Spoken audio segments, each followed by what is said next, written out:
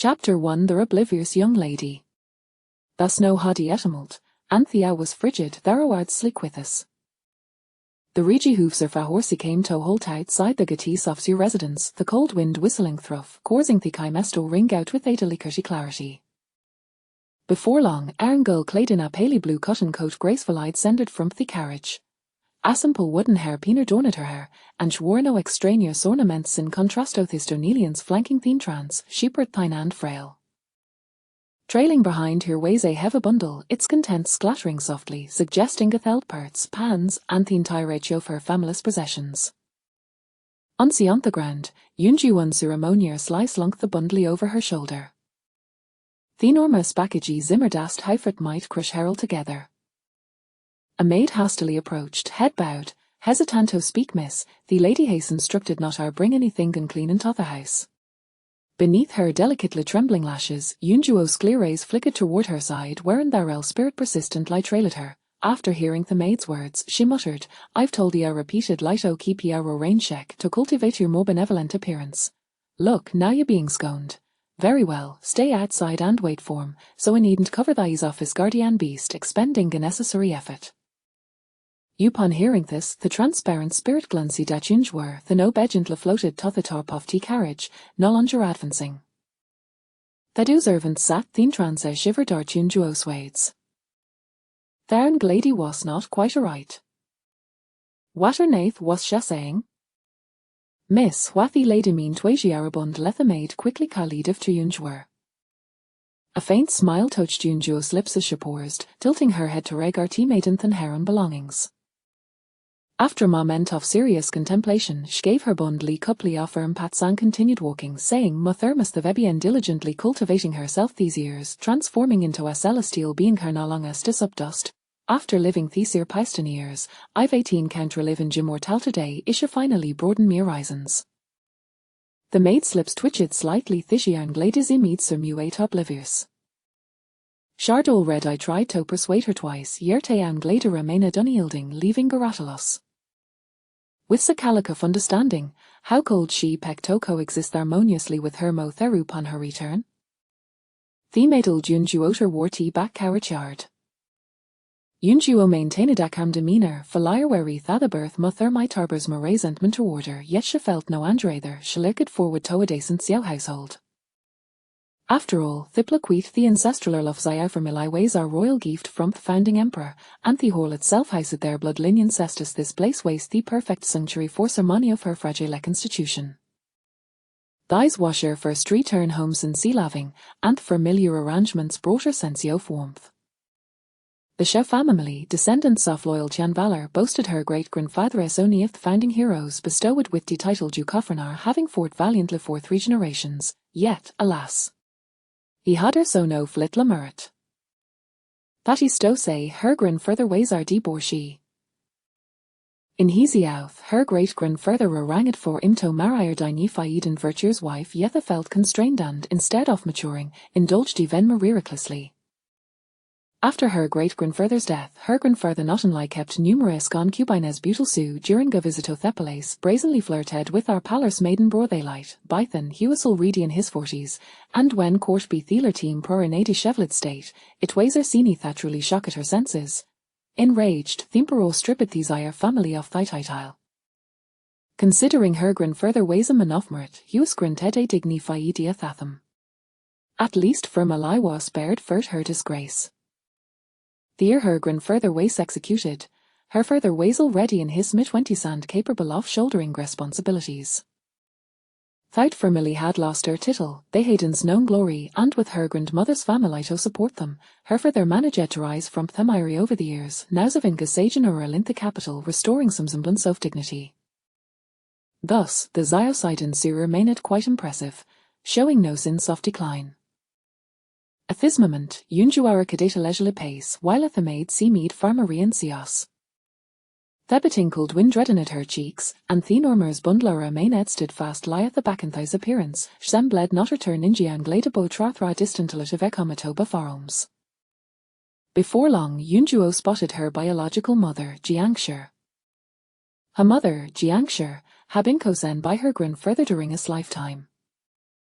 Her grandfather, being gammon of questionable character, believed taught marrying Gadaini Faid and well-mannered noble women like her grandmother ways to confining, thus sulvatos electar lively and innocent go for her further, ultimate like using her mother, Jiangshi. Her parents had been married for many years, sang at 3 sons and a daughter, yet Jiangshi's beauty still radiated with youthful vigor. With her fair complexion and red-eyed fingertips, Jiangshi set down her TQ-pad caster sieming lia maya bulglan si chunjwer. Thati tachiga swept over her from head to toe, and after a moment her brow forward slightly, she delicately covered her nose with on hand, expressing mild disdain your filthy uter bathing change ain't her clean clothes before coming to him. Yunjuo hadolf to meet he ja faranded no returned after 12 athis thighs wash your mother's first remark upon her arrival. Theward stirred memories of their resentment felt when her mother heard secret lies and some money to take her away. Ian dured 3 days of labour to bring here into this world, nula losing my life, all the sires, my health has never recovered of every time I see her, my hat feels sinia si hokana everhill, today, for this girl, even her long red to argue with me this girl dice a calamity I implied an art wish to see her again. With the old lodgeway own pilgrimage and may husband not at home, it might as well and thisher, as if I had never of earth to tower. Yunjwer, wise beyond her years, had not been childered from her mother's swords, though his sentiments remained vividly etched in her memory. Shaliki down a throne attire, which was Queteklian. Out in the world, shepherd simplicity her plain clothing attracted little latention and was practical for her tastes. Yet, in her mother's eyes, she peered as if she had just crawled out her far refuse heap. She felt no sorrow, instead smiling slightly terribly impoverished, unable to produce even arsingly coin, I few havi abatovsiplis, preparing methri or favizets of decent clothing would delight methankio in advance. Herton was somewhat flippant, her demeanour sign pretentious they tc medj felt nor trace of humiliation. Her brighty is fixed in Jiangshi, the pure chand can do within the moment rely on settle Jiangshi. Jiangshi's brow knitted Marie tightly. This daughter had never been to a liking the difficulties of childbirth had near lickest the life, make injithard for her to feline affection. Moreover, after her birth, her father had fallen into disgrace, and the loss of her tittle made her feel this child was truly her harbinger of misfortune. Furthermore, the killed poor little Erasenbun stir instead, she shared features with her mother-in-law, her hardle was disapproved of her and taken her eldest son to raise, this Joel seemed her gravity tetherward her mother-in-law, causing her seconson, her favorite younger brother, to spend even maritum why this grandmother. Had she not sent his Jill way back then, notably would eldest son have grown distant, but their second son would surely have followed suit. With their thought horts, Jiangshi felt her deeper annoyance. Life had been quite pleasant without this girl for many years. Now that the old matriarch was growing frail and no longer in control, her life had become increasingly comfortable, yet the husband and eldest son, in their quest for filial piety, had sought to bring her back. You look so poor and shabby, I wonder who at a kiefter. Jiangshi verted her gaza from Yunjwer, letting goutes off the fasher bed her temples.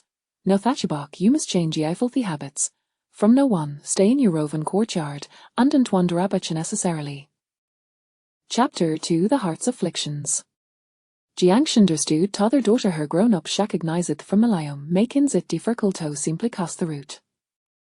Yet, it was fortunate that she was no 16, the perfected formerage. In recent days, Shabin meticulously selecting a distant family for her daughter to marry into, hoping to treat Rosofsha no longer existed in her life. It wasn't that she was sheared, lest it was implied that this child was beyond redemption.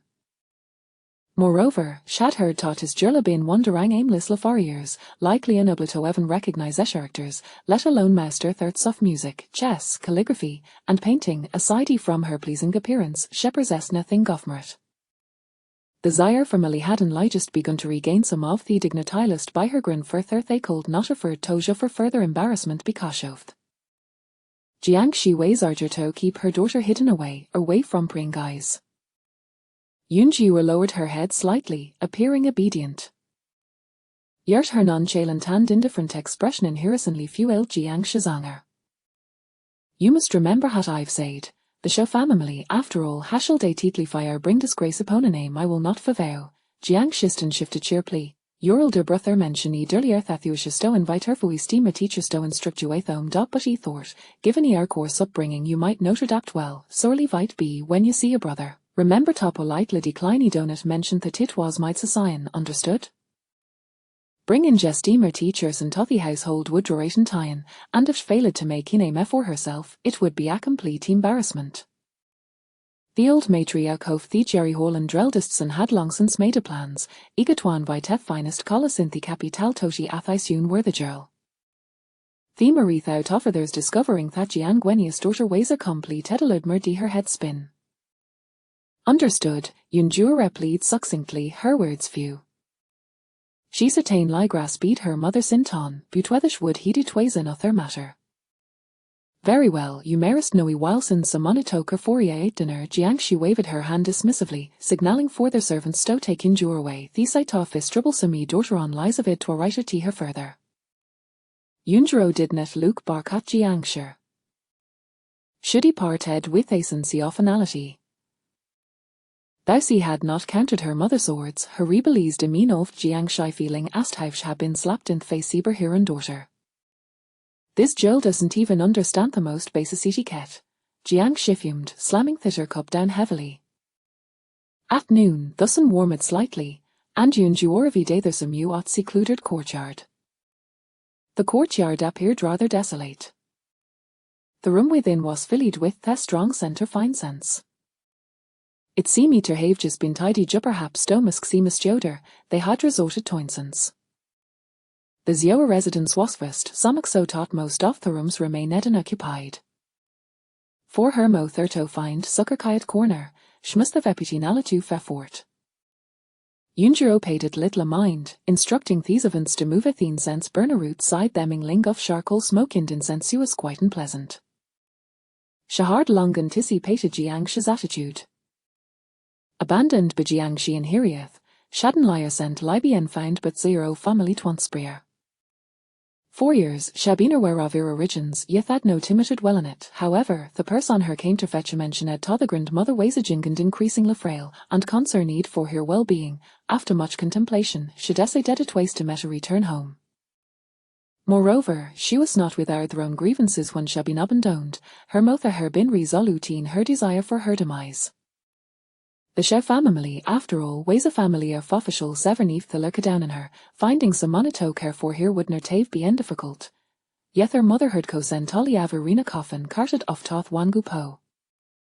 That place, not far from the capital, weighs a burial ground from Thuris of the previous dynasty, filled with countless bones and a pervasive year of despair, known as anomalous ordinary people would avoid at all costs.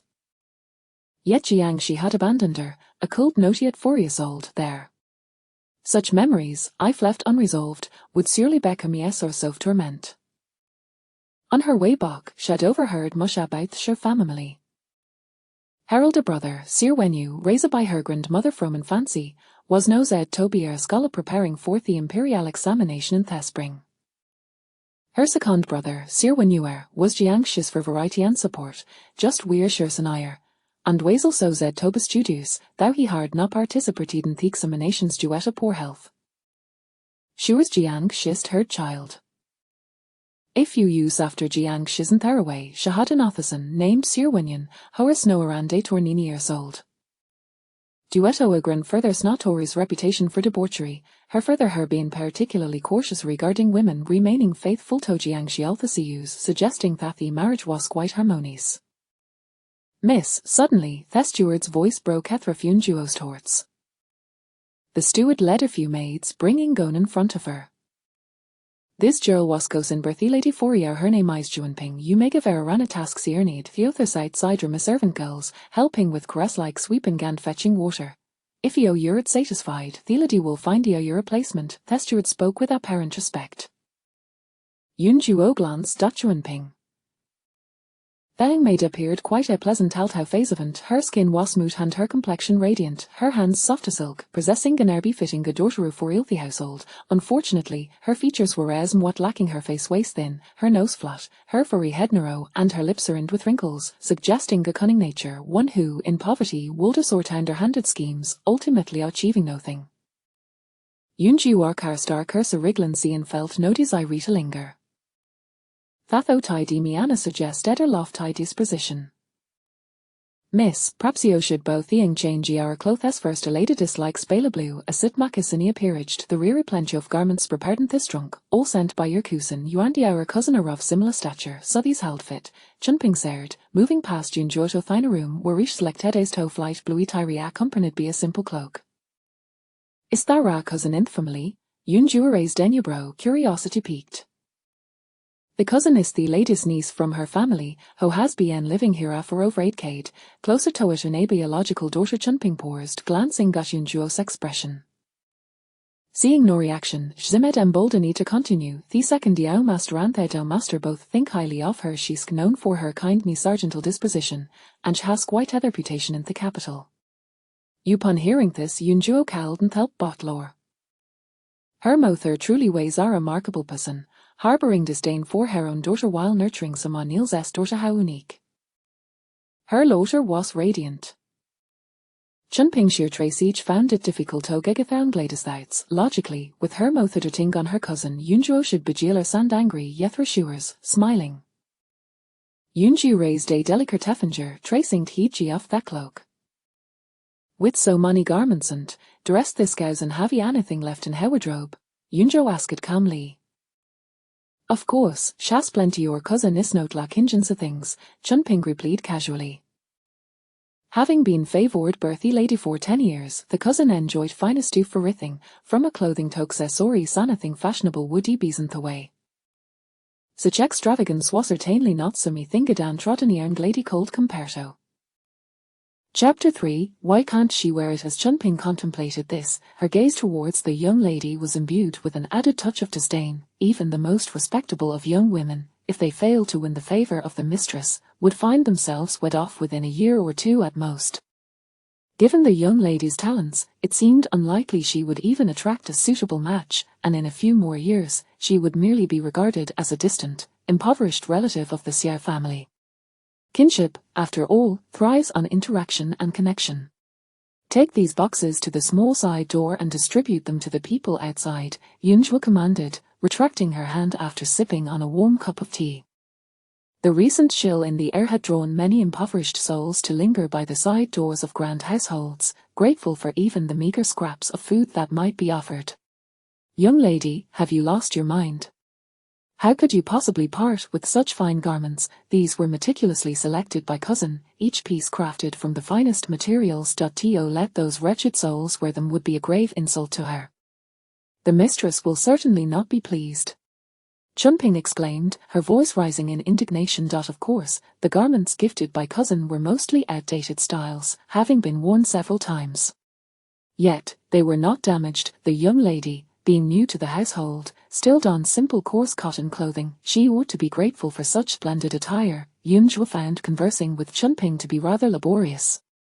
She turned her gaze towards the outside and summoned the other maidservants to enter. Apart from Chunping, 5 other young maids stood outside, aged between 14 and 18. Though their beauty paled in comparison to Chunping's, they were nonetheless decent looking. Chunping cast a scornful glance at the other maidens, unable to contain her disdain. Being the first-class maid sent by the mistress, she was certain that none of the others would dare to act without her say-so. They formed a line, watching as Yunjua approached an unremarkable bundle, hefting the large and heavy package onto the table before leisurely opening it. As the contents were revealed, everyone's eyes widened in astonishment. Inside the tattered, unsightly bundle were not pots and pans, but rather wealth. Who would display their fortunes so carelessly? A thick stack of silver notes was set aside by Yunjua, while the rest of the contents gleamed with gold and jewels. She rummaged through the items until she unearthed a small box, extracting a handful of glimmering gold beads and displaying them prominently. The radiant hue of the gold accentuated the fairness of her hands. I fear I may not command your respect, so let us be straightforward. Chunping has been loud and rude. For her punishment, 20 slaps, and cast her out of my courtyard. Who among you is willing to carry this out? Of course, should you refuse, I shall not press you. With this amount of silver, I could easily hire several suitable maidservants from outside, Yunjua stated with an unshakable calmness. Her modest attire upon arrival was merely a ruse to prevent attracting unwanted attention from ill-intentioned individuals. With sufficient wealth, there was no grievance that she ought to endure. I shall do it. A robust maid stepped forward, her courage evident as she dared to defy the mistress for the sake of silver. Have you considered this carefully? Chunping was sent by the mistress. Should you follow my orders, the mistress may very well sell you out of wrath, Yunzhua warned her. Do not think me a fool, young lady. I have only just entered the household and recently lost my home in a heavy snowfall, with no funds to repair it. My grandparents and younger sister perished from the cold. I was left with no choice but to sell myself into servitude. Compared to being despised by the mistress, I find poverty far more terrifying. If I take action, and should the young lady reward me, I would gladly risk everything for you. The maid declared boldly. After all, if the mistress chose to sell her, her contract ensured she would not end up in the filthiest of places, leaving her with little to fear. Without hesitation, she strode forward and struck Chunping across the face with a resounding slap. Accustomed to hard labor, the force of her blow left Chunping momentarily dazed, her face instantly blooming with a terrifying shade of red. I'm sent by the mistress, smack. Another slap followed, swift and decisive. With each strike, Chunping's face swelled visibly, her features soon becoming unrecognizable. Her frail frame could offer no resistance, and the others dared neither assist nor intervene, forced to watch as the 20 slaps fell unimpeded. Yunzhua remained utterly unperturbed, her eyes betraying no flicker of emotion. There was no need for Yunzhua to expel Chunping. After the punishment, she scrambled away from the courtyard, rolling and crawling. What is your name? Yunzhua inquired, pleased to have found someone useful, sparing her the trouble of searching further. My former name was unappealing. Upon entering the household, the steward bestowed upon me the name Dongkai. The maid responded respectfully, her expression somewhat simple-minded as her gaze lingered on the handful of gold beads. Yunzhua fulfilled her word, rewarding her with 5 gold beads. Though small, they represented a fortune exceeding several months' wages for a maidservant. From now on, you shall serve as the head maid in my courtyard. First, attend to the disposal of these garments, a Yunzhua instructed kindly. Dongkai was an industrious young woman, immediately setting to work with Chunping's example fresh in their minds. The other maids adopted a more submissive demeanor. By the end of the afternoon, the eyesores had been cleared from the room, and both the interior and exterior of the courtyard had been scrubbed clean, the unpleasant odors gradually dissipating. Just as the courtyard was tidied, Jiangshi arrived, accompanied by a young girl of about 16 or 17. The girl wore a hairpin shaped like a butterfly and was wrapped in a simple white fur cloak, the plush thickness shielding her from the chill, her exposed cheeks glowing with warmth. Yunzhua sat in the courtyard, surrounded by untrimmed plum blossoms in full bloom, turning to face Jiangshi and her cousin. Her expression was neither warm nor cold. Jiangshi approached in a huff, her eyes blazing with anger, and raised her hand to strike Yunzhua's face. With quick reflexes, Yunzhua blocked her mother's stubborn wrist, raising an eyebrow in surprise and amusement. Mother, your delicate skin is at risk, do be careful not to hurt yourself. How dare you block me? Jiangshi glared fiercely. I heard you discarded all of our Huan's clothing. She is the same age as you, how could you possibly refuse to wear her garments? 2 large chests of clothing, suitable for all seasons, were not deemed inferior by our Huan, yet Yunzhua had the audacity to criticize her cousin. Aunt, please do not be angry. Let us discuss this calmly, Jiang Huan interjected anxiously. It is my fault for not selecting some new garments. I shall return to fetch some immediately. There is no need for anyone to be upset. Those you selected were all deemed unworthy in my eyes, approved by me. What fault do you have? Jiangshi fiercely defended Jiang Huan, glaring back at Yunzhua. Do not think that just because you are my daughter, you can overshadow our Huan. Do not even entertain such thoughts. You must apologize to our Huan immediately, or you shall kneel here in reflection until you recognize your mistake. Chapter 4 The Reunion of Siblings. The Jian matriarch exuded an air of hostility, her disdain unmistakable in her piercing gaze. Yunzhua silently lowered her hand. In the face of Jiang's aggressive demeanor, the smile that once graced her features had vanished, leaving only a calm and indifferent tone as she spoke. You are not worthy to punish me. The debt of gratitude for my upbringing was repaid long ago. You are audacious. Jiang's voice rose in indignation. I am your mother, Who taught you to speak to me in such a manner? After all these years, have you learned nothing? Even a humble girl from a common family knows the values of filial piety and integrity. Yet here you are, returning home only to defy your elders. Do you truly believe I wouldn't impose consequences upon you? Yunjua had already exercised considerable restraint, having just returned home. She refrained from being overtly intimidating, but the incessant nagging was infuriating. Madam Xiao, she called out coldly, her tone subdued. 12 years ago, you explicitly stated that you would no longer acknowledge me as your daughter. What right do you have to assume the role of an elder now? If you wish for me to be obedient and understanding, perhaps you should lie in the grave at Wangu Po for 7 days. If you dare not do so, then retract your critical demeanor. I trust you wouldn't want the entire capital to learn of your past transgressions, would you? At these words, Jiang's complexion turned ashen. The girl had been but 4 years old at the time.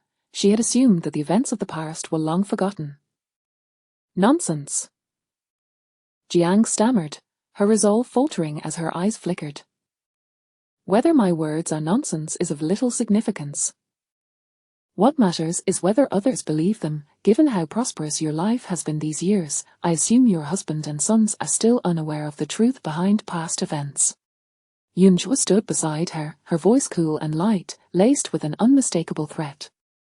Her words disrupted Jiang's composure. Though she had forsaken her own flesh and blood, the girl was still a daughter of the Xiao family. After her birth, both the matriarch and her husband had showered the child with affection.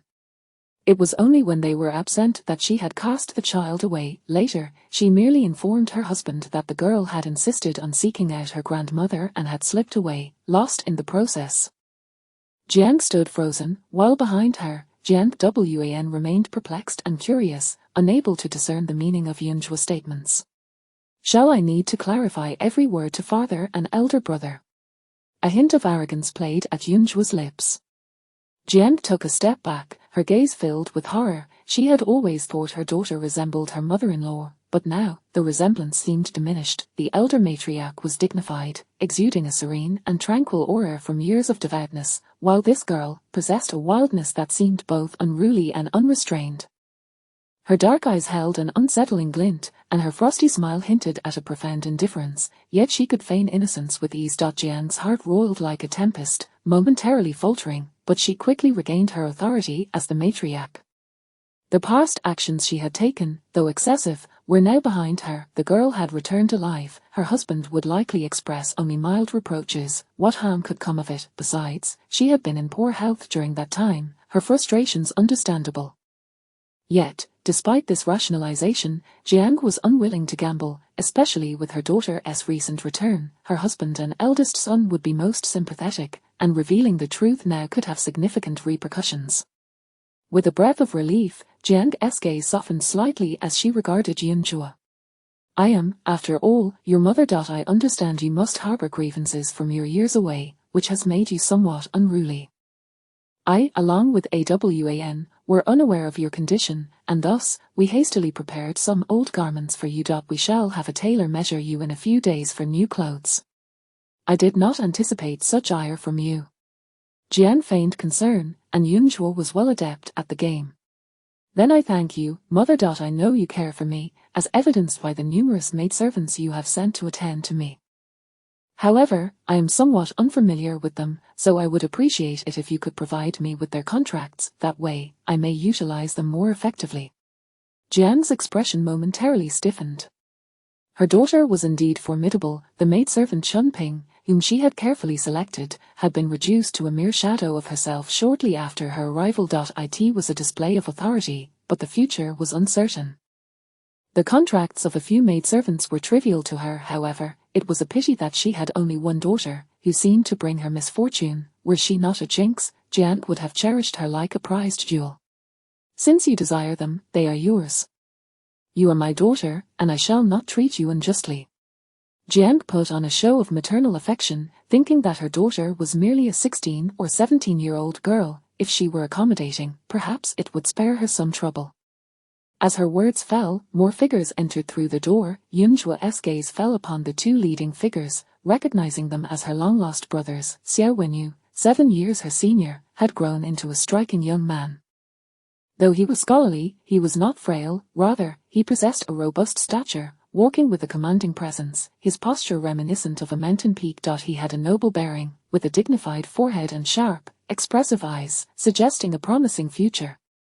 Yet, despite his fine bone structure, his spirit seemed lacking. Her elder brother bore the weight of familial responsibilities, his countenance marred by concerns. He appeared somewhat burdened, and his spirit seemed diminished, hinting at recent misfortunes. Elder brother, second brother, upon seeing Xiao Wenyu, Yunzhua felt a stir of emotions. She recalled the harsh words Jiang had spoken before her departure and vaguely remembered the affection her brothers had shown her in her childhood, though time had rendered their faces somewhat unfamiliar. Xiao Wenyu beamed with joy, reaching out to ruffle her hair.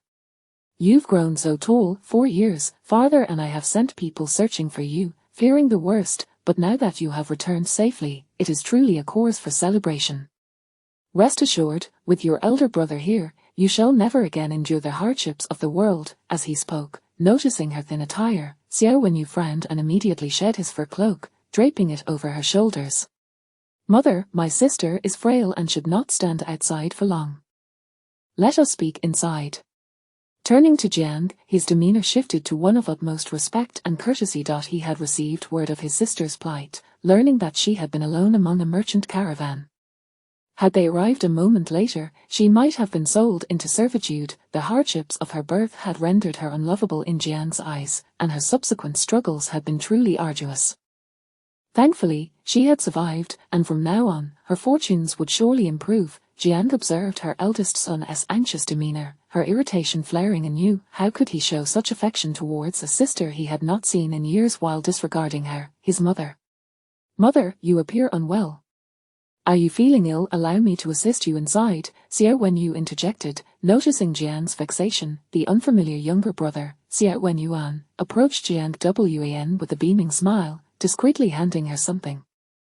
Chapter 5. Is he your biological brother? Yunzhua's gaze shifted to her second brother and younger sibling. The second brother appeared considerably frailer, his pale complexion bearing an air of delicate beauty.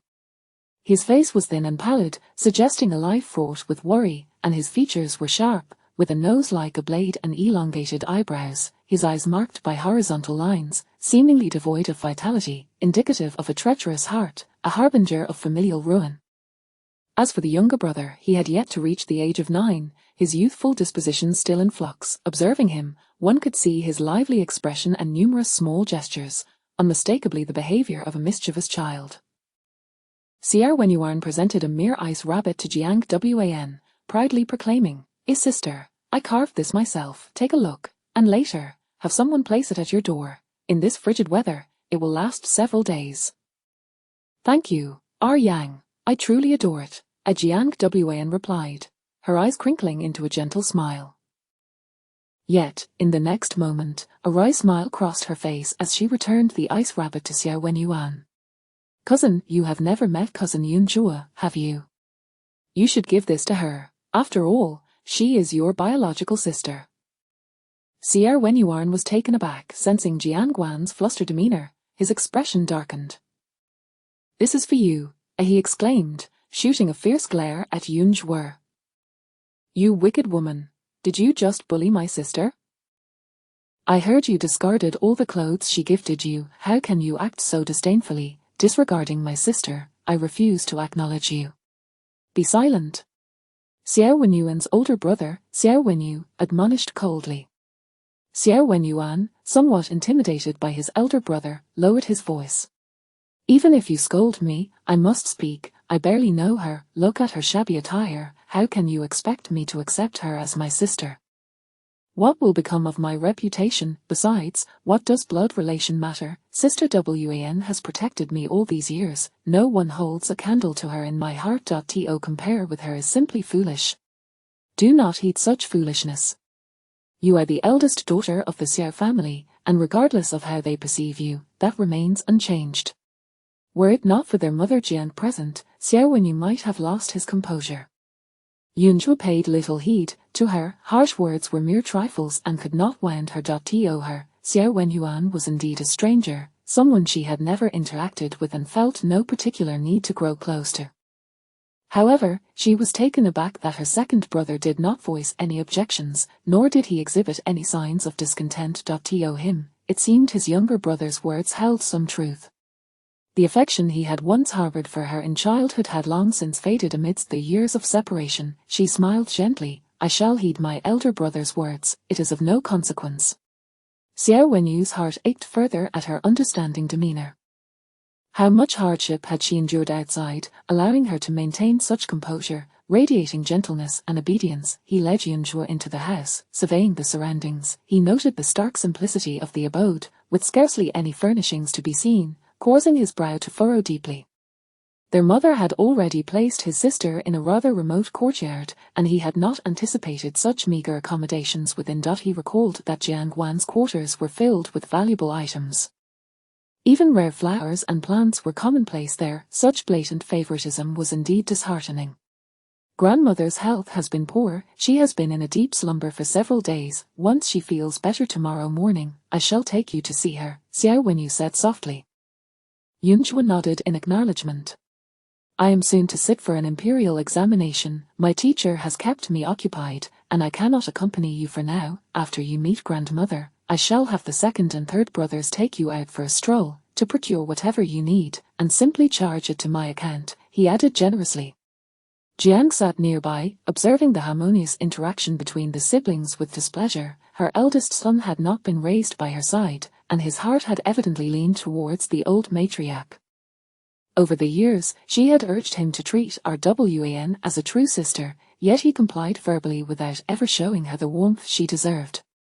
Do not think I have neglected her.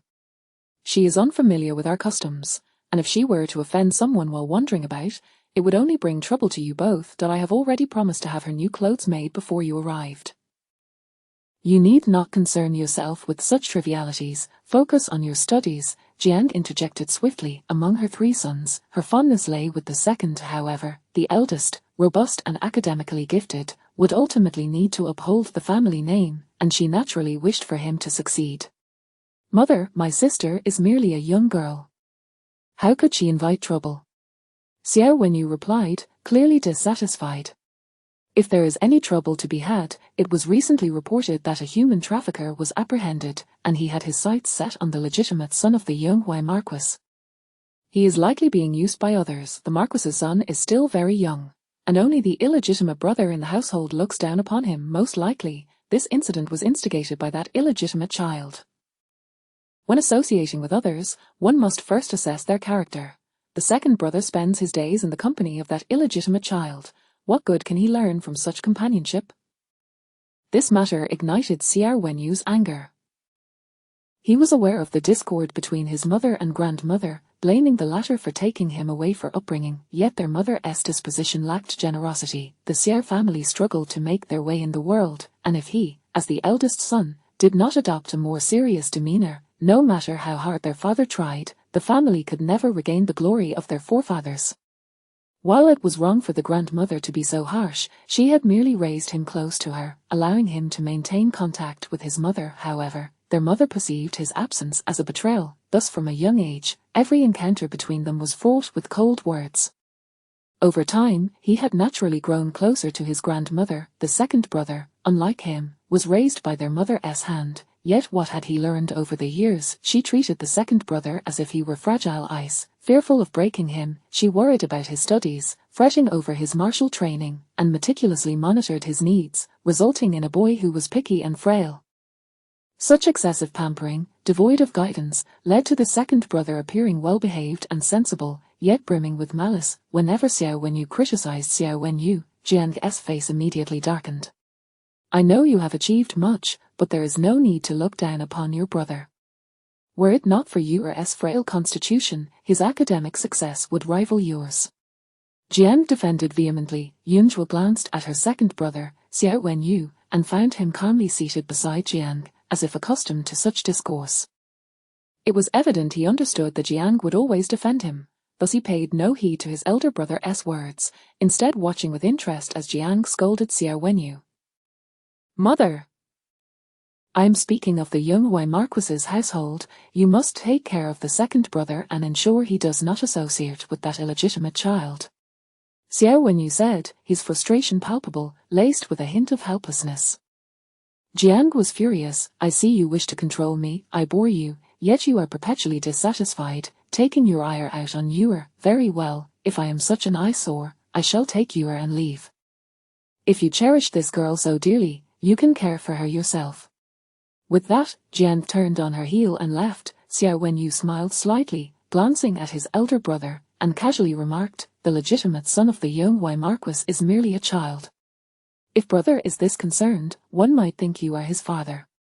Chapter 6, a bit unpleasant with a casual remark, Xiao Wenyu provoked Xiao Wenyu to the point where the veins on his forehead bulged, struggling to contain the fury within.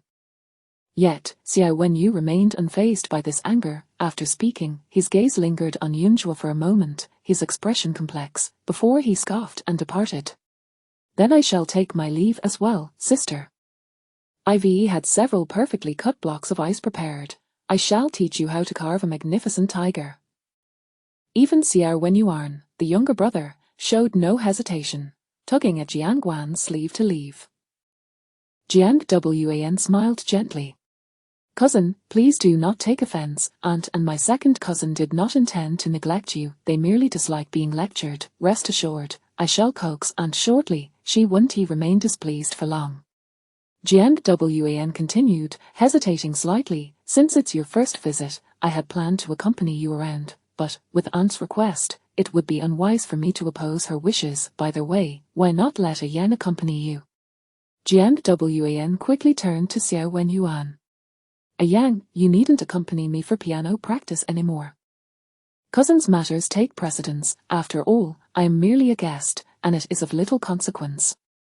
Her demeanor was akin to that of a celestial being, and her gaze towards Xiao Wenyuan brimmed with affection. Xiao Wenyuan often found himself in close proximity to Jiang Wan, their bond deep and profound. Recently, a remarkably skilled musician had arrived in the capital, intending to take on disciples. Jiang Wan, who had always cherished the arts, requested Xiao Wenyu and Xiao Wenyuan to listen to her play and provide suggestions. However, both brothers had their own affairs, and it wasn't feasible for them to accompany her daily. I have already promised you.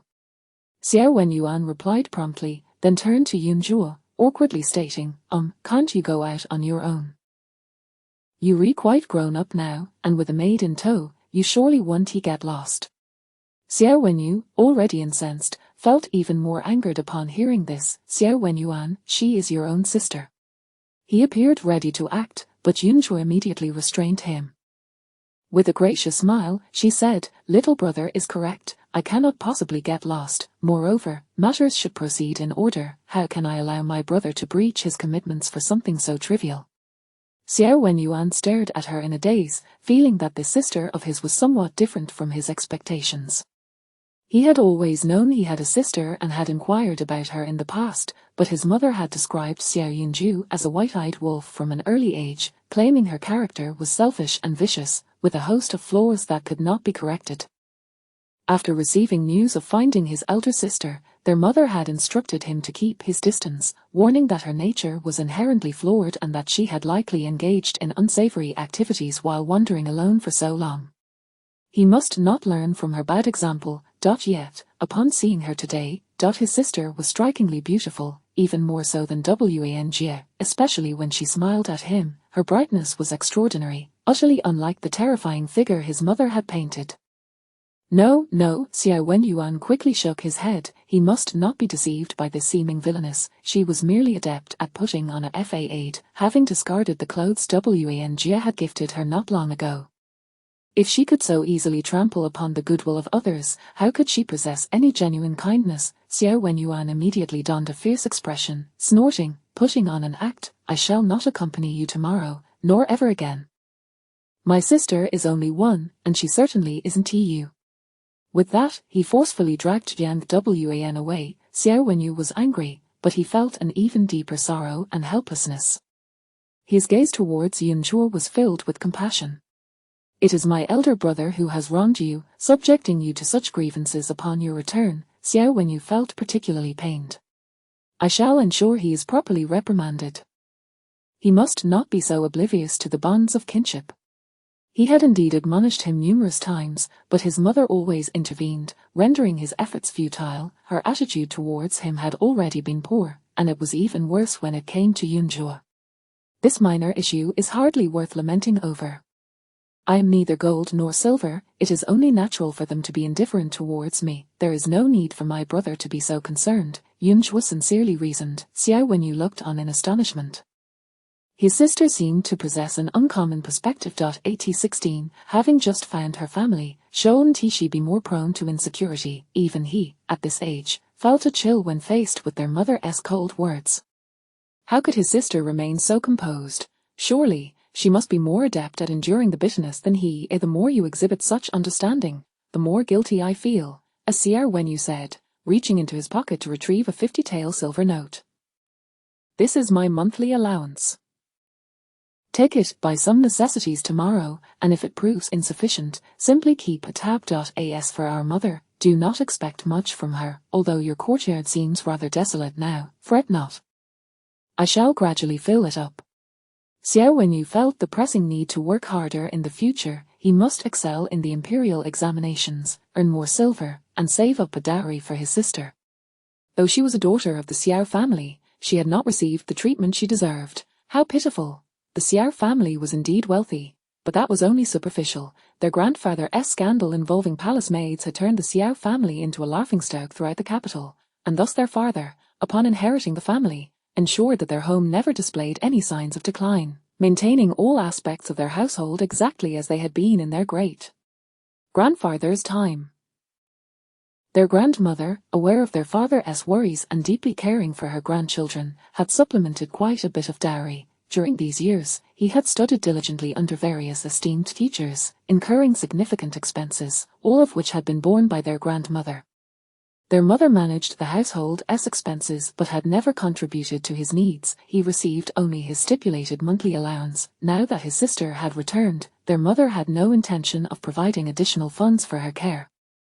The neglect of his sister was something he could not bear to seek from their grandmother. That would place too heavy a burden on her. Their father was preoccupied with military affairs, and their mother was hardly dependable, leaving his sister with no one to rely on but him.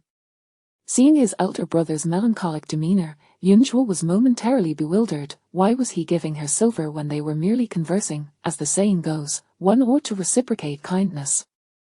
After some thought, Yunjua replied, "Thank you, brother, I have nothing of value to offer you, so I shall give you a saying instead." Xiao Wenyu raised an eyebrow in confusion. "Beware of the waters, brother.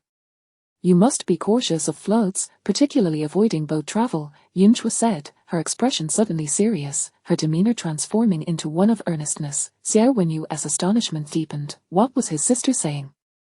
Her words sounded almost prophetic. However, he refrained from further inquiries, fearing she might think him critical of her behavior. Instead, he smiled and patted her head, saying, "I appreciate your concern. I shall remember your words." Yunjua perceived that his dismissive gaze did not seem genuinely attentive. He was merely indulging a child. "Wait here," Yunjua declared, then returned to her inner chamber to rummage through her large bundle, emerging with a sizable pendant, placing it into her brother's hands with a hint of reluctance. "Wear this, and do not take it off." Xiao Wenyu examined the object. It was an unremarkable stone. It glimmered faintly with a spectrum of colors, yet bore some rough black streaks and lacked any carving, simply having a hole drilled through it. Moreover, it was as large as half a palm. If he were to wear this, surely it would invite laughter from all who saw it. Yet, seeing his sister's eager gaze and resolute tone, Xiao Wenyu found it impossible to refuse. He accepted it with utmost seriousness, stating, "Thank you, sister, I shall wear it at all times." Though it was indeed rather unappealing, it was a gift from his sister. Be it a stone or a lump of clay, it must be treasured. He could not dampen her spirits. Chapter 7, The eldest brother is like a father. The stone was far too heavy. Xiao Wenyu found it impossible to hang it around his neck, so he had no choice but to replace it with the jade at his waist. When Yunjua first arrived, the family was supposed to dine together, but the Jiang family members abruptly left, leaving only Xiao Wenyu to share a simple meal with her. She displayed neither joy nor sorrow, her expression calm, with not a hint of resentment or dissatisfaction in her demeanor or speech, which caused Xiao Wenyu to ponder deeply. In his heart, he believed that his sister's demeanor stemmed not from understanding etiquette but from a timid reluctance to voice her grievances. How pitiable! Yunju's bowl was piled high with food. Xiao Wenyu felt a pang of sorrow. His sister sat there all alone, and he could hardly bear it, had he been too harsh on his second and third brothers. If he had been less nagging, perhaps their brotherhood could have remained intact, sparing his sister from such awkwardness. Burdened with thoughts, Xiao Wenyu noticed that Yunju enjoyed her meal immensely. She had always been broad-minded and welcomed the tranquility before her. Shortly after finishing their meal, Xiao Wenyu gave a few brief instructions and hurriedly departed, granting Yunju the opportunity to rest. The following morning, at Jue Hall, Xiao Wenyu led her there. A wind and snow had fallen the previous night, blanketing the courtyard in a layer of silvery white. Jue Hall was eerily quiet. Upon entering their grandmother's courtyard, they were met with a strong scent of bitter medicine. The elderly women, accustomed to the presence of the old, showed faint signs of joy upon seeing the eldest grandson bring her in, welcoming them inside. During their journey, Xiao Wenyu had mentioned that, aside from him, few would visit their grandmother. After their grandfather was executed, their father, in an effort to salvage the family's reputation, worked tirelessly in the military, often spending months away from home. Furthermore, Jiang had never favored her son's closeness to the elderly matriarch, so aside from festive occasions or when distinguished guests visited, she would prevent the old lady from seeing her second and youngest sons. Of course, Jiang was not foolish enough to allow the world to hold her accountable. She would frequently furnish the old lady's residence with new items, dispatching numerous people each month to procure goods, leveraging the old lady's reputation. Thus, no one in the entire capital dared criticize Jiang. To outsiders, she was regarded as an exceptionally filial daughter-in-law. Usually, at this hour, the old lady would wake for about an hour. A nurse beside the grandmother remarked, her gaze towards Yunju filled with affection. For years, the old lady has been concerned about the young lady. Upon learning of your return today, she even ate a bit more. Yunju nodded and entered the room. The windows in the chamber had presumably just been opened, as a lingering odor still pervaded the air. The grandmother leaned against the bed, and upon seeing her, a flicker of joy brightened her aged face as she beckoned her closer. Xiao Wenyu quickly pulled Yunju forward, exclaiming, "Grandmother, this is my sister. Look at her now, perfectly well, with arms and legs intact. She can speak and has not sold herself into servitude. You need not worry." Yunju's lips twitched slightly. "Good, that is good." The old lady's voice was hoarse, her complexion poor. Her aged hand grasped Yunju's. "Good child, you have suffered. I'm all right." Yunju's tone was somewhat stiff. After a moment's adjustment, she added, "The granddaughter has not faced too many hardships over the years. Though it has been tough, I have not been bullied for quite some time." She spoke the truth. The old lady opened her mouth but sighed instead. After awakening, her nurse had informed her of Jiang's words and actions from the previous day, which made the old lady feel sympathy for Yunju. However, being in her twilight years, she understood that the more she interfered, the more difficult her granddaughter's situation would become in the future. Now that you have found your sister, you must treat her well. You siblings should support one another. Your second brother must be educated properly. Before I depart, I shall have your father send your second and third brothers to Qingshan Academy, far away, to study until they return. Even if Jiang resents me, let her resent only me." The old lady's expression was filled with concern and reluctance. Her eldest grandson had the makings of a fine martial artist. Initially, she planned to send her grandson to the border for training once he turned 16, hoping he could one day become a general, thereby securing the Xiao family's future. However, war was perilous, and with uncertainties at home, how could her grandson brave the front lines? The second and third brothers were under Jiang's control, raised in a manner that rendered them ineffectual. Should her eldest grandson perish in battle, the family would be left without a successor. Reluctantly, she compelled him to study literature. He was diligent, toiling day and night, nearing the spring examination. Yet, one person alone could not uphold the family. Moreover, the second brother's temperament was hardly virtuous. If he were to lead a muddled life, it would be acceptable, but she feared he might cause significant troubles in the future, which would implicate the entire family. As for her health, if she could endure until her grandson's examination, that would be a blessing. She had no strength left to guide his upbringing, only hoping that her final words would thwart Jiang's resistance. Rest assured, grandmother, I will certainly encourage my second and third brothers, Xiao Wenyu replied hastily. They were still young and had yet to comprehend the road ahead. Should they one day rise above their mother and mature, they would certainly understand the grandmother's and his good intentions. As the eldest brother, he would never abandon them. Observing the pain etched on the faces of the old lady and his elder brother, Yunzhou felt a genuine heaviness in her heart. If the second brother harbored too much malice, she would find a way to drive him away. If that failed, perhaps he ought to be disposed of. The youngest brother was still innocent. If he did not understand, she would discipline him a few times, and if he continued to be obstinate, he could follow the second brother on that path, ensuring he would not be lonely in the afterlife. However, upon closely examining her elder brother's face, she realized he did not seem to be merely placating the old lady. He was earnest. As the eldest, he was expected to take on the role of a father. That was no simple task. The old lady and her elder brother had cared for her deeply over the years, having showered her with affection in the past, and now she could not be overly indifferent. Thus, Yunzhou nodded appreciatively. I will also keep a watchful eye on my elder brother, ensuring he does not forget to oversee them. Xiao Wenyu's sorrow abruptly ceased as he cast a glance at her. Just as he was about to speak, the old lady's eyelids began to flutter, indicating she was about to doze off again. Has it not even been half an hour? Why does grandmother seem to be growing weaker? Xiao Wenyu was noticeably anxious and addressed the nurse, quickly summoned the physician. Calling the doctor is futile, Yunzhou interjected immediately. Xiao Wenyu looked at her in confusion. Grandmother is of advanced age, and her health has never been robust. If she encounters unclean elements, she will be susceptible to malevolent forces. Since medicine proves ineffective, you ought to seek other remedies, Yunzhou explained while surveying the room. The old lady's courtyard was serene, the furnishings within simple. Apart from the medicine cabinet, there was only a faint scent of sandalwood in the air, and a table adorned with offerings to deities stood in the room. Xiao Wenyu had never believed in such things, yet, as these words came from his dear sister, he could not bear to dismiss her good intentions, so he replied, the prescriptions provided by the physician have also been reviewed by the Imperial Hospital. There is nothing wrong with them, and it is thanks to these prescriptions that grandmother's life is sustained. The physician's prescriptions are likely meant for dispelling evil and restoring balance, which is indeed useful, but insufficient. Chapter 8.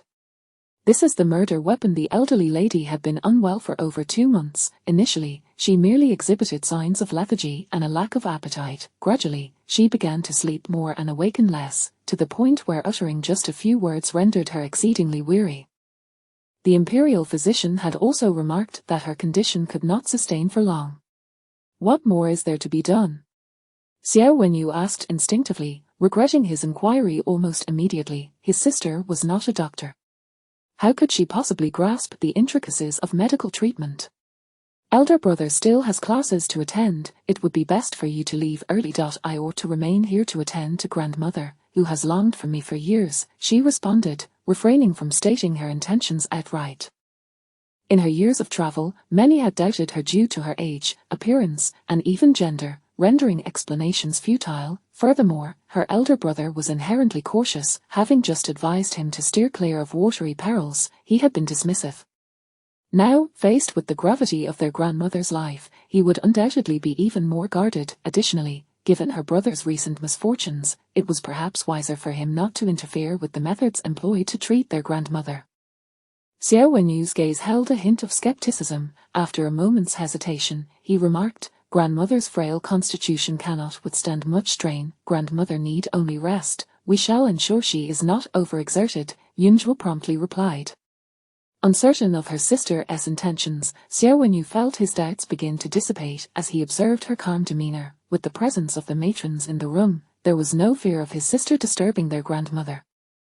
As long as her recovery remained unaffected, it mattered little what other matters his sister chose to pursue. Before long, the family physician administered several more acupuncture needles to the elderly lady, and only then did Xiao Wenyu take his leave.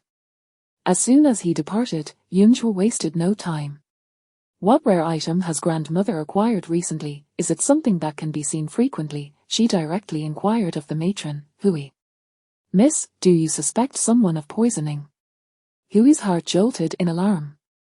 The matroness expression turned grave as she continued, "That seems unlikely. The elderly lady's household is filled with long-serving servants. What benefit would they gain from betraying her? Moreover, she has never involved herself in affairs. Who would dare to poison her? It would serve no purpose."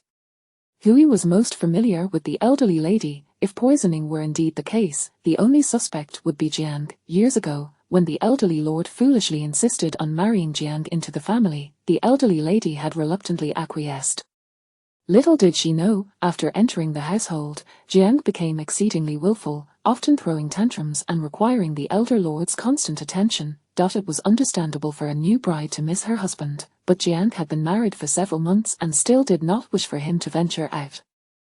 The elder lord was a man of integrity, devoid of any ulterior motives, yet in Jiang's presence, even his acquaintances faced multiple interrogations. Had it not been for the elderly lord's eventual demise, leaving the family without a protector, Jiang would have prevented him from gaining any experience in the world. Such behavior was undeniably petty, revealing a woeful narrow-mindedness. The elderly lady had only offered a few words of counsel regarding their marital issues and had not pressed further. She treated Jiang with remarkable kindness, yet Jiang, in turn, often portrayed herself as a victim of the elderly lady's supposed oppression, leaving the elder lord in a difficult position.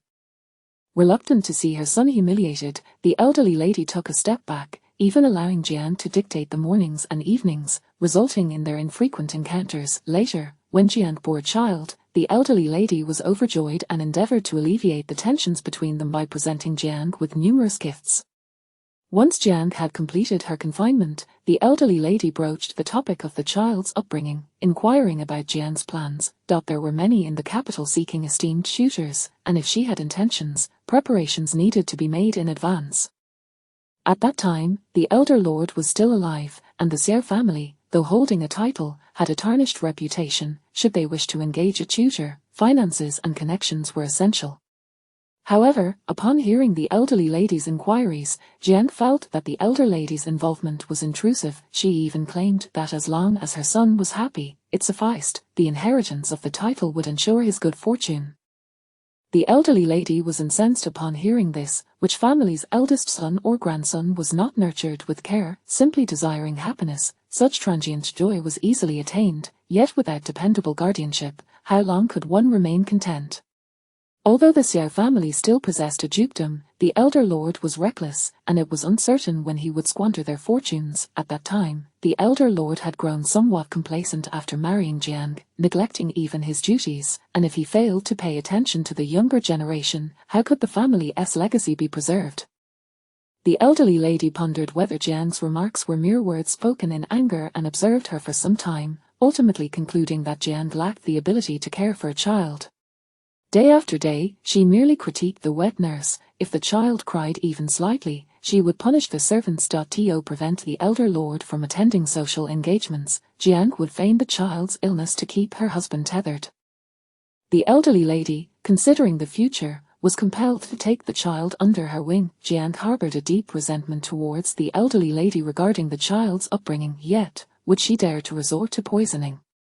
If that were her intention, she would have acted long ago rather than waiting until now. Hui was quite anxious, her mind racing through the potential movements from Jiang's side, yet she still found nothing suspicious. Although the elderly lady had withdrawn from affairs, she was not without her own means. Their household was, after all, quite clean. My intention is to inquire whether grandmother has acquired any new items, perhaps something of dubious origin that has caused this disturbance, Yunzhu said, observing Hui's conflicted expression with a touch of exasperation. Items. Hui pondered carefully. Aside from a few large pieces and decorations, the other daily necessities are frequently replaced. Jiang made a point of ostentatiously procuring goods for the elderly lady every month. Yunzhu contemplated for a moment before continuing. If nothing appears amiss in this room, then the object I refer to likely does not reside here. Matron, is there anything that grandmother insists on seeing, even in her illness? The elderly lady awakens infrequently and, upon waking, seldom moves. She often spends time in the small Buddhist hall at the back, Hui promptly replied. Take me to see it. Yunzhou commanded without hesitation. The elderly lady was indeed advanced in age and had fallen ill. Yet, it was plausible that some sinister energy had afflicted her, rendering her ailment intractable. If she had encountered a significant malevolent force, her frail body would not have been able to withstand it, leading to a swift demise. Therefore, the malign energy was not overwhelmingly potent, but rather consistently present, gradually accumulating and exacerbating her condition. Hui was perplexed, but being a loyal servant, she felt deeply pained to witness the elderly lady in such a dazed state. Now that the young lady proposed an alternative explanation, despite her doubts, she was willing to explore the possibility. She quickly led Yunzhou to the small shrine at the back. The elderly lady has endured much hardship over the years.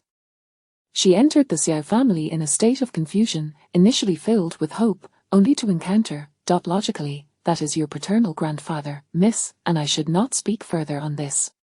Yet, it truly pains me for the elderly lady. For years, she has faced the disdain of the elder lord, ridicule from outsiders, and has had no support whatsoever. She could only sit in this hall, seeking solace. Hui's eyes glistened with unshed tears. For all these years, this has been her routine, daily prayers and scripture copying. Even in illness, she has never faltered. Surely, it cannot be due to an object within these surroundings. Hui pondered in confusion. The items in the shrine consisted mainly of old relics, aside from the usual writing materials and incense candles. This small shrine was not dark. Sunlight permeated through, infusing it with warmth beyond that of the outside world. While an ordinary person might not discern the underlying issues, Yunzhuo's gaze fell directly upon a pair of glass lotus lamps on the altar. The lamp bases were exquisite, emanating a unique glow when lit, radiating a tranquil aura. Having witnessed the darkness of this world, Yunzhou could perceive the lingering deadly energy surrounding it. This item is a murder weapon. Chapter 9. Filial piety exceeds heaven. Yunzhou strode forward with unwavering determination, one hand grasping a lotus lamp. This lamp was not insignificant in size, approximately the length of an arm, crafted entirely from bronze, with a lampshade embedded with a glass lotus candelabrum. The craftsmanship was intricate, marking it as a rare artifact. This glass lotus lamp was procured with great effort by the madam. The entire capital is aware of our matriarch's deep devotion to Buddhism. Coincidentally, a pair of these lotus lamps was recently sold in the marketplace by a wandering monk enamored with the divine. The madam personally sought him out, and with sincerity, managed to bring this treasure into our household as a gift for the matriarch. Hui Momo was taken aback. Could there be an issue with the grand object that Jiangshi had so ostentatiously acquired? The monk also mentioned that this lamp has illuminated the Buddha for nearly a century, and many have sought it. However, it was only offered for sale based on fate, and only our madam had the ability to secure it through her sincere devotion and a bit of incense money. Hui Momo, unable to speak ill of Jiangshi in front of Yunzhou, spoke with great respect and added, after this item was delivered to the matriarch, no one in the capital has failed to commend the madam, extolling her as a dutiful and filial daughter-in-law. Yet outsiders were unaware that over the years, Jiangshi had never received a warm countenance from the matriarch. She merely took advantage of the matriarch's unassuming nature, not wishing to be the subject of ridicule, thus leveraging her for reputation. The matriarch's devotion to Buddhism did not stem from a love of ostentation, nor did she care for peculiar artifacts in her home. Jiangshi was not ignorant of this. However, Jiangshi believed the matriarch would overlook her excesses for the sake of her children, allowing her to act without restraint. The lamp is indeed genuine, but it carries the taint of blood and death. Placing it before the Buddha may invite conflict. Given the matriarch's frail constitution, burdened by constant worry, she is easily susceptible to illness, Yunzhou explained. What should we do then? I shall dispose of it immediately. Hui Momo exclaimed, alarmed. The matriarch cherished tranquility during her Buddhist practices, and even the most trusted of them would stand guard outside, never daring to intrude. It has already been contaminated, simply discarding it is not an option. We must first dispel the deadly aura it carries, Yunzhou replied, setting the item down. Momo, have someone wrap it in red cloth, take it to the courtyard, and place it on the altar.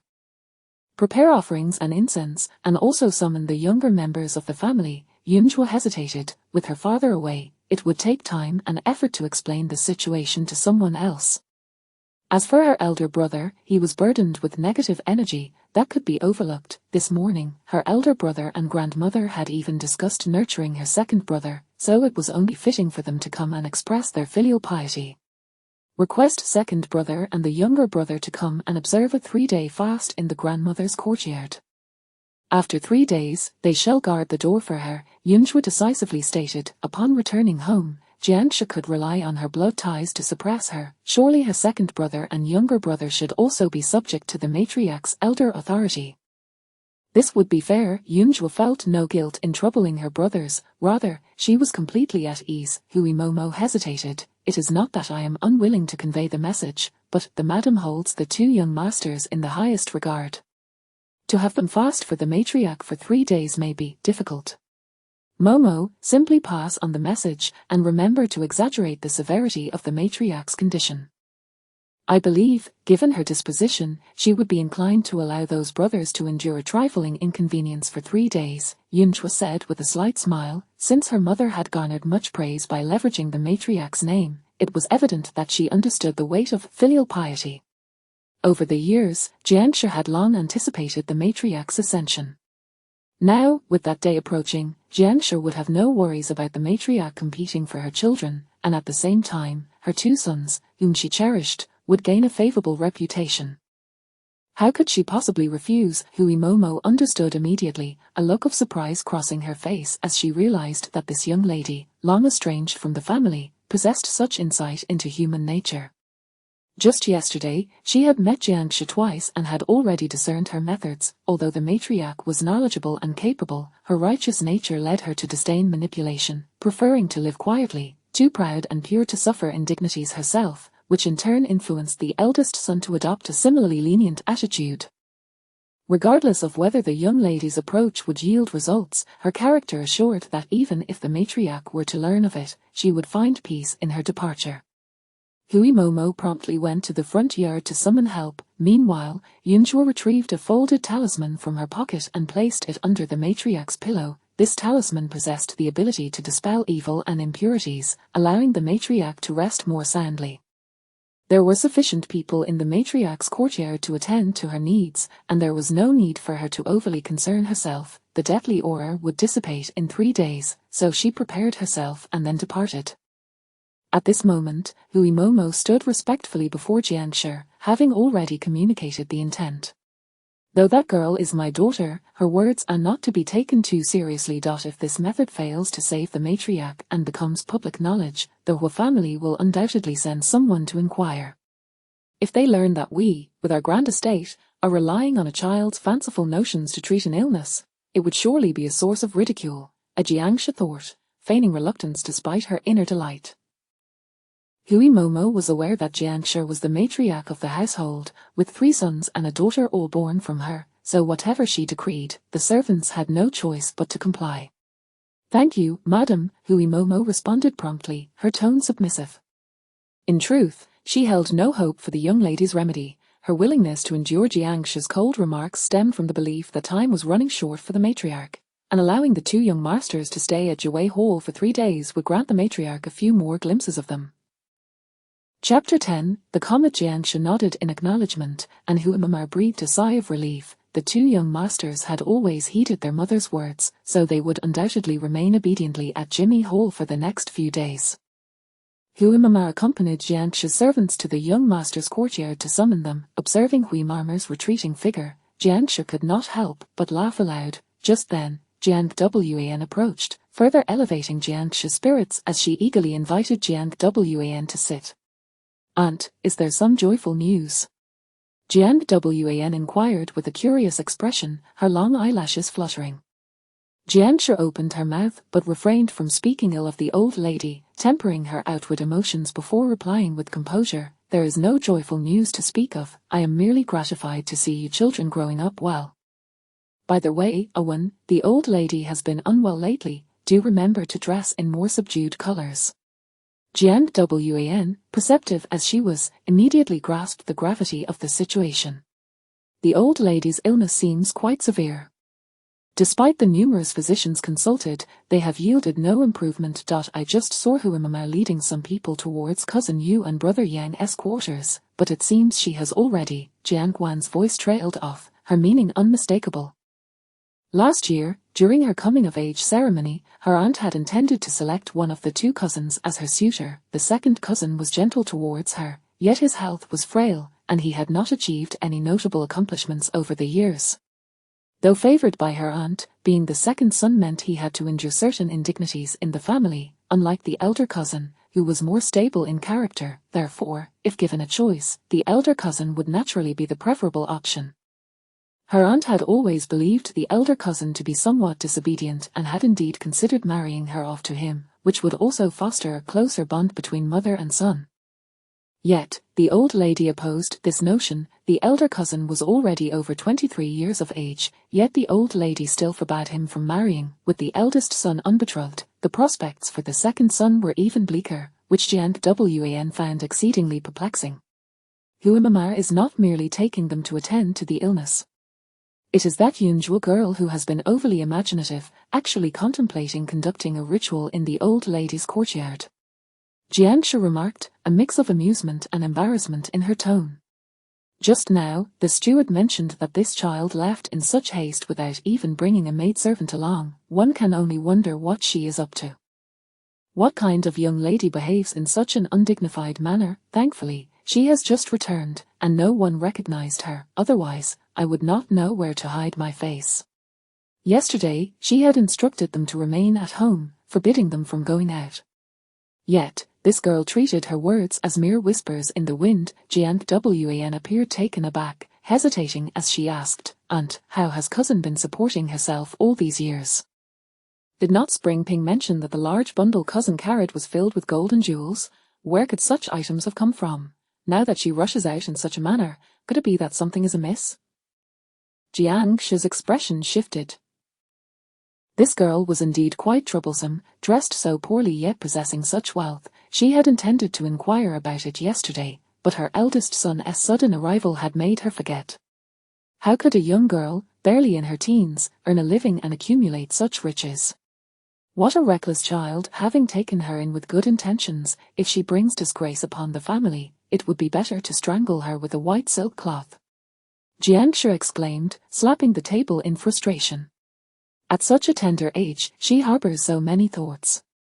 Having seen the old lady today, she now seeks to show off, insisting on performing rituals. Does she believe herself to be a reincarnated deity, capable of reviving others with mere incantations? Matters within the household can remain private without causing much of a stir, yet she, as the head of the family, still runs outside to create chaos. It infuriates me. Jiangshi's head throbbed. How had she given birth to such a creature? It was one thing for her to be willful, but to cause such disturbances was utterly unacceptable. Xuanmen quickly positioned herself behind Jiangshi, massaging her temples. "Aunt, do not be angry. I have heard that common folk, when lacking funds for medical treatment, often seek the village shaman for assistance. Cousin's intentions, though misguided, stem from a place of goodwill, believing in the efficacy of those mystical methods." Xuanmen spoke softly. In time, cousin will realize her methods are futile, unable to stave off the inevitable. When a significant event befalls the family, uncle will return. Upon discovering cousin's lack of propriety, he will undoubtedly strive to educate her better. At that point, you can simply confine her to the house, and the elder cousin will surely refrain from further comment. Once the old lady passed away, the entire family would be in mourning, and Xiao Yunzhuo would naturally be unable to venture out. The more chaos she stirred, the greater uncle's disappointment would become, and how could aunt control her then? "You speak with reason," Jiangshi conceded, her anger having dissipated considerably. "Truly, we lack the bond of mother and daughter. Had you sprung forth from my womb, we would not have encountered so many complications. I have heard that when you gave birth to cousin, it was a perilous ordeal. Every time I think of your suffering, I feel an overwhelming sense of pity. If I were to be your daughter, would that not subject you to further hardship? I would not wish for that, and though I am not your biological child, I can still show you filial piety." "I am already quite content," Xuanmen replied earnestly. Jianshu could not help but reminisce about the difficulties she faced during childbirth. Those days were fraught with tension. Her father-in-law was still alive, while her husband wished to depart for the frontier to pursue a military career after her delivery.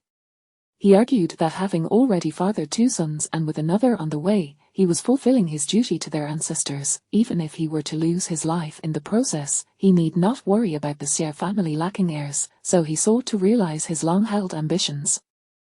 Naturally, she was opposed to this. The frontier was so distant, and if he ventured there, he might not return for years. Who knew if he would not take another woman to his side? This led to frequent arguments between them. Their marriage, spanning several years, was marked by a period of mutual resentment. Even when her husband occasionally acquiesced, it was merely for the sake of the child she carried, clearly indicating the child held more importance than she did. Particularly after she endured great hardship to give birth to that girl, nearly losing her life in the process, her husband had not even checked on her first. Instead, he was preoccupied with the child, exuding joy as if he had acquired a rare treasure. The birth of this child was indeed ominous. Afterward, her health deteriorated, and the intimacy between husband and wife could not return to its former state. She lived in constant anxiety, fearing that one day she would awaken to find another sister in the household. Shortly after, her father-in-law was executed, and her husband was compelled to engage in social obligations. Though he did not go to the frontier, he joined the military camp in the capital, and their once sweet relationship soured, leaving them to meet only infrequently. She had come to believe that all the misfortunes they faced were brought about by that girl, and later, upon consulting a diviner, she found this to be true. Indeed, she was an unshakable comet, cast away for so many years, yet somehow returning. Jianshu cursed Yunzhuo repeatedly in her heart. At this moment, within the tranquil waters of Qingshui Garden in the capital, Yunzhuo mingled among a throng of people. Not far from the pavilion, a wandering monk, claiming to be a master, was expounding upon Buddhist teachings, while the elders from affluent families sat below, listening with utmost reverence, their gazes filled with respect, treating him as a deity. Chapter 11. It's my turn to count. Yunzhuo crouched in the corner, still clad in that coarse cotton garment, her slightly reddened face reflecting the chill of the air, as her striking black and white eyes remained fixed on the wandering monk. This monk was quite adept at intimidating others with his knowledge of Buddhist scriptures. Beside her squatted a restless spirit. "Master, you've returned home, yet you still dress so poorly. To be frank, my father is rather materialistic. When you assist me in delivering items later, I fear you may not gain entry," the spirit whispered, leaning closer to Yunzhuo. This spirit was the very one she had discarded at the Xie family store the previous day. He had followed her all the way from the western borders, his ghostly visage appearing even more haggard than before. Yet, in the presence of this young girl, he was exceedingly cautious, keeping his head lowered to avoid provoking her ire. "Rest assured, I have not forgotten your plight. If I do not encounter the right person today, there will be ample opportunities in the future. I will accept your silver and ensure you are not disappointed," Yunzhuo murmured softly. "I am not doubting you," the spirit quickly replied. "I simply fail to comprehend why, possessing such understanding of Buddhist texts, you would need to listen to this charlatan monk. Having been by your side for some time, I have gained some insight, and upon seeing this monk, I can tell he is no good." This false monk indeed bore a benevolent expression, exuding an air of a sage. However, as a wandering spirit, he had acquired the ability to discern the authenticity of such figures. The aura surrounding this young master Yunzhuo was exceptionally pure. Any restless spirit that approached her found solace and tranquility, refraining from any further mischief. This clearly indicated that she had performed numerous good deeds and possessed great merit. In stark contrast, the false monk, despite reciting sutras, lacked any true Buddhist essence. The very proximity to him caused the spirit to feel a surge of agitation, clearly influenced by the malevolent energy emanating from the false monk. Yunzhuo was also aware of the monk's deceit. She understood that the ominous lantern she had acquired from the temple required dispelling, and being her enthusiastic self, she felt compelled to investigate the source of this malevolence. "Please be quiet. Your noise is preventing me from concentrating on the teachings," a Yunzhuo admonished the spirit, then resumed her position, waiting patiently. The spirit was perplexed. What was so enjoyable about this monk's discourse? Yet, out of fear of her displeasure, he promptly sealed his lips and floated back. Before long, the audience gathered to listen to the teachings began to contribute their offerings. A young acolyte approached to collect the donations, distributing bamboo slips inscribed with number tokens to each contributor. When the acolyte reached Yunzhuo, the donation box appeared exceedingly large, requiring the combined strength of 2 young boys, around 11 or 12 years of age, to move it.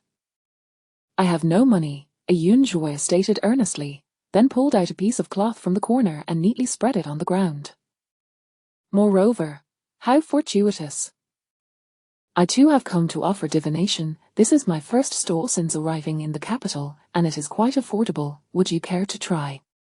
The 2 young acolytes were momentarily taken aback, glancing back at the old monk in haste.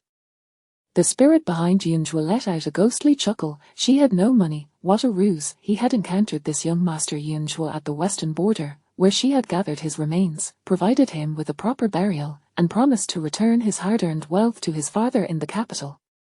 The journey was long and costly, and she had indeed compensated him generously for her services. She had taken his seal, retrieving his accumulated riches, which included not only silver notes but also various gold and jewels. Naturally, before being taken in by the Xie family, this young master Yunzhuo had already acquired quite a fortune. What remained in her belongings after moving to the Xie residence was barely half. Just contemplating it made his spirit ache. At this moment, upon hearing Yunzhuo speak, others turned their attention to her. Amitabha. Master Kongchan wore a compassionate expression. "Young benefactor, I am here to expound upon the Dharma today. I kindly ask you not to disturb. If you wish to discuss Buddhist teachings with me, please wait a moment until the assembly disperses, and then we may converse. This Qingshui garden is open to all who pay the entrance fee, allowing you to preach here, and I too can set up my stall without conflict, correct?"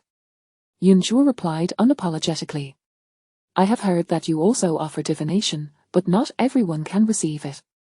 One must first donate no less than 50 taels of incense money and draw a number. Only those fortunate enough may have their fortunes told and queries resolved. Today, there are no fewer than 100 individuals here, many of whom will not have their wishes granted. If those who are not selected would allow me to try, perhaps there would be unexpected surprises." This false monk had sent out a glass lantern that had endangered her grandmother's life. How could she not confront him? Moreover, exposing deceitful and malevolent individuals, who were entangled with bloodshed, was indeed a remarkable merit that could not be overlooked. Master Kongchan's expression darkened slightly, yet, under the scrutiny of the crowd, he feigned a magnanimous demeanor. "It is indeed not easy for one so young to fend for oneself. The world is filled with suffering, and I do not wish to make things difficult for you. Please, proceed as you wish." "Master, you truly possess the art of divination," Yunzhuo exclaimed in surprise. "You can discern my hardships at a glance. Could it be that you possess a divine sight?" Master Kongchan sighed. "I perceive that you are a pitiable soul, born into misfortune and lacking support. I shall point you towards a brighter path. You bear the marks of loneliness and calamity from a past life. If you seek peace, you should cultivate your character and seek solace in a monastery outside the capital, renouncing worldly ties to pursue enlightenment for the next life." The spirit's lips twitched. This false monk was indeed vindictive. Simply because Yunzhuo had interfered with his affairs, he would suggest that a mere girl of tender years should renounce her life to become a nun. How heartless! Yunzhuo, however, was unfazed and even expressed her astonishment. "Are you implying that my past life was devoid of virtue, thus condemning me in this life to be orphaned and impoverished?" "Amitabha, indeed," the false monk replied with feigned compassion. A young girl, clad in tattered cotton, lacking guardians, acting so recklessly, was surely without family guidance. Forlorn and isolated, she possessed a modicum of cleverness, attempting to seize the opportunity to earn a few coins, though her stall was but a guise. Her true intent was to evoke sympathy from the affluent nearby, hoping for their charity. She was indeed more astute than the beggars outside, aware that paying the entrance fee could yield greater rewards. "Tsk," Yunzhuo clicked her tongue and then smiled. "Since you have just assessed my fortune, it is only fair that I now assess yours." "You are a false monk," Yunzhuo declared directly, her gaze locking onto the top of his head. "The scar on your crown has not yet matured for 2 years. "Nonsense," Master Kongchan exclaimed, momentarily taken aback but maintaining his composure. So it seems we have a deluded lunatic here. Throw her out. Upon uttering this, Master Kongchan revealed a hint of humiliation. The onlookers, witnessing this, were quick to anger, their gazes toward Yunzhu shifting from sympathy to disdain. What an ill-mannered girl! Master Kongchan is a venerable monk, how dare you defame him? Quickly, leave, no one here will seek your fortune or grant you silver. Chapter 12, The True Living Buddha. Master Kongchan, please do not take offense. This wild girl is merely ignorant and speaks thoughtlessly. In recent days, we have greatly benefited from your teachings on Buddhism. Last night, I even dreamt of the Buddha and received his enlightenment. As soon as dawn broke, I hurried here, confident that I would be chosen today. Please, let us commence without delay. Indeed, do not stoop to the level of this little girl. We all recognize your extraordinary abilities. As Master Kongchan listened to the anxious voices around him, he felt a sense of satisfaction within. Since arriving in the capital, he had exerted considerable effort to cultivate his current reputation. If he could elevate his status a bit more in the coming days, he would no longer need to engage in fortune-telling or lecturing on Buddhism. He could simply reside in a temple and earn a modest income from rituals and prayers. However, the commotion caused by this girl nearly disrupted his plans. He scanned the crowd, his gaze settling on the faces of the three individuals for whom he was to predict fortunes today. He scrutinized the bamboo slips they held, ensuring that they matched when the time came for drawing lots. Master Kongchan, do not rush, Yunzhu's voice interjected again. Her clear tone, akin to a stream cascading over stones, was both soothing and captivating. Master, your destiny is radiant, indicative of a profound scholar. Surely, you began your studies at the tender age of 6 or 7. Yet, I see a blemish upon your brow, and your eyebrows are disordered and ominous, suggesting a background fraught with hardship and poverty. Your nose is prominent, a sign of fluctuating wealth. My humble calculations indicate that you came into a windfall at the age of 30. Moreover, you were devoid of siblings or close friends. While the stars may favor you through a spouse, your marriage palace bears a sunken aspect, hinting at hidden troubles. Master, that windfall you speak of was not obtained through noble means, but rather through the intertwining of fate. Silence! Amitabha, what grievances could I possibly have with you? How dare you slander me without basis? Master Kongchan's heart raced in turmoil. He had been a gifted scholar in his youth, yet poverty had barred him from pursuing education to change his fate.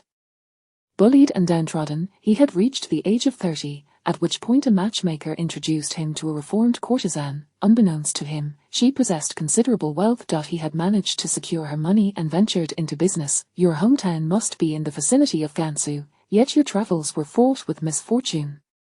You attempted to engage in commerce but lacked benefactors, and wealth eluded you. Am I correct? Master Kongchan felt his hands tremble beneath his sleeves. The girl's words struck alarmingly close to the truth. Expel her, he commanded in anger. I have yet to finish. Yunzhu replied, her demeanor unfazed. When you divined my fate earlier, you were led to believe I was an orphan based on my mere words. Alas, you were entirely mistaken. My parents are alive, my siblings are well, and I hail from affluence. None of your assertions hold any truth. You claim to be a monk of great renown, yet your abilities and visage starkly contrast the persona you project. Could it be that your identity as a monk is fabricated? At that moment, several acolytes reached out to seize Yunzhu, yet, before they could touch her, a troop of officials arrived. Master Kongchan's expression shifted dramatically, panic overtaking him, yet Yunzhu remained composed, stating, I feared that no one would believe my words, so I reported the matter beforehand. Though your hometown is distant, it should not be too difficult to find someone familiar with Master Kongchan for verification. The Ministry of Revenue's records contained detailed accounts of Master Kongchan's appearance and birthmarks. If they could bring a monk forward for comparison, discrepancies would surely emerge. Once doubts arose, the next step would be to extract the truth from him. The Ministry of Justice specialized in such matters. Upon seeing the officials, the false monk was instantly stricken with fear. Years prior, after failing in business and suffering grievous wounds, he had been taken in by a monk in a dilapidated temple, none other than Master Kongchan, who had treated him kindly. After a year of recuperation, his wife had discovered his hoarded wealth, leading to a violent confrontation in which he, in a fit of rage, had killed her. Master Kongchan had witnessed the scene. Fortunately, it was a deserted temple, with only the two of them present. To save his own life, he had no choice but to eliminate the monk and bury both bodies together. Fortune favored him. Shortly after, a torrential rain rendered the temple uninhabitable, and he assumed the identity of Master Kongchan, wandering from place to place without raising suspicion. The distance from the capital was considerable, and 2 years had passed. During that time, he had grown a beard and altered his appearance to resemble the master by 3 or 4 points. Master Kongchan had spent years in the temple with few acquaintances, and those who knew him would likely not venture to the capital. Thus, he had brazenly amassed wealth. To his astonishment, he had been unmasked by a mere girl. How could she have known? Has the official arrived? Surely there must be a mistake. How could the master possibly be an impostor? I suspect this girl has made a false report. Many present had invested substantial sums in the false monk, and naturally, they were reluctant to admit their naivety. They hastily protested, "Your Honor, how could the master be a fraud? He has taught us Buddhism so well. I have felt much comfort following his guidance. He is a true living Buddha." The official, taken aback, replied, "The Lord has summoned the Ministry of Revenue. The contents of the records differ from those of this master, thus requiring further investigation." Earlier, the girl had reported the matter. She boldly claimed that a fraudulent monk had arrived in the capital to swindle money, even alleging that he had committed murder, an egregious offence. The official had initially dismissed her, but when she invoked the name of the late Lord Renan and the daughter of the Xiao family, he was compelled to take heed. Though the Xiao family had long lost their title, the current head, Xiao Zhenguan, was still a 4th-rank general, and their legacy commanded a measure of respect. It was merely a matter of investigating a monk, so the official allocated some effort to the case. To his surprise, upon reviewing the records, he indeed found inconsistencies. Thus, it became necessary to apprehend the individual. Yunzhua stood to the side, resembling an ordinary onlooker, devoid of any confrontational demeanor, calmly observing as the officials approached. The false monk, already apprehensive, was paralyzed with fear upon seeing them, allowing himself to be dragged away without resistance. The crowd erupted in chaos, confusion enveloping them. Among the seekers of enlightenment, both men and women, most were of advanced age. Even if their children held no official titles, they hailed from affluent families in the capital. Witnessing their master being taken away, their reactions ranged from fury to despair. Some erupted in anger, while others rushed home to have their children investigate the situation. Yunzhua fled swiftly. Earning a living through fortune-telling was indeed a lucrative endeavor, yet timing was crucial. These individuals had lost substantial amounts of money. With the false monk gone, they were likely to vent their frustrations upon her. Being delicate and tender-skinned, a mere tug could leave her injured. She feared pain and death. She could not linger. Chapter 13. Delivering a message to the spirits. Yunzhua had vanished without a trace, leaving several devotees who sought to confront her at a loss for their ire. "Master, you flee so swiftly. It is unbecoming of your stature. You have aided them. How can you simply run away? You ought to remain and await the authorities to ascertain the truth. They should be grateful to you." The wandering soul drifted out as well, voicing her grievances. This was rather cowardly. The more aggressive those individuals became, the greater their subsequent guilt and desire to make amends would be. How could a master so miserly and fond of wealth let such an opportunity slip by? She should have stayed, proven her worth, and gathered the followers of that fraudulent monk one by one. With so many gullible souls and so much silver at stake, would she ever have to worry about an empty purse again? "They will not serve as my coffers," Yunzhua replied nonchalantly. "What is false will ultimately reveal itself as such. The teachings of that charlatan monk are hardly profound. If those individuals truly sought the Buddha, how could they be deceived by such simplistic rhetoric? Moreover, in this capital, there are temples and monasteries aplenty. If one wishes to seek the Buddha, there are numerous venues. Why pursue an itinerant monk from afar who merely flatters them?" "Why is that?" the wandering soul asked, momentarily taken aback. "Because they harbor selfish intentions," Yunzhua chuckled softly. "While it cannot be said of all, the majority of those devotees share this trait. A false monk expounds on Buddhist doctrines one day, draws fortunate souls the next, and the day after, He peddles relics before the Budo. His methods are varied and conspicuous. Those who spend their coin in his presence can quickly gain a favorable reputation. Their desire to seek the Budo and do good is tainted by self-serving motives. I have just exposed the charlatan scheme, rendering them a laughingstock. How could they ever sincerely believe in me thereafter? That makes sense, the wandering soul pondered, realizing the truth in her words. There were indeed countless places to seek the Budo. This capital even boasted the royal temple and the foremost monastery in the land. Common folk could enter there, and the masters within were truly compassionate. They held open lectures each month. Why seek out a foreign monk for mere entertainment when one could find tranquility in such esteemed places? Of course, there are also some innocent souls who are genuinely deceived, Yunzhuo added. She clutched the wrapping cloth from her earlier stole, disregarding her appearance, and after exiting the Qinshui garden, she scanned her surroundings. Once she recognized the path, she set off in a determined direction. You are quite knowledgeable at such a young age. I'm truly impressed. The wandering soul noted that Yunzhuo's path led to his home, and he quickly lavished her with praise. You have died once. You should not be so naive, Yunzhuo remarked with disdain. This spirit had met a tragic end. At the tender age of 16 or 17, he had yearned to venture beyond the borders to engage in commerce. After a decade of toil, relying on fortune and hard work, he had amassed a considerable fortune, only to meet an untimely demise on his return journey, devoured entirely by a pack of wolves, leaving behind naught but a few gnawed bones. He had been away from home for so long, missing his parents, which was why his spirit lingered in the vicinity. Fortunate enough to encounter her, though he had left behind a substantial sum, Yunzhuo could have claimed it all for herself. However, as the leader of the hidden spirit sect, she found it unbecoming to engage in avarice. Thus, she struck a deal with the little ghost, returning most of his wealth to his parents to demonstrate his efforts and successes over the years, while also conveying the news of his death. In essence, it was a means to pierce the hearts of his biological parents. After all, his father and mother had often berated him for being a spendthrift, claiming he was worthless. Yet, in Yunzhuo's eyes, this spirit was quite naive. Even in death, he remained oblivious to the fact that he had fallen victim to treachery. Before departing, Yunzhuo had tucked the silver notes into her clothing.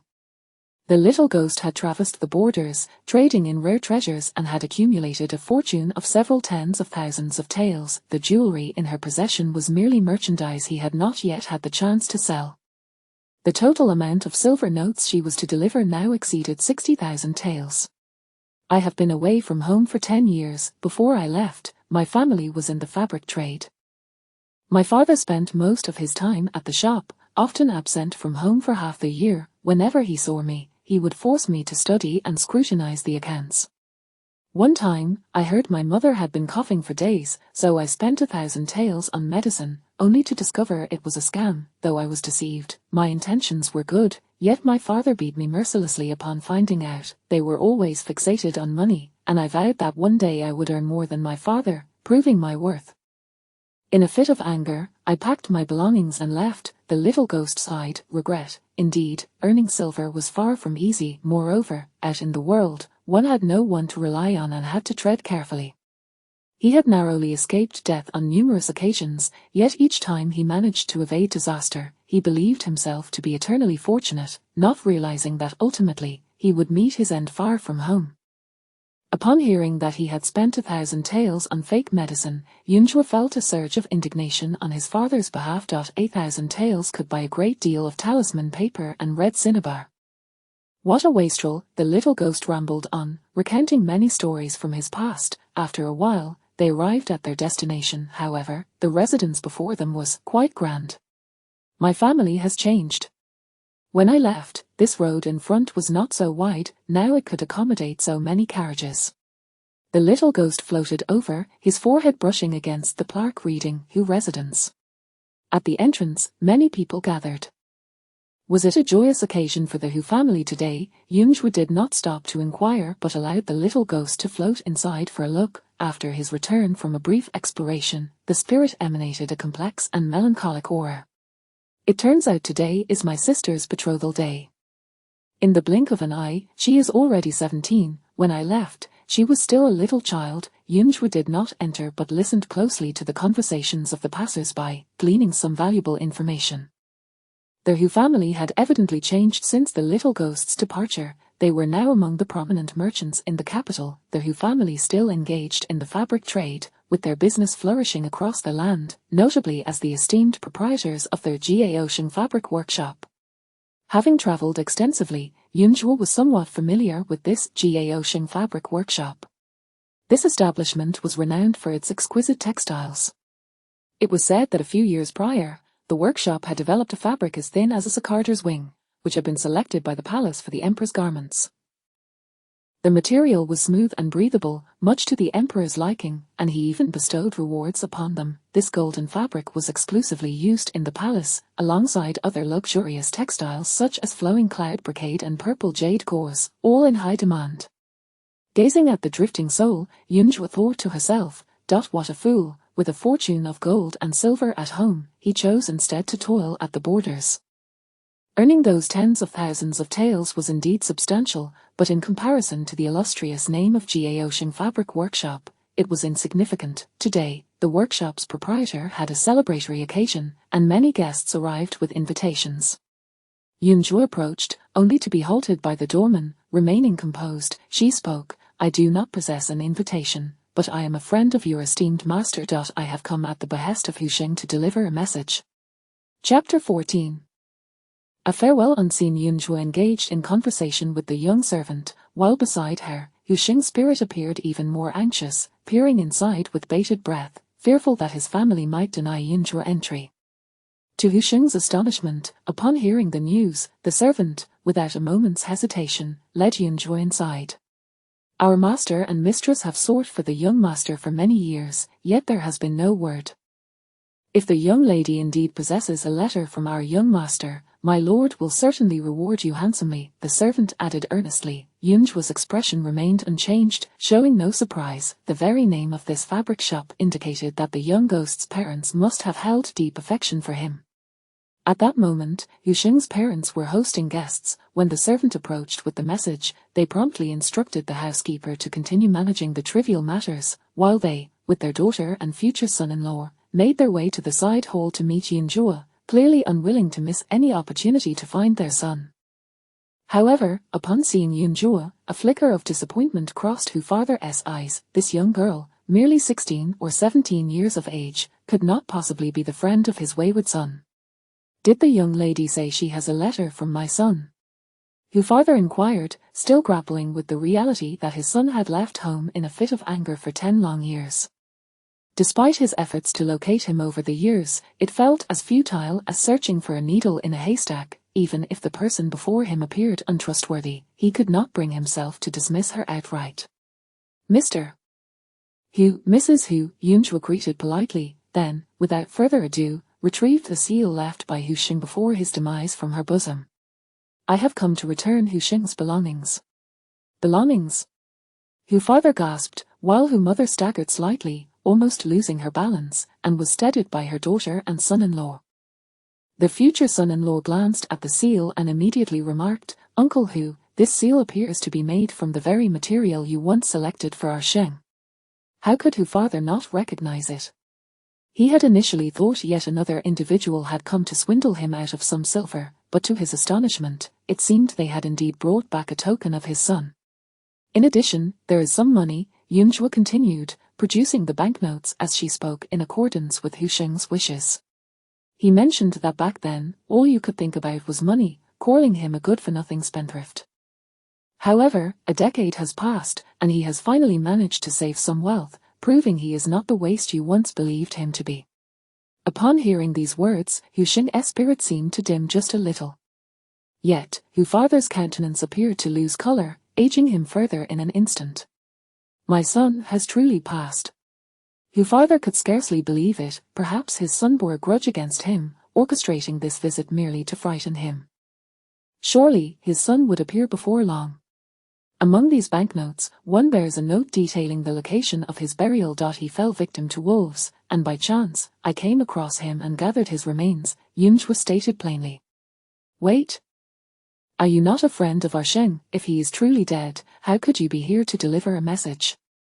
Hu Farther, ever astute, immediately sensed the inconsistency and hastily posed the question. At this, Hu Mother felt a flicker of hope, convinced her son might still be alive. Meanwhile, Hu Xing's future son-in-law sighed, "Our Xing possesses a heart of stone. For the sake of a trivial disagreement, he has abandoned home for so many years. Now that we have finally received news of him, how can he toy with his parents' emotions in such a way? But uncle, do not be angered. Regardless of his intentions, he has at least chosen to appear. You have only this one son, do not cast him away again." Hu Xing sighed, a gust of cold wind sweeping through. After all these years, his family still did not believe him. "This money, I do not desire it." This unfilial son, Hu Farther exclaimed in anguish, was 10 years not enough to hold onto resentment over a single reprimand for so long? The banknotes scattered across the floor, appearing no different from ordinary paper. Yunzhu observed silently, then smiled as she said, "I have conveyed my message. In truth, whether you believe me or not is of little consequence. However, I have received considerable favors from Hu Sheng, and it is only right to ensure this transaction is executed flawlessly. There are myriad wonders in this world. I trust that Mr.Hu, with your extensive experience in business, has encountered a few. Your son's lingering spirit remains because of his unfulfilled desires, which I, as a practitioner, sensed, allowing me to come forth to fulfill his wishes." Yunzhu refrained from mentioning that Hu Sheng's spirit was right beside her. The separation between the living and the dead is profound. To suddenly reveal that the spirit was present could either frighten the parents or incite their greed. Blood ties are hard to sever.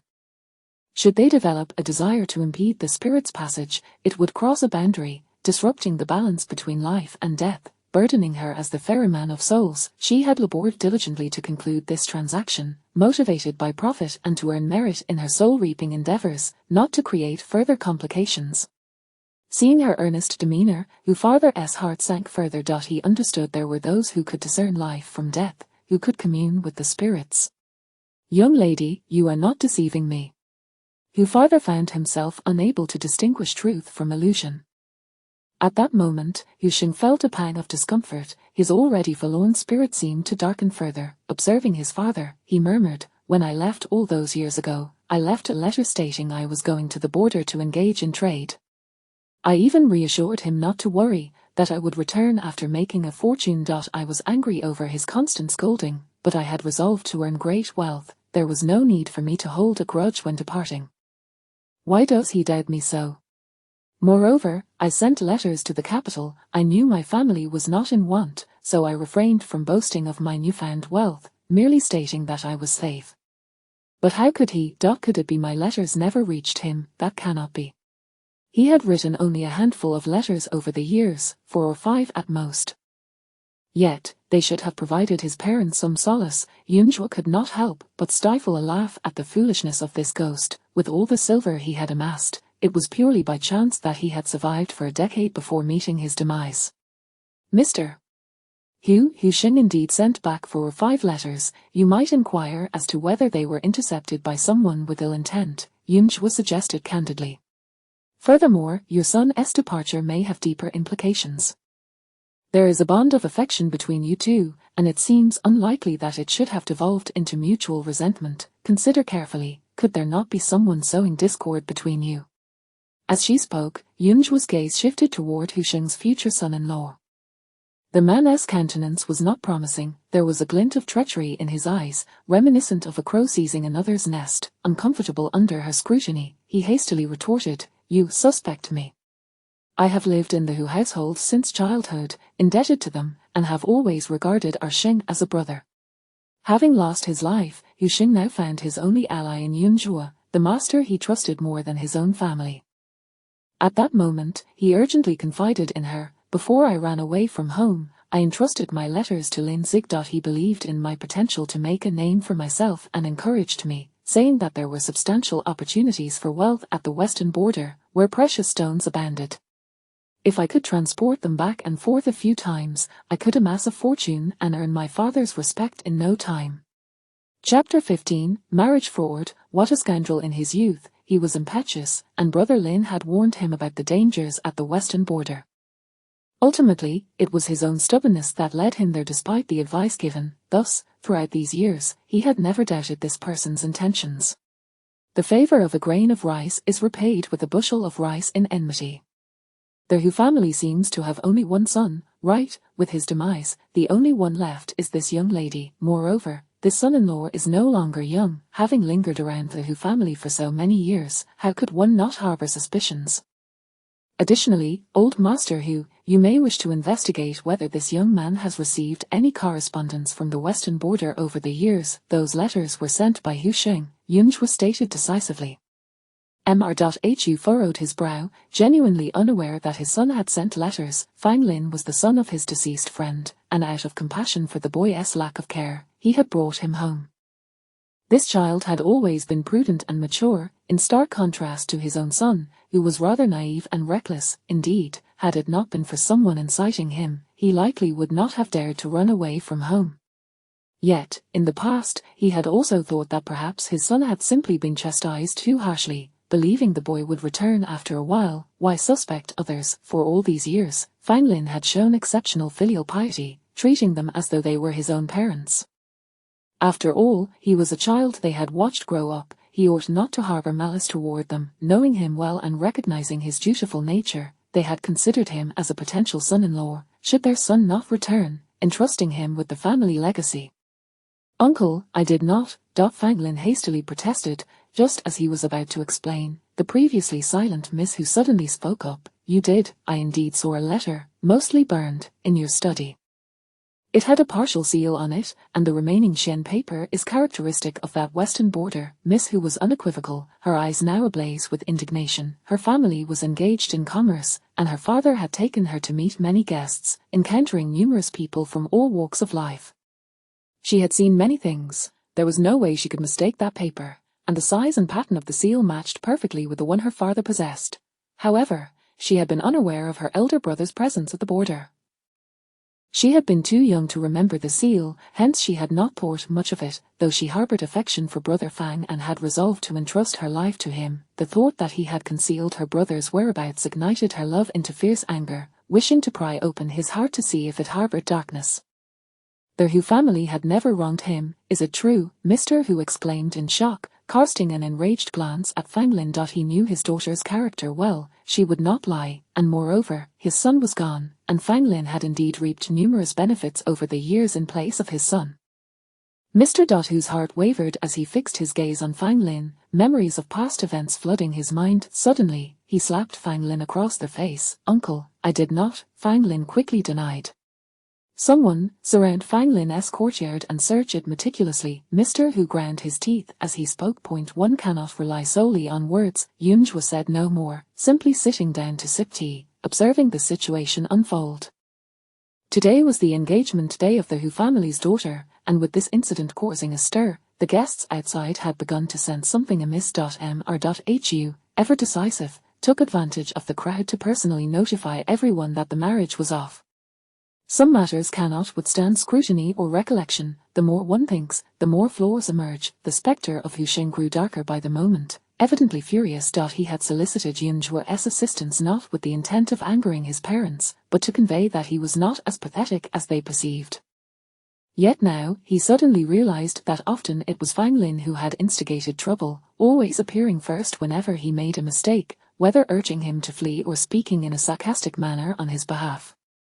The more Fang Lin acted maturely, the more foolish he appeared by comparison, naturally inciting his parents' displeasure. He was no longer the young lad of yore, having ventured out for a decade. How could he lack cunning? Seeing Hu Sheng becoming increasingly obstinate, as if his spirit were harboring resentment, Yunj was simply remarked, "While you were alive, you were mindless. If you were to die and still drag your parents down, it would be better if you had never existed. I would not mind letting your spirit dissipate to prevent harm to others. It is normal for a soul to harbor some attachment after death. However, if resentment arises and is allowed to fester, it can become a vengeful spirit capable of harming the living. After all, he was blood related to the Hu family. Should he become a vengeful ghost, it would also adversely affect his parents, making their later years more arduous." Yunjua's words instantly chilled Hu Sheng's spirit. He had considered harboring resentment, but now he dared not. "Thank you, master," for your guidance. Hu Xing dispelled his resentment and immediately expressed his gratitude, then turned to his parents, adding, "Please tell them it was my fault that caused them worry. If there is a next life, I shall certainly be a good son." Relay it on the spot. Who do you think you're trying to scare? This statement contradicted what she had previously conveyed to Mr. and Mrs. Hu Xing was momentarily taken aback but quickly understood. "Please assist me, let me send a dream tonight. I end the dream, I will have my parents pay you the spirit money." "Certainly," Yunjua nodded. While he had received a fair amount before, it had already been settled. Dream requests would, of course, be charged separately. It is not uncommon for a ghost to send dreams, but dreams are illusory, prone to collapse or alter based on the dreamer's thoughts. Thus, even if many souls desire to send dreams, they may fail to find the right moment, or even if they do, they cannot convey their intentions accurately. However, Yunjua could facilitate a soul entering a dream, albeit with some limitations. It is best if there is a blood relation, and if not, then a close bond and harmonious aura. The Hu family was in disarray. Fang Lin continued to vehemently deny the accusations, but upon seeing Miss Hu still on guard, the focus of his blame suddenly shifted to Yunjua. "Uncle, Aunt, Xiang, after all these years together, do you really not know what kind of person I am? Oh, I remember now. I once encountered this young lady when she begged me for alms, which I refused. Surely, this must be the source of her grudge." Fang Lin began to spout nonsense. Even the cleanest of individuals cannot withstand scrutiny. In his courtyard, all traces of Hu Xing's letters had vanished, yet over the years, he had secretly taken benefits while working in the Hu family's cloth shop, inevitably leaving behind evidence proving his dishonesty. "Young master, with a spirit of romance, it seems you have a second wife," Yunjua remarked, neither angry nor pleased. "At your age, it is indeed quite a feat to remain unengaged until now. However, this does not excuse your actions of keeping a mistress and fathering children outside. To deceive in marriage is indeed more contemptible than a beast." Hu Xing's spirit scoffed. "Fang Lin, this fellow, whether he admits it or not, why provoke the master? See, it's all coming to light." Fortunately, the master arrived in time. Had he come after his sister's marriage, the Hu family would have been utterly ruined by Fang Lin. Chapter 16, Special Constitution. The incredulous and wrathful gazes of the Hu family, parents and daughter alike, seemed poised to engulf Fang Lin. He momentarily stood in shock. Despite his meticulous concealment, how could it be that this woman was aware of his extramarital affairs and children? Could it be that she had already unraveled the entirety of his secrets? It was all over. The expression on his face left no room for misunderstanding for old Master Hu. At this moment, he yearned to drag Fang Lin down and reduce him to mere pulp. This man had harmed his son and now sought to ruin his daughter. He had taken Fang Lin in with good intentions, only to be met with such treachery in return. Anger, hatred, regret, an amalgam of emotions surged within him, nearly causing him to faint. Yet, his robust constitution held firm, though his face was ashen, utterly at a loss on how to confront his wife and daughter. Unbeknownst to them, night had fallen. The servants of the Hu household had unearthed numerous items from Fang Lin's quarters, sufficient to attest to his nefarious intentions, revealing him to be far from the honest and upright individual he pretended to be. However, it was established that Hu Xing was not killed by Fang Lin's own hand. Despite the Hu family's ire, they could only confiscate his belongings and banish him. Old Master Hu was overwhelmed with despair, while Miss Hu diligently comforted her parents. Remarkably, even as a victim herself, she managed to suppress all her emotions at that moment, a commendable feat. "I implore you, Madam Hu, to keep this talisman close at hand," Yunjua said, presenting it as she prepared to take her leave.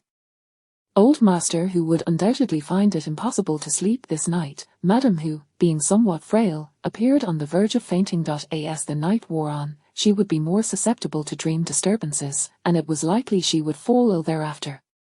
Fortunately, her visage suggested longevity, so the impact would be minimal. With a few well-chosen words, Yunjua had laid bare Fang Lin's true nature. Although Madam Hu was unaware of the purpose of the talisman, she felt no inclination to question its significance, and her heart held no doubts. She accepted it with utmost care. "Miss Hu, when the time calls for resolution, you exhibit remarkable fortitude. Having escaped this calamity, you shall surely be rewarded in the future," Yunjua remarked to Miss Hu. Grateful, Hu Xingxiang quickly expressed her thanks. I am deeply appreciative of your assistance in conveying messages for my brother. However, I am curious about your esteemed name and where you reside. If it pleases you, you are welcome to stay at our humble abode. I am Xiao Yunzhua. There is no need for accommodation. Should your household require my assistance in the future, you may find me at the residence of the former Duke of Renan, she replied, pausing momentarily. When I speak of assistance, I refer to matters of a more arcane nature. Having just arrived, she had few acquaintances and deemed it prudent to promote her services. The capital was home to many surnamed Xiao, yet the mention of the Duke's residence would leave no one in ignorance, given the infamous fate of the Duke who had met his demise due to his illicit liaison with the palace maid, a singular event in history. Very well, Hu Xingxiang nodded eagerly, minimizing the information. She felt too timid to inquire directly about her connection to the Xiao family, considering Yunzhua's modest appearance, which suggested she was not a member of the household, but rather a distant relative who had journeyed from afar. With that, Yunzhua took her leave, old master who promptly assisted Madame Hu to rest, while Hu Xingxiang found herself too preoccupied with the words of the Xiao girl to mourn the broken engagement. This individual possessed an unusual demeanor. Had she made prior preparations, or did she truly possess supernatural abilities? If the former were true, it would indicate that she was both courageous and meticulous. If the latter held true, it would be even more remarkable. In the midst of her parents' sorrow, there had been little opportunity to inquire further, yet Hu Xingxiang felt an overwhelming need to express her gratitude. Chief Steward, send a few individuals to investigate the origins of this Miss Xiao. Additionally, procure more fine silks and garments, selecting the finest quality. Hu Xingxiang instructed, and ensure there are double portions. If she is indeed a relative seeking refuge, we must present a generous gift to the Xiao family to avoid causing Miss Xiao any discomfort. The chief steward promptly acknowledged her request. Though the Hu family was engaged in commerce, they annually supplied the palace with gold and fabric, thus establishing connections with various court officials. The Hu family's renowned Liu Yun brocade and Ziyu gauze were the luxuries afforded only by the wealthy and powerful. The Hu family also possessed dedicated channels for gathering intelligence, enabling them to ascertain the relationships and fabric needs of these affluent families with remarkable clarity. Therefore, uncovering details about the Xiao family would not prove difficult. By the time Yunzhua returned home, the hour was considerably late. The moonlight cast a chilling glow across the air. Miss, earlier today, someone from the madam's side came to inquire about your background, Dong Kai reminded her before bed. Fortunately, the miss had designated a room as a storeroom early on, securing it with a lock. Otherwise, it might have been impossible to prevent the pilfering of their gold and treasures. What else was said? Yunzhua inquired. They wish for me to observe your movements, to discern your preferences and habits, and to uncover what you did in the past, Dong Kai replied. Those individuals had also mentioned that if she provided useful information, the madam would offer her a substantial reward. Previously, she had followed the miss's instructions to reprimand Shunping, all in hopes of earning money, yet she was no fool. She knew how to seize opportunities without wavering. Having already received the miss's reward, she could not allow herself to be greedy, lest she end up with nothing from either side. Furthermore, she now held the esteemed position of the Mrs. First Maid, a role that warranted significant importance. She could not afford to harbor ulterior motives. Understood. Should anyone from the main courtyard arrive, handle it as you have today. If you find it impossible to deflect them, accept the reward and inform me. I shall handle the rest. Xiao Yunzhua mused, finding Dong Kai's character rather intriguing, money-driven yet principled. I shall heed the Mrs. guidance. Dong Kai replied with a smile.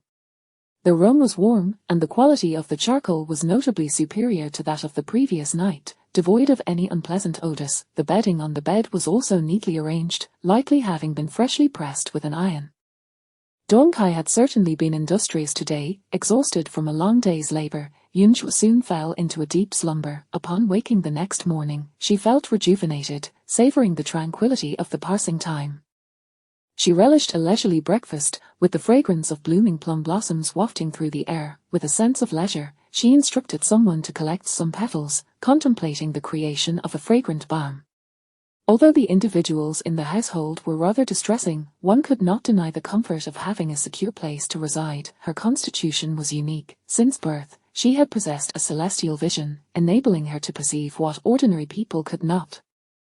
However, having been raised at home during her childhood, and due to her ancestors' storied military past filled with countless battles and bloodshed, she bore a heavy aura, which had a pacifying effect on the household.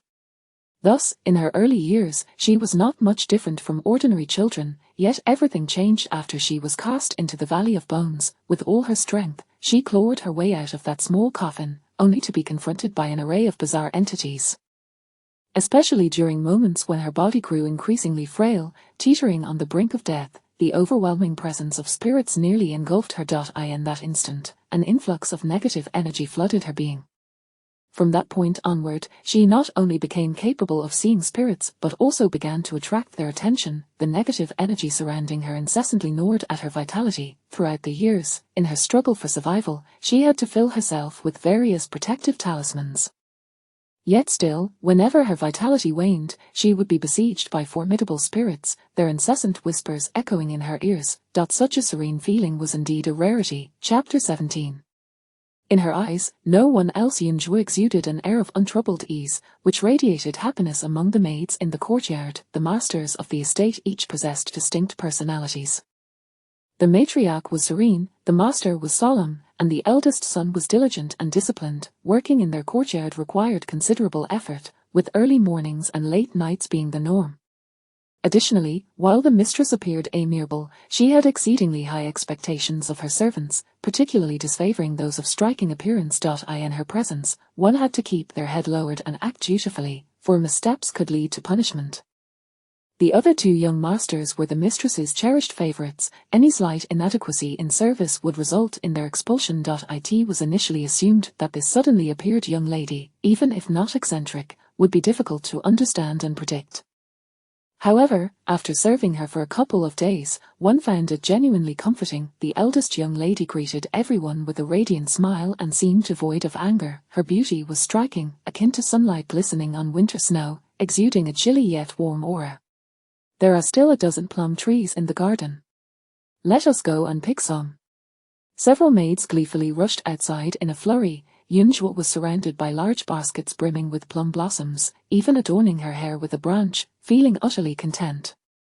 However, not everyone shared her joy. Within the main courtyard and the matriarch's Jimmy hall, the servants moved about with their tails tucked, exercising utmost caution. Yesterday, Xiao Wenyu and Xiao Wenyin had suddenly commenced fasting, a practice to which they were utterly unaccustomed. Yet, out of filial piety, they could not refuse, and in addition to fasting, they were required to attend to the matriarch for a brief period daily. Although she was their biological grandmother, over the years, they had heard numerous unflattering remarks about her. The nurses surrounding their mother spoke of the matriarch's gentle facade concealing a bitter heart, claiming she had mistreated their mother for years, and her current affliction was merely poetic justice. Moreover, the matriarch's maternal family, the Hue clan, was notoriously harsh during their yearly visits, with words devoid of any courtesy. They were not pets of the Hue family, yet they were subjected to their reprimands repeatedly, which was truly vexing. It's all because of that country bumpkin, Seer Yunju. Xiao Wenyin, he detested the medicinal smell that lingered in their grandmother's room. Xiao Wenyu cast a glance at him but refrained from scolding. He merely remarked nonchalantly, "It's merely 3 days. Once we endure it, no one will speak out of turn again. Even the Hue family will have no face to accuse me of being unfilial. If one thinks about it, my sister is not without her wits. She seems genuinely concerned for us." Upon hearing this, Xiao Wenin's face scrunched up as he cast a sidelong glance at their grandmother's room. Can grandmother truly endure this? I saw her speaking to us just now, and she seemed quite spirited. Though I harbour no fondness for grandmother, she is still our elder. Wishing for her demise seems quite unseemly, Xiao Wenyin added, a twinge of guilt surfacing. After all, the sight of the matriarch in her current state was undeniably pitiful. Xiao Wenyu, indifferent, replied, "Whether she lives or dies matters little to me. Even if she were lively, it wouldn't concern me. However, as long as she remains, the ties to the Hue family will never sever, always looming over us." The matriarch was the maternal aunt of the Hua family and someone they could never disregard. The rules of fasting are truly excessive. Fasting itself is one thing, but Xiao Yunzhuo also insists on us reciting sutras 3 times daily. Brother, have you heard of such a rule? I suspect she is doing this on purpose. She is clearly aligning herself with the eldest brother. If he were to achieve success and become an official in the future, she would undoubtedly become even more arrogant, perhaps even aspire to dominate us. How dare she? Xiao Wenyan huffed angrily. There is a hint of ulterior motive, Xiao Wenyu scoffed with a sardonic chuckle. Brother, has she always been this way? Xiao Wenyan inquired again. Xiao Wenyu furrowed his brow, memories of his sister surfacing in his mind. He was merely 2 years her senior, yet he vaguely recalled being quite fond of her in their childhood, while their elder brother often vied for her attention, frequently bringing her to the matriarch. Their mother, however, forbade him from visiting Jimmy Hall, yet, longing to see his sister, he would wait outside, and as evening approached, their elder brother would lead her out, yet each time, she would reluctantly part, unwilling to return with him to their mother. Back then, Xiao Yunzhuo was quite afraid of their mother. Reflecting on the past, Xiao Wenyu felt a twinge of discomfort, merely stating coldly, as she always favored our elder brother more. The treats he had saved for her were, unbeknownst to him, secretly given to their elder brother.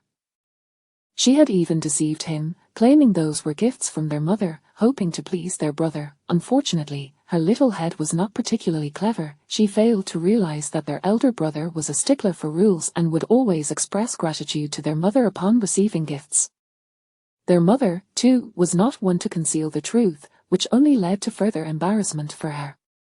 Once grandmother's affairs are settled, just wait and see how I deal with her. HMPH. Xiao Wenyan thought, resolved that she could no longer have her way, otherwise, she would surely flaunt her authority daily, and that simply could not be tolerated. Xiao Wenyu remained silent. Years ago, he had fallen ill, and Xiao Yunzhuo had promised to stay by his side, vowing not to seek out their elder brother or disturb their grandmother. Yet, what did she do? She sneaked out while he slept. She deserved it. Now that she had returned, she was even colder to him, yet her demeanor towards their elder brother was entirely the opposite.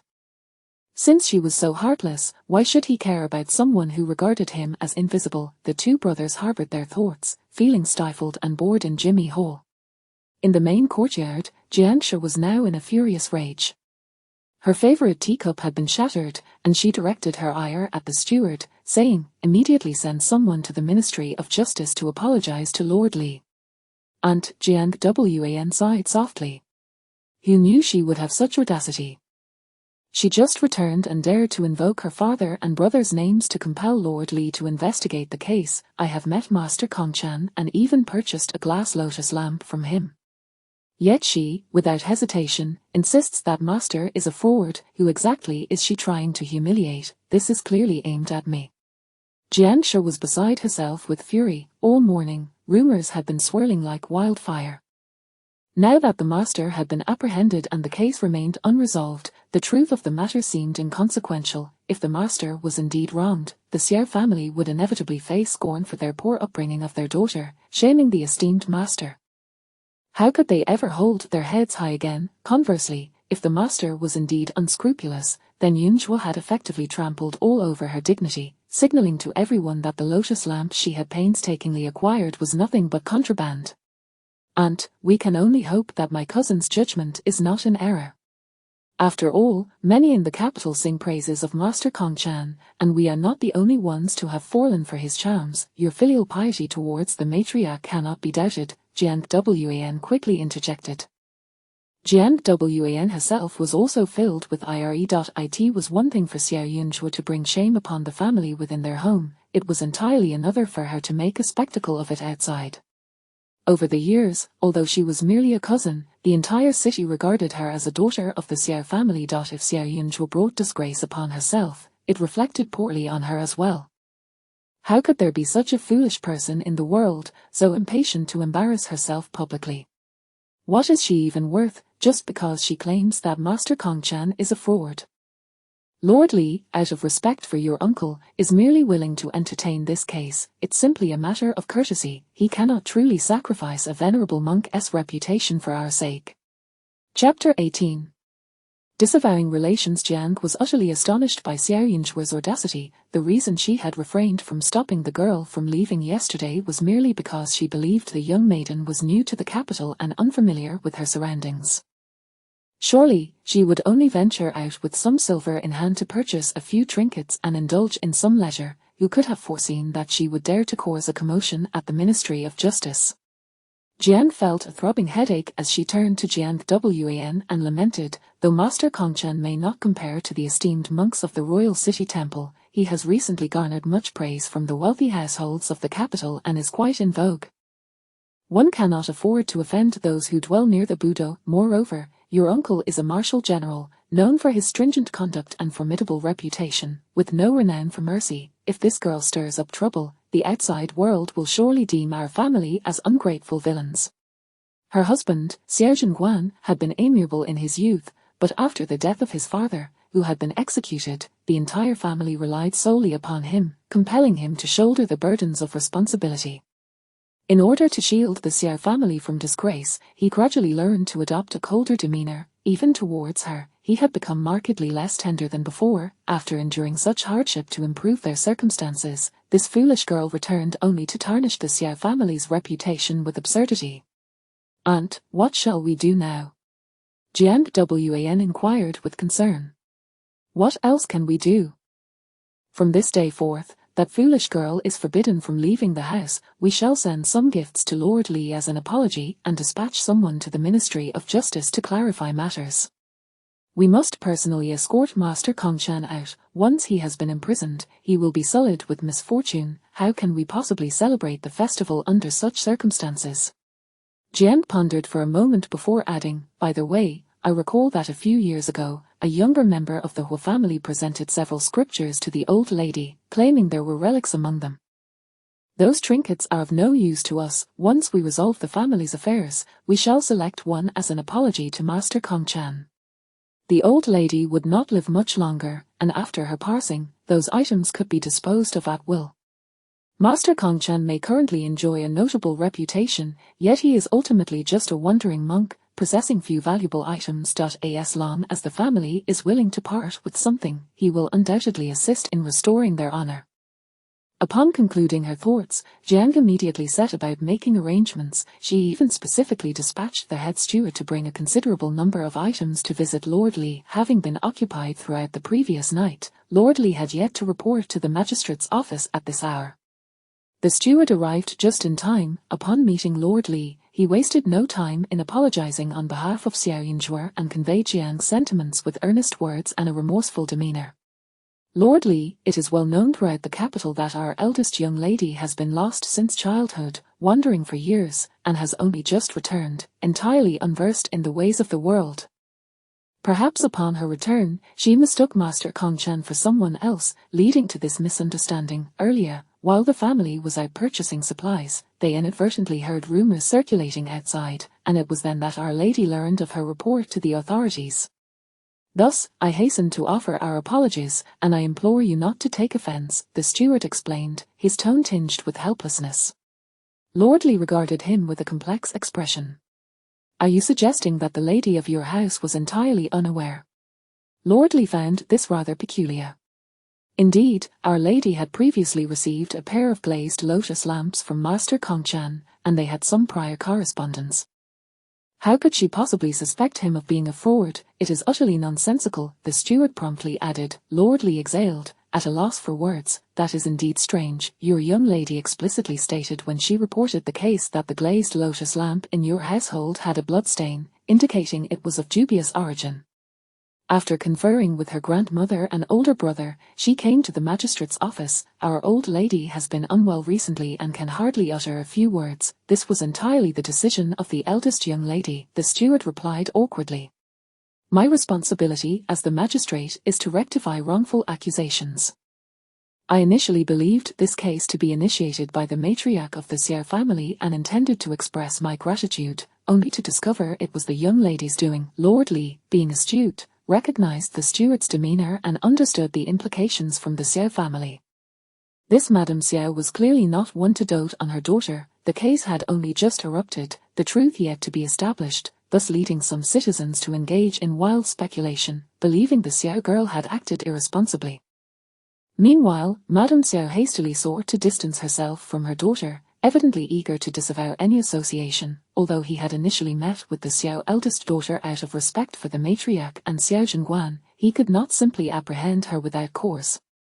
The young lady, displaying neither deference nor arrogance, had confidently asserted that the monk was suspect, prompting his investigation, which led to action. Madame Xiao's insistence on sending apologies was not merely a reflection of her disdain for her own daughter but also an indication that she perceived him as a useless bureaucrat, subservient to the powerful and a corrupt official adjudicating false cases. Lord Li felt a growing discontent within. The steward, sensing something amiss in his words, asked in a daze, "You wish to express gratitude, for what reason?" The steward suddenly realized that matters were far more complicated than they appeared. The monk was indeed a fraud. Upon his capture yesterday, he was interrogated overnight and revealed that not only was he impersonating a monk, but he had also committed heinous crimes, including the murder of his own wife and the true master Kong Chan. The murder weapon was the glazed lotus lamp, and the burial site has already been disclosed. I intend to dispatch a letter to the local magistrate to excavate the body and verify the remains. The steward's smile froze in place. It would be inappropriate for me to accept the apology gifts from your household. Please take them back. Lord Li said with a smile, such a fine young lady, born into the wrong circumstances. It was indeed pitiable. The steward found himself at a loss for how to respond, his face flushed with embarrassment. In rushing to apologize, they had unwittingly lost face. With no further inclination to linger, he hurriedly took his leave, hastily departing for the Xiao residence. Upon arriving at the Xiao household's entrance, he encountered several carriages parked outside, as servants from the Hu family were busily unloading items. The steward was left bewildered, only to hear the Hu family's staff mention they were there to express their gratitude, bearing rather substantial gifts. Unsure of what to do, he quickly entered to inform Madame Jiang. Having just sipped a cup of calming tea, Jiang's heart felt considerably more at ease. Once the steward was granted an audience, he trembled as he spoke. "Madam, I visited the Li residence, but unfortunately, Lord Li would not accept our offerings, would not accept. It appears he is quite displeased. We shall have to wait for the master to return before addressing this." Jiang's brow furrowed in concern. "Madam, it is not as it seems." Lord Li said that the monk was indeed a fraud, and it was thanks to the eldest young lady that this heinous criminal was apprehended. Lord Li further mentioned that the false monk confessed to having killed someone with that glazed lotus lamp. The steward's heart raced in his throat. Indeed, Jiang stood frozen in place, her eyes wide with disbelief and fury. Does this not mean that Lord Li has been made the subject of a grand jest? Xiao Yinzhu's report was justified, and she had not only acquired the lamp from the perpetrator but had even assisted in exonerating him. Jiang felt dizzy, as if a bolt of lightning had struck her mind, rendering her speechless with rage. How could this be? That foolish girl had just returned to the capital and knew hardly anyone. How could she possibly have knowledge of the false monk's crimes? Jiang found herself perplexed. The anger had nowhere to be directed, ultimately transforming into resentment and blame. That foolish girl was well aware of the truth yet chose not to inform her. Chapter 19. A grand gift arrives. The Xiao family is not numerous, and in the rear courtyard of Xiao Jingguan, there is only the legitimate wife, Jiang. For many years, the old lady has shown little concern for affairs, thus everyone in the household adheres to Jiang's opinions. Even Xiao Wenyu, who is exceedingly strict with his two younger brothers, behaves with utmost decorum in Jiang's. Consequently, Jiang has seldom faced setbacks. However, today, she has suffered a significant loss of face. The mere thought of others' mocking gazes fills her with an overwhelming sense of shame, wishing she could vanish into the earth. "Madam, there is another matter. As I returned, I encountered some individuals from the Gaosheng cloth workshop delivering gifts. Upon inspection, I found the items to be numerous, comprised of fine fabrics and garments. Unsure of how to proceed, I instructed them to wait outside," the steward added. Although the Hu family merely sells fabrics, they are nonetheless respectable merchants. The Gaosheng cloth workshop frequently introduces unique fabric styles, limited in quantity, which many women in the capital vie to secure in advance, as donning their garments can elicit envy in social gatherings. This family certainly knows how to conduct business. Could it be they are aware that my eldest son is soon to take the imperial examination, hence their timely gift? Jiang mused, her brows slightly furrowed. Very well, let them in.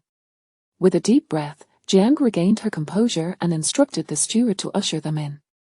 It is a pity that the old lady's days are numbered. She can only wear plain attire now. It may even hinder our Wan from visiting the Qin loft to seek a master, Jiang lamented. And, it matters not, I can practice at home just as well, Jiang Wan replied nonchalantly. Once the mourning period is over, I shall devise a means to invite Master Yingqin to our home. You, my dear Wanner, are truly gifted, the master will surely take a liking to you.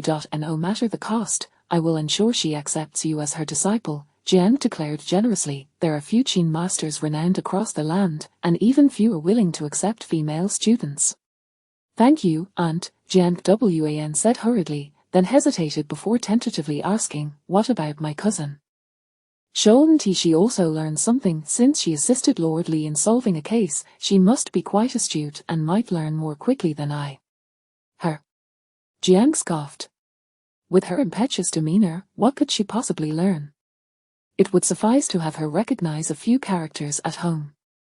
The marriage must not be delayed. Once the master returns home to meet the family, considerations will begin. It would be better for her to marry outside the capital than to remain here. Jiang pondered, her thoughts shifting.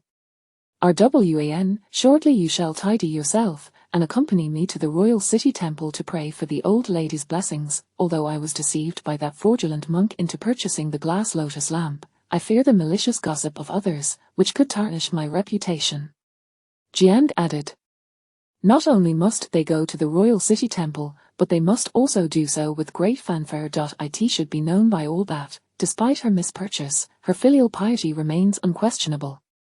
I will follow you, Aunt. Wherever you go, I shall be there, Jiang Wan promptly replied. As the two conversed, the steward from the Hu family was led inside. Jiang, exuding a measure of authority, surveyed the individuals before her and said, I appreciate your goodwill from the Gaoshan cloth workshop. However, I have heard that the items are rather abundant. Here's what we'll do, go to the treasury and retrieve some silver, we shall purchase everything. Madam, you misunderstand, these items are a special gift from my master to Miss Xiao as a token of gratitude, the steward from the Hu family quickly interjected. My young master passed away far from home, and we are forever indebted to the young lady for her assistance in conveying messages. My master stated that there is nothing remarkable in his home, merely some surplus fabrics. It is a humble token, and we hope Miss Xiao will not take offense. Jiang's lips twitched slightly. The steward, now exceedingly cautious, added, Please forgive me, madam, my master instructed me to personally deliver these items to Miss Xiao and convey a message on his behalf. The status of Miss Xiao astonished both his master and mistress, as well as their young lady. Initially believing her to be a distant relative of the Xiao family, they were taken aback to discover she is the legitimate daughter. They learned from the servants of the Xiao family that this young lady had been lost for 12 years before her return, which is indeed a tragic tale. Originally, the items could have been delivered to the Xiao family without distinction, but his young lady felt otherwise. If Miss Xiao were favored at home, she would not have ventured out in such a shabby state on that frigid day, her face reddened by the cold.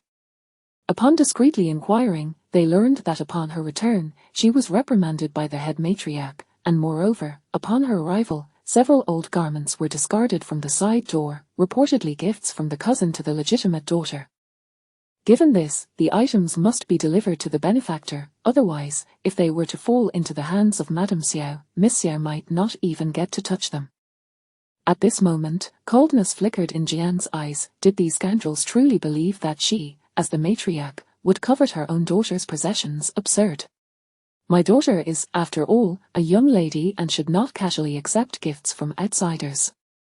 They should be returned. Jiang's tone turned icy. Since it is inconvenient for the madam, we will wait outside and personally deliver them to the young lady when she exits, the Hu steward said humbly. Jiang felt these people could not discern right from wrong. They were conspiring with that wretched girl against her. However, the arrival of these items had already drawn considerable attention. If she were to return them and later represent them upon encountering Xiao Yinzhuo, would not the nearby families grow suspicious? Such a great favor must be acknowledged. Very well, then you may take the items inside, Jian conceded, not wishing to involve herself further. This child had only been home for 3 days, yet it felt as though 3 to 5 decades had passed. Daily, she provoked her, meddling in every affair, rebellious and untamed. How could she endure this? Truly, she could barely tolerate another day. Jiang instructed her people to handle the items, while Jiang Wan returned to her courtyard to prepare for the journey to the royal city temple. Yet, observing the bustling steward from the cloth workshop, she paused, turning her gaze toward the path they must traverse. Upon looking, a medley of emotions surged within her. Previously, the steward had mentioned the abundance of items sent from the workshop, yet she did not anticipate the extent of it, merely a few bolts of fabric, which they could easily afford.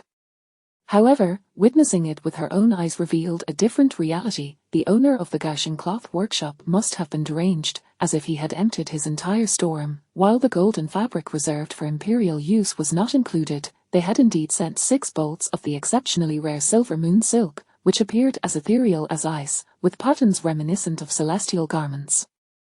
Although its price could not rival that of the flowing cloud brocade, it was notoriously difficult to procure. Last year, she had someone watch the cloth workshop for an entire month, and even then, she managed to acquire only 1 bolt, which bore a common pattern. Yet now, 6 bolts had been sent to Xiaoyinzhuo. There were also flowing cloud brocade and purple jade gauze, alongside numerous other items, not to mention several chests of ready-made garments. Moreover, she had just glimpsed an opened chest containing exquisite fox fur, which she recognized as the prized possession of the Gaoxing cloth workshop this month, entirely snow-white and luxuriously soft, originally reserved for esteemed clientele. Esteemed clientele, Xiaoyinzhuo, had she not merely assisted in delivering a message, how could she be deserving of such splendid gifts? Chapter 20. The matter of marriage. Jiang Wan gazed at the exquisite fabrics and garments, the kind of treasures that wealth could scarcely procure, continuously being transported into Xiaoyinzhuo's courtyard. Her heart felt as though a considerable piece had been gouged out, causing her immense pain, making it exceedingly difficult to maintain her previously serene demeanor. Xiaoyinzhuo was already strikingly beautiful. Even clad in coarse cotton attire, she exuded an ethereal charm. Her fair complexion bore not a single blemish, rendering her beauty impossible to overlook. Now, with such lavish materials bestowed upon her, when she and Xiaoyinzhuo ventured out together, who would dare to cast a glance in her direction? Would she not be overshadowed entirely by Xiaoyinzhuo? The thought filled Jiang Wan with trepidation. In her view, while talent might garner admiration, the majority of men were drawn to beauty.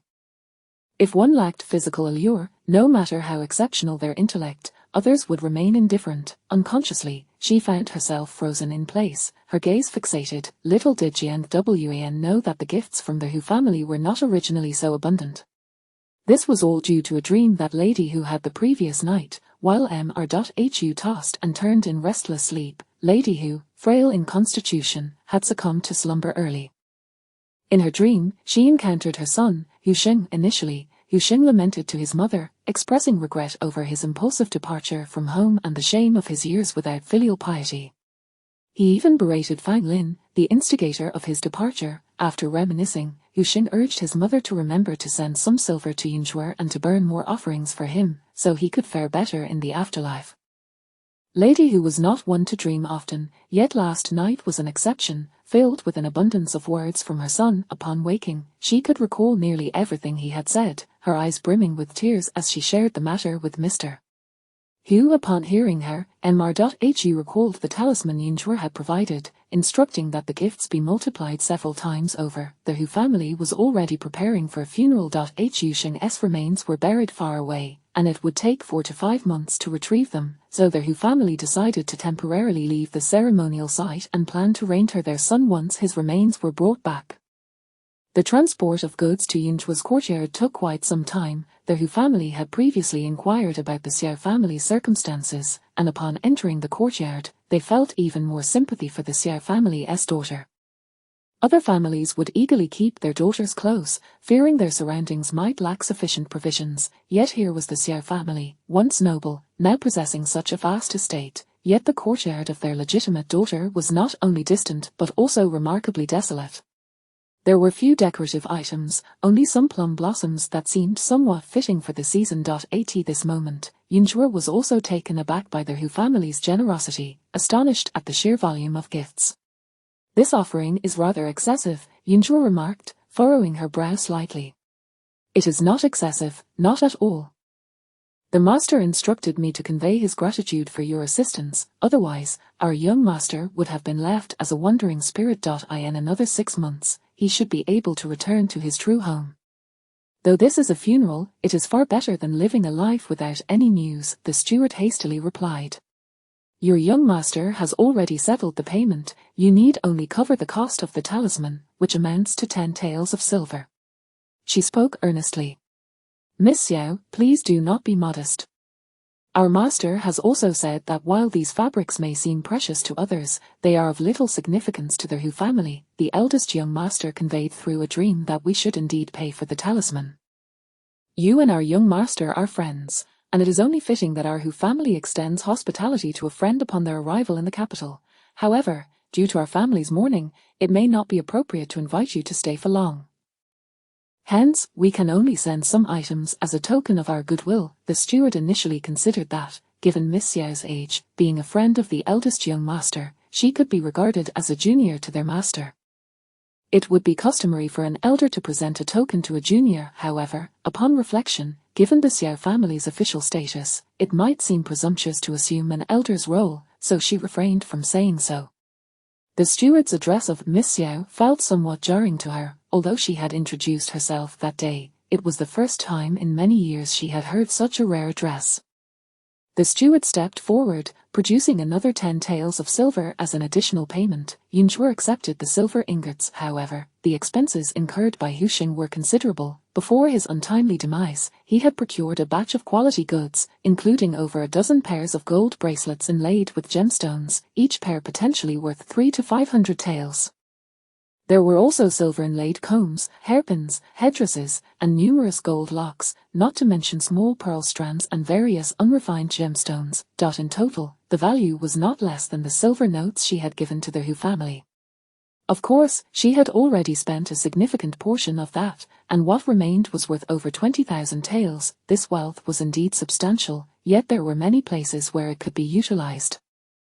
For instance, a considerable portion had been donated, under Husheng's name, to local officials and community leaders for charitable causes such as bridge building and road repairs. Among the spirits she had encountered, there were indeed affluent patrons like Husheng, yet during her soul-parsing endeavors, she inevitably also encountered some daily impoverished individuals, who not only could not afford her services but often required her to subsidize their needs. She understood that in trade, there would inevitably be losses. What she could do was to scrape together a little savings, waiting for the day when her earthly ties had been severed, and she could seek a picturesque place to enjoy her twilight years. At this moment, with the abundance of gifts from the Hu family, she contemplated returning a gesture of appreciation. Not long after, Xiao Yunzhua retrieved a few talismans from her collection in the storeroom. "Please convey these to your master on my behalf," she said, selecting several. These talismans included those for attracting wealth, enhancing luck, averting calamities, securing peace in the home, and ensuring personal safety. Over 10 varieties, all gentle and harmless tokens. If worn regularly, they were sure to bring benefits. The steward promptly accepted them, expressing gratitude before taking her leave. "Miss, with so many garments and fabrics, they should last you over a decade." Once the steward had departed, Dong Kai exclaimed joyfully. Xiao Yunzhua felt a pang of melancholy. While the quantity was considerable, they were, after all, gifts from others, and such rare fabrics were not easily convertible into silver. With such a pile, she could not possibly wear them all, and they would merely sit there. "Let us take a few bolts to grandmother, and the rest can be stored properly," Yunzhua mused.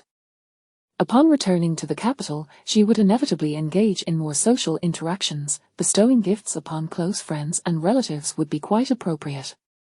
"And what about your mother and cousin?" Dong Kai hesitantly reminded her. "Mother and my cousin would hardly appreciate my gifts." "There is no need to go through the motions," Yunzhua replied bluntly. Dong Kai felt a twinge of concern, After all, her lady was addressing an elder directly. She feared that such overt candor might lead to a reputation for insubordination, making it challenging for her to find a suitable marriage. Miss, should you not consider appeasing your mother? In this courtyard, you may endure some discomfort, but what of the future? Marriage is a matter of parental arrangement. Should your mother take offense, it could ruin your prospects for a lifetime. Dong Kai's voice was low yet earnest, deliberately softened to avoid alarming the delicate miss before her. Chapter 21, Beyond Control. Upon hearing these words, Xiao Yinzhuo was momentarily taken aback. She had never given thought to her lifelong commitments. Years ago, she had emerged from the coffin in Wangupo, confronted by the desolate wilderness, littered with fallen leaves and shrouded in an unquantifiable aura of gloom.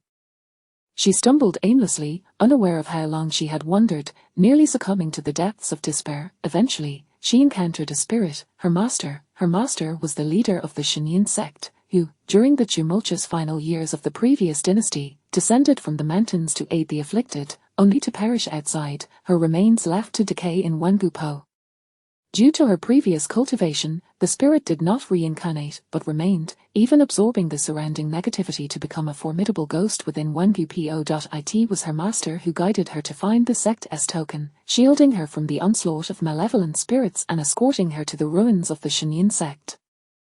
The disciples of the sect had scattered due to the chaos of war, leaving behind only a few households of mountain guardians. With the token in hand, the guardians recognized her as their mistress and attended to her for several years. In turn, she learned her master's formidable skills, and only when she was capable of self-defense did her master relinquish her, allowing her to enter the cycle of reincarnation.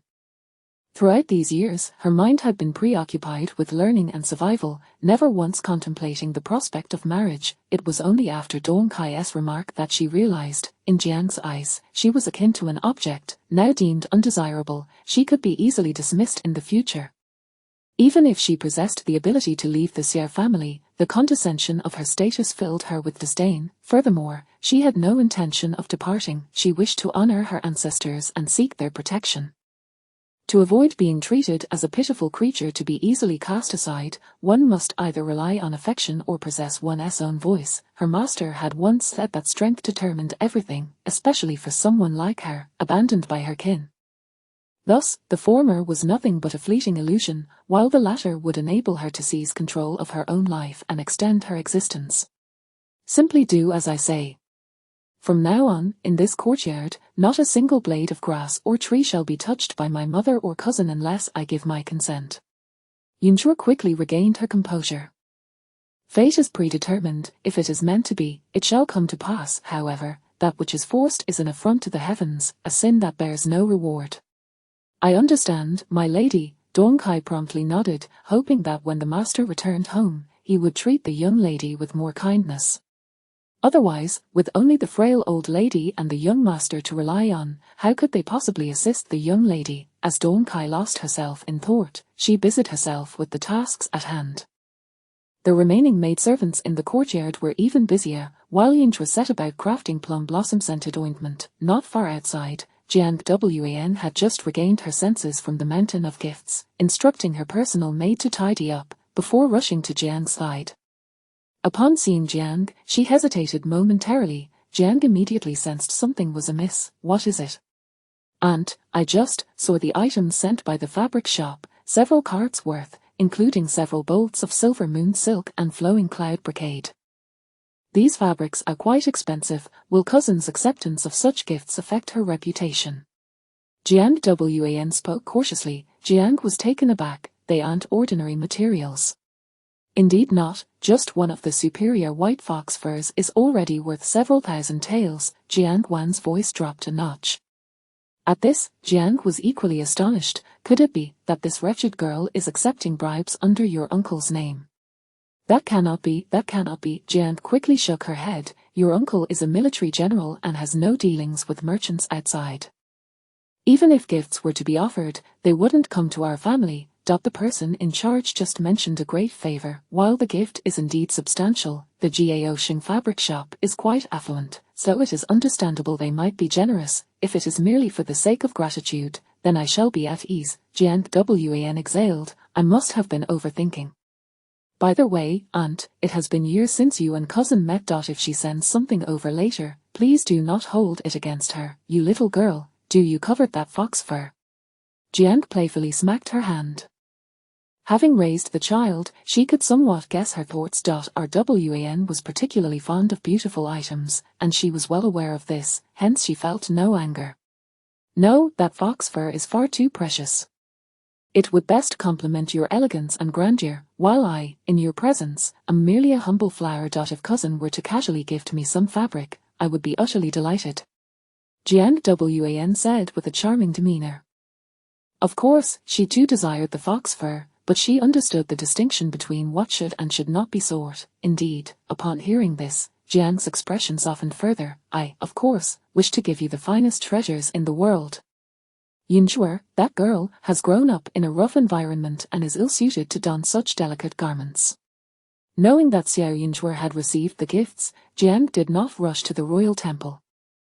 The aunt and niece sat down to converse for a while. However, as time passed and dusk approached, there was still no sign of Xiao Yunzhuer sending anything over, leaving Jiang somewhat restless.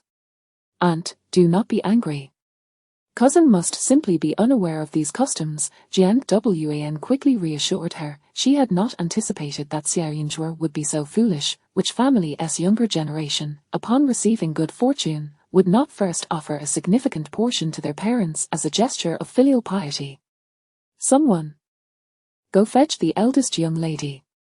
Jiang called out to the outside, suppressing her anger and adding, have the small kitchen prepare some pastries for the eldest young lady. Not understanding the rules is forgivable. As a mother, she would simply need to teach her. The servants hurriedly went to fetch her. However, it was not long before the servants returned, looking dejected, faced with Jiang's inquiries, and the prepared pastries. The servants could only speak the truth. Madam, the eldest young lady, is currently busy making scented ointment, saying she has no time to come, and that you and the young lady would likely not appreciate her offerings, so she refrained from presenting them to avoid embarrassment. How dare she? Jiang fumed, slamming the table, causing her hand to go numb. Her eyes reddened, as if she were about to weep from anger. Who claimed Xiao Yunzhuer was ignorant? She was clearly well aware, merely acting out of defiance. Jiang Wan remained silent, observing Jiang's expression. Send a message to your uncle, stating that this child is beyond my control, utterly disrespectful and defiant towards her elders. If I remain in this household any longer, my health shall not withstand it. From today henceforth, I shall accompany Rwan to the royal temple to pray for the old lady. As for matters at home, let him return to handle them. Jiang, after a prolonged inner struggle, finally gritted her teeth and declared, this unruly daughter must not be permitted to remain. Previously, she had considered the family's reputation, but now she thought it best to spread the word of this wretched girl's infamy as soon as possible. Now that she had just returned home, even if she had gained a bit of notoriety, it was due to her own wild behavior outside, not because of any inadequacies in the Xiao family's upbringing. Chapter 22. Are we preparing for a funeral? As Jiang contemplated the manner in which her own daughter treated her, regret washed over her. Had she known it would unfold this way, she would have preferred not to have given birth at all. Jiang was a woman of pride, and when Xiao Yunzhuer refused to accept the gifts she had offered, she could not bring herself to ask for them back. With the essentials for their departure nearly gathered, she ordered a carriage to be prepared, leading a procession towards the royal city temple.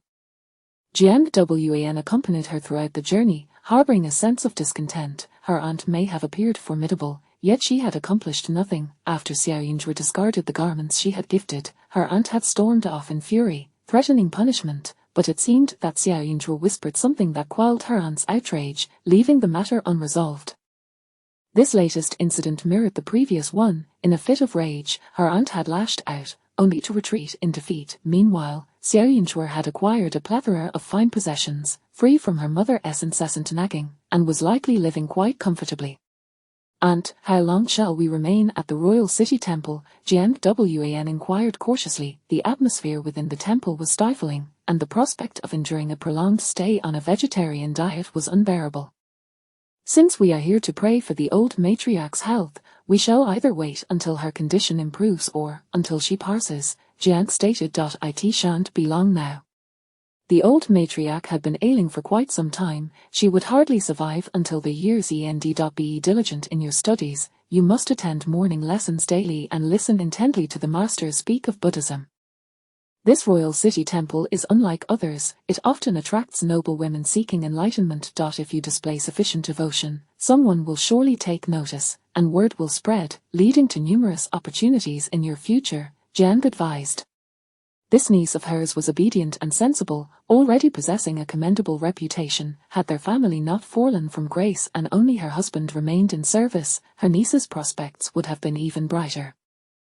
It was worth noting that her father-in-law had been quite indulgent in his youth, keeping several concubines and countless courtesans, yet only the old matriarch had borne him offspring. While many regarded her as virtuous, Jiang had her debts. Had she been truly virtuous, there would have been many siblings to support the lord. Jiang scoffed at the thought, and her heart lightened at the prospect of the old matriarch's impending demise. Although she had left home, the steward managed affairs in her absence, and everything continued as usual. The following day, the steward dispatched a message to the military camp. When Xuanmen had entered the capital's military ranks, he was no longer young and possessed no military achievements of his own.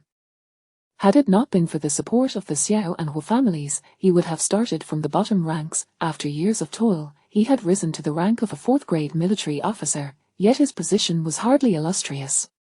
As a descendant of a duke, he should have been closer to the hereditary officials, yet the disgraceful death of his father had led to his ostracism by the hereditary military officials. Those who had risen through their own merit also looked down upon him as a nepotistic upstart, rendering his early days in the military quite awkward. However, after many years, Xuanmen had become accustomed to it. Upon receiving the family letter, Xuanmen's stern expression remained unchanged, yet, as he read further, his brow furrowed in displeasure. A rift between mother and daughter. Jiang had taken Jiang Wan to the royal city temple. If memory served correctly, he had only recently received news of his daughter's safe return home. How could Jiang's attitude shift so drastically in such a short span? He continued reading. The steward had clearly outlined the situation, stating that upon her return, his daughter had immediately discarded the items Jiang had prepared, then left without consulting her elders, carelessly reporting incidents without proper consideration, accepting lavish gifts from the fabric shop, showing utter disregard for her elders, and finally, she intended to perform rituals at home to cure the old matriarch's illness. Performing rituals? Xuanmen's hands trembled as he scrutinized the letter. Confirming he had not misread, though his daughter's time at home had been brief, she had certainly stirred up trouble. The previous incidents had primarily affected her reputation, but this matter concerning the old matriarch, that was his own mother, what sort of rituals was she planning to conduct? Unable to remain seated, Xuanmen stood abruptly, preparing to request leave, yet, he was burdened with numerous responsibilities. Even if he sought leave, he had to delegate his current tasks to others. There was no way he could reach home in time, considering the ritual was set for tomorrow afternoon. This was dire. He feared he would not make it in time. Since entering the military, Xuanmen had been diligent, taking leave only twice, once for the birth of a child and another for the old matriarch's illness 2 months prior. Therefore, when he expressed his desire to return home, his colleagues felt a pang of concern, their faces immediately clouding with sympathy as they began contemplating how to express their condolences to the Xiao family. Others in the military may have looked down on Xuanmen, but through years of camaraderie, he had formed connections with a few colleagues who now regarded him with pity. He was returning home to mourn. Feeling the weight of their gazes, Xuanmen found it difficult to articulate his thoughts. Should he confess that his daughter intended to perform rituals for his mother, fearing she might succumb to despair, thus necessitating his swift return to intercede? That was hardly something he could admit. My daughter, who has been lost to us, has returned home. The child longs for her father, hence I must return to see her. Xuanmen forced himself to say to his superior. His peers were skeptical. Just days prior, he had received a letter from home stating that the Xiao family had recovered their child. At that time, he had no intention of returning immediately. Understood, his superior replied gravely. Ensure you hand over your duties properly, and you may depart tomorrow. If there are any remaining uncertainties, you may inquire upon your return. Return in due time? No, he would come back swiftly. A rare look of helplessness crossed Xuanmen's typically stoic face.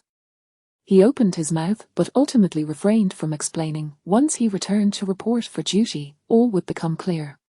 After 3 days of fasting, Yunzhua was prepared. Standing before her were Xiao Wenyu and Xiao Wenyin, both appearing pale and lacking vigor, yet their demeanor had grown notably refined, which brought her some comfort. "Where is the master?" Xiao Wenyin asked with curiosity. "How shall the rituals be conducted?" The courtyard was serene, with even the servants having retreated, yet there were no signs of any high monks or Taoist priests. "I am the master," Yunzhua responded earnestly. "How has grandmother fared these past 3 days?" The two of them always wore expressions of profound sorrow upon seeing her, hence she had refrained from visiting her grandmother, though she was aware of the situation.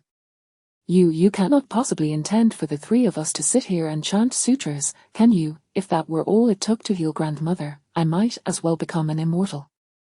Xiao Wenyin exclaimed in astonishment. "No, you lack the qualifications to chant sutras. Even if you did, it would be ineffective. Therefore, I shall perform the rituals alone, while you two stand guard by grandmother's door," Yunzhua asserted with determination. Chapter 23. Are we doomed? Xiao Wenyuan felt that the person standing before him was not some sort of sister, but rather a lunatic. It would be one thing if he himself were mad, but to drag them down with her was entirely unacceptable. Although he was young, he was not foolish. If others were to witness this scene today, he would be the subject of ridicule for all eternity. As Xiao Wenyuan gazed at Yunzhua, his disdain and dislike transformed into a complex expression. After a moment's hesitation, he seemingly asked indifferently, "How have you been living all these years outside? Could it be that you rely on this to sustain yourself?" "Indeed," Yunzhua nodded. Not only could she sustain herself, but she had also amassed a fair amount of silver. Initially, she might have been misunderstood and received a few harsh rebukes, yet her agility and strength had always kept her physically unscathed. Xiao Wenyuan's expression grew somewhat uncomfortable as he let out a soft huff. She was supposed to be a precious daughter of the household, living a life free from worries, yet here she was, ignoring advice. Her mother forbade her from seeking out her grandmother, but she disregarded that, even dismissing her maid to venture out alone, leading to this outcome. Wasn't it justly deserved? So now you realize how arduous life is outside. Xiao Wenyuan scoffed, then positioned himself at the doorway of the old lady's room, arms crossed in a nonchalant manner, completely lacking decorum. "Hey! Second brother, why are you listening to her?" Xiao Wenyuan exclaimed, his voice filled with indignation. Xiao Wenyuan shot him a glance of annoyance. She only understands this. Will she cease until her objectives are met? "Do you wish to fast in this courtyard for eternity? Hurry up and get it over with. I still have friends to meet." Xiao Wenyuan paused for a moment, contemplating, and he had to admit it made sense. His elder sister was indeed a meddlesome one, who knew what devious thoughts might arise if she failed to achieve her goal. The two stood firm, and Xiao Wenyuan promptly closed his eyes, feigning sleep. His delicate features appeared even paler under the sunlight, his frail frame seemingly unable to support the garments he wore. Yunzhua, ignoring him, set about her serious business. The incense was lit.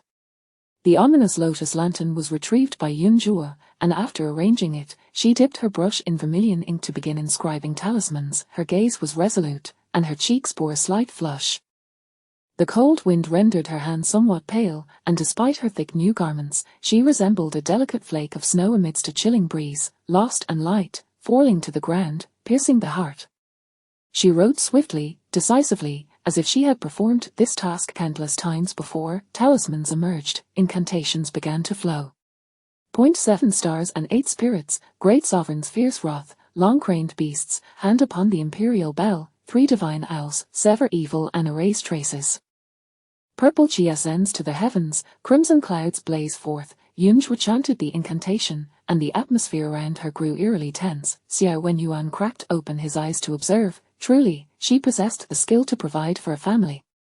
The very spectacle was enough to intimidate, especially with the flames of the talismans dispersing, as if they could cleanse all filth. Surely, there can't be anything truly sinister, right, second brother? I can't shake the feeling that this place feels odd. Don't you feel a chill? Xiao Wenyuan shivered slightly. In such cold weather, standing here in the wind, it would be strange not to feel cold, Xiao Wenyuan muttered. True, Xiao Wenyuan nodded. He sensed that the atmosphere within the courtyard had shifted, becoming darker than before. Grandmother has coughed up black blood. Suddenly, Granny Hui rushed out from the room. Xiao Wenyuan and Xiao Wenyuan turned their heads in unison. What a coincidence, coughing up black blood. Could it mean she is nearing death? Xiao Wenyuan furrowed his brow and glanced at Yunzhuo. If anything were to happen to the old lady now, it could only be said that his sister was truly unfortunate. Her reputation would be dragged through the mud.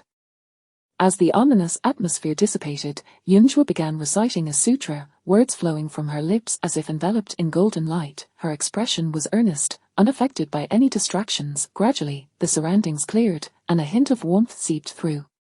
After a moment, Yunzhuo stood, stepping into the old lady's room, where she placed the pre-prepared incense into the burner and ignited it. Soon, the smoke began to waft. You said you would only perform the ritual. This cannot be used. Xiao Wenyuan could hardly bear to watch any longer. It was one thing for her to spout nonsense and recite spells in the courtyard, but if she lit something in the old lady's room, and the physician caught wind of it, she would undoubtedly be suspected of poisoning her grandmother. Her life would be forfeit. This is for dispelling evil and curing ailments. It only needs to burn for a while, and it can withstand scrutiny, Yunzhuo asserted. The incense contained legitimate medicinal materials: ghost arrows, ghost wisteria, earth dragon, poria, white poria, frankincense, realgar, and mugwort, each possessing the properties of clearing heat and detoxifying, calming the mind, and soothing the spirit. I said it can't be. Xiao Wenyuan immediately moved to remove the items. However, before he could touch the incense burner, a shadow loomed from outside the door. The imposing figure made Xiao Wenyuan's heart race. Turning to look, he was taken aback to find their father had arrived. His expression shifted. He withdrew his hand, glanced at Yunzhuo, and lowered his head. Father, you have returned. Xiao Wenyuan also became obedient, standing stock still, his gaze avoiding any indiscretion. Yunzhuo followed their line of sight and beheld a robust and towering figure. Her father. The image from her memories had grown hazy, but upon witnessing him with her own eyes, she could slowly reconcile the past visage. Her father was strikingly handsome, but the beard on his face added a rugged quality, his stern countenance giving him an intimidating air that discouraged approach. She vaguely recalled that in her childhood, he had been quite jovial. How had he transformed into such a fearsome presence? Voila! Xiao Zhengguan furrowed his brows, tentatively calling out, his tense expression softening slightly, before inquiring, what are you all doing? Xiao Wenyuan glanced at the incense burner, hesitated, and finally said, we were just about to move the incense burner outside, fearing it might disturb grandmother. The scent does not resemble what your grandmother used in the past, as Xiao Zhengguan replied sternly. Xiao Wenyuan's face turned pale. He could not comprehend why second brother would not speak the truth. The items in the incense burner were clearly concocted by their elder sister. She had made the mistake, so why should he bear the consequences? Xiao Zhengguan was not an indifferent father, although he returned home infrequently. Each visit involved checking on their studies, devoting his energy to his three sons. They were all relatively bright, often able to manage, but there were times when they fell short of expectations, and at such times, they would face punishment. Xiao Wenyuan recalled that their father had not been like this before he went to the military. Back then, he had been more approachable, strict yet kind, but after taking on military duties, he had gradually changed. Each encounter seemed more solemn than the last, his smiles fading, his brows perpetually furrowed, instilling fear in those around him. This is medicinal incense. Yunzhuo had encountered many people and could read her father's expression. He was about to unleash his wrath. It was quite intimidating. Chapter 24, Outlast them. Could it be that the Xiao family is no longer a place she can endure? Her biological mother was already quite distressing with her demeanor, and if another person were to join in, would it not lead to a cascade of troubles in the future, as the couple collectively sought to trouble her? Yet, the residence of the Xiao family was undeniably comfortable. Yunzhuo contemplated. Since her grandmother and elder brother had invited her back, it was certain that she would not find herself fleeing in disgrace. If her biological father also held disdain for her, then, outlast them. Yunzhuo's heart was a tumult of emotions. Despite being bound by blood ties, she harbored no hopes. Xiao Zhengguan gazed at his frail daughter, his pent-up anger difficult to express, and merely stated bluntly, I have heard that you intend to perform a ritual. Your grandmother's health is fragile. You must not act recklessly.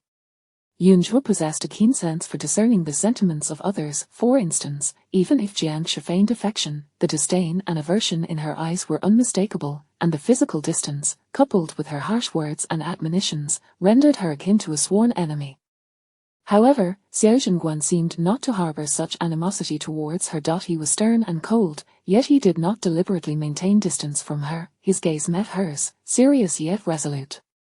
You are late. I have already completed the ritual. Yunzhu did not lie. Second brother and younger brother participated as well, helping me keep watch. None were to escape. Xiao Wenyang instantly lifted his head to stare at her, the flicker of indignation in his eyes barely concealed, appearing as irate as a little toad. Xiao Wenyue's expression also fell. What are you two doing? Zhuer is new here and has lost her bearings. Do you not understand anything? In the past, you two were never dutiful to the old lady, yet these past few days, you have been industrious, though with ill intentions. Xiao Zhenguan's words were laced with coldness, his eyes stifling fury. Go to the ancestral hall and kneel. Xiao Wenyue's frail frame appeared even more diminished. Xiao Wenyang, too frightened to retort, felt his disdain for Yunzhu deepen. Each time their father returned home, which typically lasted more than 3 days, they would often find themselves kneeling for 3 days straight. Their mother was particularly fond of the second brother. When he was punished to kneel in previous years, she would weep and wail, and since their father could not contend with her, he would reluctantly relent. Yet as the occurrences mounted, he grew weary, and no amount of persuasion would suffice. In an effort to spare the second brother from punishment, their mother employed various schemes, even going so far as to feign illness for him. Many times, his constitution was not inherently weak, but after several outbursts from their father, there was one instance in which he was tossed into the pond and left to soak for an entire night. Their father's exact words were, "If you wish to feign illness so dearly, why not just die from it, and be reborn sooner, sparing your parents the worry." Since that incident, the second brother's health had deteriorated further. Yet, it was also after that time that their mother dared not allow him or the second brother to feign illness any longer. Even if genuine illness struck, they refrained from complaining in front of their father. He was, after all, such an unfeeling man, the most terrifying and indifferent person in the world. The ancestral hall, I wish to go as well. Yunzhu's eyes brightened. I have been home for several days and have yet to visit. Surely, my grandmother's health has improved. I shall return to see her when she wishes for me. With that, Yunzhu stepped towards the door. The ancestral hall was a sacred place, and Jiangshi would certainly not permit her entry. However, she yearned to glimpse the ancestral tablets and the imperial plaque bestowed by the founding emperor, to dispel the malevolent energy surrounding her. Stop right there. Xiao Zhenguan was momentarily taken aback by her words. I have not punished you, so there is no need for you to go. We have not seen each other in many years. Stay with me to watch over the old lady until the doctor has finished his examination. Yunzhu furrowed her brow. What more was there to discuss? What could she say to these so-called relatives? She understood that her grandmother cared for her, that her elder brother also held affection for her, and perhaps even her biological father harbored some concern, yet she felt that maintaining a simple relationship of care was sufficient. Living under the same roof, exchanging greetings occasionally sufficed. The closer one was, the more one could feel the stench. Very well then, I shall wait a while before going. Yunzhu cast an envious glance at Xiao Wenyu and Xiao Wenyang.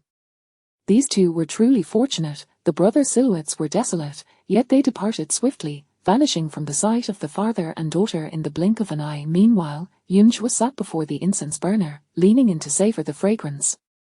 Xiao Zhenguan anxiously awaited news from the doctor. When the old lady had coughed up blood, Mama Hui had rushed to summon the physician, who was now busy within the house, and after Xiao Zhenguan's arrival, he dared not intrude, fearful of disturbing the doctor's treatment.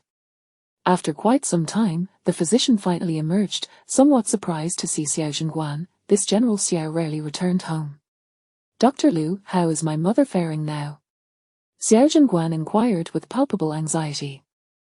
He had arrived late and was unaware of what his daughter and those two scoundrels had done to the old lady. Previously, whenever he met Dr. Liu, he would appear anxious and distressed, yet today his demeanor was markedly different, leaving him puzzled. Strange indeed. Remarkable, after the old lady expelled a mouthful of stagnant blood, her breathing has become much more even than before. Just a few days ago, her pulse was weak, like a withered lamp, yet today, there is a sign of vitality. She is no longer in critical condition. The doctor exclaimed, then suddenly caught a whiff of the incense. Leaning closer to inhale, he added, "This medicinal fragrance has a soothing effect. If burned for an hour daily, it is beneficial, but do not let it be too close, lest it become overwhelming for the old lady." Does this mean that my mother's condition has improved? That there are no significant issues? Xiao Zhenguan promptly sought confirmation. I have heard that there has been good news in the household these past few days. Not only has the eldest daughter returned, but the two young masters are also often by the old lady's side, providing care. This is indeed a good omen. Elderly folk delight in the company of their offspring and grandchildren, finding joy in the presence of their descendants, which naturally eases their spirits, fostering a greater will to live.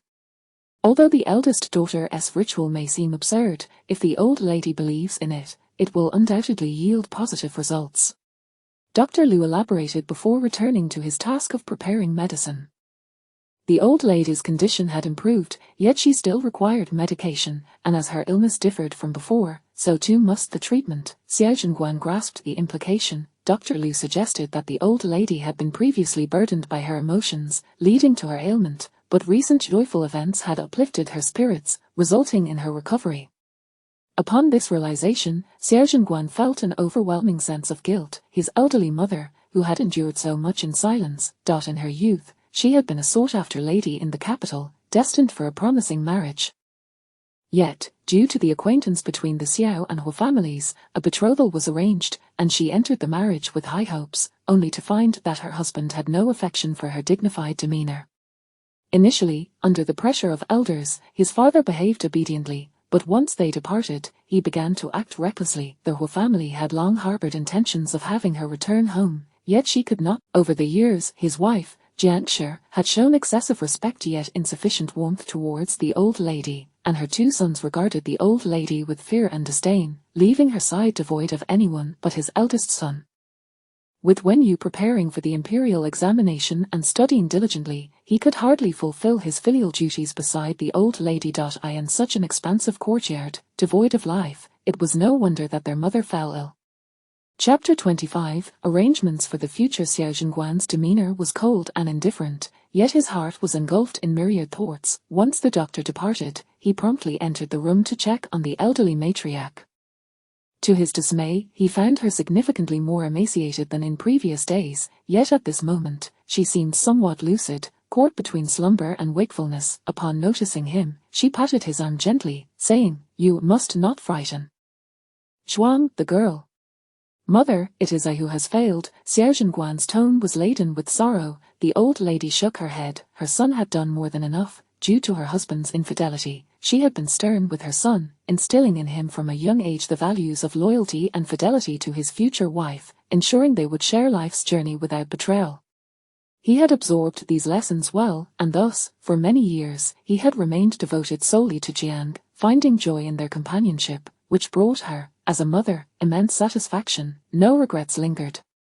Furthermore, her son, burdened with the responsibilities of the family, was tirelessly diligent, never daring to slacken his efforts. He was but a man, not a deity, and could not divide himself to attend to both career and home. Alas, it was her failing health that burdened him with worry. "Where is Zhuang, the girl?" the matriarch inquired, unable to see her. "That silly girl is outside, playing by the incense burner. I shall summon her at once." Xiao Zhenguan hastily replied. No need, let her play. I saw her a couple of days ago, and she fell asleep after just a few words. Please fetch the jade pendant your grandfather gifted me from my trunk, and pass it on to her. After I depart, let the others divide my belongings among themselves. You may handle the arrangements." The old lady's expression was kind. With her son home, it seemed she had resigned herself to her fate. "Mother, please do not speak such morbid words. The doctor just mentioned you are on the mend." Xiao Zhenguan was taken aback, realizing that his presence might have led his mother to misunderstand the gravity of the situation, and he hastily clarified. The elderly woman sighed. I am fully aware of my condition. Xiao Zhenguan's heart raced. What do you know? The doctor just stated that you are improving. Truly, you are, he asserted with utmost seriousness. You need not fret over me. Death is an inevitable part of life. Being able to see Xuan return safely fills my heart with contentment, she continued, her voice drifting. In the past, your grandparents expressed regret before their passing for allowing me to marry your father, a man like him. For years, I harbored resentment, but now that I have grown old, I have come to terms with it. Having you children and grandchildren makes all the suffering worthwhile. Xiao Zhenguan truly did not wish to hear his mother's last wishes. It had been a long time since she had spoken so much, and he expected her to tire after a few sentences, yet, once she began, she only seemed to grow more verbose. After detailing her possessions, she requested that her burial be separate from that of her scoundrel husband and insisted on a higher grave, desiring a view beyond the confines she had endured throughout her life. She then mentioned Xiao Wenyu, lamenting that her death was ill-timed, as the new year was fast approaching, and with it, the spring examination. Missing this opportunity would mean her grandson would wait another 3 years, a true pity. After a lengthy discourse, Xiao Zhenguan initially felt anxious, but then he composed himself and tended to his mother, ensuring she took her medicine and porridge. Xiao Yunzhu waited outside, feeling no boredom. After inhaling the medicinal aroma, she pulled out a small booklet from her bosom and sat at the door, engrossed in her reading. This booklet contained the secrets of the Xuanmen sect. When away from home, she would carry 2 volumes with her, diligently studying them. Unfortunately, the journey back to the capital was long, and she would have to wait several months for the next volume to arrive. She intended to savor this one, reading it slowly. After a substantial interval, Xiao Zhenguan emerged, his expression somewhat complex. The elderly lady was still awake. After consuming her porridge, she even seemed to gain strength, requesting Mama Hui to fetch paper and ink, intending to personally write a letter to the Hu family, hoping to have someone from their side see her off. The old lady was convinced that she was merely experiencing a fleeting moment of vitality, believing she would not see another dawn, hence her arrangements. Mama Hui, adhering to her wishes, began drafting the letter, yet refrained from sending it, fearing a misinterpretation could lead the younger generation from the Hu family to arrive in mourning before her passing. By morning, should the elderly matriarch find herself in better health, she would surely cease her end-of-life preparations. Xiao Zhenguan glanced at the item in Xiao Yunzhu's hands, realizing he could not comprehend the characters on the booklet. What does it say? He asked, curiosity piqued, eager to understand this daughter, whom he had been estranged from for so long. This is the secret text of my sect, she replied, carefully tucking it back into her bosom. Her slender frame, though filled with many items, appeared far from cumbersome. Xiao Zhenguan, for once, did not maintain his usual stern demeanor, managing a stiff smile. You have a sect, what position do you hold within it, and how many members does it comprise? He did not take her words seriously. His daughter, now 16 or 17, had spent years wondering. Surely, mere survival had been a challenge, and her experiences might have led her to romanticize the notion of power and prowess in the world beyond. I am the sect leader, Xiao Yunzhu stated promptly, though a hint of shyness crept into her voice. However, currently, aside from the guardian of the mountain, there are no disciples. What does the guardian do? Xiao Zhenguan continued to indulge his daughter's fanciful narrative. They protect our sect from outsiders and safeguard the hidden texts.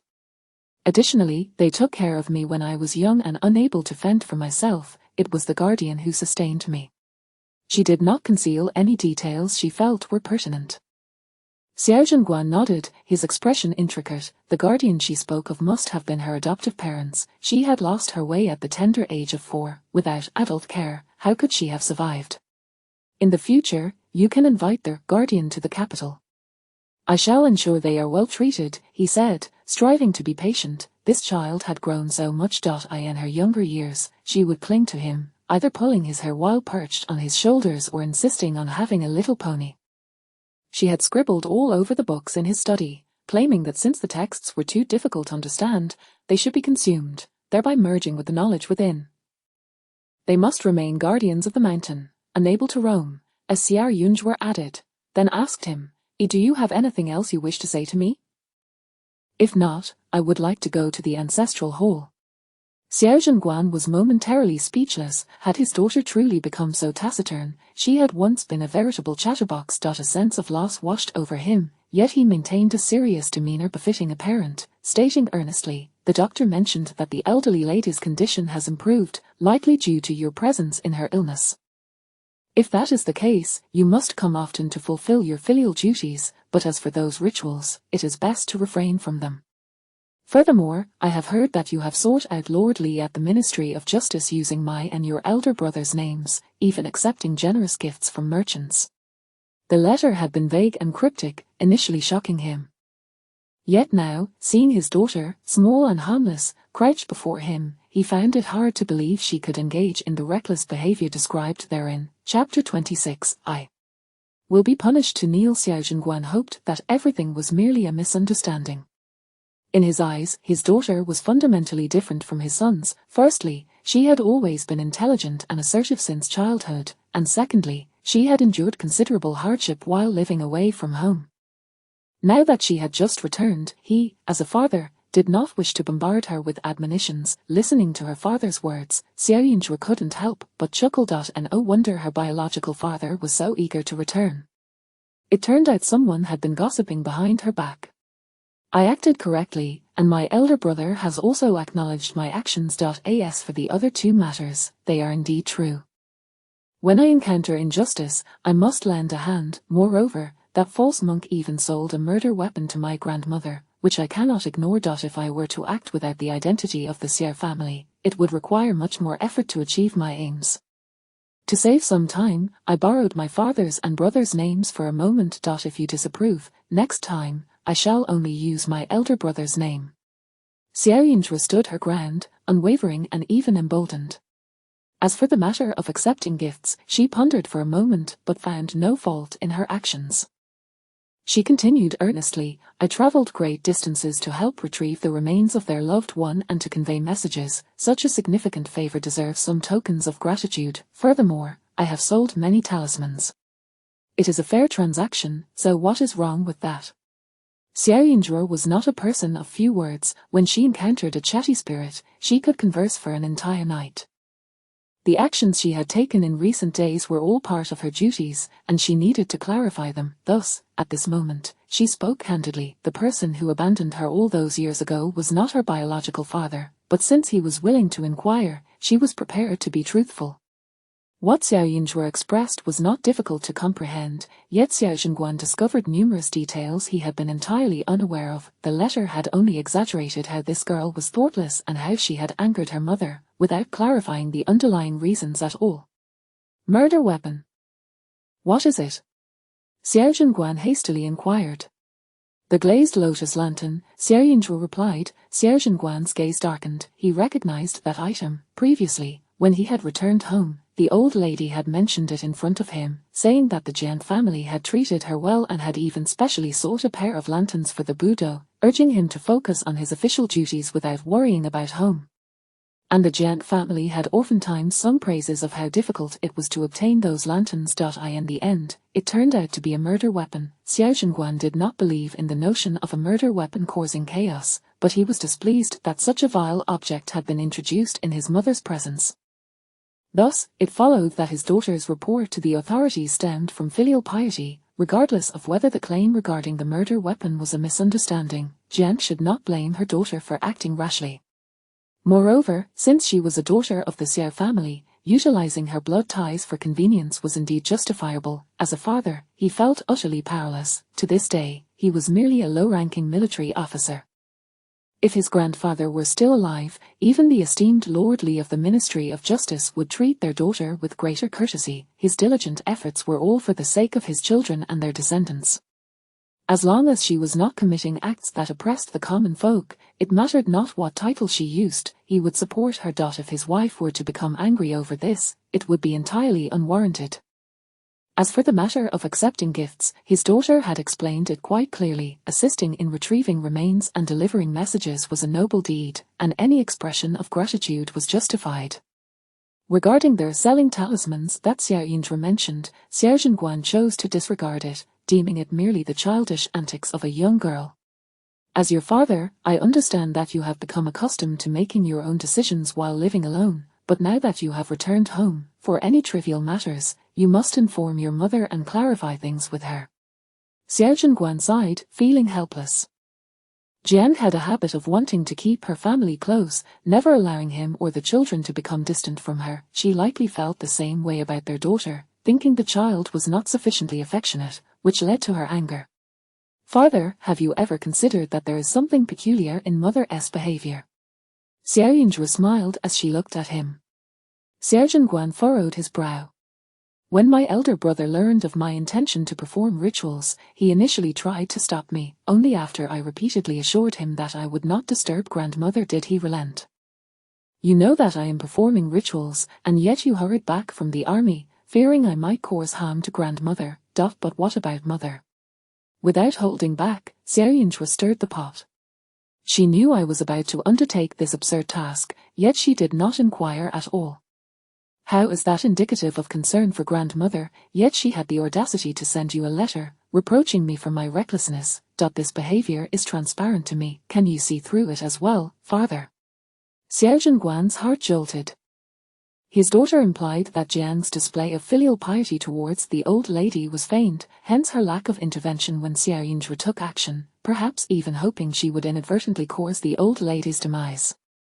And Jiang's disdain for her daughter was genuine, which is why she was so eager to send letters of condemnation. I have spoken plainly. I trust you can grasp the essence of my words. If you do, then do not expect me to be a dutiful daughter. If every matter requires me to clarify with her, I fear my tongue will wear out from the effort. Xiao Yunzhi scoffed coldly.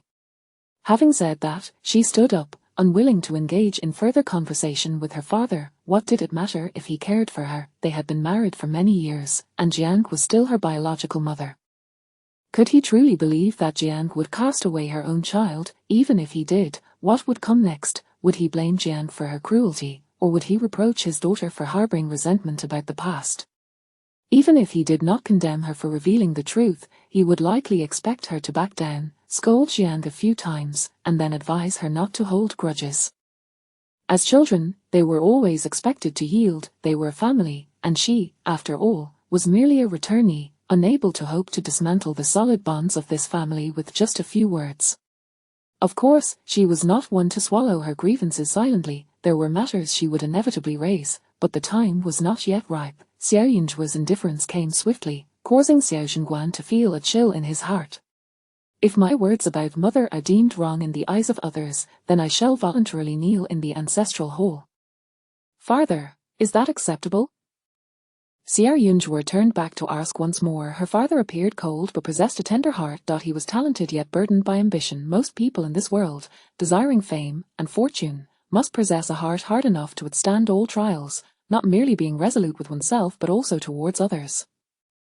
Her father was overly sentimental, constrained by his responsibilities to his wife and children in the capital, making it impossible for him to envision a bright future. If he could not take a bold risk in this lifetime, then the hope of restoring the glory of their ancestors would remain but a daydream. This time, Xiao Zhenguan did not stop her. You appear quite frail. Do not kneel for too long. Before the hour of Shu, return with those two and join me for dinner. Xiao Yunzhi did not refuse and left happily. Yet, as he watched her carefree figure, Xiao Zhenguan felt an immense weight in his heart. His daughter spoke strangely at times, but there was no doubt she was intelligent, and her assessment of Jiang was not entirely unfounded. He recalled that before he even held an official position, Jiang often exhibited quiet sorrow. The nurse by her side had informed him that it was due to the old lady's oppression, claiming that the old lady forbade Jiang from seeing Yue and criticized her for her lack of talent. Jiang did not wish to worry him, so she refrained from speaking much in his presence. It was a fact that Yu was raised by the old lady, and he felt a twinge of guilt towards his wife, which was why he tended to comfort her during that time.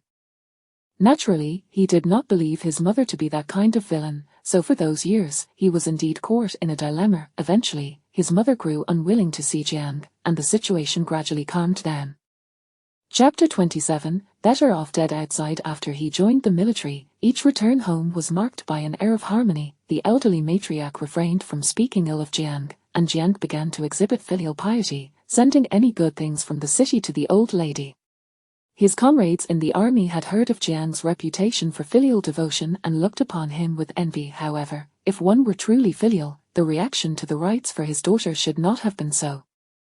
Xiao Zhenguan initially planned to return the following afternoon, but now, with doubts clouding his mind, he reconsidered and decided to stay a few more days, waiting until the old lady felt a bit better before probing further. Before long, Xiao Yunzhu arrived at the ancestral hall. There, two figures knelt in perfect posture. It was undeniable that their father's authority was formidable. Upon hearing footsteps, the two immediately straightened their backs, their previous nonchalant demeanor vanishing in an instant. Xiao Yunzhu scrutinized the scene. After a moment of silence, Xiao Wenyun, not hearing their father's voice, mustered the courage to glance back quickly, only to be met with the sight of Xiao Yunzhu, which infuriated him. "You traitor! What are you looking at?" Surely, she was reveling in their misfortune. Her malice was evident. Xiao Yunzhu tilted her head, giving a thumbs up. "I was marveling at your incongruity. It's truly impressive. I must learn from it." Her master had taught her that one should never underestimate anyone, even a child, for they might possess remarkable talents. Observing the two of them today, she realized her master was indeed correct. This was a survival skill honed over many years by the two brothers, and now that she had witnessed it firsthand, she was determined to learn from them, for having more skills meant more chances of survival. Xiao Wenyun understood the bitterness of unbridled dislike. He had never loathed anyone as much as he did at this moment. "We are being punished because of you. It's bad enough that you feel no shame, but to come here and gloat, how can there be such a venomous and detestable girl in this world? You must be a reincarnation of a viper." Xiao Yunzhu retorted, maintaining her composure. "You are mistaken. Your punishment is not my doing, and I harbor no glee. Moreover, I am not a reincarnation of a viper. You, a mere child, are unable to discern your own nature, so how can you fathom the cycles of others? Do not boast foolishly." Xiao Wenyun's eyes brimmed with indignation. "Second brother. Look at her, so shameless." Xiao Wenyu was equally taken aback, having never encountered such a brazen individual. With just a few words, she had ignited his fury, yet her demeanor remained sincerely devout. "If you hadn't he insisted on performing the rites and told father that we were involved, would he have punished us?" Xiao Wenyu remarked, his mind still somewhat clear. Yet, Xiao Yunzhu was even more astute. "Second brother, after all these years, it seems you have grown considerably dim-witted." Xiao Yunzhu expressed her disdain with utmost seriousness. "How could a girl, so disregarded by her mother, you must realize that it was mother who instructed you to attend to the sick at Juwei Hall, to utilize the old lady to build your reputation, and yet you, in your confusion, willingly stood guard at my beck and call. Ultimately, your lack of discernment is your own folly, not mine. Having navigated through life for so long, could she not evade responsibility?" Xiao Wenyu paused, suddenly stricken with a sense of rigidity. Fasting, reciting scriptures, attending to the sick, these were the duties expected of descendants when an elder fell gravely ill, which is precisely why their mother sent them. It was indeed for the sake of reputation. They subconsciously believed that since they followed Xiao Yunzhu's words to go to Juwei Hall, they were obliged to heed her call to perform the rites. But the reality was, as long as they arrived at Juwei Hall, there was no need to do anything else. Mother had never instructed them to do so. They had been duped. Everything is a result of your own choices, the consequences are yours to bear, and you deserve what you receive. Xiao Yunzhu felt a wave of satisfaction wash over her. She adored this place. The plaque bestowed by the founding emperor filled her with comfort, while her great-grandfather's accomplishments and aura kept the malevolent spirits at bay. Here, she could lie in peace for a lifetime. Xiao Wenyu truly did not expect to be outmaneuvered by his younger sister. "You accuse us of being incongruous, yet what of you? Are you not also secretly scheming?" Xiao Wenyu scoffed lightly, reminiscent of their childhood, when she harbored many little schemes for their grandmother and elder brother. "I am forthright. Look, I am kneeling in the ancestral hall as well." Xiao Yunzhu grinned, feeling no guilt. Everything she said and did came from the heart, and it was all the truth regarding their father and brothers. Xiao Wenyu felt a lump in his throat, his face paling as he realized it was now his turn to be angry. The two brothers stood on either side, the atmosphere becoming exceedingly tense. Especially Xiao Wenyun, who seemed to wish to use his menacing demeanor to keep Xiao Yunzhuo at bay. His eyes frequently darted towards her, making faces and muttering insults under his breath. One's appearance reflects one's heart. Xiao Yunzhuo admonished him, "Your disdain for me only tarnishes your own spirit. Over time, it will diminish your fortune. I won't heed your nonsense." Xiao Wenyun felt as though a thick wall separated him from this elder sister. Her words were not fit for any reasonable person to hear. He was truly incensed. "Even if you wish to listen, I cannot say more." Xiao Yunzhuo maintained her upright demeanor, calm and serene, as if no anger could penetrate her. Xiao Wenyun resembled a yelping puppy, indignant. "If you so despise us, why return? When you were gone, my mother wouldn't have been so furious at the royal city temple, and sister our Huan wouldn't have been secretly troubled. If not for you, father wouldn't have punished us." Xiao Yunzhuo, how can you be so lacking in self-awareness? Someone like you is better off dead outside.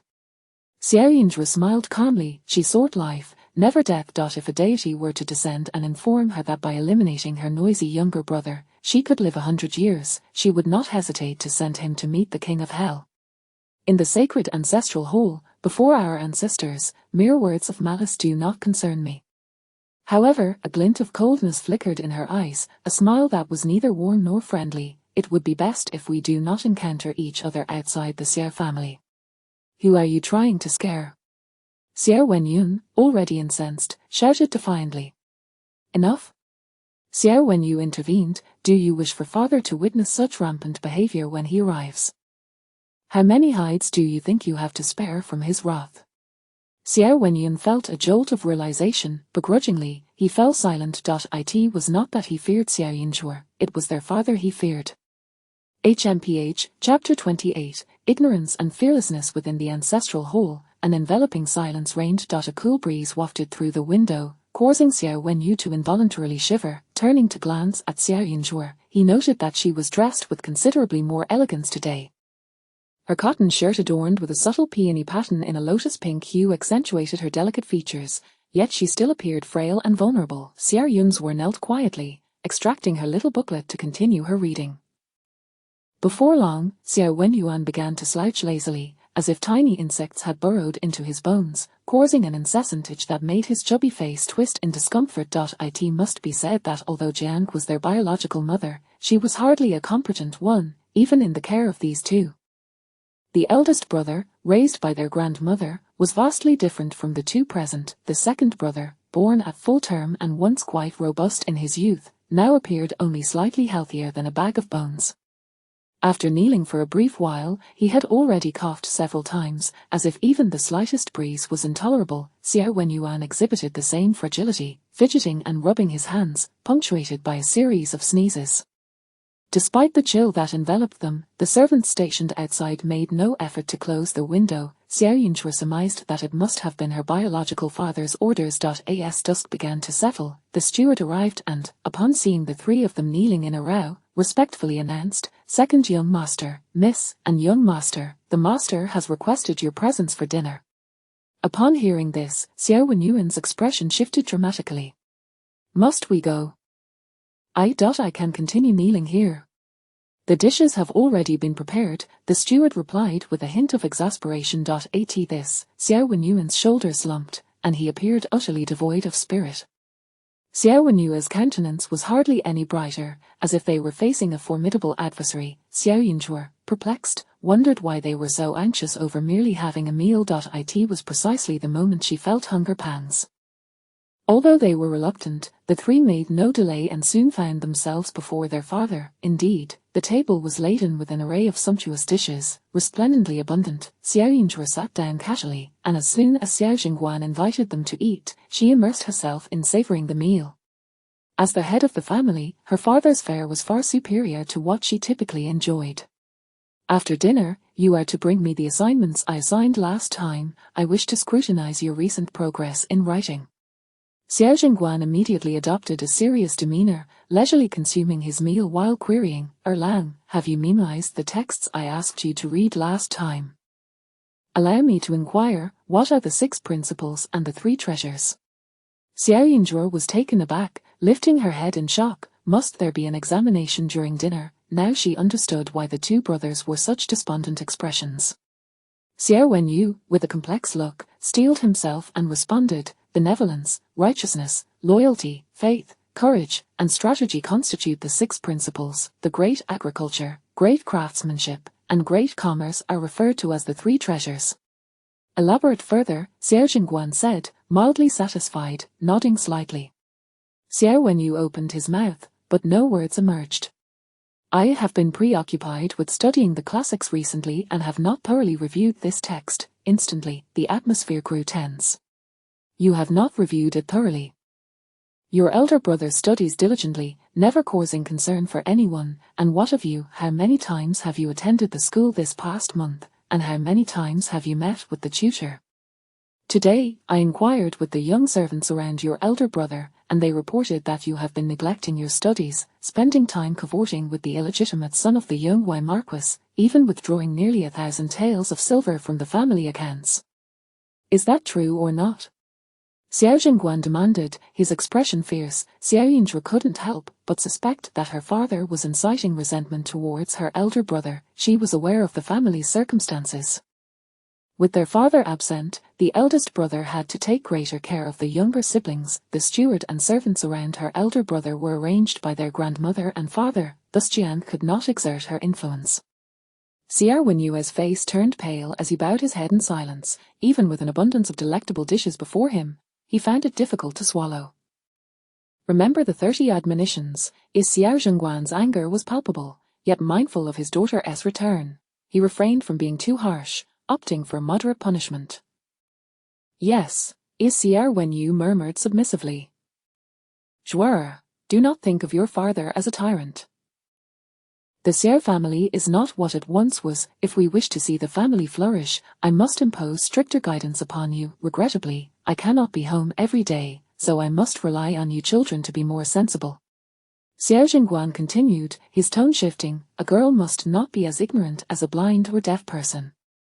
You learned a few characters in your youth and can now hold a booklet to read. It stands to reason that studying should not be a challenge for you. Therefore, you too must not become lax. Do you understand? One should not speak while eating or sleep while talking. Should I pause my meal to wait for you to finish speaking? Xiao Yinzhuo found his incessant chatter rather tiresome. Xiao Jingguan was momentarily taken aback. Xiao Wenyu and Xiao Wenyuan gazed at her in astonishment. Indeed, she was a newcomer, unburdened by fear. Their father had always regarded time as precious. Thus, during previous visits, even on festive occasions, he could suddenly present them with questions. I have no objections to you reprimanding them, father, but I cannot endure such treatment myself, as Xiao Yunzhuo stated earnestly. My constitution is frail, and I must prioritize my health. If you scold me, I will feel unhappy, my energy will stagnate, and my spirit will be harmed, which will certainly shorten my life. The 3 were momentarily stunned. Xiao Jingguan had not anticipated his daughter to be so forthright, leaving him with no semblance of dignity. Yet, her words were not without merit. For many years, the 2 brothers had endured in silence, never daring to speak the truth in his presence. Instead, they would concoct schemes to deceive him, providing excuses that only served to heighten his ire. He was not a man who could not bear to hear the truth. After a moment of calm, Xiao Jingguan replied, then after dinner. I shall question you, that will not suffice. I have expended considerable energy today in performing rites and require rest to recuperate. I intend to retire early tonight, for I must venture out tomorrow and cannot adhere to your wishes, Xiao Yinzhuo stated. Xiao Jingguan furrowed his brow slightly. What business do you have to attend to? As a young lady, it is unseemly for you to be running about all day. Father's words are quite peculiar. Just a moment ago, you claimed that girls are no different from boys, and yet in the blink of an eye, you wish to bind me with chains. I am not a caged bird. These long legs of mine are meant for traversing the world, Xiao Yinzhuo retorted, clearly perturbed by the notion she could forego lavish meals, but absolutely could not remain confined indoors. The heavy aura surrounding her necessitated frequent excursions. Merely hiding within the Xiao household would only provide temporary refuge, failing to resolve the deeper issues. Moreover, the Xiao family was now in a state of decline compared to the past. The residual prestige of their ancestors might not last many more years, and she needed to prepare accordingly. I do this for your safety, you may inquire with your second brother. Not long ago, there was an incident where thieves nearly abducted the legitimate son of the Yonghui Marquis. That child always ventured out accompanied by a retinue of servants, yet he almost lost his life. Were it not for a fortunate encounter with the third prince, he might have been in grave danger. Xiao Jingguan immediately cited an example. Furthermore, I hear that the child has been ill since that fright. You have only just returned. If anything were to happen to you, how could your grandmother and mother bear it? Though he was stationed in the military, his colleagues often discussed pressing matters from the outside world. His daughter was beautiful, how could she not attract unsavory individuals? Xiao Wenyu recalled their mother's attitude toward their younger sister and felt that their father's words must have struck a chord with her. Yet, Xiao Yunzhe suddenly brightened, turning to him. Second brother, did that young master fall ill from fright? What were the symptoms? Chapter 29, waiting for a rabbit by the stump. Xiao Wenyu was somewhat reluctant to engage with her, yet with his father present, he had to feign a semblance of decorum. Indeed, after being kidnapped, he was confined in a dark cellar for 2 days, and upon his release, he seemed somewhat deranged. Xiao Wenyu spoke candidly, casting a glance at Xiao Yunzhe before adding, I heard from Pingzhong that these past few days, his brother has been shouting at everyone he encounters, and at times, he even lunges at others. It is quite troubling. He knew far more about this matter than others did. Xiao Yunzhe immediately committed this to memory. Xiao Jingguan did not ponder much, merely attributing her curiosity to youthful exuberance, and insisted, it is not that you may not go out.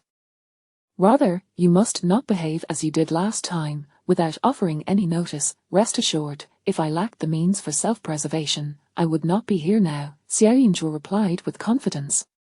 Upon hearing this, Xiao Jingguan's brow furrowed even more tightly. This child was indeed difficult to manage. His daughter, delicate and fragile, could not be treated with the same roughness as a son, yet she was unyielding to persuasion, making matters quite challenging. He wished to say more, but Xiao Yunzhe became absorbed in her meal, and recalling her earlier remark about not speaking while eating, Xiao Jingguan found his words abruptly silenced. Having only raised a daughter for 4 years, he remained somewhat perplexed by the thoughts of young ladies.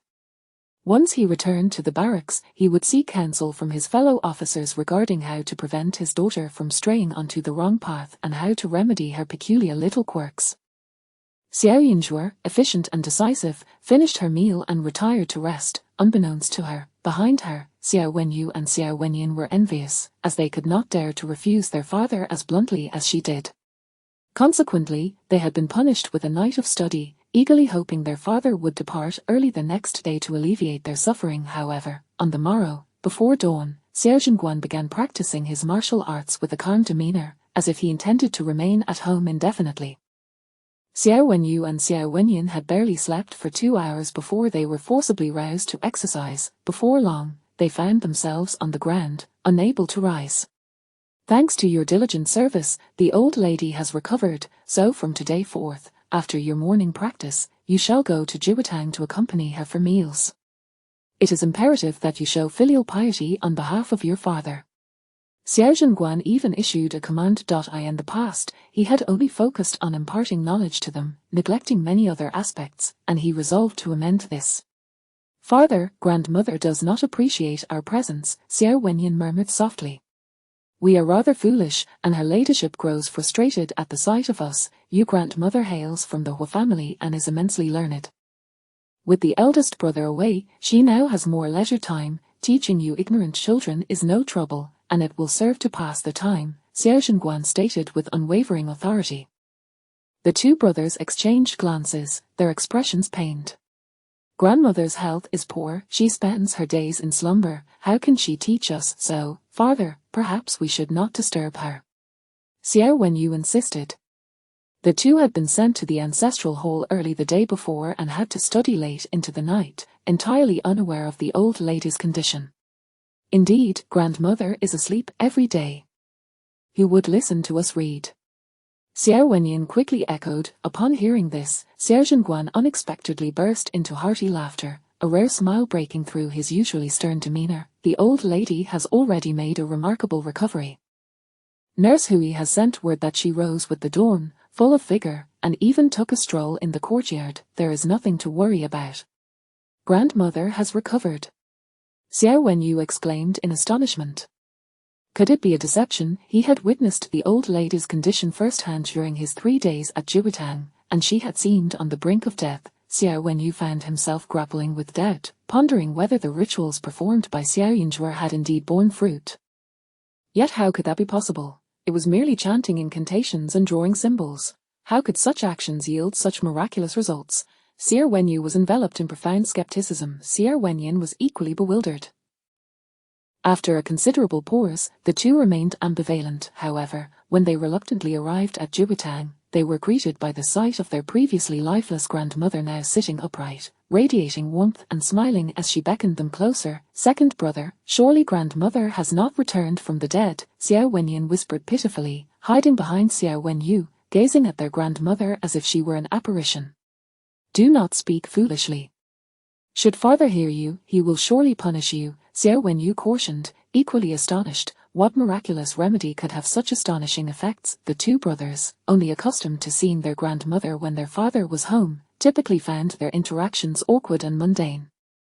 However, this occasion felt markedly different. Their hearts were filled with concern for her health, and their gazes held a newfound seriousness and curiosity. The old lady, unaware of the reason for their changed demeanor, felt immense joy. Nothing brings greater happiness than the filial devotion of one's descendants, and she immediately began to praise them affectionately. Xiao Zhenguan observed the scene with relief, believing that his decision to have them visit daily was indeed wise. As Xiao Wenyu and Xiao Wenyan witnessed their grandmother's delight, they recognized that their previous reactions had led her to misinterpret their intentions. Yet, with matters having progressed this far, they could not abruptly distance themselves and thus maintained a facade. Jiwatang was filled with harmony. Meanwhile, Xiao Yinzhuer had set out early. She found herself resting outside the most prosperous pastry shop in the capital, having generously purchased all the sweet cakes available. At this time of year, fruits were costly, yet these pastries were crafted from fruit juices, delightfully sweet but priced steeply. The shop produced only a limited quantity each day, selling out quickly, and Xiao Yinzhuer had expended a considerable sum for these delicacies. Upon departing early in the morning, she had consulted an oracle, which suggested that if she wished to enter the Yonghua Marquisate, she should wait patiently for the right opportunity. Thus, she remained unhurried, surrounded by a mountain of pastries, eating while she waited. Indeed, before an hour had passed, she spotted a young girl descending from a carriage and approaching the pastry shop. Excuse me, miss, but the sweet fruit cakes have been completely purchased by the young lady seated over there. The shopkeeper gestured towards Xiao Yinzhuer. The girl turned in confusion, and upon seeing Xiao Yinzhuer, her face displayed surprise. It was indeed an unusual sight. However, after some contemplation, she approached and spoke. Miss, might you consider selling me 2 portions of pastry? My younger brother is clamoring for them, and if you would part with a few, I would be willing to offer extra silver. Are you Miss Meng from the Yonghua Marquisate? Xiao Yinzhuer inquired directly, her gaze fixed on the girl. Meng Yongzhu was momentarily taken aback. Indeed, but may I inquire about your identity? With a single glance, she recognized that the attire worn by this individual was from the esteemed Ga Ocean Cloth Workshop, crafted from the scarce and exquisite flowing cloud brocade, intricately patterned yet elegant. While it appeared simple, it commanded a high price. I am Xiao, a fortune teller, Xiao Yinzhuer replied after a moment's contemplation, then continued, Miss Meng, I perceive a red mark at the root of your mountain. Did you encounter fire early this morning? Meng Yongzhu's heart raced. How do you know? Naturally, it was revealed to me through divination. I can also discern that not only did you witness a fire, but you also narrowly escaped a calamity involving bloodshed, stemming from a close relative. Xiao Yinzhuer continued to weave her tale. Meng Yongzhu was taken aback. Indeed, just before dawn, her younger brother had awoken from a nightmare, causing a ruckus and accidentally overturning a candle, nearly igniting their home. Thankfully, the servants acted quickly to extinguish the flames. She had rushed over to assist, only to find her mother in tears as she held her brother, who had hidden a pair of scissors and attempted to harm her. In her haste, she had intervened, sustaining an injury to her forearm.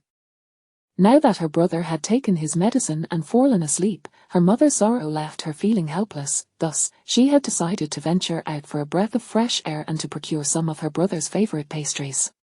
Her wound had long since been bandaged, concealed beneath her clothing. How could this Miss Xiao know of such recent events? Chapter 30. She believed Meng Yongxi stared at Xiao Yunzhi in shock, her mind racing as she contemplated whether she had ever encountered her before. Why was Miss Xiao so well informed about her family's affairs? Surely, many physicians have assessed your brother's condition by now. Xiao Yunzhi continued. Indeed, Meng Yongxi replied with a slight nod, but why are you inquiring about my family's matters? Did you deliberately purchase all these pastries in anticipation of my arrival? With recent family troubles, she seldom ventured out, and her visit today had been a spur-of-the-moment decision. Miss Xiao should not have been able to ascertain her whereabouts. Seeing the suspicion in her demeanor, Xiao Yunzhi felt a twinge of indignation. Before arriving in the capital, she had already made a name for herself in the region of Guanxi, particularly in a few villages where the locals treated her with utmost respect, well aware of the illustrious title of the leader of the Xuanmen sect. Yet, upon her arrival here, she had to start afresh. The way these people regarded her was akin to viewing an audacious charlatan. In an attempt to present herself more convincingly, Xiao Yunzhi lifted her chin slightly, exuding a calm and enigmatic aura as she proclaimed, Miss Meng, my meeting you today is guided by fate. You need only know that I possess the ability to heal your brother. Meng Yongxi pondered whether she had encountered a madwoman. This girl, seemingly of similar age, had bright, clear eyes that radiated youthful innocence, yet her audacious claims were utterly amusing. Whose daughter are you? Shall I send someone to escort you home? Meng Yongxi asked sympathetically, considering that Miss Xiao might be mentally unstable, hence her infrequent outings. Perhaps she had finally managed to escape her confines and, upon seeing delectable pastries, had indulged excessively. It was rather pitiable. As Meng Yongxi spoke, she found herself reluctant to approach. Individuals with unclear minds could have unpredictable emotions, much like her brother. What if she inadvertently provoked her? Xiao Yunzhi ground her teeth in frustration, wishing that the heavens had bestowed upon her a more benevolent appearance. Wait, she exclaimed, extending her hand, please give me a few copper coins. Are you begging? Meng Yongxi was taken aback. Miss, your attire and the pastries beside you are all quite valuable. How can you possess such a peculiar habit? The world was indeed rife with bizarre afflictions. If you do not provide them, I shall be compelled to take matters into my own hands. Xiao Yunzhi's cheeks flushed with indignation, nearly losing her carefully cultivated demeanor. Meng Yongxi frowned. It was merely a matter of silver coins. She could consider it a charitable act. She turned her head, instructing her maid to fetch her purse, and after producing a small piece of silver, handed it over. Upon receiving it, Xiao Yunzhi immediately began, Miss Meng, having accepted your silver, I must now offer you some insight.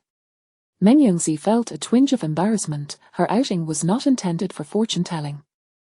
Yet, with her carriage still several paces away, she hesitated, fearing that if she rushed to leave, the girl might follow her, making for an even more awkward scene in public. Miss Meng, your romantic prospects are fraught with difficulties, Xiao Yunzhi stated without preamble. Meng Yongxi was momentarily taken aback. From your features, it appears you have encountered numerous distressing matters in the past year, surrounded by an abundance of fleeting affections, yet none truly substantial. Particularly concerning the recent suitor you have been considering, he is indeed ill-suited for you, representing a genuine romantic calamity. Should you fail to evade this, it may lead to your life's ruin, Xiao Yunzhi continued. Meng Yongxi's heart raced with alarm. May I take your hand for a closer examination? Xiao Yunzhi inquired. Meng Yongxi, caught in thought, hesitated to depart, ultimately extending her hand. Xiao Yunzhi scrutinized the lines on her palm, declaring, the prominence of the hill at the base of your palm reveals faint veins. Do you often lack an appetite, finding it difficult to consume food? Yes, Meng Yongxi felt a weight settle in her chest. The whole of your palm is cool, exhibiting a pale hue. Your heart's fire is insufficient. A weakened heart leads to diminished vitality, your body is excessively cold, and it has been suggested by a physician that you may face challenges in conceiving in the future. Xiaoyin's voice softened considerably. Meng Yongzi, now anxious, withdrew her hand, her eyes wide with alarm. Where did you learn this? Each month, her menstrual cycle brought intense pain, and after her mother sought a physician's counsel, it was revealed that she might struggle with fertility. Her mother had been taken aback and spent a fortune to ensure the physician's silence, thus only the two of them were aware of this matter, if it were to leak. It was precisely due to her health issues that her mother was exceedingly concerned about her marriage prospects. Prior to her brother's illness, numerous candidates had been considered, all of modest means, but many were dismissed upon further inquiry. Eventually, her mother had shown interest in a cousin from her aunt's family, subtly indicating her wish to arrange a marriage. That cousin appeared refined and cultured, yet since her aunt's family resided far from the capital, her mother intended to explain the situation only when the engagement was imminent, hoping for a substantial dowry. However, she feared that being so distant would leave her to endure suffering alone, which left her feeling perpetually uneasy. Curiously, this young girl had now spoken of her romantic calamity. The fact that she had even discerned her physical ailments compelled her to believe. Miss Xiao, might you be a physician? Meng Yongzi tentatively inquired. I would prefer you to refer to me as master, treating me as a sage from beyond the mortal realm, Xiaoyinzhu quickly asserted, establishing her persona. Do you now trust my words? If you remain skeptical, provide me with your birth details, and I shall unveil your entire life to you, granting you profound enlightenment. That won't be necessary. Meng Yongzi protested. I believe you. Just moments ago, she had perceived those bright eyes as innocent and youthful, yet now they seemed rather uncanny, as if under her gaze no secret remained concealed. Miss Xiao, might I invite you to my carriage for further conversation? Meng Yongzi suggested cautiously, realizing her boldness in inviting a stranger into her home. Very well, Xiaoyinzhu agreed, glancing back at the multitude of pastries before taking 2 packages to offer to Meng Yongzi, then added, I would appreciate it if your maid could hire someone from the pastry shop to deliver the remainder of these to the Xiao residence. The Xiao residence? Which one? Meng Yongzi inquired, momentarily bewildered. The very same one that lost its noble title, Xiaoyinzhu stated without hesitation. Meng Yongzi's mouth fell open, hastily covering it with her handkerchief, her wide eyes reflecting her astonishment. I have heard that the long-lost daughter of the Xiao family has returned. Could it possibly be? Meng Yongzi struggled to comprehend, for if the Xiao family had not lost their title, they would be immensely prestigious, far surpassing her own. This enigmatic Miss Xiao seemed rather peculiar, and labeling her a rogue would perhaps be more fitting. Chapter 31, Judge Xiao. Meng Yongzi was utterly intrigued. She had heard that this Miss Xiao possessed quite the audacity, daring enough to report a monk to the authorities. When the monk was initially taken away, many remarked that the girl must be mad, abusing her family's influence to commit wrongdoing. However, the very next day, the officials dispatched personnel to search the monk's residence, confiscating all the gold and silver within. It was said they were currently tallying the amounts, and once completed, those who had been swindled could register at the office. If their claims matched, they would be able to reclaim their funds. The actions taken by the authorities unequivocally validated Miss Xiao's assertions. Consequently, this Miss Xiao transformed into a remarkable figure overnight. Recently, due to certain matters at home, her friend sent her a letter early in the morning, specifically mentioning amusing happenings in the capital, including the mention of Miss Xiao. It stated that prominent families were eagerly awaiting the Xiao family to present this daughter to the public, so they could witness the charm of their Judge Xiao. At the mere thought of the fearsome title, Judge Xiao, she could only conjure images of a terrifying demon. Yet, upon gazing at the face before her, despite her attempts to appear profound and somewhat mysterious, the overall impression was one of minimal intimidation. She merely resembled a carefree young lady, akin to a crystalline spring in a secluded valley, clear and cold, yet refreshing to the soul, devoid of any semblance of fear. Meng Yongzi instructed her maid to act according to Xiaoyinzhu's words. She and Xiaoyinzhu then entered the sedan chair together, heading towards the Meng residence. Miss Meng, might I inquire about your brother's situation? I've heard he was nearly abducted. Did he exhibit any peculiarities upon being found? Xiaoyunzhe inquired. At her words, Meng Yongxi suddenly recalled a certain matter, her gaze towards Xiaoyunzhe growing notably more complex. Miss Xiao, regarding this matter, it would be more prudent to consult your elder brother, as he might possess clearer insights. Unable to restrain herself, she broached the subject directly. My mother has been married into the marquisate for many years, and we have only 2 children, my brother and I. He is merely 6 years old. Before his birth, my mother had been unable to hold her head high. The one who bore my father's legitimate son was actually my father's cousin, which rendered my mother's life exceedingly difficult. Conversely, my half-brother nearly could have been recorded under my mother's name. Had I not been born, he might have inherited the title. Your second brother, Xuanmen, frequently visits my home and is well acquainted with our family affairs, Meng Yongxi continued, scrutinizing her intently. She could not fathom the intentions behind the Xiao family's actions. The connection between Xiao Erlang and her half-brother was so close that it could be deemed conspiratorial, yet Miss Xiao had deliberately sought her out. She could not help but consider further, who knew if this Miss Xiao, like Xiao Wenyu, had been bought off by her half-brother, entering the estate with the intent to harm her brother.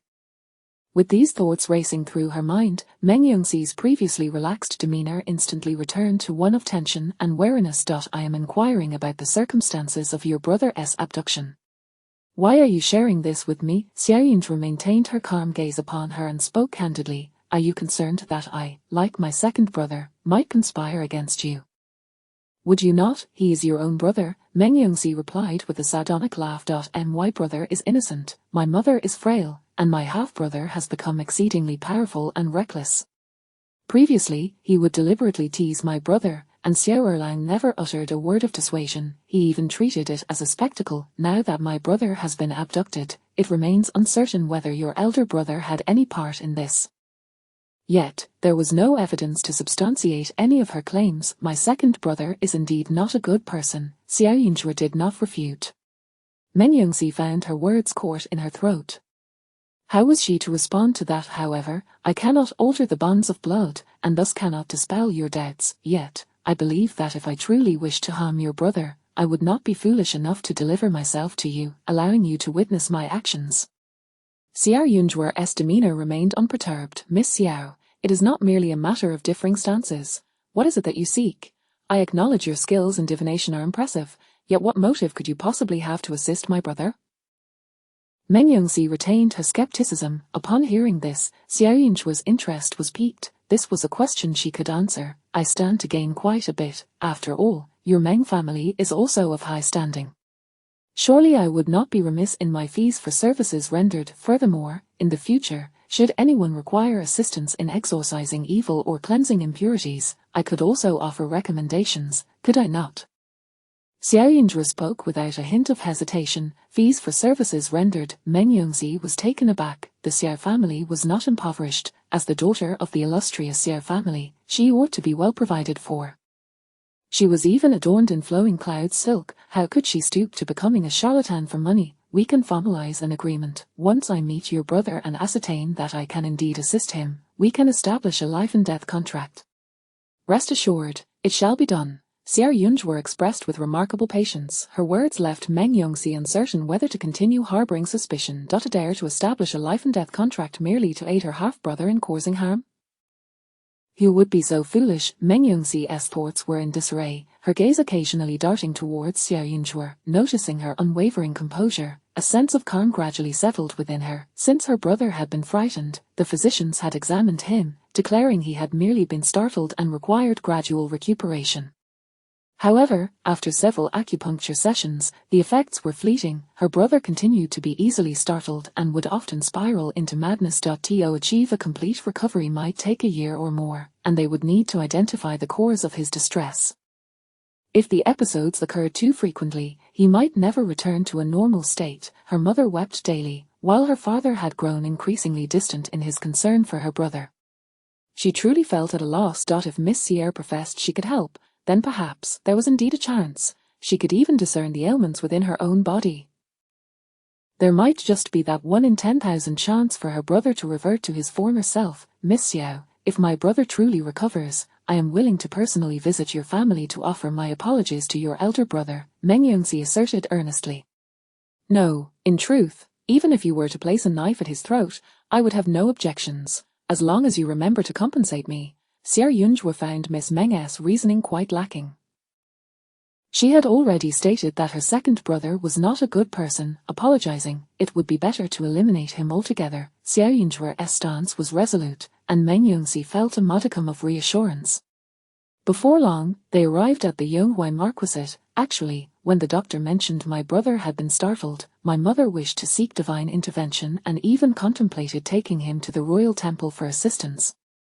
However, my father was concerned about appearances, fearing others would discover the extent of my brother's madness, thus he intervened. Therefore, Miss Xiao, I implore you to enter the estate under the guise of visiting as my friend.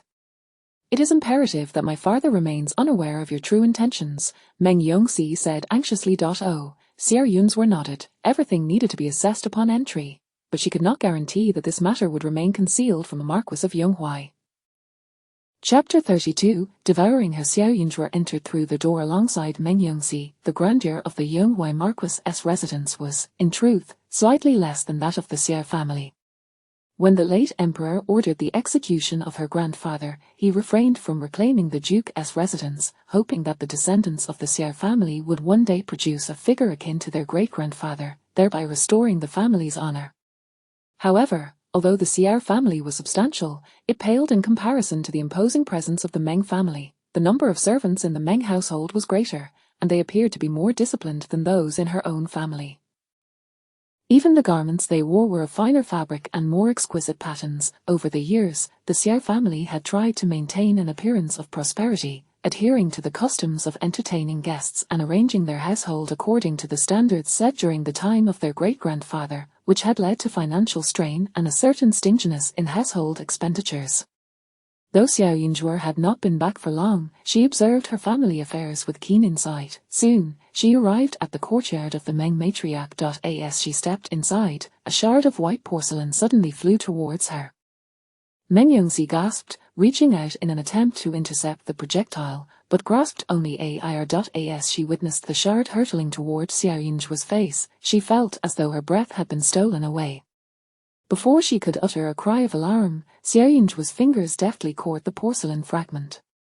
That was close. Meng Yongxi hurriedly stepped forward to take the shard from her. Thank goodness for your quick reflexes. Otherwise, your face, if it were to be marred, I could never compensate for it. The beauty of a woman was of utmost importance, and the thought of nearly ruining another's life filled Meng Yongxi with dread. It's nothing to worry about, Xiao Yunzhua replied with a serene smile. You truly have a remarkable amount of courage, Meng Yongxi could not help but exclaim. The next moment, noticing her younger brother being restrained by the servants, she felt relieved and led Xiao Yunzhua further inside, inquiring of the servants, "Where is my mother?" "Your aunt has arrived at the residence and has taken the lady to her quarters," one servant quickly replied. Meng Yongxi's expression darkened. Her pent-up frustration had no outlet, so she did not conceal it before Xiao Yunzhua, stating directly, "This aunt of mine is my grandfather's sister, and she insists on meddling in every matter of our family. My father is rather soft-hearted and has been swayed by her on several occasions. Now that she is here, it surely means she has heard of my brother's illness and wishes to pressure my father into hastily recording my half-brother under my mother's name. According to the laws of our dynasty, unless all legitimate sons and grandsons are deceased, the title can only be passed to a bastardy, correct? The bloodline cannot be confused, and even a nominal acknowledgement should be of no consequence," Xiao Yunzhua responded, displaying her knowledge of the law.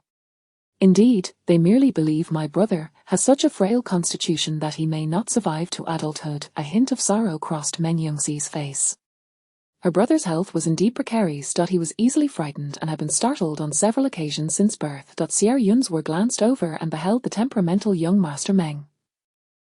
His eyes were wide with terror, as though he had seen something dreadful, and he was shrieking wildly, desperately grasping at everything within reach to hurl around him. Yet, after Xiao Yunzhua's arrival, the situation began to improve. His emotions gradually stabilized, tears and snot streaming down his face as he wept incoherently, expressing his fear and discontent. The turmoil of this little one's emotions was not without reason. At that moment, Xiaoyunzhe could clearly perceive a ghostly figure clad in red, slowly turning its head towards her. As if drawn by the unique scent she exuded, it drifted towards her with a malevolent grace.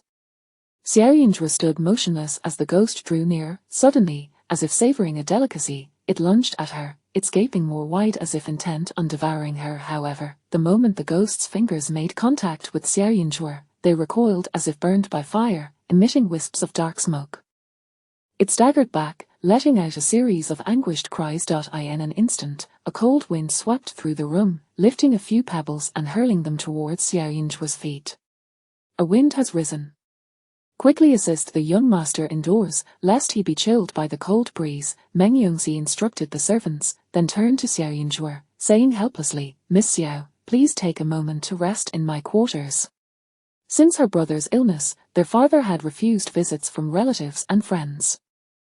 Even when guests arrived, they were only permitted in the front hall, for fear they might witness her brother's derangement. Their father must have felt ashamed of him. "Your brother's birth chart must be entirely yin. Was there any peculiar occurrence in the household at the time of his birth?" Xiaoyunzhe inquired softly as she entered. At her words, Meng Yongxi was taken aback. Her brother's birth chart had indeed been altered, due to its excessive yin nature. Her mother had changed the time of birth, and even their father remained oblivious. Yet Xiaoyunzhe discerned it at a glance. "I recall that during that period, my father was away from the capital, and my mother's pregnancy was fraught with difficulties, hence the household affairs were managed by concubine Zhao. I remember that one evening, a wild cat appeared in the house, making a terrible racket. Concubine Zhao led a group to chase it throughout the courtyard, ultimately killing it in my mother's garden. I later heard from the servants that the wild cat was pregnant, and my mother, witnessing such a gruesome scene, was horrified and gave birth to my brother that very night. Aside from that incident, nothing else occurred. Although concubine Zhao was unruly, those around my mother were arranged by her maternal family, so her delivery was relatively smooth," Meng Yongxi recounted thoughtfully. "All sentient beings are capable of harboring grievances, so in most households, during times of joy, they are reluctant to take lives, fearing it may bring misfortune. Your brother, being born under a yin chart, was inevitably tainted by this resentment, making him more susceptible to fright than an ordinary child, hence the saying of a lost soul," Xiaoyunzhe elucidated. "Exactly. My brother cannot withstand even the slightest scare," Meng Yongxi exclaimed without hesitation. In that moment, she felt she had found the right person. Xiaoyunzhe seemed capable of discerning everything, and surely she could cure her brother. To heal him is not overly difficult, but it would be best if his biological parents were to assist, Xiaoyunzhe added.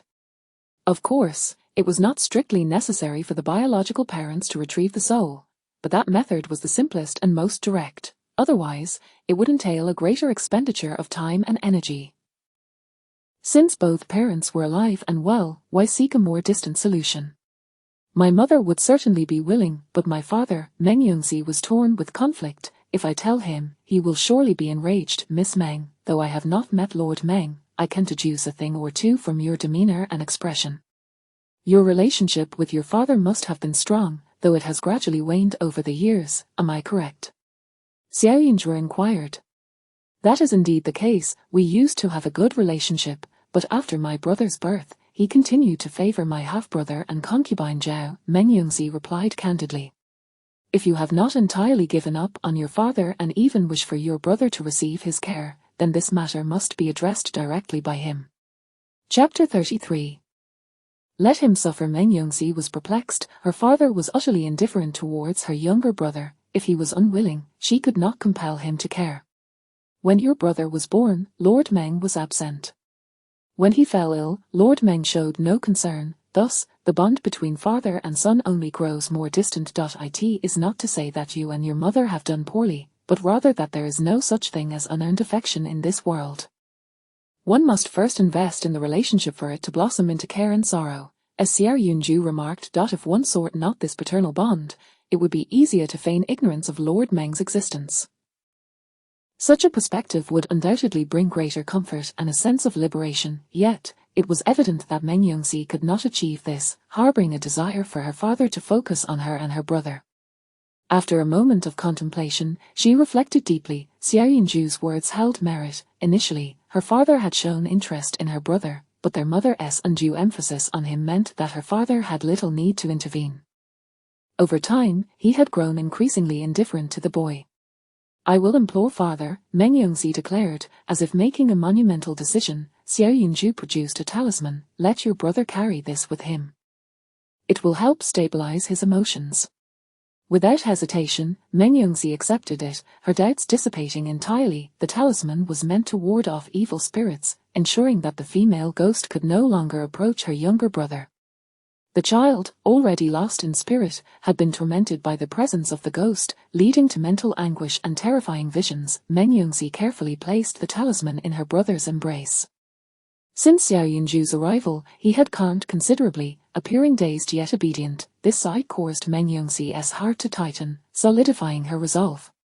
"I request that Miss Xiao rest in the guest room next door for a while." Meng Yongxi bit her lip and added resolutely, "I will seek father's aid. Should he become enraged and utter any disrespectful words towards you, I hope you will take no offense. Afterward, I shall do everything in my power to make amends." Xiao Yunju nodded in acknowledgement. Earning wealth and accumulating virtue is rarely an easy endeavor. A few careless remarks could be endured, and besides, she had not been instructed to simply acquiesce. Before leaving, Meng Yongxi arranged for food to be brought to her and even selected a few travelogues for her to peruse, fearful that she might grow bored and slip away unnoticed. Xiao Yunju patiently awaited her return. Only moments ago, the spectre had hovered outside the window, its head aligned with hers, its blood-red gaze fixed intently upon her. Xiao Yunju recognized her own allure. Young Master Meng was afflicted with a yin constitution, likely to encounter oddities in life. However, with diligent study and martial practice, the influence of this condition would wane with age. She, on the other hand, was akin to a vessel for absorbing yin energy. The resentful spirits were irresistibly drawn to her presence, much like water to fish. Xiao Yunju withdrew a token from her bosom and rubbed it between her fingers. This was the command token of the hidden deity sect, capable of dispelling malevolent spirits. However, having been lost for years, its potency had diminished, rendering it little more than a protective charm. She also possessed various talismans of her own design, all intended to shield her from ghostly disturbances. Thus, the female ghost's desire to consume her would likely remain unfulfilled. The vengeful spirit, now bereft of some rationality, resembled a wild dog fixated on a bone, instinctively fearful of her power yet unable to resist the temptation of an easy meal, lingering nearby. Xiao Yunju had long since acclimated to such bizarre occurrences, maintaining her composure. At that moment, Meng Yongxi had entered the main hall where her aunt was regarding Mrs. Meng with evident displeasure. "It is not that I wish to meddle in familial affairs, but your behavior as younger generations is simply unacceptable. If the child were not gravely ill, would you have denied me even a glance? I, too, wish for an heir to carry on the family name, but truly, Jing'er cannot bear such great fortune. You should have heeded my counsel earlier. Had you kept Pingzhong close when Miss Sai was born, would you still worry about his potential ingratitude?" Mrs. Meng sobbed softly in despair. Mr. Meng cast a glance at his wife, his brow furrowed, yet remained silent. Meng Yongxi steeled herself and rushed in, kneeling before her father without a second thought. Previously, she had been preoccupied with propriety, fearful of outshining her half-sister, but in this moment, such concerns faded away. "Father, please save mother and my brother." Tears streamed down Meng Yongxi's face. "I know my brother is frail, but he is still alive. If you were to acknowledge your eldest son under mother's name now, would it not signify to my brother that you have forsaken him? I have heard mother say that before my brother was born, you longed for a legitimate son like yourself. Though he may not be as strong as you, he is still your flesh and blood." As she spoke, Meng Yongxi discreetly pinched her own thigh. Lord Meng had never encountered his eldest daughter in such a state before, and it startled him. This was his only legitimate daughter. Although they were not particularly close, she had always been dignified and sensible. It was clear that something had frightened her deeply, causing her to act in such a manner. "I shall remember your aunt's words, but Jing'er is currently unwell, and such matters are ill-timed for discussion," Lord Meng replied, his thoughts drifting to his son's frail condition as he addressed his aunt. His aunt shot a glare at Meng Yongxi, preparing to speak, when Meng Yongxi interjected, If farther, my brother has shown signs of improvement. You should go and see him. As the head of the family, your presence will surely bring him comfort. Lord Meng was taken aback. His wife and daughter both regarded that child as precious. They seemed to believe that he, as a father, was untrustworthy, convinced that he would favor Zhao's clan and his illegitimate sons over his own legitimate child. Consequently, every time he visited his son, they wore expressions of concern, incessantly reminding him of Jing'er's significance. After a time, their incessant warnings became tiresome. Then, I shall go and see him, Lord Meng relented. He genuinely wished for his legitimate son to thrive, for the rules of the capital dictated that legitimacy held precedence. Should a bastard inherit the title, it would invite scandal and dishonor the ancestors. Meng Yongxi sighed in relief. Promptly following her father, she even grasped her mother's anxious hand, whispering, "Mother, if you wish for my brother to recover, entrust his fate to father. Let him bear the burden of concern and affection."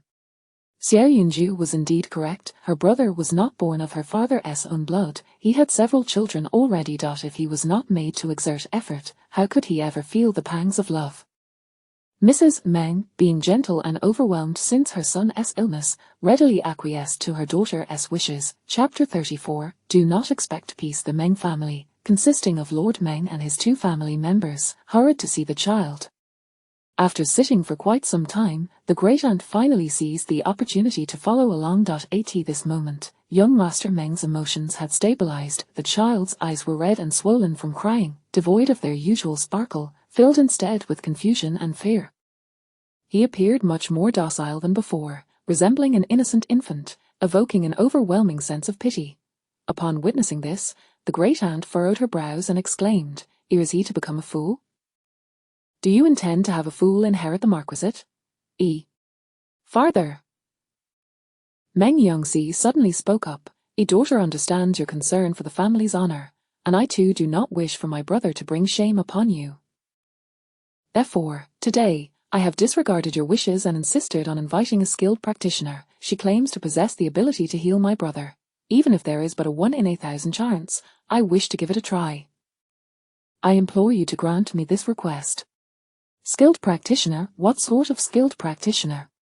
Lord Meng, without further contemplation, assumed that his daughter had sought out a renowned physician. Meng Yongxi exhaled deeply and instructed the maid, "Please bring Miss Xiao here." The maid immediately proceeded to the adjacent guest room. Upon hearing this, Lord Meng frowned. "Miss Xiao. Do not blame me, father. The skilled practitioner I have invited, she possesses some extraordinary abilities. She is the young lady of the Xiao family who has recently been found after being lost. Although she is young, she is indeed capable. She solved the case of the fraudulent monk in the capital, and it is said that she discerned his true nature with just a glance." Meng Yongxi endeavored to embellish the reputation of Xiao Yunju, attempting to add an aura of mystery about her. However, upon hearing this, Lord Meng became furious. "Nonsense, you dare to trust the words of a mere young girl. It would have been acceptable if you had found a physician, but to believe those outlandish rumors is utterly foolish." He had heard that the Xiao girl had gone to the Ministry of Justice to report that a fraudulent monk had sold weapons to her grandmother. While the matter had been handled correctly, the audacity of a young girl to do such a thing was truly reckless. Although the monk was indeed a fraud, it was likely just a coincidence. Who in the world would genuinely praise that girl? Yet, his daughter, instead of being cautious, had gone so far as to invite this person back. How could he possibly show his face to the world? With a pale complexion, Meng Yongxi insisted, "Father, please trust me this once. Just this once. I beg of you. If Miss Xiao cannot heal my brother, I am willing to bear any punishment, be it scolding or chastisement. I only ask that you cooperate with Miss Xiao in treating him." At this juncture, Lord Meng finally grasped why his daughter had so uncharacteristically summoned him. She had been deceived by the Xiao girl to such a degree. "Your concern for your brother is understandable, but you must not be so obstinate. Let this matter pass, but do not mention it again. That so-called Miss Xiao, she must be sent away at once and never permitted to return," Lord Meng declared angrily. The daughter of the Xiao family, merely a distant relation.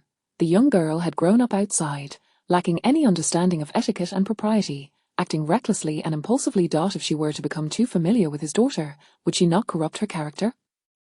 Lord Meng, before Xiao Yunju could enter, she overheard the angry words directed at her. Lord Meng turned upon hearing the voice and was momentarily taken aback. The young girl's demeanor was surprisingly unassuming and appeared quite well behaved, yet, to so cunningly deceive his daughter was utterly unforgivable. You are the young lady of the Xiao family. I presume you heard what was just said, so I shall not see you further. Lord Meng huffed coldly. The Meng family's great aunt sneered, her face wrinkled in delight. I must say, Miss Ai, your father has always praised your intelligence and sensibility, yet I never imagined you could act so foolishly. What if you bring harm to your brother by trusting outsiders? How will you live with yourself? Meng Yongxi gritted her teeth. Auntie Zhao was the great-aunt's foster daughter. Because the great-aunt had no biological daughter, she raised Auntie Zhao by her side in her youth, often bringing her to the marquisate for extended stays. Over time, Auntie Zhao became her father's concubine. Thus, the great-aunt was biased in favor of Auntie Zhao, wishing for her brother's demise. The mouth is the vessel of fate, and I observe that you, dear madam, have a dark aura surrounding your lips. This is an ominous sign. You shall soon be afflicted by a grave illness, one that will prove difficult to cure. Even if a divine physician were to arrive, there would be no means of resurrection. I advise you to hasten home and arrange for your final affairs. Xiao Yunju declared bluntly upon seeing the Meng family's great-aunt. With death imminent, fate could not be altered, and some secrets were best revealed. Naturally, if she could receive a monetary reward, that would be even better. Unfortunately, the old lady appeared exceedingly enraged. It would likely be difficult to extract payment for her fortune-telling.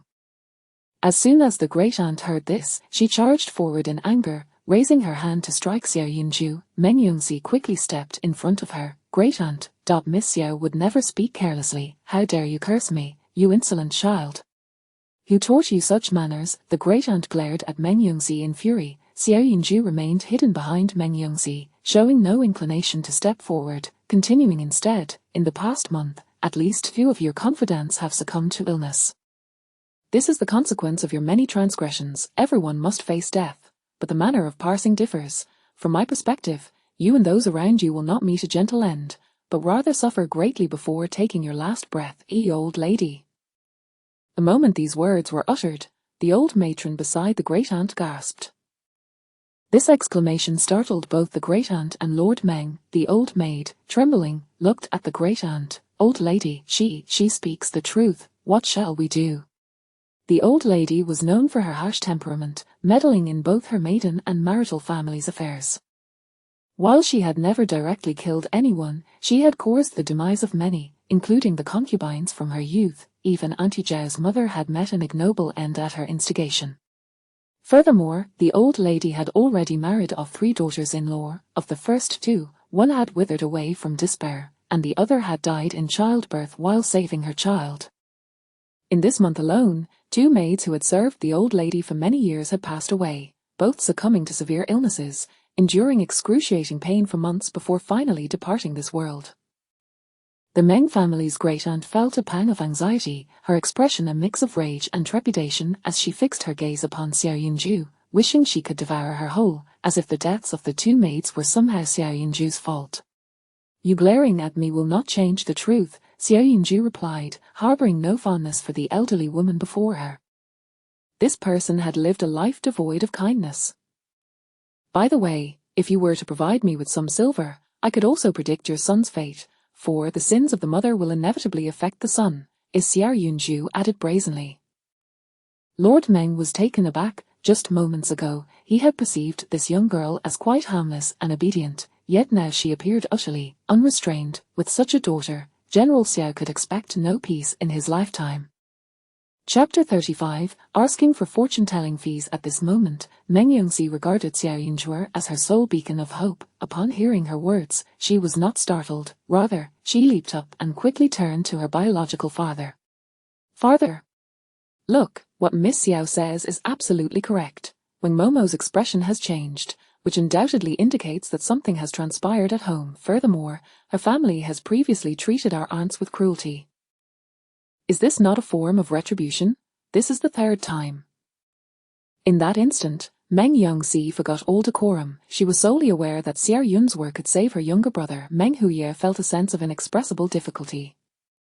He had some understanding of his elders. It was indeed true that his aunt had been harsh on her daughters-in-law, but whether anyone had died in the family over the past month was beyond his knowledge. However, he recalled that when this aunt first entered the household, she was accompanied by a different maid than the one present now. You are speaking nonsense. Meng Jiunai's face fell, and her hands trembled slightly. For reasons unknown, upon hearing the girl's words, her mind involuntarily drifted back to her past misdeeds. Panic surged within her. It was impossible. She had always been in good health. How could she possibly fall ill? Absolutely not. Xiao Yunj were observed as the old lady's mind became disordered. A tumultuous state of mind led to chaotic emotions. Yet another calamity had unfolded. You are in for a calamity today. I advise you to speak less and think more, or else misfortune will only multiply, Xiao Yunjue stated without restraint. You foul-mouthed, ill-omened girl, I don't care who you are, just watch as I have someone tear your mouth apart. With that, the old lady commanded the maid beside her to take action. Meng Yongxi was taken aback and immediately stepped in front of her. However, Wang Momo, also in a state of disarray and fearing for her own fate, stumbled over her own feet and fell forward. Xiao Yunzwe swiftly pulled Meng Yongxi aside. Wang Momo toppled over the teacups, the immense force sending them trembling. In a flurry, Wang Momo shielded herself from the tumbling cups, but in doing so, the teacup veered and struck the old lady squarely on the nose. The teacup fell, and blood gushed forth. Meng Yongxi's eyes widened in excitement as she grasped Xiao Yunzwe's arm, exclaiming, She's bleeding, she's bleeding. Meng Huye swallowed hard and shot his daughter a stern look. Despite his disdain for this aunt, she was still an elder, and it was unbecoming for the younger generation to display such delight at an elder's misfortune. Yet, internally, he felt a twinge of apprehension. Aunt, are you unwell? Meng Huye found himself at a loss. How could this young girl from the Xiao family possess such uncanny abilities? Just moments after mentioning a calamity, it had already manifested. The old lady was thoroughly frightened. She could not remain any longer. With a terrified gaze, she pushed past Meng Huye and stumbled away, disregarding Wang Momo as if she had seen a ghost, and fled in a panic. After a while, Wang Momo also scrambled out in a flurry. Meng Huye, would you like to have your fortune told? Xiao Yunzwe inquired leisurely, her demeanor exuding an ethereal calmness. Meng Huye paused momentarily, his previously resolute gaze now wavering. Was it all mere coincidence? He found it increasingly difficult to maintain that belief. I heard you speaking ill of me just now. I have my ears open, and I am not one to suffer in silence. Therefore, if you wish to request a reading, I would appreciate it if you could offer more silver. By the way, that lady is your aunt. Would you kindly ask her for some fortune-telling fees? I fear her frail body may not withstand the debt. Meng Huye's lips tightened in a grimace. He could not bring himself to lower his dignity to apologize to a mere girl. I've heard it said that the more one seeks to know their fate, the thinner their fortune becomes. Thus, father, you should be fine. Yes, perhaps it would be prudent to focus on saving my brother first. As for the debt with my aunt, you could send someone to address it. Meng Yongxi's eyes flickered as she glanced at her father. You speak wisely. Perhaps it is best not to inquire further. Xiao Yunzwe concurred with Meng Yongxi's sentiment. Fate does not grow thinner simply through inquiry. Rather, once one understands it too clearly, they become hesitant and life loses its zest. Miss Xiao, pray tell, how may we save my son? Meng Huye inquired earnestly. Of course, there are methods, but since Meng Huye just attempted to dismiss me, how can I continue to linger here? Xiao Yunzwe immediately took a stand. After all, everyone has their pride. While it was permissible to speak ill of her, one must also bear the consequences and offer an apology. Wouldn't that be expected? Meng Huye observed this astute young girl. Though it was he who felt embarrassed, he found himself unconsciously sympathizing more with Xiao Zhengguan. That man valued his reputation even more, often donning a cold expression. Surely, he would face his daughter's ire frequently in the future. I was remiss in my hospitality earlier. I implore you, Miss Xiao, to forgive my rudeness. Meng Huye cast a glance at his son and ultimately bowed his head. His legitimate son was only 6, still small and vulnerable, stirring a pang of compassion within him. If there was a chance to save his son, as a father, he could not stand idly by. Your courtesy is appreciated. Xiao Yunzhur was easily appeased. She promptly raised her hand to calculate a few things. Please prepare accordingly, as this evening at the hour of the rat, I will accompany you and your wife to the place where your young master was previously confined to summon his spirit. Very well, Meng Huye nodded in agreement. It was merely a matter of sending someone, after all, not a difficult task. I also wish to observe the household's layout and require certain items, so I kindly ask you to gather them. Meng Huye did not refuse. Meng Yongxi breathed a sigh of relief. Her gaze towards Xiao Yunzhur filled with admiration. She had anticipated that persuading her father would be a challenge, yet to her surprise, Xiao Yunzhur's mere words had secured her father's cooperation. Although the cost was the fright of her aunt, it seemed that old hag had it coming. After Meng Huye's nod, Xiao Yunzhur began to take action, seeking a location that resonated with Meng Xiaogongong's birth chart, ensuring that he would remain there for the soul summoning process to proceed more smoothly. She explored the surroundings and ultimately settled on an empty courtyard, not far from the main residence. As night fell, the Meng couple made their preparations. They rode in a carriage, accompanied by Xiao Yunzhur to the site where their young master had been held, while the female ghost lingered nearby, biding her time without intervention. After being abducted, Meng Xiaogongongzi had been hidden in the cellar of a dilapidated house. The surrounding dwellings were inhabited by various unsavory characters, making it exceedingly difficult for the authorities to conduct their search amidst the chaos. Fortuitously, the third prince was a playful sort, often donning common attire to wander about, which led to his serendipitous discovery of the young master. Otherwise, the lad might have either been sold or perished from fright by now. At this moment, the dilapidated house was utterly empty. However, remnants of the blood left by the human traffickers still stained the entrance, dark and grimy, yet to be washed away. In the glow of the lanterns, the color appeared even more sinister, causing Meng Furen's heart to race with trepidation. Xiao Yunzhur had requested the Meng family to prepare a large cloth bag slung over her shoulder, filled with various items. She now retrieved a large oil paper package from within, extracting the prepared ashes of plants and scattering them to cover the bloodstains. The young master, already timid, would surely be too frightened to proceed with the blood of the traffickers obstructing his path. By concealing it, she aimed to prevent any restless spirits from causing chaos. Next, Xiao Yunzhur produced a small bowl, a knife, and 2 soul-summoning bells. She instructed the couple to each hold 1 bell, then handed the knife to them. I kindly ask you to draw a little blood, so I may draw a talisman. Chapter 36.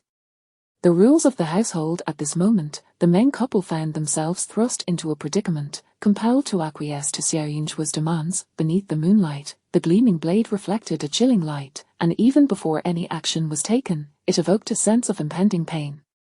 Lord Meng gritted his teeth, reluctantly shedding his blood as instructed. Xiao Yunzhur swiftly combined the prepared vermilion with the blood, seamlessly crafting several talismans. Keep the talismans close to your person. When I give the signal, you 2 shall ring the bell while walking back, calling out the young master's name every 3 steps at a regular pace, Xiao Yunzhur instructed. Given the distance from the manor, won't this take us until dawn? Lord Meng exclaimed, taken aback. Indeed, Xiao Yunzhur affirmed with a nod. Lord Meng hesitated. As dawn approached, the city gates would swing wide open, and the streets would soon be bustling with citizens. Should they be seen, the couple's predicament would undoubtedly become a topic of gossip throughout the capital. He remained immobile, while Meng's mother, having been warned by her daughter, understood the necessity of complying with Xiao Yunzhur's words. Thus, she hastily interjected, even if I must return on my knees, I am willing. If it troubles you, my lord, perhaps we should find a veil to wear yet. Deep down, Meng's mother felt a chill in her heart. Was their own son not worth more than mere reputation? Had her daughter not advised against quarrelling with her husband over their son's affairs, she would have been unable to suppress the resentment and fury simmering within her. Seeing his wife's rare concern for him, Lord Meng sighed. Very well, let us proceed with the veil. If he were to refuse and their son were to perish, his wife and daughter would surely harbour deep resentment towards him.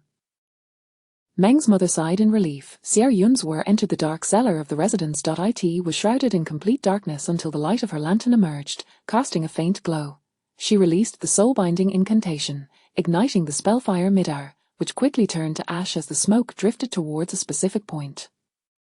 Chanting the incantation, it wasn't long before the spirit of young Master Meng materialized in the corner, appearing as frail as a flickering flame, curled up in a vulnerable ball. "Please, my lord and lady, retrace your steps," Xiao Yunzhur addressed them softly. In the next moment, the couple called out Meng Pingjing 3 times. The spirit responded faintly. However, being detached from its body, it was exceedingly weak, lacking the mischievous intelligence of the living. It slowly rose, guided by the echoes of familiar voices and blood ties, and stepped outside, following its parents. As they walked ahead, the diminutive spirit followed closely behind. Xiao Yunzhur remained vigilant, seated in the carriage. Halfway through their journey, Lord Meng donned the veil. Meanwhile, a female ghost lingered beside Xiao Yunzhur. As young Master Meng's spirit drew nearer to its body, the female ghost reacted with increasing agitation, rushing towards the spirit in an attempt to thwart the proceedings. Xiao Yunzhur swiftly produced the soul-binding charm, ensnaring the ghost beside her to prevent it from wandering. Do you intend to snatch another child? Xiao Yunzhur asked, her gaze fixed upon the ghost with displeasure. You are not a bride, yet you wear the garb of one who perished in red. Surely, you harbor grievances. Should you wish to express your anger and plight, I am willing to listen. But if your intent is to seize the living from me, you shall face dire consequences. The ghost attempted to break free but soon found herself immobilized, letting out an enraged wail. Her visage turned pale, eyes bloodshot, and her shrill cries threatened to deafen those who heard them, unleashing a tempest of resentment that cascaded from the heavens. Outside, the Meng couple felt as though their bones might shatter from the cold. Fortunately, they were not far from home. The ghost's wails persisted, yet Xiao Yunzhur paid her no mind, prioritizing the living matters at hand before addressing the deceased, as everything must be dealt with in due course. However, in her flurry of activity, she neglected that her father had yet to return to the military camp. Xiao Zhenguan had sat in grim silence throughout the night. When his daughter mentioned her intention to go out, he had not objected, but she had not disclosed her plans to remain out all night. What young woman possesses such audacity? Having just arrived in the capital, devoid of acquaintances, Xiao Zhenguan found himself perplexed as to where she could have gone. The innkeeper had delivered an abundance of pastries at noon. With such a substantial quantity, one could mistakenly assume she intended to make offerings to the heavens. Xiao Zhenguan's mind raced through various methods of disciplining his daughter. Initially, he resolved to impose a severe punishment, believing 30 strikes of the rod to be justifiable. However, he soon reconsidered, realizing that excessive punishment might only drive her away. As the hours passed and Xiao Yunzhur still had not returned, a sense of regret began to settle in. He should have intervened when his daughter insisted on kneeling before the ancestral hall with no affection to be found between them, and their initial meeting marked by hostility. How could he expect her to feel at ease within the household? Was it possible she felt his coldness, combined with the indifference of her brothers, had led her to despair and depart? Xiao Zhenguan became increasingly agitated. Have you found her? He demanded, glaring at the steward Qian below. Immediately instruct the artists to create more portraits, and ensure that we have guards stationed near the city gates. Under no circumstances must the young lady be allowed to leave the city. The steward, though respectful in demeanor, did not take the matter to heart. In the dead of night, where could they possibly search? Moreover, if the young lady truly wished to escape, she would not have purchased such an abundance of pastries to bring home. She was undoubtedly out for leisure. The Xiao household boasted 3 chief stewards. 1. An elderly man, had been taken care of by the Xiao family for years, having watched over Xiao Zhenguan as he grew. He remained the most trusted confidant of the lord but seldom made appearances. The other 2 stewards included one responsible for overseeing the family's agricultural and commercial affairs, a son of the elderly steward, well acquainted with the family's inner workings and more reliable than the lord's own sons, though he often had to be out inspecting the estates and was not frequently present in the manor. The other was Steward Qian, who managed the domestic affairs, overseeing the servants and household finances, and was loyal to Lady Jiang, who had raised him. Thus, Steward Qian was particularly devoted to her and was well aware of her disapproval of Xiao Yunzhur. Seeing Xiao Zhenguan's agitation, Steward Qian cautiously seized the opportunity to speak. My lord, Please calm your anger. I have a suggestion that may not be appropriate to voice speak, Xiao Zhengguan replied tersely, his irritation evident. Previously, when the young lady was similarly absent, it caused the lady to become distressed, leading her to the royal city temple. The young lady is no longer a child, there is a reputation to uphold for the family. Should such incidents occur more frequently, it could disrupt the household's harmony. Therefore, before the lady departed, she implored me to advise you to be more stringent with the young lady and to impose stricter discipline. Steward Qian spoke carefully, gauging Xiao Zhengguan's reaction. Xiao Zhengguan's brow furrowed, as if he could crush a fly with it. He held a differing opinion from his wife. The child had just returned. What did she understand? Patience was necessary for her education. Furthermore, he was not oblivious to the fact that his wife displayed considerable patience towards their second son. Had she directed but half of that patience towards Yunswer, perhaps mother and daughter would not have fallen into discord. Your wife has erred in her judgment. You, as the steward, should offer more counsel. The young lady is the mistress of this household, not a mere object to be discarded. The letter you sent home was filled with exaggerations and utter nonsense. Should you dare to speak ill of the young lady again, you shall face the consequences as per the household rules, Xiao Zhengguan reprimanded sharply.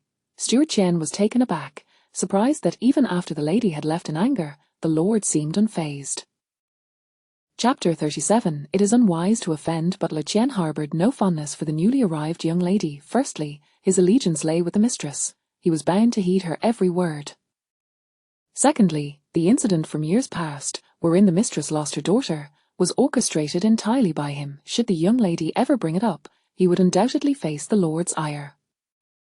If he could persuade the lord that the young lady was a deceitful, self-serving individual, devoid of filial piety, then even if she were to mention the incident in the future, the lord would dismiss her claims as lies.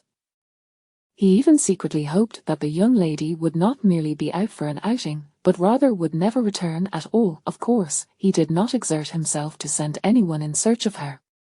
Feeling the wrath of Xiao Zhengguan, Butler Qian hastily admitted his fault, feigning urgency, and summoned numerous attendants to seek out the young lady, ostensibly to demonstrate his concern for her well-being.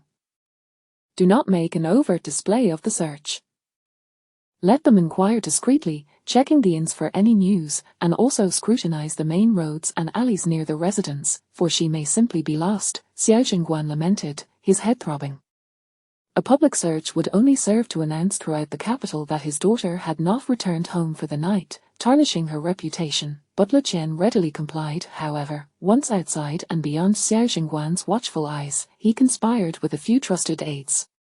The lord valued the young lady's reputation, yet the mistress was indifferent to such matters. Furthermore, she had previously remarked that the wild girl's return, if marred by scandal, could sever ties with the Xiao family and would not hinder the future prospects of her cousin. Indeed, a daughter stripped of her honor could be more easily cast away. As for Xiao Zhengguan's wrath, but Qian paid it little heed. While the lord's anger could be intimidating, he seldom returned home. This time, he would likely stay a day or two at most, and ultimately, the affairs of the household would remain under the mistress's control soon. Those tasked with locating Xiao Yunzhuo were dispatched, scouring the streets in the dead of night, knocking on doors to inquire.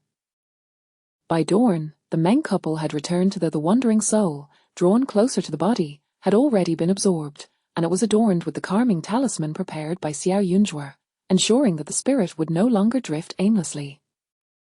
The ghostly woman in red glared from the side, her furious visage appearing even more menacing. Meanwhile, the young master had long since fallen asleep, occasionally emitting soft whimpers, as though trapped in a nightmare. Let him continue to rest. Ample sleep is beneficial for his health. This child has a frail constitution. Lord Meng should procure a fine jade to be consecrated at the royal temple or a few esteemed Taoist monasteries, for the young master to carry with him. Additionally, it would be prudent to surround him with a few valiant warriors to bolster his vitality. Once his health improves, he should engage in martial arts and scholarly pursuits, enabling him to ward off all malevolent spirits, Xiao Yunzhuo advised. Lord Meng, having traversed a long way, felt parched, and compared to the arduous journey, Xiao Yunzhuo's suggestion seemed rather simple. She was not merely speaking to curry favor with Lady Meng. The young master was inherently vulnerable. If his parents could provide protection, It would greatly benefit his mental and physical well-being. Parents are the bedrock of their children's confidence and courage. If a father wishes for his son to grow bold and strong, he must be a man of substance.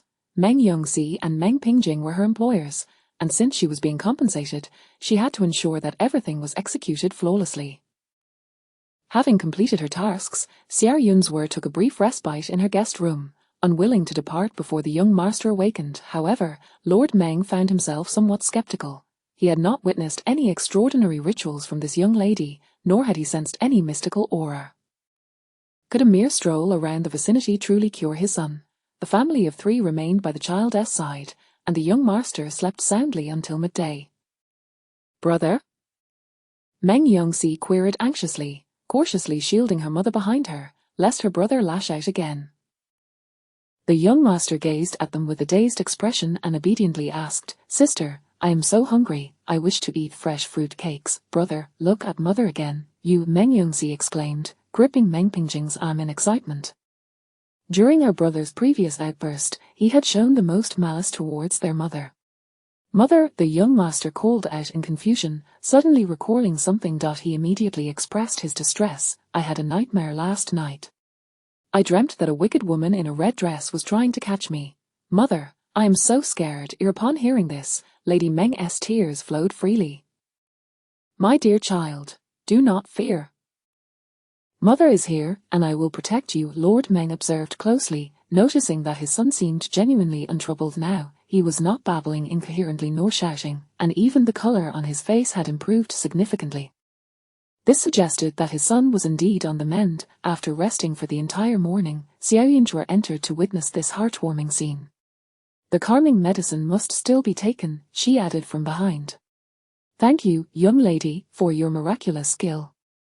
I am profoundly grateful." Lord Meng sincerely expressed. Upon hearing this, Xiao Yunzhur replied, "It is no miraculous skill." The young master was merely startled. With the comfort of his parents and ample rest, his emotions can stabilize. Moreover, the physician's methods were indeed effective. Acupuncture promotes the flow of energy. Once the energy flows, the spirit stabilizes, leading to physical recovery. However, the young master's ailments stemmed primarily from psychological factors. If the Meng parents could unite in their efforts, cooperating with the physician to care for their ailing child, the young master would sense their presence, and over time, his condition could also be resolved. Xiao Yunzhur transformed into a model of politeness and humility, a demeanor that surprised Lord Meng. Just yesterday, when she had cursed his aunt, she had not exhibited such an attitude. As he pondered this, the butler arrived with news. With Xiao Yunzhur present, Lord Meng refrained from calling anyone inside to relay the message and instead ventured into the courtyard himself. "My lord, after the young lady returned yesterday, she has been feeling unwell and summoned a physician through the night. The physician diagnosed her condition as rather difficult to treat," the butler reported, his words evasive. Upon hearing this, Lord Meng sensed something amiss. Illness? There must be some underlying cause. Moreover, she had appeared well just yesterday. How could she suddenly fall gravely ill? Lord Meng pressed for details, and the butler, resigned, muttered quietly, "I too found it suspicious, so I inquired further. Old Madame Wang mentioned that the young lady has long suffered from an embarrassing ailment, often experiencing difficulty in her bowels, but had been enduring it. After returning yesterday, she felt slight abdominal pain and was unable to relieve herself, prompting her to call for a physician. However, the blockage has become severe, and the illness has persisted for some time, making it exceedingly difficult to treat. It is feared that her condition will only worsen." He dared not speak too crudely. In truth, it was that the young lady was unable to relieve herself due to a blockage now. With abdominal pain and distension, her condition had already become critical. Long-term medication might yield some improvement, but given her age, her body might not withstand harsh remedies. Thus, it seemed she would have a difficult time ahead. Lord Meng stood there, momentarily stunned. "Send over some items to inquire after her well-being. I shall visit in person tomorrow." As her nephew, he felt it necessary to check on her. "And there is one more matter." After the physician's examination, the young lady, she claimed to be cursed by Xiao Yunzhur, the butler cautiously added. Lord Meng's brows furrowed tightly. Had it not been for Xiao Yunzhur's words the day prior, his aunt would not have summoned a physician for a mere bout of stomach discomfort. But in truth, It seemed that it was Xiao Yunzhue who had assisted her in identifying the ailment early. How could this be construed as a curse? Nonsense. The young lady of the Xiao family and my cousin are on amicable terms. She is merely a guest in our household, with no enmity between them. How could she possibly curse her? You must send someone to explain to my aunt and cousin, advising them to be cautious with their words. Although the Xiao family has lost the title of Duke Renan, they are not without influence. To slander their daughter is something General Xiao would not tolerate. Lord Meng's actions were not motivated by concern for Xiao Yunzhue, but rather for his own interests. He would not be foolish enough to offend a prominent family over a single aunt. Though Xiao Jingguan's rank was not particularly high, he was nonetheless a descendant of the Xiao family, wielding some respect in the military. Moreover, the eldest son, Xiao Wenyu, was known for his talents and was soon to take part in examinations. Should he succeed, he would become a scholar favored by the emperor, with both the Xiao and Hu families supporting him, promising a boundless future. As for Lord Meng's household, although they held a title, their legitimate son was young, and the illegitimate son lacked any notable talent. This was not the time to make enemies. The butler quickly grasped the implications. Lord Meng glanced back at the room, where his son had regained his senses, and his daughter was joyfully expressing her gratitude to the young lady from the Xiao family. This young lady was somewhat unconventional. If his daughter were to associate with her frequently, she might acquire a few rogue tendencies, yet her abilities and insights were not to be underestimated. It was unclear from whom she had learned such arcane arts. With the kindness she had shown, it was only proper to treat her with courtesy. At that moment, Meng Yongxi gazed at Xiao Yunzhue with admiration, her eyes sparkling like stars. Reflecting on their first encounter, it felt like a dream, as though heaven had sent Xiao Yunzhue to rescue her brother. Miss Xiao, though our acquaintance began as a transaction, my brother's life cannot be quantified by mere monetary value. Henceforth, you will hold a place in my heart akin to that of a sister. Should you ever require anything from Yongxi, do not hesitate to ask. Meng Yongxi grasped Xiao Yunzhue's hand, reluctant to part. She had already arranged for a token of gratitude, but merely offering thanks would not suffice. Meng Yongxi was profoundly moved, while Xiao Yunzhue remained remarkably clear-headed. She glanced at Lord Meng outside, her tone light-hearted as she remarked, "To call one another sisters may be an exaggeration, for your family comprises more than just you and your brother. I cannot bear such a weighty title among your numerous relatives. However, we may certainly become friends. After all, having more friends opens more avenues." Chapter 38, Birds of a Feather. At this moment, Meng Yongxi had completely relaxed, her face losing much of its tension and sorrow, replaced by a touch of maidenly shyness and candor. Listening to Xiao Yunzhue's words, she understood that the other party found her family's situation complicated, yet she felt no anger. In her eyes, Miss Xiao possessed a pair of eyes that could see through the hearts of men. Such a person could not tolerate even a speck of dust in their vision. As for her own family, her parents appeared amiable, but the underlying contradictions and sordidness were far from few. By the way, in just a few days after the new year, the capital will be bustling with excitement. The renowned first female guqin player in the world will host a gathering at Xungbur Tower, and many young ladies will attend. I have already secured a seat early on. Would you care to join me? Meng Yongxi inquired eagerly. Although the young ladies of the capital might not know each other well, they often shared a few encounters. Since Xiao Yunzhue had just arrived and did not know anyone, especially with the nickname Xiao Judge, making friends would not be easy. Despite her abilities in fortune-telling and divination, she was still a young woman of similar age and could not constantly play the role of an elderly sage helping others with their ailments and spirits. That sounds delightful, as Xiao Yunzhue replied without hesitation.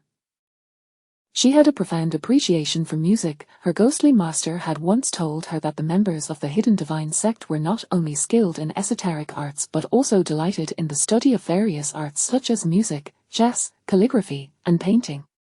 Most disciples had unusual destinies and endured hardships in the secular world, which is why they chose to withdraw from society, seeking solace in the mountains and learning methods of cultivation, while also indulging in hobbies to pass the time. However, one could not forget the world while avoiding it. When chaos erupted, the number of vengeful souls increased. The past leaders of the hidden divine sect were born with the ability to communicate with spirits and quell malevolence. Thus, they traversed the world to pacify all possible grievances and malevolent energies. After entering the hidden divine sect, her master, fearing that her spirit might falter, compelled her to study diligently each day. Consequently, she became acquainted with numerous collections and texts and learned a few pieces of music. However, after her master's passing, she focused on sustaining herself and rarely played again. Having made plans with Meng Yongxi, Seer Yunswer decided it was time to take her leave. Just as she was about to depart, Meng Yongxi suddenly grasped her arm, a hint of shyness in her demeanor as she spoke again. Miss Xiao, I know you are a perceptive person, so I will take the liberty of speaking a few more words in your ear. Your second brother and my half-brother are, in essence, akin to birds of a feather, yet there are slight differences. Your brother possesses a deeper cunning. Meng Yongxi hesitated to articulate her thoughts. My half-brother is not particularly clever, yet he managed to orchestrate the plot against my younger brother with remarkable precision. Do you suspect that my second brother assisted him? Xiao Yunzhuo asked candidly. I cannot be certain, but even if he did not aid him, he is undoubtedly an informed party.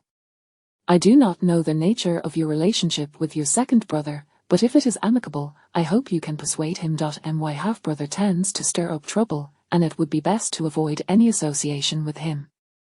If your relationship is not good, then, Miss Xiao, you must also exercise caution. In noble families, the bond of brotherhood can be both precious and cheap, Meng Yongxi remarked as she accompanied Xiao Yunzhuo to the door.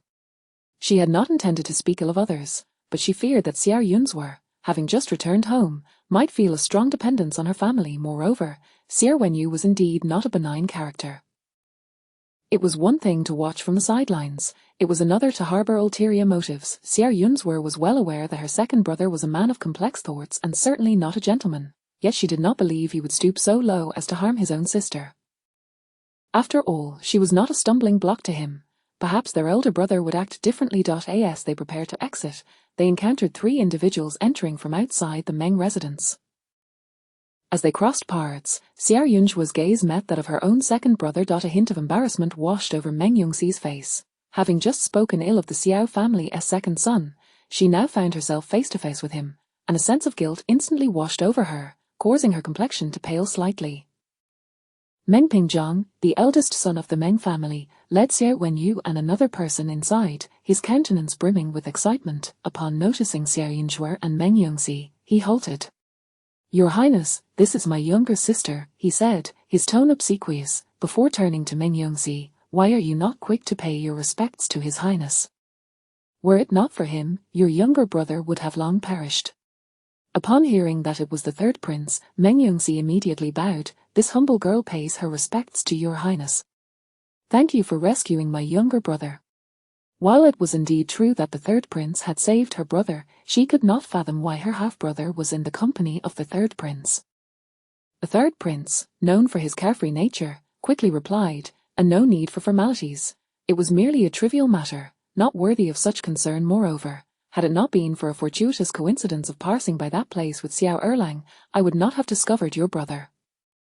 Just a moment ago, your brother invited me to dine at Xingshan Pavilion, and expressed his gratitude. However, I have also heard that your brother has acquired a fine steed, so I came specifically to have a look. I hope it does not interfere with your brother's recovery.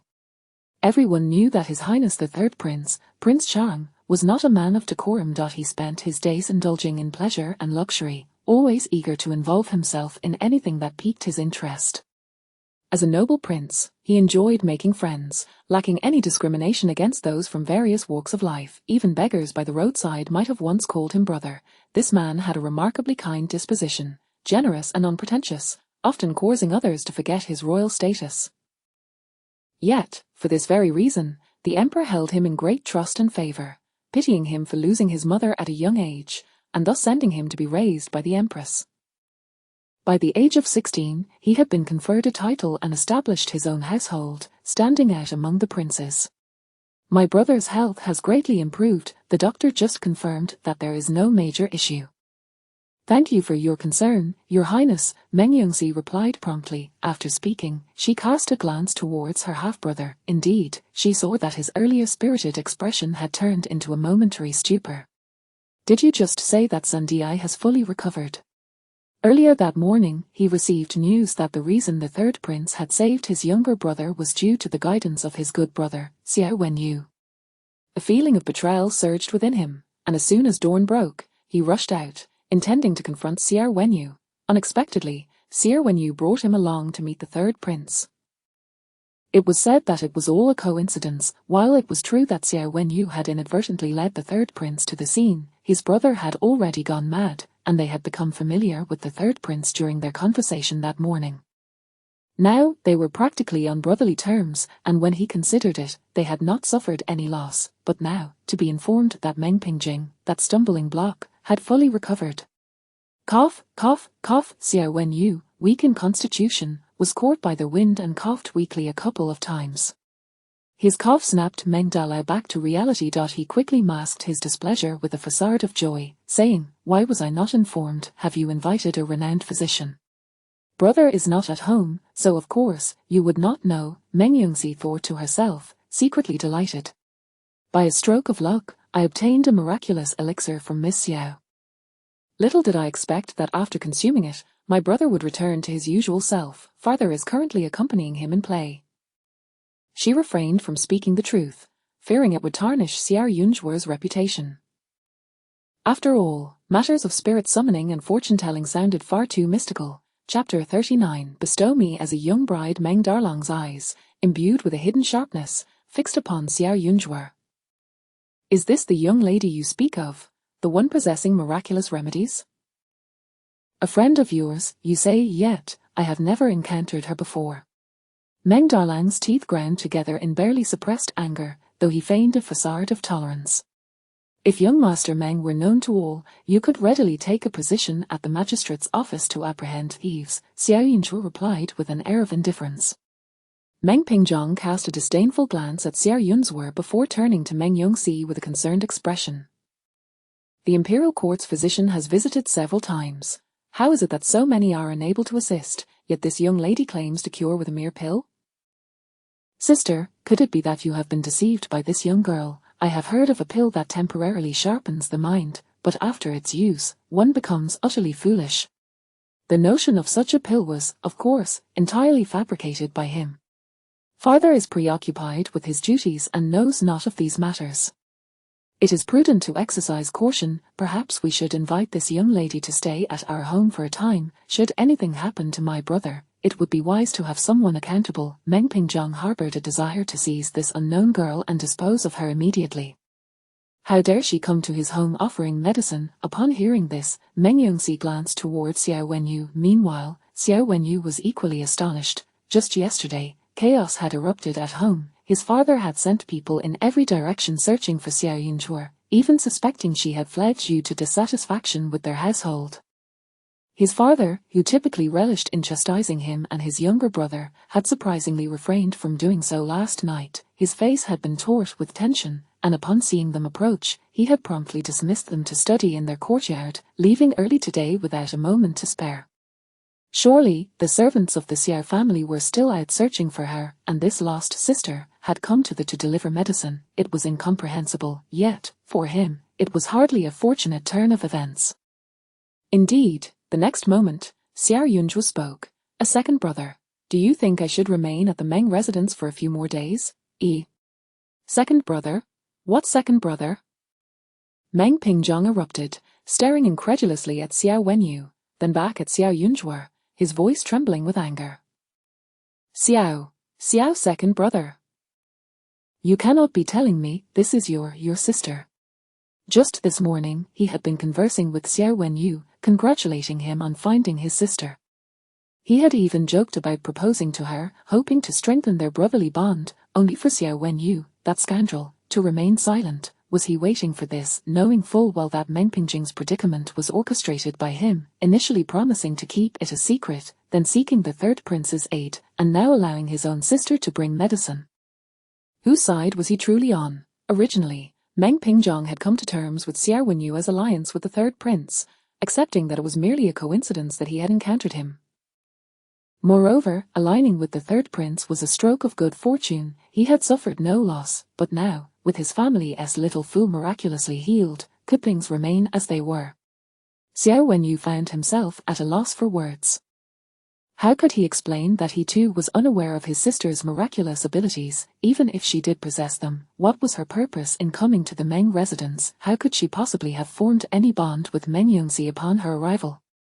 How fortuitous, second brother, that you and the third prince happened to save young Master Meng, and I have treated his ailment. Thus, it seems both of us are benefactors to your esteemed family, young Master Meng. Xiao Yin's were adept struck at their hearts. Meng Pingzhong felt as though he had been stabbed in the back multiple times. Indeed, he replied, his smile rigid. Had it not been for the third prince's presence, he would have demanded an explanation from Xiao Wenyu. Was this brotherhood truly worth something? Xiao Wenyu gazed at her in bewilderment. Your father is searching for you. It would be best if you returned soon. Remaining any longer would surely drive Meng Dalang to madness. Please, no. Yet Meng Pingzhong recalled Xiao Yinchua's words. Xiao second brother, we were discussing your sister this morning. You promised to give her to me as a bride. Surely, I cannot keep my Fianqi waiting a while longer. There are no outsiders present, and it would be ideal to have the third prince as a witness. I shall visit your home this afternoon to propose. Xiao Wenyue's expression stiffened, his gaze turning icy. Elder brother, marriages are determined by our parents. When has it become a matter for the elder brother to decide? Meng Yongxi interjected, alarmed. The third prince, astutely observing the shift in the atmosphere, noted their quarrel with amusement. How delightful! He relished in the bustle, his ears perked up with interest. However, Meng Pingzhong's conduct was somewhat unscrupulous. While his antics could be forgiven, one must never jest with a woman's reputation. Though the girl from the Xiao family had been lost for many years, she was undeniably exquisite in appearance and demeanor, far beyond what Meng Dalang deserved. Yet, the third prince remained silent, as there were still members of the Xiao family present. It would be unwise to speak out. I had not anticipated such concern from you, second brother. In our few days together, you have already planned my future. Xiao Yinchua's tone turned frigid. However, you may meddle all you wish once my father and elder brother are no longer around. With that, she cast a dismissive glance at Meng Pingzhong, adding without restraint, young Master Meng, how many illegitimate children has your household buried by now? I find your presence repugnant, so spare us your vile words. Having said this, Xiao Yinchua strode past Xiao Wenyu without a hint of anger. She was far from enraged. Too much anger would compel her to resort to witchcraft. Meng Yongxi immediately followed. Xiao Wenyu felt a gust of fresh air pass by him, a tightening sensation in his chest as he turned to see his sister resolutely departing, his fists clenched beneath his sleeves. Your fine steed. I shall postpone viewing it for another day, the third prince remarked, sensing his interest waning. Before turning to leave, Meng Pingzhong hurried to see him off. At the entrance, Xiao Yinchua and the third prince departed in their respective carriages, the surrounding area quickly falling into silence. Meng Pingzhong glanced at Xiao Wenyu, no longer concealing his emotions. Xiao second brother, what do you mean by this? Do you truly look down upon me? Your sister may be legitimate, but having been lost for so long, who knows if she is still pure? I extend my good intentions by welcoming her. Is that not a boon for you? His words dripped with provocation and ire. Xiao Wenyue's expression darkened, his slanted eyes narrowing as he shot a glare at him. Very well, I shall ensure you marry. With that, Xiao Wenyu departed calmly, his fragile silhouette casting a rather lonely shadow. Meng Pingzhong stood momentarily stunned. Marry? What did that imply? Was Xiao Wenyu truly willing to part with his sister? Was he genuinely not working against him? Yet, the peculiarities surrounding the Xiao girl, how did she come to know of his affairs in the courtyard? Meng Pingzhong, of the same age as Xiao Wenyu, remained unmarried, not from lack of desire but due to his waiting game. He intended to bide his time until Meng Pingzhong met his demise, at which point he would be the prime candidate for inheriting the title, no longer seen as an illegitimate child, thus attracting a suitable bride of respectable standing. Yet, abstaining from marriage did not equate to a lack of concubines. Until a legitimate wife entered the household, it would be unwise to bear illegitimate offspring. He would not follow in his father's footsteps, who had been unable to secure a wife of equal standing due to his status as a bastard. However, as time passed, it was inevitable that concubines would bear children. If they could not be born, they would have to be discarded. Ultimately, the number of children he had lost remained a mystery even to Meng Pingzhang. Such matters were trivial to him, relegated to the realm of women. Chapter 40, Must Not Stay. Meng Pingzhang was in a state of profound discontent and vexation, particularly upon returning home and discovering that Meng Pingzhang had indeed recovered. His frustration escalated to an unbearable level. Yet, he could not reveal his feelings in front of Lord Meng and was compelled to feign a fade of joy, which was exceedingly stifling. In his heart, he berated the Xiao siblings countless times. Meanwhile, Xiao Yunzhur returned home with her tokens of gratitude. The remuneration for summoning the spirit of young Master Meng amounted to 500 taels, in addition to some venison and pastries presented by the Duke's residence.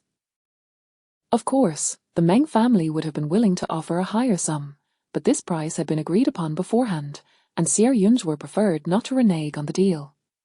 Moreover, 500 taels were significantly more than she had earned during her time in Guanzhai. It is worth noting that the common folk who sought her services typically provided only a few coins, or at most, several dozen. Individuals like Hu Sheng, who could offer tens of thousands of taels as remuneration for her assistance, were exceedingly rare. Most spirits were destitute, requiring her to supplement their expenses. As was her custom, Xiao Yunzhur set aside half of her earnings for her future sustenance. The remaining portion would be reserved for charitable deeds when needed, with some allocated for use during soul ferrying. Her recent fortune had indeed been remarkable, filling her with delight. Xiao Yunzhur walked home with a lightness in her step, blissfully unaware of the grim atmosphere that loomed over her household. Xiao Yunzhur, bewildered and perplexed, made her way to her courtyard. Soon after, Xiao Jingguan approached in haste. He was as fervent as a block of ice, his broad shoulders exuding an air of authority, while the dark circles under his eyes betrayed his fatigue. Upon seeing her, he scrutinized her closely and, with a hint of resignation in his tone, inquired, "Zhuer, where were you last night?" "Making money," Xiao Yunzhur replied candidly. As she spoke, the female ghost she had brought back from outside subtly drifted to the side. Her father, having spent years in the military, possessed a chilling aura that inherently intimidated spirits. In simpler terms, his vitality was robust, and coupled with the Xiao family's imperial plaque and the protective spirit of their ancestors, the ghost cornered in their courtyard now felt inadequate and trembled in fear. Were it not for Xiao Yunzhur's binding incantation, the ghost would have fled long ago. Of course, not all gifts from emperors carried such weight. The founding emperor, having amassed great merits, was indeed exceptional. Her ancestors had vanquished countless foes and were formidable figures in tumultuous times, thus bestowing significant protection upon their descendants. Otherwise, with her grandmother's prolonged illness, they would have long since succumbed to despair. Xiao Jingguan had not anticipated this. "Is it possible for the household to lack provisions for your needs?" he instinctively remarked. After speaking, he suddenly realized that his daughter's attire was a gift from the Gao Xing fabric shop. Today, he could find no trace of his child, and in his anxiousness, he summoned his trusted steward to investigate the matter. It was only after some inquiry that he learned his daughter had returned home without a single decent garment. "I have always managed in this manner while away. If you find my actions inappropriate, then I can change my attire in the future and refrain from identifying myself by the Xiao surname when outside," Xiao Yunzhur suggested amicably. She understood that, in affluent families, reputation was paramount, yet she could not afford to remain indoors, for her very life was at stake, hence she was willing to compromise to the best of her ability. "Are you aware that the family searched for you all night? It is not that I forbid you from going out, but the night is fraught with peril. You are but a young girl, and it is unwise to linger outside. In the future, I shall not hinder your daytime outings, but at nightfall, return home early. What do you think?" Xiao Jingguan asked, frowning. His concern was genuine. Xiao Yunzhur was momentarily taken aback. For many years, she had enjoyed unrestrained freedom, unaccustomed to any constraints. Her ghostly master was preoccupied with teaching her, seldom concerning himself with other matters. He did not even regard her outdoor ventures as particularly dangerous. As the leader of the divine hidden sect, she possessed the innate ability to sever the connection between life and death, rendering her fearless. "Then should I fail to return next time, I shall send word home," Xiao Yunzhur replied, avoiding her father's gaze and speaking calmly. Xiao Jingguan sighed. "That is acceptable." He wished to inquire further about where she had spent the night, whom she had encountered, and what events had transpired, but he hesitated, feeling a profound unfamiliarity with this child of his blood. She harbored a wariness towards him and their home, leaving him, as her father, feeling unqualified to delve deeper into her affairs. If only she had not been lost all those years ago. The matriarch is well.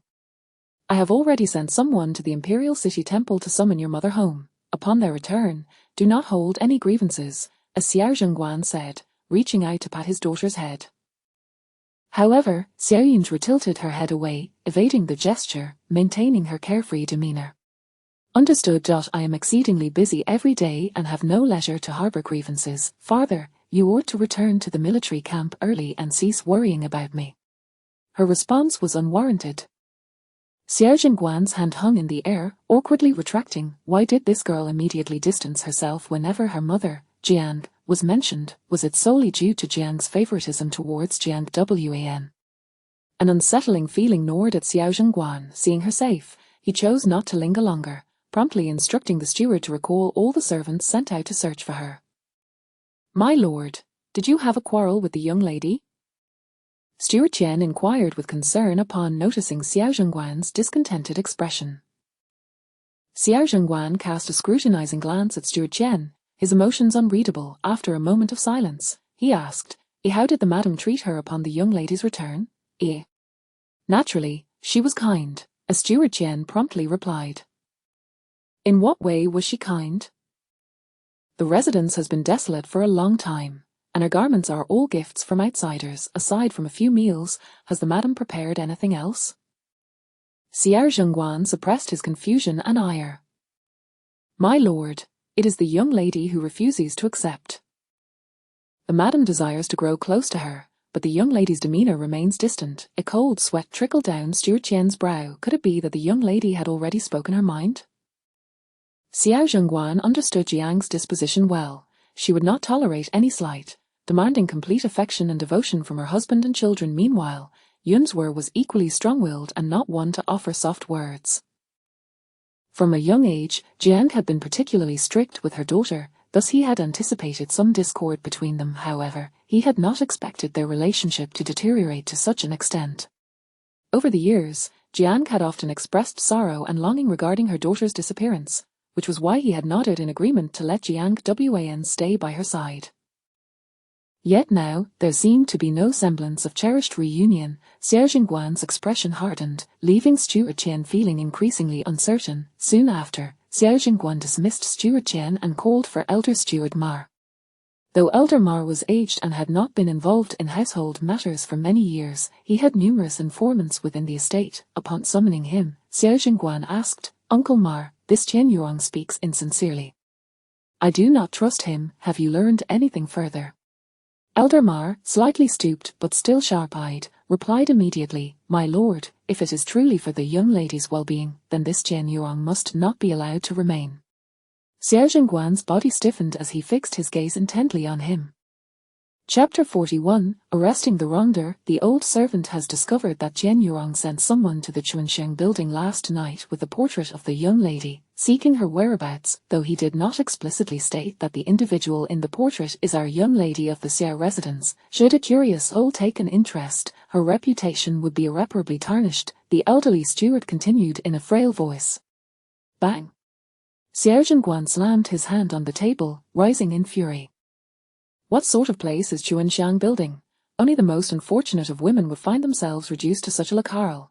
He had merely instructed Qian Yuang to inquire at inns with the portrait, yet this scoundrel dared to act behind his back. Xiao Zhengguan had never anticipated that the steward would possess such audacity. Until now, he had held a degree of trust in him. After all, Madame Jiang was not particularly adept at managing household affairs, and it was largely due to the capable stewardship of Qian that the Xiao residence had remained orderly.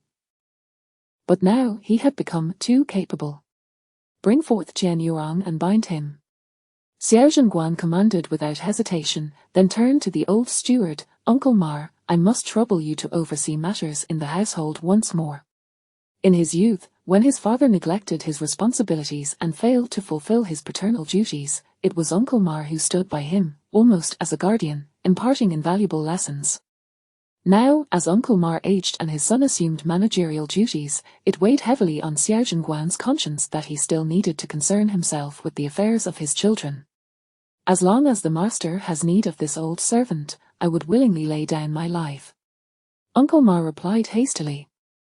Xiao Zhenguan's heart was laden with sorrow. Capturing Qian Yurong would be simple, but the subsequent handling of the situation, Madame Jiang would likely raise a commotion. For now, gag him and confine him to the woodshed.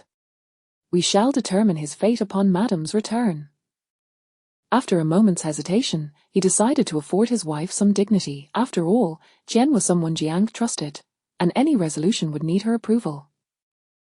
Uncle Ma hesitated, then lowered his head in silence. In his view, while the master possessed many admirable qualities, he was overly sentimental. The master had been profoundly influenced by the late patriarch, having witnessed the latter's indulgences leading to the family's disgrace and demise. Thus, after marrying Jiang, he lavished her with affection, fearing any slight against her. Yet, as the head of the family, he ought to prioritize their future. Indulging Jiang at every turn placed the family's fate entirely in the hands of a woman. Were Jiang to possess the wisdom and stature of the late matriarch, such a choice might not be entirely misguided, but she did not. She was merely the daughter-in-law chosen by the late patriarch, hardly a reliable figure. However, this was a matter he could not advise upon. It is often said that a harmonious household leads to prosperity. If the master could not awaken to this truth, then any external provocation would only exacerbate familial discord. Qian Yurong's heart fluttered with anxiety, particularly upon learning that the master had summoned Uncle Ma. His unease reached a crescendo. Indeed, it must be the young lady who had reported him. His fear consumed him, yet this trepidation was short-lived. The master had only confined him to the woodshed under guard, evidently awaiting the return of his wife, and once she arrived, there would be little to fear. All the matters he had handled were under her direction. Upon returning, Xiao Yinzhe learned from Dong Kai about the events that had transpired at home. She was taken aback. Having merely stepped out to attend to some business, it had escalated to a city-wide search for someone. Her father's sudden concern for her welfare was truly unexpected. It seemed she would need to be more mindful of home affairs in the future.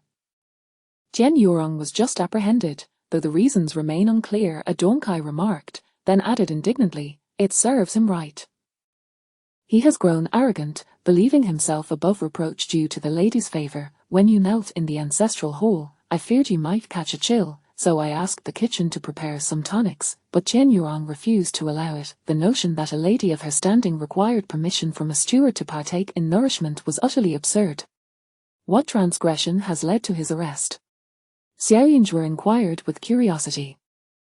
Qian Yurong's audacity stemmed from her parents' indulgence, so unless he had committed a grievous offense, her father would not act against him, especially given her father's character. He was thoroughly under the thumb of her mother, Jiang, appearing stern and unyielding, yet, in reality, he was exceedingly henpecked. Anyone daring to cross Jiang would be courting a quarrel with his wife.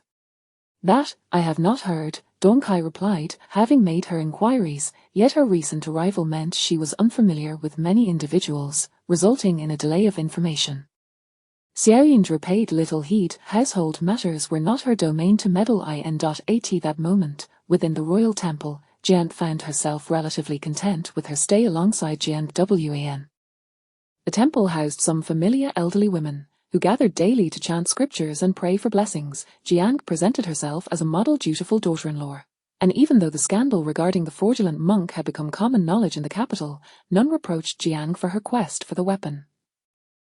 In fact, those privy to the affair expressed sympathy for her, deeming her intention sincere but misguided, suggesting that the late matriarch's seemingly benign demeanor concealed a stricter nature, thus prompting Jiang's cautiousness.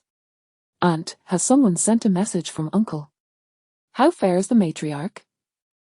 After a servant from the Xiao family delivered a letter, Jiang Wan immediately inquired of Jiang. Jiang carefully opened the letter, penned personally by Xiao Zhenguan. Its contents indicated his intention to take an extended leave from the military.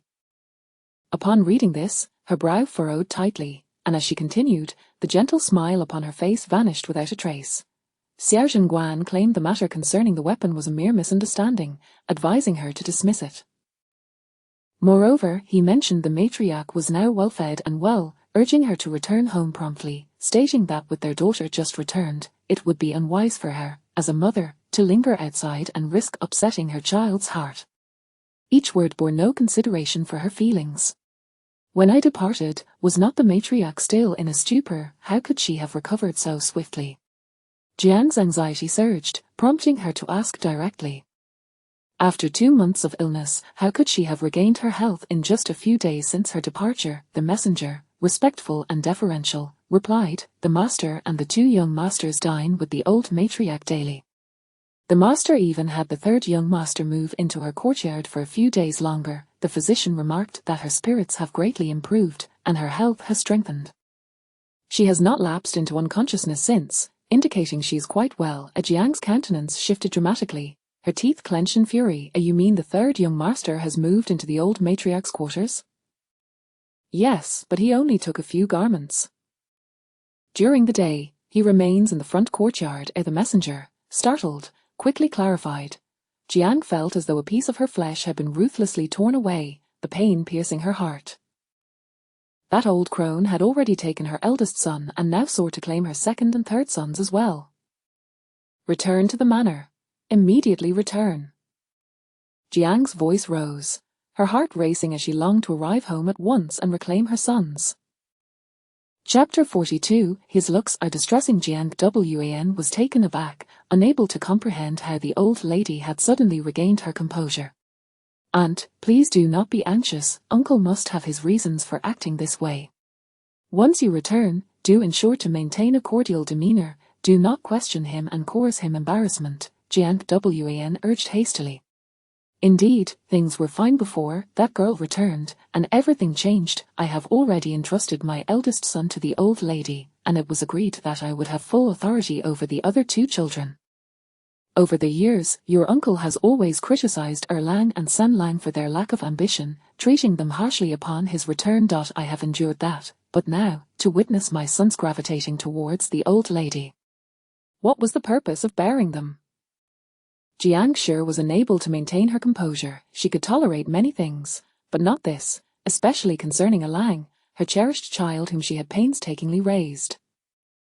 She would never allow anyone to take him away. Jiang Shi had already made preparations. They had brought some items with them, assuming they would stay for a while, thus acquiring quite a bit more.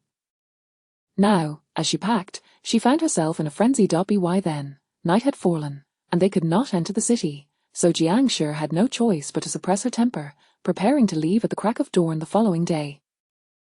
At dawn, as the city gate opened, Jiang Shi's carriage entered the city. Observing Jiang Shi's determined demeanor, Jiang Wan's resolve solidified. If she were to marry, it would be ideal to find a noble and gentle husband, but if that were not possible, she absolutely could not marry her 2nd cousin. Her 2nd cousin was far too favored. That would alter the bond between her and her aunt, and she might not enjoy the same freedom and affection as she did now. In contrast, her eldest cousin, who stood in opposition to her aunt, might be a better option. It was a pity, however, that there was an unnecessary old lady in the family. This old lady was a nuisance while alive, and should she pass, the family would be bound to mourn her, truly of no use at all. When Jiang Shi hurried back, Xia Yunzwer had just arrived at her grandmother's for a meal. Jiang Shi first rushed to Jue Hall to assess the situation. Upon being ushered inside, she was indeed met with the sight of the old lady, her complexion rosy and her demeanor cheerful, devoid of any sign of illness. Seated beside her were her 2 beloved sons and that ungrateful daughter, all partaking in breakfast, seemingly engaged in light-hearted conversation, which had only just paused. Jiang Shi felt her expression nearly falter. Mother, you are quite well. Jiang Shi's voice trembled slightly. The old lady looked at her daughter-in-law, her expression unchanging, as calm as ever. You have returned. I heard from the town official that you went to the royal city temple to pray for me. You have truly worked hard. It is the duty of a daughter-in-law, Jiang Shi said, nervously tugging at her handkerchief. Raising her gaze to her 2nd son, she saw him holding a piece of fruit cake and immediately stepped forward to snatch it from him. I have told you before, this fruit cake is both sweet and rich. It produces phlegm, and you ought not to indulge in it. Xiao Wenyu found his hands empty but made no rebuttal, merely smiling casually. Son will heed his mother's words. He had just arrived. After a rather unpleasant encounter with Xiao Yunzhuo at the main residence, they had parted ways rather coldly. However, this morning, their father had insisted that the younger generation pay their respects to the old lady, thus forcing them back together, though they exchanged not a single word. The old lady paused for a moment, then set aside her food. The fruit cake had been brought by her granddaughter, far too much to consume. Fortunately, the weather was cool, allowing it to be stored for a few more days.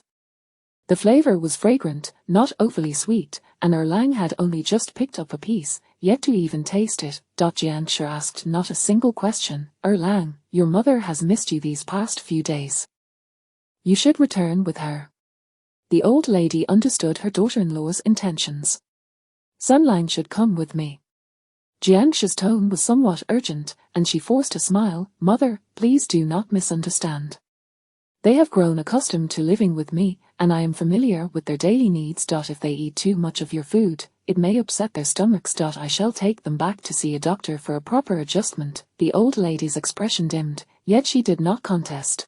They were her grandsons, born of Jiangshi, and she never felt entitled to compete with her. Her occasional concern was merely a wish for them to study hard and excel, yet every time she opened her mouth, Jiangshi would respond as if facing a formidable enemy. Thus, she knew it best to speak less. With age, she sought only a peaceful home. Xiao Wenyu and Xiao Wenyin both stood up hurriedly to take their leave. Xiao Yunzhuo remained seated at a distance, motionless, as if Jiangshi had not even noticed her, not casting a glance in her direction. Your father has punished the steward of the fields. She will be displeased for a few days. If you are frightened, it might be better to stay with your grandmother for a few days, the old lady observed Xiao Yunzhuo, feeling she was a timid and obedient child. Xiao Yunzhuo, devouring a pastry with great speed, swallowed and smiled. Grandmother, you spend your days reading scriptures or books, as if confined to a prison. I prefer to reside in my own courtyard, where I feel more at ease. You child, how can you say such things?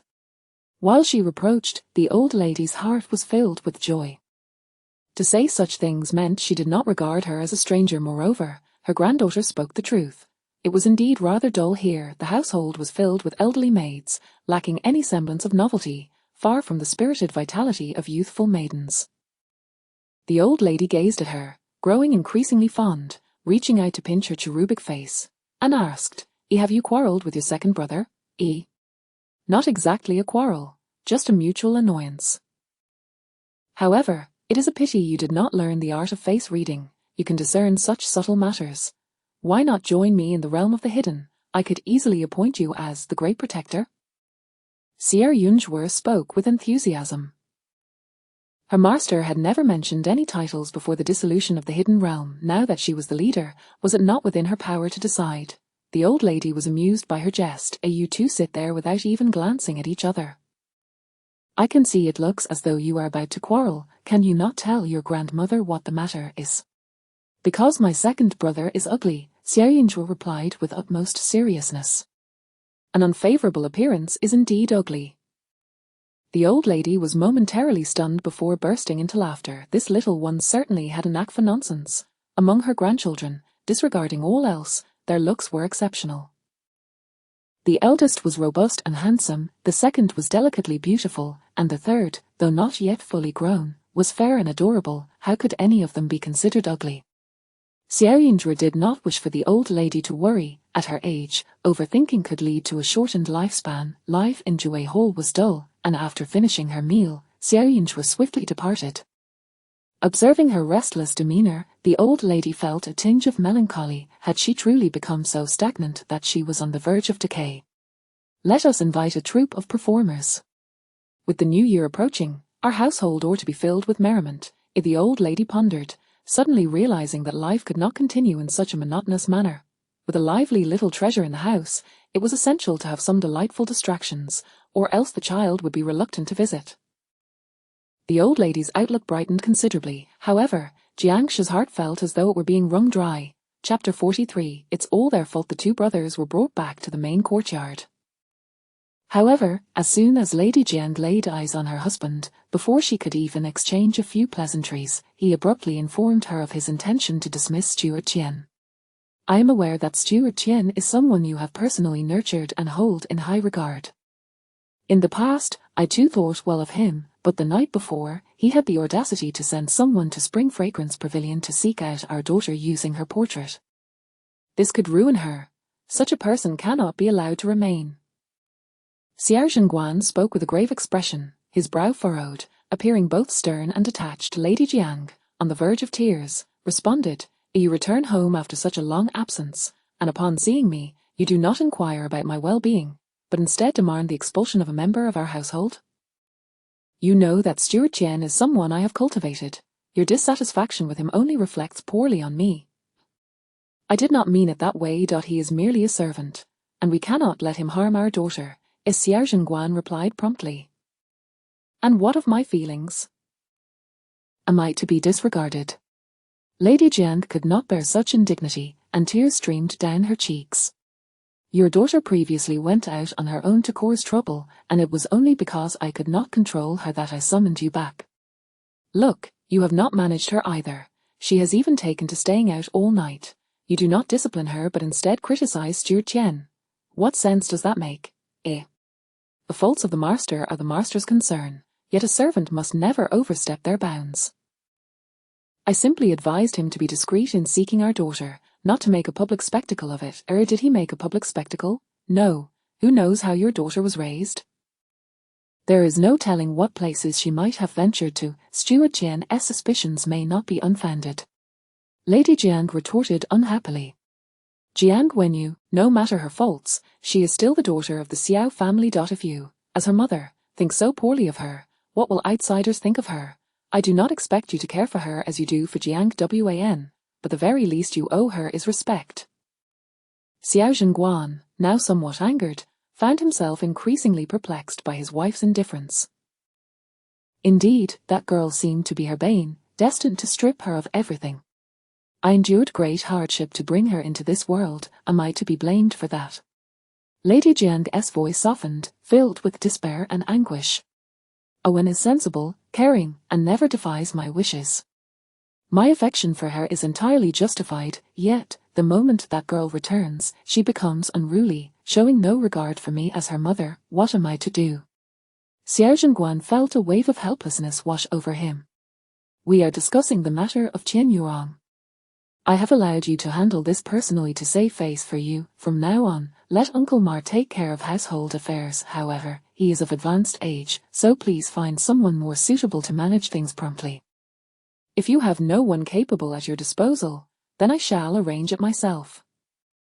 His tone was filled with resignation. He understood his wife's bias and harbored no hopes for her to change overnight.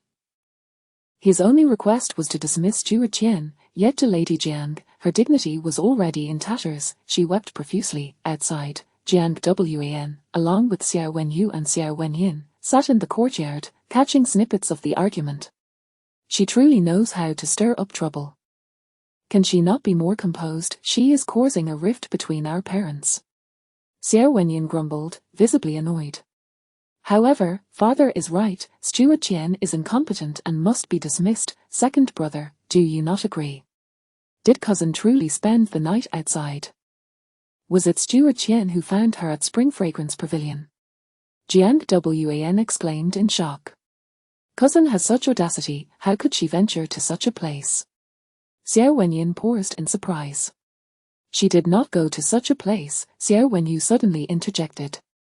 Jiang Wan froze for a moment, then hurriedly stammered, I did not know, I merely overheard their quarrel, it was my fault, I thought cousin, I am sorry, second cousin, I did not mean to. Xiao Wenyu felt a wave of annoyance. A disobedient servant deserved punishment, and keeping him around was an eyesore. Then where was she that night? Father sent many to search for her, it cannot be that there was not a single trace. Xiao Wenyin suddenly inquired with curiosity. At Yunhui Marquisate, Xiao Wenyu replied. Yunhui Marquisate? The Meng family, second brother, did you take her there? Xiao Wenyin was astonished. When did second brother become so eager to help? Xiao Wenyu looked at his older brother as if he were a fool, exasperated. She is close friends with the Meng family's daughter and stayed there for the night. I happened to run into her when I visited the Meng family yesterday. Then why did you not say so? Father and mother are arguing over this matter, Xiao Wenyan began, then fell silent. If second brother did not mention it, it was certainly because it was none of their business, Xiao Wenyu scoffed. Even if he wanted to explain, had they given him the opportunity? Moreover, Xiao Yunju might not even wish for him to intervene, for in her eyes, he was a complete scoundrel, a villain opposing their elder brother and grandmother, someone she would rather never see again. Inside, the quarrel between Lady Jiang and Xiao Zhenguan grew increasingly intense, leaving him baffled. He simply sought to deal with a servant. Why was it so difficult? As their argument escalated, Lady Jiang even threatened to take her own life. Xiao Zhenguan found himself taken aback. After all these years of accommodating her, he could understand her anger over their son, but to act so recklessly over a mere servant was beyond his comprehension. The couple parted on bitter terms. Fuming, Xiao Zhenguan retreated to the front courtyard, just as the two brothers entered, intending to console Lady Jiang. Seeing her tear-streaked face, Xiao Wenyan quickly said, "Mother, please do not be upset. Just now, second brother mentioned that Xiao Yunju stayed at Yonghui Marquisate and did nothing else." Xiao Wenyu barely managed to intervene, but it was too late. In an instant, Lady Jiang glared at Xiao Wenyan in fury. Raising her hand, she struck him across the face. "Are you also turning against me?" Xiao Wenyan was stunned, covering his face, standing there dumbfounded, unsure of what he had said wrong. Xiao Wenyu calmly approached, saying, "Mother, this matter is entirely father's fault. I assure you I stand by your side, yet you return home only to focus on Xiao Yunju's situation and neglect me." Lady Jiang turned to her second son. "Did you see her at Yonghui Marquisate?" "I did see her, but who knows what she was doing there. Let us not speak of her. Instead, let us talk about me. I met the third prince yesterday, and he holds me in high regard, intending to recommend me for an official position," as Xiao Wenyu said lightly. "The third prince?" Lady Jiang's countenance brightened considerably. "How did you come to know him?" "I have heard he is quite a man of integrity. If you truly establish a rapport with him, your future is assured. Previously, your father often remarked that you pale in comparison to eldest brother. Clearly, he was mistaken. You are the finest, and your mother relies on you." Xiao Wenyu adept soothed her, turning her mood around with just a few words. Meanwhile, Xiao Wenyan remained rooted in place, too afraid to stir up trouble or shed tears. Mother rarely directed such anger at him, and that slap had truly left him bewildered. "Yinner, do not hold this against your mother. I was just confused by your father and eldest sister, which caused me to lash out. It is all their fault. Can you forgive your mother?" Once her mood improved, Lady Jiang did not forget her youngest son and hastily offered an explanation. Chapter 44. Please, Xiao Wenyang is still young, she said, gazing into her mother's sorrowful yet caring eyes. He quickly set his hands down and forced a smile. "Mother, it doesn't hurt, you are my good child," Jiang replied, immediately embracing her son. Within the room, the atmosphere was filled with maternal affection and filial piety, while outside, the wind howled and rain lashed. The matter concerning Steward Qian was at an impasse. Neither party was willing to relent, each stubbornly refusing to take a step back. The Xiao family had been steeped in a somber mood for several days. Xiao Yuns were merely observed, showing no inclination to engage, even becoming more subdued, spending his days indoors without venturing out. Before long, the new year arrived. Meng Yongxi sent her a letter, which also included a portion of the divination money from the Meng family's grandaunt, a small piece of silver, nothing substantial.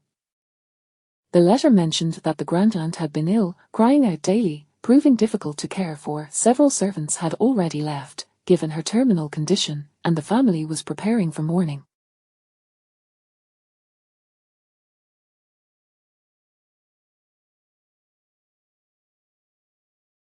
Lord Meng had visited her but was scolded out by the grandaunt in a fit of rage. Lord Meng was also quite furious, feeling that this aunt was being unreasonable. Furthermore, it was noted that Lord Meng had been getting along well with young Master Meng.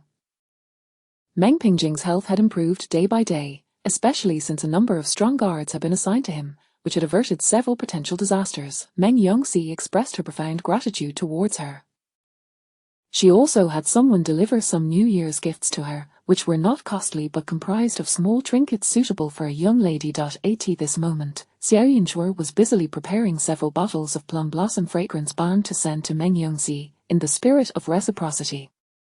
It wouldn't do to rely solely on talismans for gifts. After all, crafting them was quite taxing.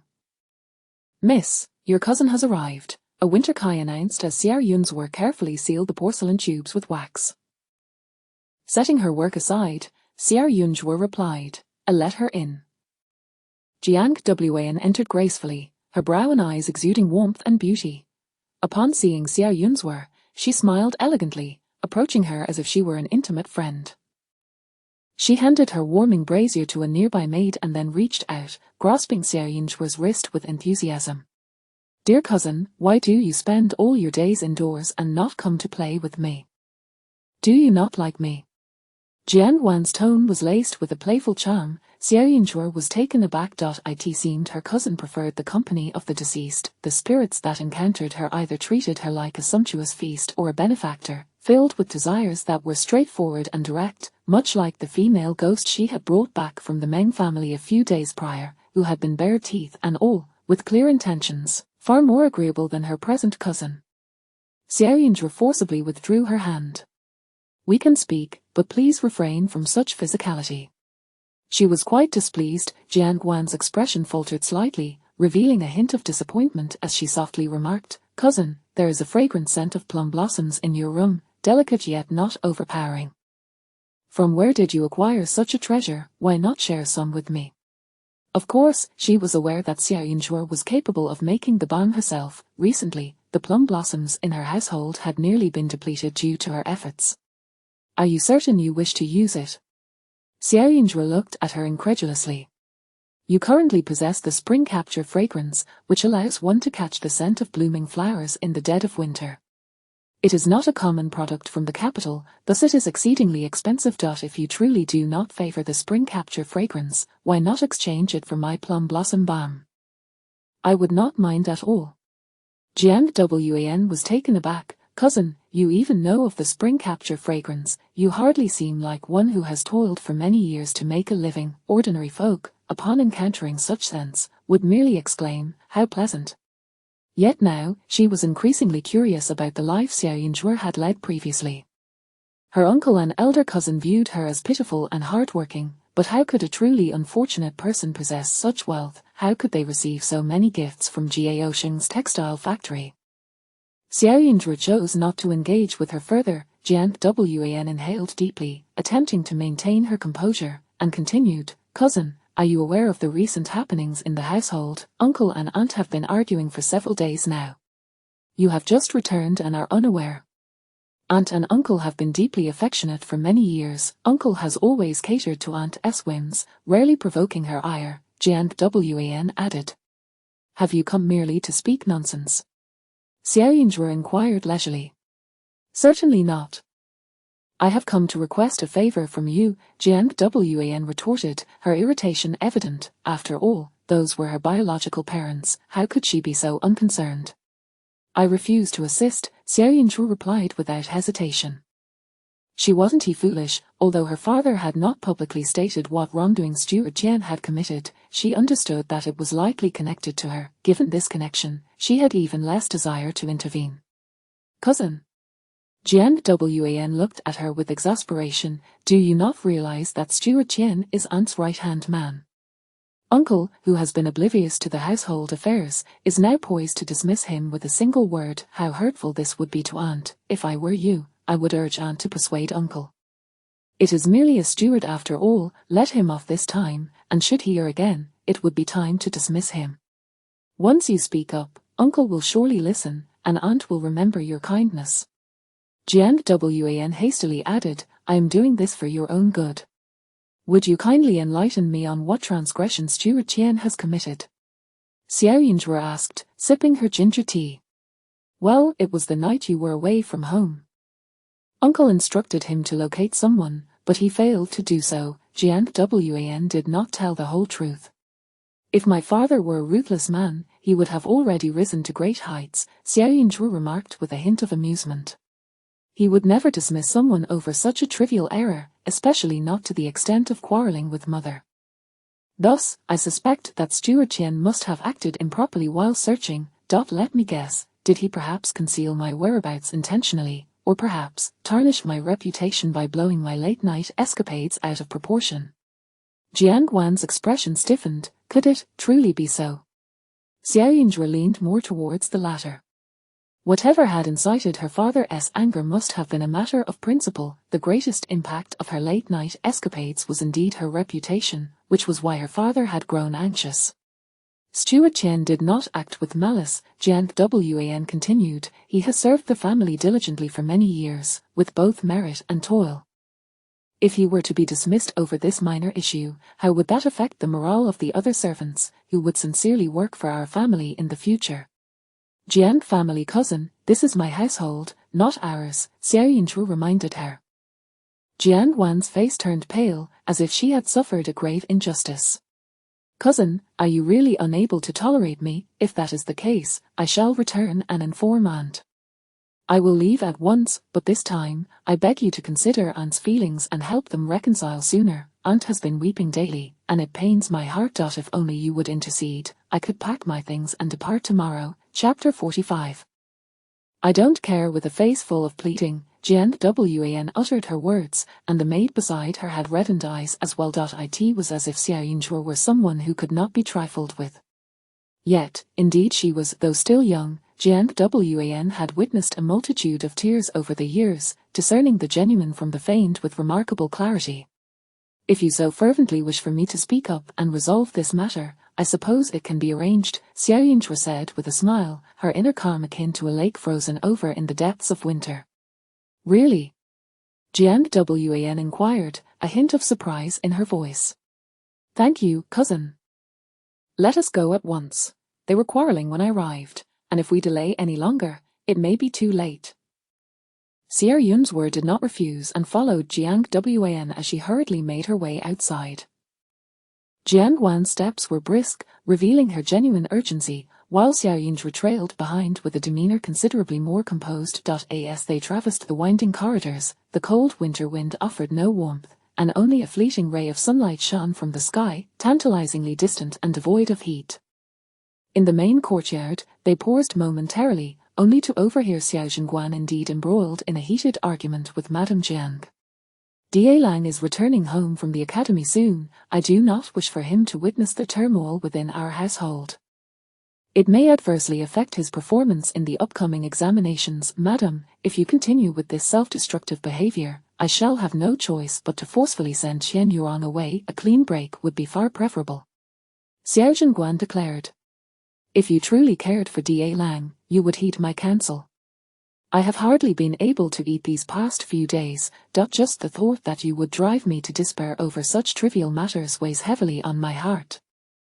Do you recall how much scorn I endured when our family faced misfortune? I could scarcely hold my head high in public. Ever since then, you have vowed to restore our family's dignity, and indeed you have done so, yet you neglect the matters at home. Our marriage has dwindled over the years, leaving us with little of the affection we once shared. For the sake of our children's futures, I have endured much, yet that girl flaunts herself, returning home late at night, jeopardizing the fruits of our labor and sacrifices. Xu Qian only wishes to distance himself from her for the sake of our family. Consider this, if she becomes notorious now, people will only pity our family for having lost a child, never blaming us for our lack of guidance. However, if we attempt to conceal the truth, when disgrace inevitably falls upon us again, the Xiao family will bear the burden of her actions. Jiangshi's voice rose in protest. That is not the principle. Regardless of what our children have done, we must remain their support. She has only just returned home, and you wish to cast her out, to sever ties with her. Is that the behavior of a parent? Xiao Zhengguan persisted, still unconvinced. Fine. I shall be the hard-hearted mother, Jiangshi's voice dripped with despair. If it is truly for the sake of our child, then I shall concede. For Da Lang's sake, I propose a severe punishment for Qian Yuan. Let him be beaten so badly that he cannot rise from his bed for 3 to 5 months, allowing him ample time for reflection, but I will not agree to sending him away. After a brief silence, Xiao Zhengguan pondered. Seeing his lack of response, Jiangshi's tears flowed freely. Husband, I too care for that girl. You must understand how much I suffered to bring her into this world. I lost so much vitality during her birth. It took me years to recover. How could I not care for her? I simply do not know how to interact with her, for she is so different from a Wan. Jianguan's voice trembled with grievance. Xiao Zhenguan found himself at a loss. Jiangshi had nearly starved herself in recent days, her complexion deteriorating alarmingly. The last time she wept so was when he had thrown Erlang into the water. Very well, let him be punished, but should there be a next time, I will not be so lenient. Xiao Zhenguan gritted his teeth, ultimately choosing to retreat a step. Outside, Jianguan's expression brightened with joy. Wonderful, cousin, uncle has agreed to give Steward Qian another chance. Xiao Yinzhuo regarded her with a penetrating gaze, thus, her summoning had not been merely to plead for Qian Yuang. The true purpose was to allow her to witness how her father capitulated to her mother, to reveal to her who truly held dominion over this household. Is my mother aware of your bringing me here? Xiao Yinzhuo inquired with a smile. Naturally, aunt does not know. I acted out of concern for her. Jiang Wan feigned shyness and concern. She sought to make it clear to Xiao Yinzhuo her standing. What did it matter that she was the eldest daughter of the Xiao family? Ultimately, she was still beneath even a servant. For the sake of her elder cousin's examinations and her aunt's health, uncle would choose to forsake her. This was an undeniable truth she could never escape. Xiao Yinzhuo raised an eyebrow and boldly approached to push open the door. At the sound, those inside were startled. Xiao Zhenguan turned to see Xiao Yinzhuo's cold, indifferent countenance, and a flicker of alarm crossed his eyes. He quickly furrowed his brow and said, "Zhuo, what brings you here?" "I was merely..." "There is no need for explanations," Xiao Yinzhuo interjected decisively. "These are festive days, the spring festival is upon us, and grandmother has just recovered. Moreover, my elder brother is soon to take his examination. If the lady of the house stirs up trouble, it would be inappropriate." Everyone understood. Xiao Zhenguan clenched his teeth, feeling helpless. It was indeed the case. The Xiao family had relied solely on him for many years. Despite his capabilities, he had no military achievements. Whenever matters of war rose, he never dared to step forward, instead enduring quietly, appearing only superficially admirable. His desire was for stability, hoping his sons would grow swiftly, allowing the family to flourish and no longer be the subject of ridicule. At last, his eldest son was nearing a chance at an official career. Should the boy succeed in his exams, he would have an opportunity to make a bold move, no longer needing to worry about a lack of successors. Jiangshi gently wiped her tears, regaining her composure. "You, child, could you not announce your arrival before entering? Is it proper to eavesdrop on your elders?" Jiangshi instinctively remarked. "The mistakes made by Qian Yuang pertain to me, do they not? Should I not be the one to address them?" Xiao Yinzhuo asked directly. "I have already discussed this matter with your father. There is no need for you to interfere," Jiangshi replied without hesitation. Xiao Yinzhuo regarded Jiangshi with a smile. "I just heard father say that Qian Yuang would be given another opportunity, and my cousin from the Jian family echoed the same sentiment, suggesting that it would not be too late to punish him should he err again. Upon reflection, I find that reasoning sound," Xiao Yinzhuo stated earnestly. "But what if he has already committed a serious transgression in the past? Would this not mean that this instance is already a second offense? To keep raising him high only to let him fall lightly should no longer be acceptable." Jiangshi's heart tightened. "Xiao Yinzhuo, your elder brother is about to take his examination. Do you not wish to create discord within the household?" Xiao Yinzhuo turned to her father. He was imposing and dignified, yet nearly devoid of compassion, which would prevent him from soaring to greatness. "Whether I stir up trouble or not, certain events have already transpired. To wish to evade the past for a lifetime requires one to tread carefully, ever vigilant. If one cannot manage that, then one must be prepared to confront reality." Xiao Yinzhuo spoke with calm clarity, devoid of any vengeful intent. "You all concern yourselves with the festive season, the health of the elderly, and the future of the children, but to me, these are merely excuses for avoidance," Xiao Yinzhuo stated, fixing her gaze upon Xiao Zhenguan. "I do not care for such things." Chapter 46. The abandoned child. Xiao Yinzhuo's demeanor was calm, devoid of any signs of joy or sorrow. Her return to the capital was primarily to offer a semblance of closure to her long-absent grandmother, sparing the elderly woman from departing this world with lingering regrets. The second reason was the pursuit of a stable residence, though it was not necessarily tied to the Xiao family. The resentment harbored since the Jiang family had cast her aside was a relic of the past. Despite her emotional turmoil, her original intention was never revenge. She merely sought to understand the reasons behind her abandonment and to find solace for herself. Nurturing anger and resentment was never a path she wished to tread. However, this did not imply that she would passively shoulder every burden. The lessons imparted by her master on survival had never included such a stipulation. Xiao Zhenguan listened to her words with a hint of confusion, sensing that there were secrets lurking between his daughter and wife. "What other transgressions has Stuart Qian committed?" he inquired immediately. "None at all. Do not cast all your accusations upon him simply to justify his dismissal." Jiang was becoming increasingly agitated. "Let her speak." Xiao Zhenguan felt a premonition that this was a significant matter, one that undoubtedly explained his daughter's estrangement from Jiang. He even found himself engaging in unsettling speculations, but as these thoughts emerged, he quickly suppressed them. After all, the daughter standing before them was their own flesh and blood, and he could scarcely fathom that Jiang could act with such heartlessness. "I have heard it said that the entire household believes I was merely a foolish child, throwing a tantrum to seek out my grandmother, which led to my disappearance," Xiao Yinzhu stated plainly, disregarding Jiang's murderous glare as she continued. "Though this incident occurred over a decade ago, I still vividly remember the day when mother called me over for a conversation. After only a few words, she grew impatient, pointed a finger at me, and declared me unlucky and bothersome. Subsequently, she ordered Stuart Qian to confine me with 2 tight-lipped maids. When I finally regained consciousness, I found myself in a small coffin, which swayed for what felt like an eternity before coming to rest in the Bone Valley. Am I to understand that such a grievous error was permissible for Stuart Qian to remain?" Xiao Yinzhu asked with an air of indifference. In that moment, Xiao Zhenguan felt as though 1,000 arrows had pierced his heart. The overwhelming shock and anguish rendered his mind a cacophony, and he looked incredulously at Jiang, his eyes filled with fury. "Why?" The simplicity with which Xiao Yinzhu articulated the truth left Jiang unable to contain herself, and she retaliated boldly. "It is simply because she is unlucky. This is our biological daughter." Xiao Zhenguan could not fathom whether Jiang harbored animosity towards their daughter or towards him. "I have no such child." Jiang dropped the facade. "When I gave birth to the 3 of them, it was smooth sailing. Only she posed a challenge. Her birth was fraught with difficulties, nearly costing me my life. This child, born under duress, is utterly unlike me, and I suffered for so long as a result." The family's title was secure until she arrived, and then it vanished.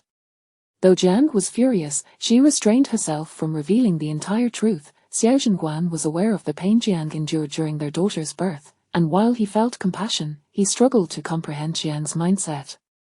Parenthood was a choice they made together. Children had no say in the matter. Even if Jiang harbored resentment, it should be directed towards him as her husband, not their daughter. Xiao Zhenguan found it impossible to articulate his feelings, and he could not face Jiang.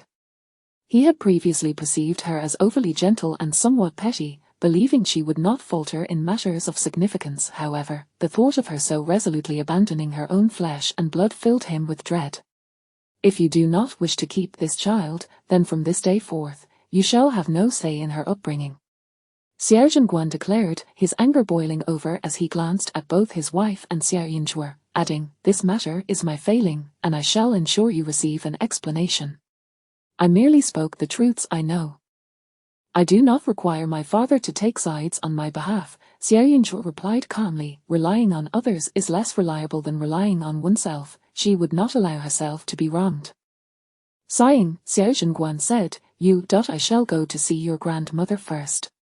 "Very well," Xiao Yinzhu replied nonchalantly. Xiao Zhenguan stepped ahead of her, his sleeves flaring as he strode away, his countenance ominous, leaving his intentions unclear.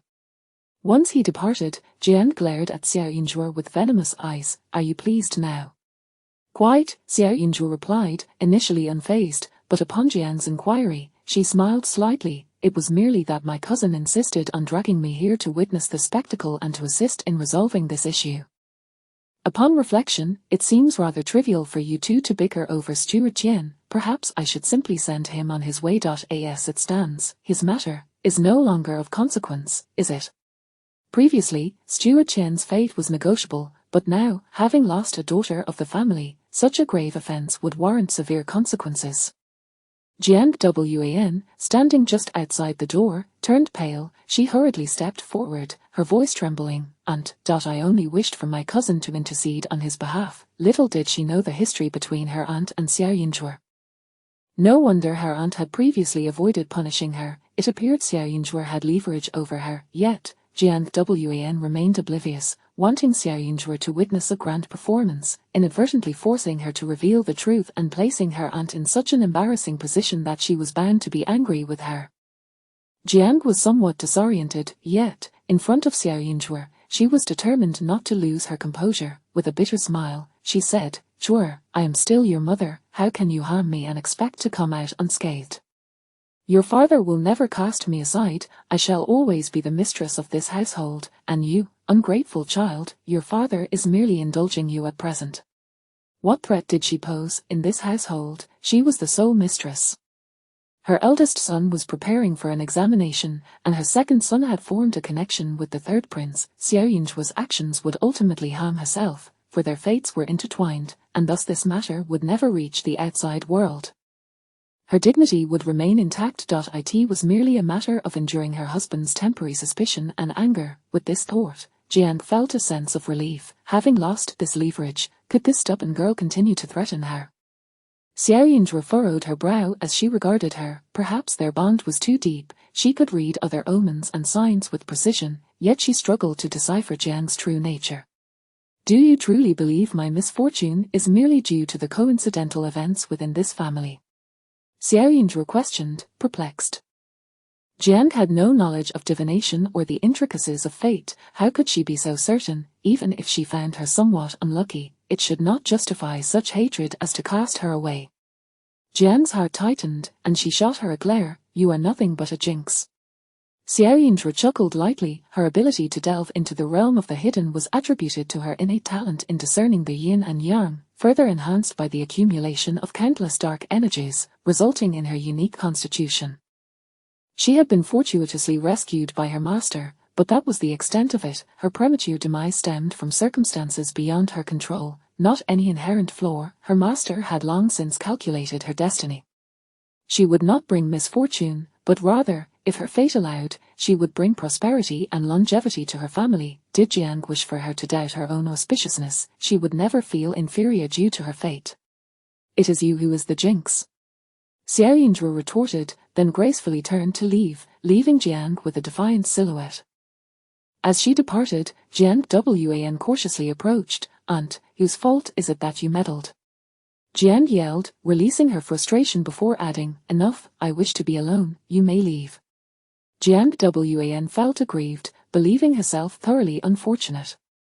Xiao Yinzhuo was indeed a master at manipulation, appearing innocent while harboring ulterior motives, causing her to be scolded by her aunt. In the Xiao household, apart from Xiao Yinzhuo, no one was particularly pleased. As the new year approached, Xiao Yinzhuo began instructing others to hang small lanterns in the courtyard, creating a festive atmosphere. Meanwhile, Xiao Zhenguan, a normally composed man, was nearly livid with rage as he knelt before the elderly matriarch, first ensuring she took her heart-protecting pill before daring to reveal the events that had transpired. "It is entirely my son's incompetence. Right under my nose, how could Jian commit such acts?" Xiao Zhenguan lamented, yet felt utterly powerless.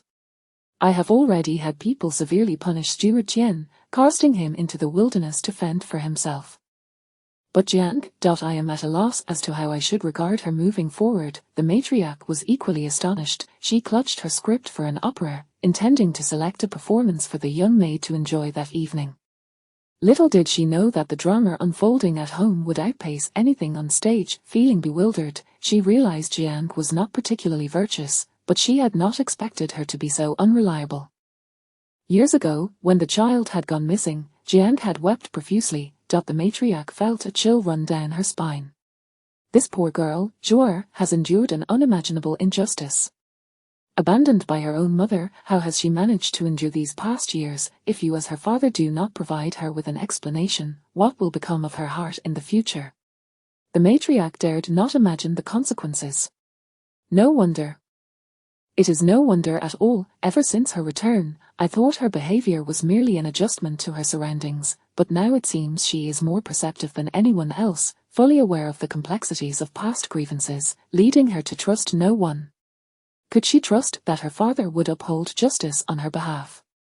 Or that her brothers would stand against their mother for her sake? From her perspective, she could only see herself as an abandoned child. Chapter 47. Drag it out. Xuanmen felt utterly ashamed to face his own daughter.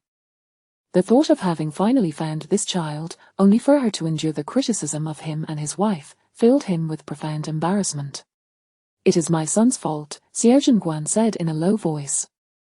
The elderly matron also felt deep regret. Having endured her husband's disdain in the past, she often lamented the hardships of being a woman and wished for Jiang to avoid her own path, thus constantly evading confrontation, which ultimately led to Jiang's audacious behavior. "You are at fault, but so am I. After all, Jiang was chosen by your father. How could her temperament be any better? All these years, I feared that I might unjustly transfer my anger towards her because of your father, and thus I have been exceedingly lenient.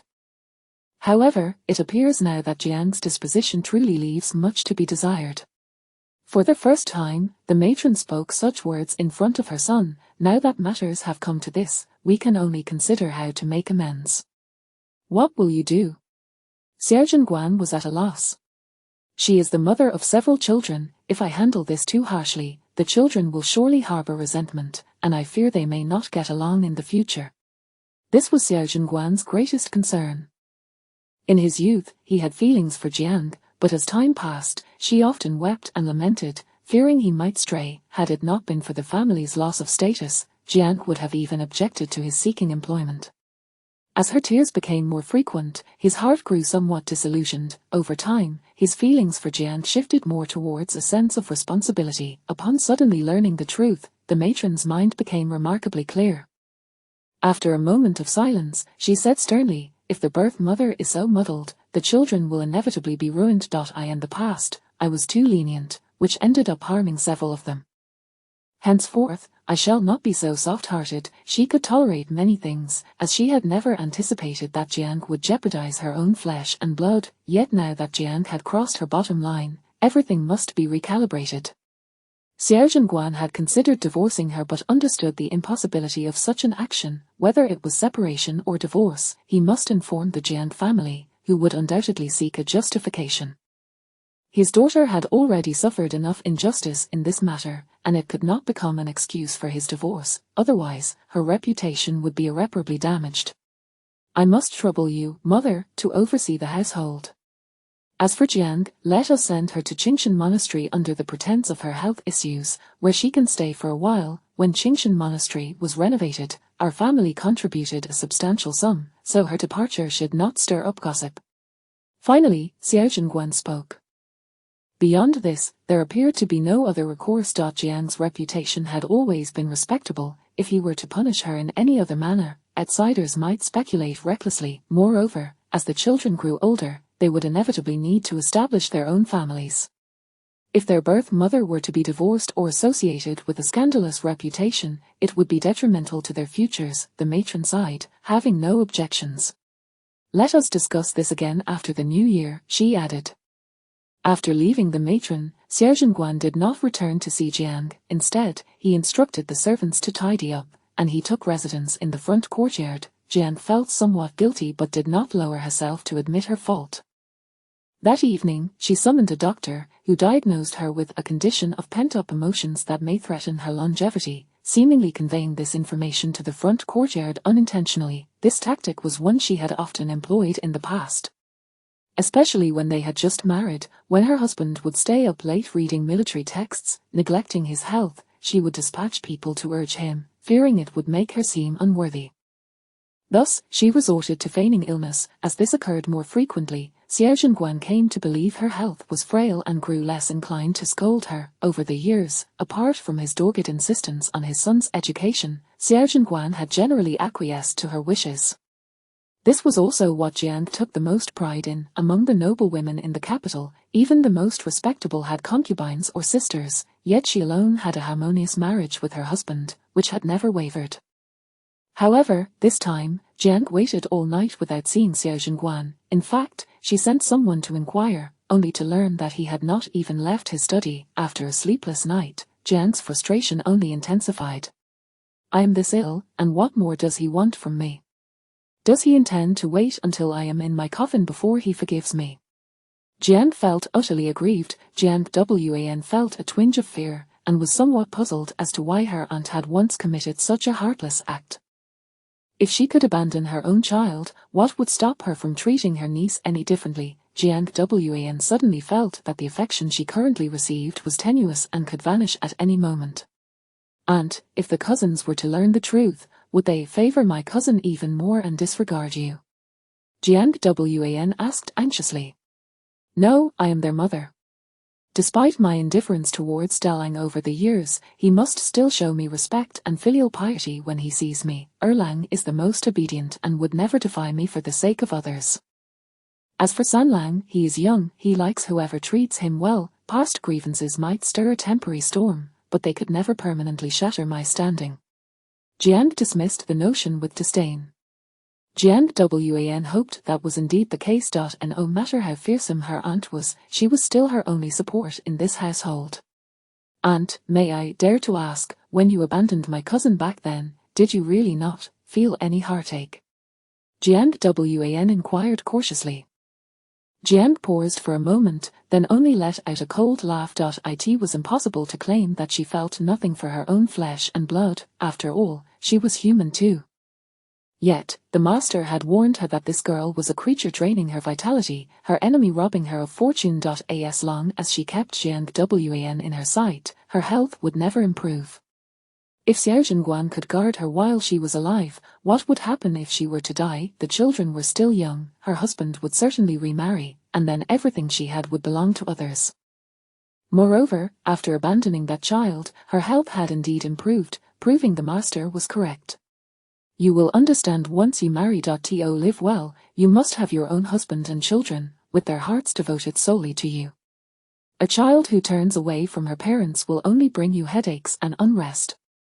Jiang's tone relaxed, her gaze revealing a hint of sarcasm. Just look at how the matron has lived these past years. Her husband does not love her, and her son only cares for his own family, leaving her to endure in solitude before a flickering lamp. If she hadn't taken my Dalang, what meaning would her life have? Jiang nodded thoughtfully. Although her aunt's actions were frightening, given a choice, she would prefer not to live as the matron did. At that moment, Jiang was filled with anger yet remained patient, believing her husband would come around soon enough. Meanwhile, the household began to adorn itself in festive decorations. Xiao Zhenguan summoned Xiao Wenyu to send a bit of silver notes to Xiao Yinzhuo. Xiao Wenyu's expression was complex.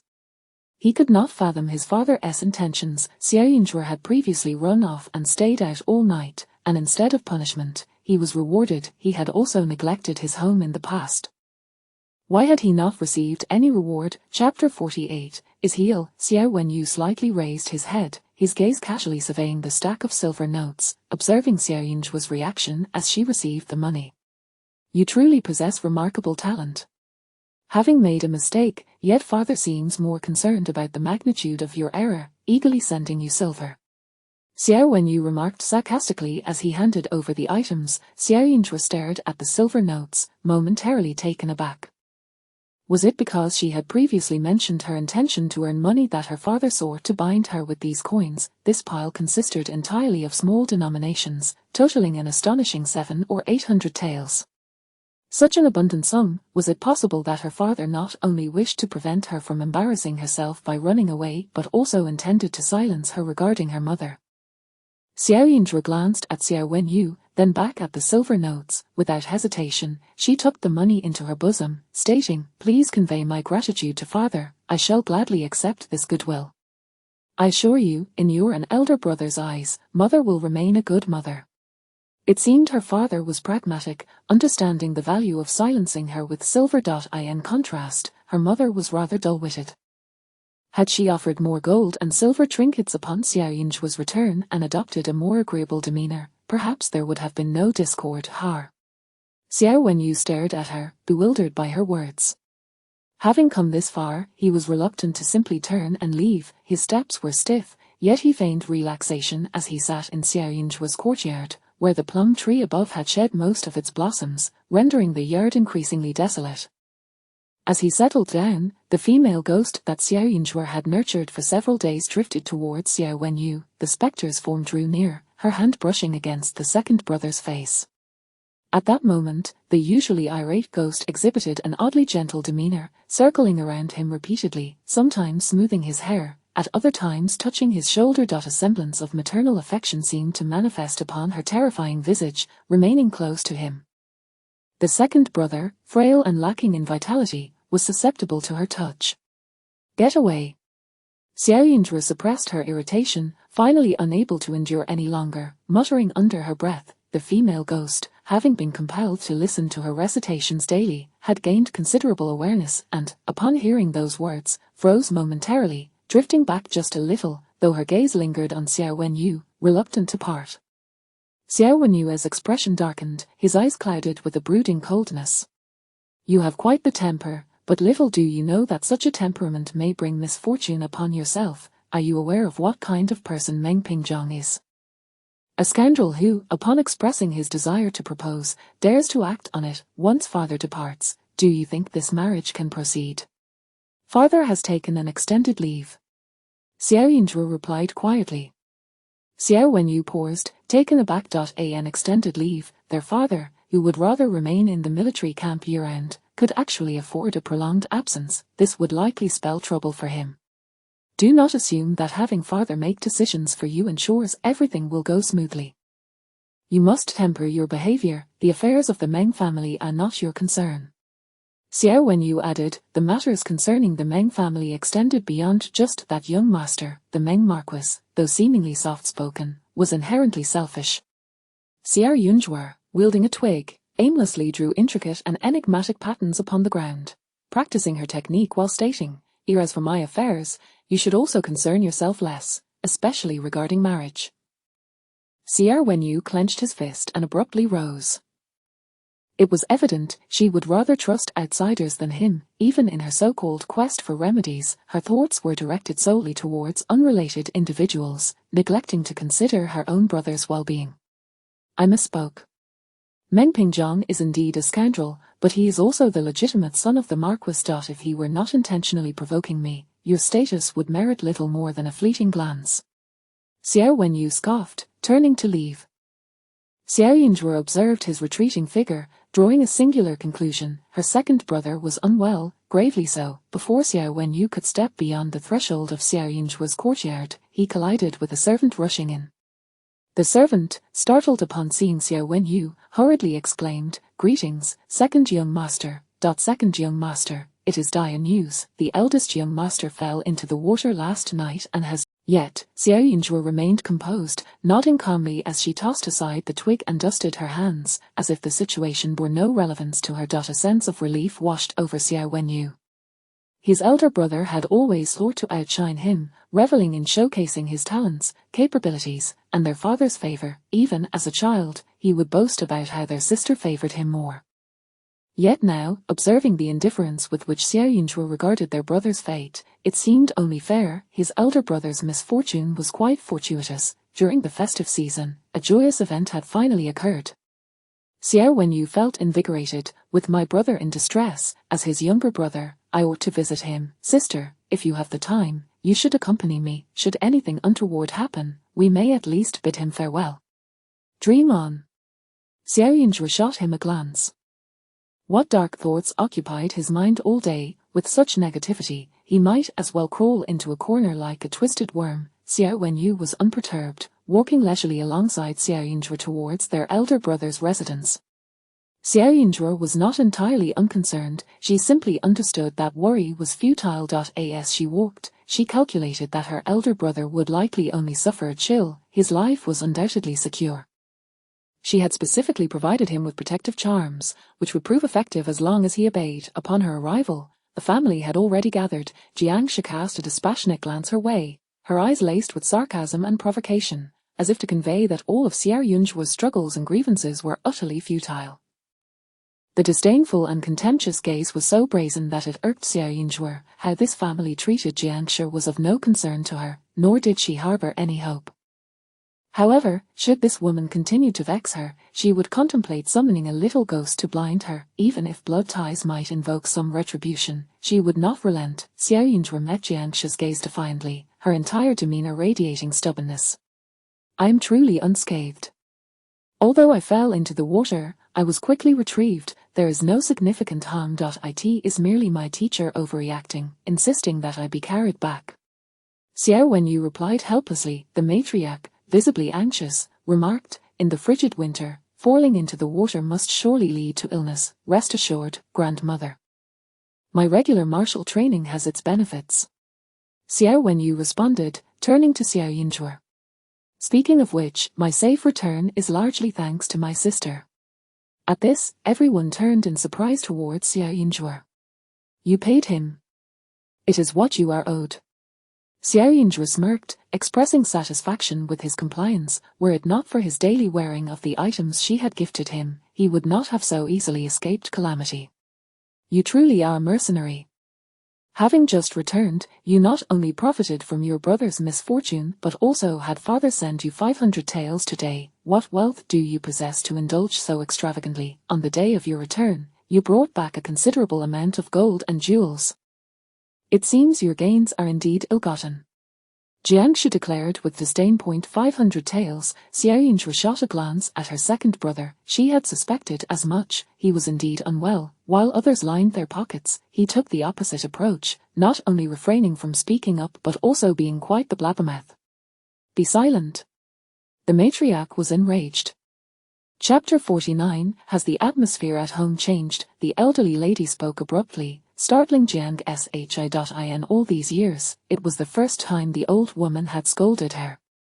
"Since you do not come out to be a nuisance during the New Year festivities, as your elder, I do not wish to hold you accountable. We shall discuss everything once the celebrations are over. If you continue to prattle on, you may as well return to the Jiang family. No one will keep you here," the old lady declared sternly. Jiangshi's body stiffened instantaneously, as if she were hearing things. The old lady scolding her in front of so many people. "If you wish to label me as a malicious elder, so be it. From this moment forth, refrain from provoking me with your past misdeeds. Xuanmen is indeed your daughter, but I am still your mother-in-law. Should you dare to bully her under the guise of your status, do not expect any favor from me." The elderly woman was unwilling to maintain even a facade of peace anymore. Had she not been patient long enough? And yet, Jiangshi had behaved so recklessly, even going so far as to send her granddaughter away. Moreover, she had been placed in a coffin and taken to the Wangvupo, a place intended for her demise. It was an intention to see that girl Yunzhuang perish. If not for the child's fortuitous survival, she would have long since been reduced to mere bones. Every time she thought of this, regret consumed her. At this moment, not only was Jiangshi astonished, but even Xiao Wenyu and Xiao Wenyu were taken aback, especially Xiao Wenyu, who had always been close to the old lady. He knew that his grandmother was a gentle and yielding person. Even when his mother acted poorly, she never spoke ill of her in front of him. Yet today, everything had suddenly changed. What had transpired at home during his absence? Jiangshi, feeling utterly humiliated, turned to look at Xiao Zhenguan. Her eyes filled with pleading and sorrow, utterly aggrieved. "My lord, or a mother speaks the truth. If you are unwell, it would be best for you to return and recuperate," Xiao Zhenguan replied, his expression unchanged, his gaze towards Jiangshi cold and unfamiliar, as though he had lost all patience overnight. Jiangshi felt her breath hitch. "Very well, I shall take my leave," she said, barely able to endure the situation. "Erlang, assist me in returning." They were all in a fit of anger, treating her with such disdain and hostility. She convinced herself that enduring for a few days would suffice. She refused to believe that Xiao Zhenguan could remain this way towards her for the rest of his life. Xiao Wenyu also found the situation perplexing. If it were merely due to the issue with the steward, it should not have escalated to this extent. However, he could not disregard his mother's words, and thus obediently stepped forward to assist Jiangshi in leaving, casting a glance back at Xiao Yinzhuang, who seemed to be fixated on her elder brother. At that moment, Xiao Wenyu felt that the 300 taels of his private savings were worth less than casting them into the river, at least then they would make a sound. With Xiao Wenyu gone, Xiao Wenyuan naturally followed suit, trailing behind eagerly. "Grandmother, what has transpired in our home? Why have you suddenly treated my mother in such a manner?" Xiao Wenyu asked, utterly bewildered. "Your mother has always looked down upon your sister, as you are well aware. She has overstepped her bounds, and I merely chastised her to prevent her from becoming increasingly ungrateful." The old lady did not speak the whole truth, but instead inquired, "You mentioned earlier that you were fortunate because of your sister. Why is that?" Upon mentioning this matter, Xiao Wenyu felt a surge of astonishment. As it happens, during the new year, several teachers from the academy took us students on a boat ride to admire the night scenery. Unfortunately, one of the railings on the boat was loose, and while I was with my classmate, he nearly fell overboard. I acted swiftly and pulled him back, but in doing so, I lost my balance and fell into the icy waters. The cold was biting, and having consumed some alcohol, I became disoriented and nearly sank due to cramping. The old lady's heart clenched in concern. "And then what happened?" Xiao Yunzhuang silently muttered, "Fool. What a careless accident." It was quite evidently a case of being targeted by someone. My sister had previously given me this stone. Xiao Wenyu hastily produced the object. Though it appears unattractive, once it fell into the water, it reflected a myriad of colors. Last night, my clothing was dark, making it difficult to detect my presence after falling in, but thanks to this stone, it attracted the attention of others, allowing them to rescue me quickly. He was a proficient swimmer and thus had not taken his sister's warning about the water lightly. Yet, no matter how skilled one was, when faced with disorientation and cramping, it was of no avail. In such frigid weather, even a brief immersion in the water had left him feeling his bones stiffen. Had it not been for that stone, he might have remained in the water for an eternity before being rescued, inevitably falling ill. Indeed, that was quite perilous.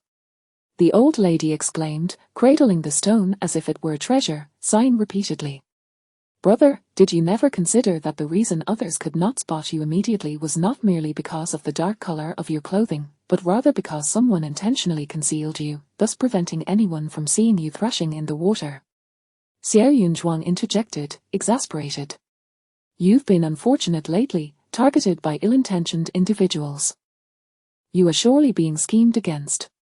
Xiao Wenyu had indeed contemplated this. However, he refrained from voicing his suspicions, fearing it would only cause his grandmother and father undue worry, and without evidence, he could not unjustly accuse someone.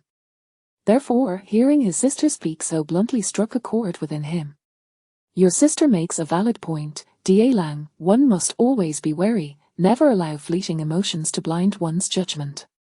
Xiao Zhenguan imparted this lesson with a seriousness born from experience.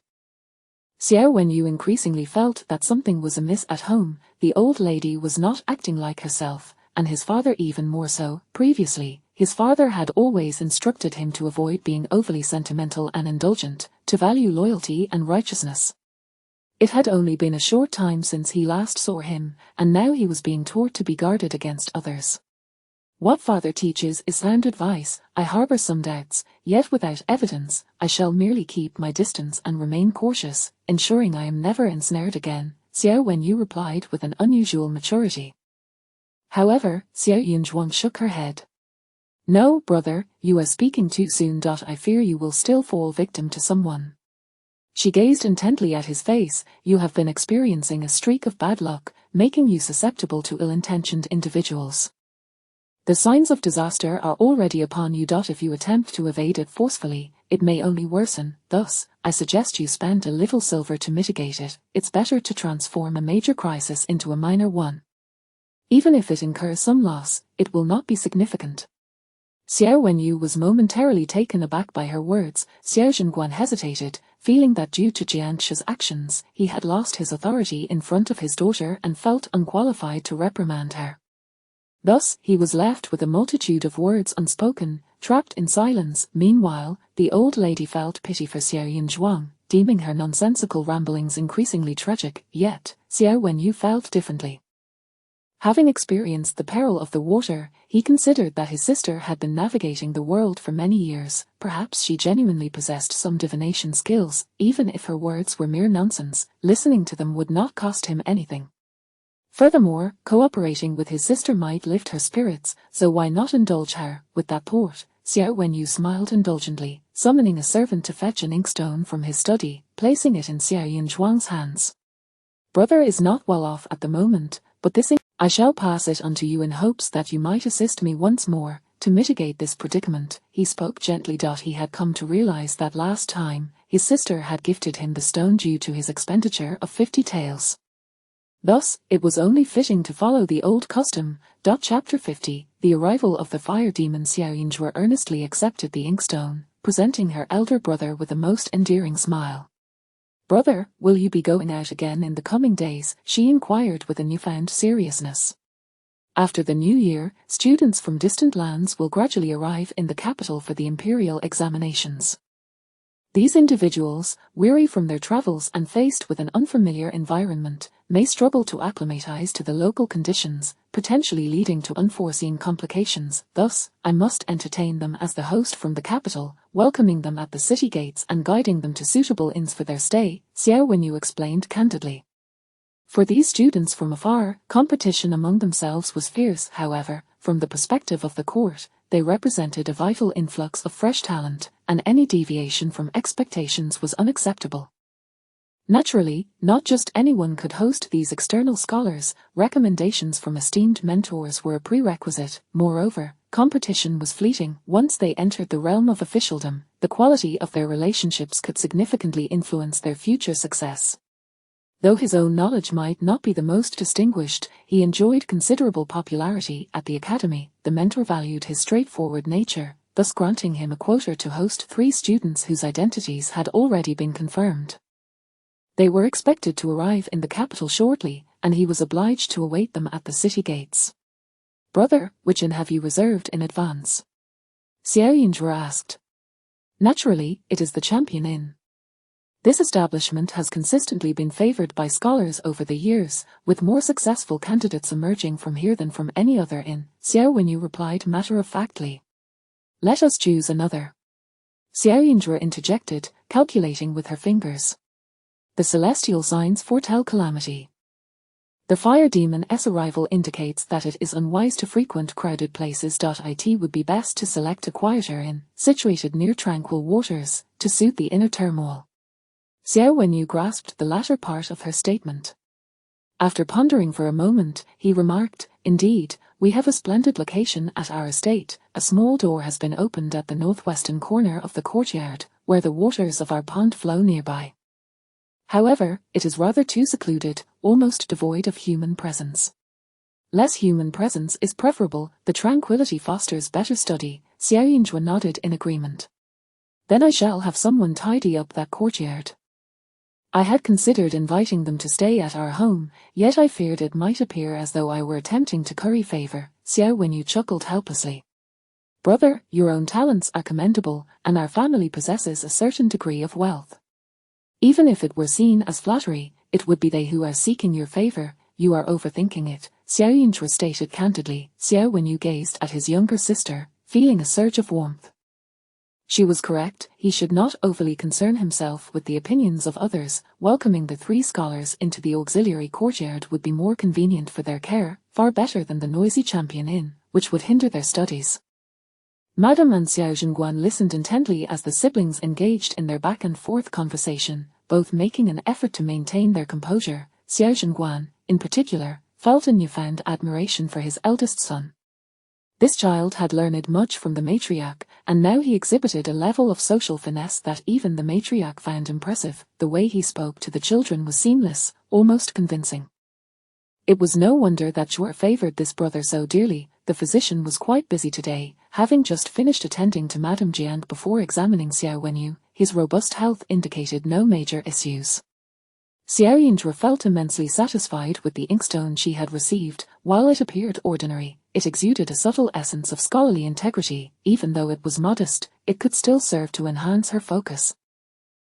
When she drew talismans, placing it nearby would help her immerse herself in the task. However, while the benefits from her brother were appreciated, repaying the silver given by her father and second brother would require some effort.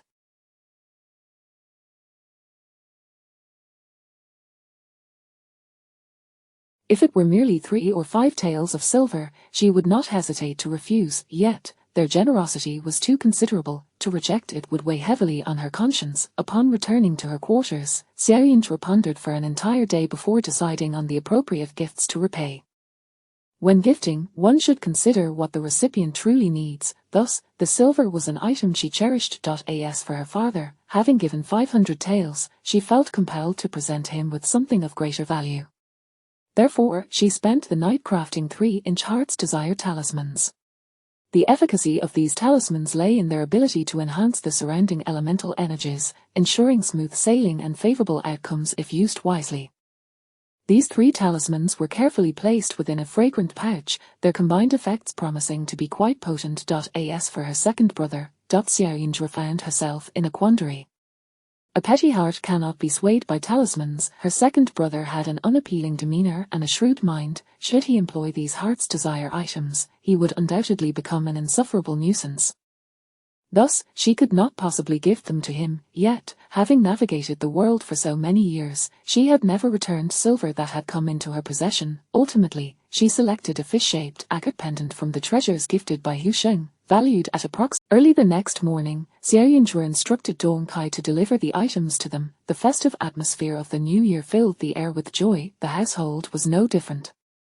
The matriarch had even invited a troupe to perform, making for a lively celebration for the first time in many years. Madame Jiang, feeling the warmth of the festivities, sensed that the tumultuous events had settled somewhat, allowing her to relax considerably without further distress. However, just 3 days after the new year, Xiao Zhenguan summoned old steward Ma and brought others to the main courtyard. Early that morning, he had sent Xiao Wenyu out to play with Xiao Wenyuan and Jiang Wan. Xiaoyinzhu, unable to sit idly, found the absence of the children in the house made Xiao Zhenguan's demeanor much more resolute in his tasks. Madame Jiang was startled by the sudden influx of people into the courtyard. Many of these servants had come from the matriarch's side. "Zhenguan, what is your intention?" Madame Jiang felt a sense of foreboding. "The arrangements at Qingshan Monastery have been finalized. You should go stay there for a while." Xiao Zhenguan's imposing figure cast a long shadow over Madame Jiang, instilling in her a sense of unfamiliar pressure. "Why?" Madame Jiang paused momentarily before quickly responding. "Is it because I lost that wretched girl? She is alive and well. I am her mother. Her life is my doing. Now, for her sake, you seek to persecute me. Her mother, what kind of logic is that? I do not wish to argue with you. For years, I have acquiesced to your every whim. I can overlook trivial matters, but this issue is non-negotiable." Xiao Zhenguan's voice was frigidly detached. His motivations were not solely for the sake of their daughter. The truth surrounding her abandonment reminded him of his own father, who nearly brought ruin to their family. His father had been selfish, seeking only his own pleasure while disregarding the lives of others, ultimately resulting in the forfeiture of their family's title and lands. Madame Jiang, a woman of the inner quarters, though incapable of committing grand disasters like her father, displayed a heart so callous that she could disregard the very life of her daughter. Such cruel and malevolent tendencies, if left unchecked, would inevitably impact his own children. Who could foresee what calamities might arise in the future? Chapter 51. Disgusting. Xiao Zhenguan had always been gentle and kind-hearted, primarily because no significant events had transpired within his household. Naturally, he preferred to maintain a facade of tranquility. However, the situation had changed. The presence of Xiaoyinzhu incessantly reminded him of his years of mediocrity and the deception he had endured. The calmer Xiao Zhenguan appeared, the more resolute he became. Jiangshu's eyes were bloodshot with fury as she approached him, forcefully striking his chest several times. "I am your lawfully wedded wife. You promised to cherish me for a lifetime, yet you seem to have forgotten everything. Have you taken a concubine outside? Do you wish to make room for them by pushing me aside?" Xiao Zhenguan frowned. This is utter nonsense. He could not fathom why Jiangshu, from the day of their marriage, had always believed that a throng of admirers would surround him. Had his demeanor over the years not been sufficiently resolute, how could she harbor not a shred of trust in him, even now attributing the issue to other women? "I knew it. You and your father are both heartless scoundrels. The promises made seemed to hold no value whatsoever. When I fell ill and was consumed with sorrow, it resulted in the loss of our child. All these years have passed, and yet you wish to drive me to despair over it. How cruel you are. Jiangshi clutched her chest, weeping violently. Although she had borne 4 children, she had maintained her beauty over the years, appearing as though she were still in her 30s, with barely any fine lines around her eyes. In her tears, there was a hint of a delicate, rain-soaked flower, evoking pity from those who beheld her. Xiao Zhenguan's heart quaked. So this is how you perceive me. He exhaled deeply and turned to the servants. Please escort Madame to Qingshan Monastery. No matter what he had done, he remained his father's bloodline, and thus, in Jiangshi's eyes, he was still unworthy of trust. How absurd! Jiangshi was horrified and struggled fiercely. However, Xiao Zhenguan had already made preparations. The servants in the main courtyard had been dismissed, and the maids approached with handkerchiefs to gently cover Jiangshi's mouth and nose. Before long, she succumbed to unconsciousness. They then politely assisted her outside. Watching his wife being taken away, Xiao Zhenguan felt a tumult of emotions within him as he trudged heavily to report to the matriarch. Once the eldest son and others are married, she must make an appearance. I hope she can reflect on her actions and refrain from belittling her own flesh and blood. This was the first time the matriarch engaged in such matters, and her mood was equally grave. Now that she is gone, we cannot keep Jiang Wan either. In a few days, let the Jiang family come to fetch her. What do you think? I will heed Mother's wishes. Xiao Zhenguan replied with a composed demeanor. Meanwhile, Jiang Wan remained blissfully unaware of the unfolding events. She stayed close to Xiao Wenyu, holding Xiao Wenyuan's hand while joyfully pointing at the sugar figurines in the distance. Having just acquired a lantern, the 3 of them reveling in the lively atmosphere of the streets. Second cousin, the eldest cousin has matters to attend to and cannot accompany sister. What should we do about her? Perhaps we should seek her out, lest she feel lonely, Jiang Wan suggested, her arms laden with new acquisitions. Xiao Wenyu seemed somewhat distracted. Sister, you are too kind. On such a festive day, must we mention her? I have no desire to see her. Nothing good ever comes from it.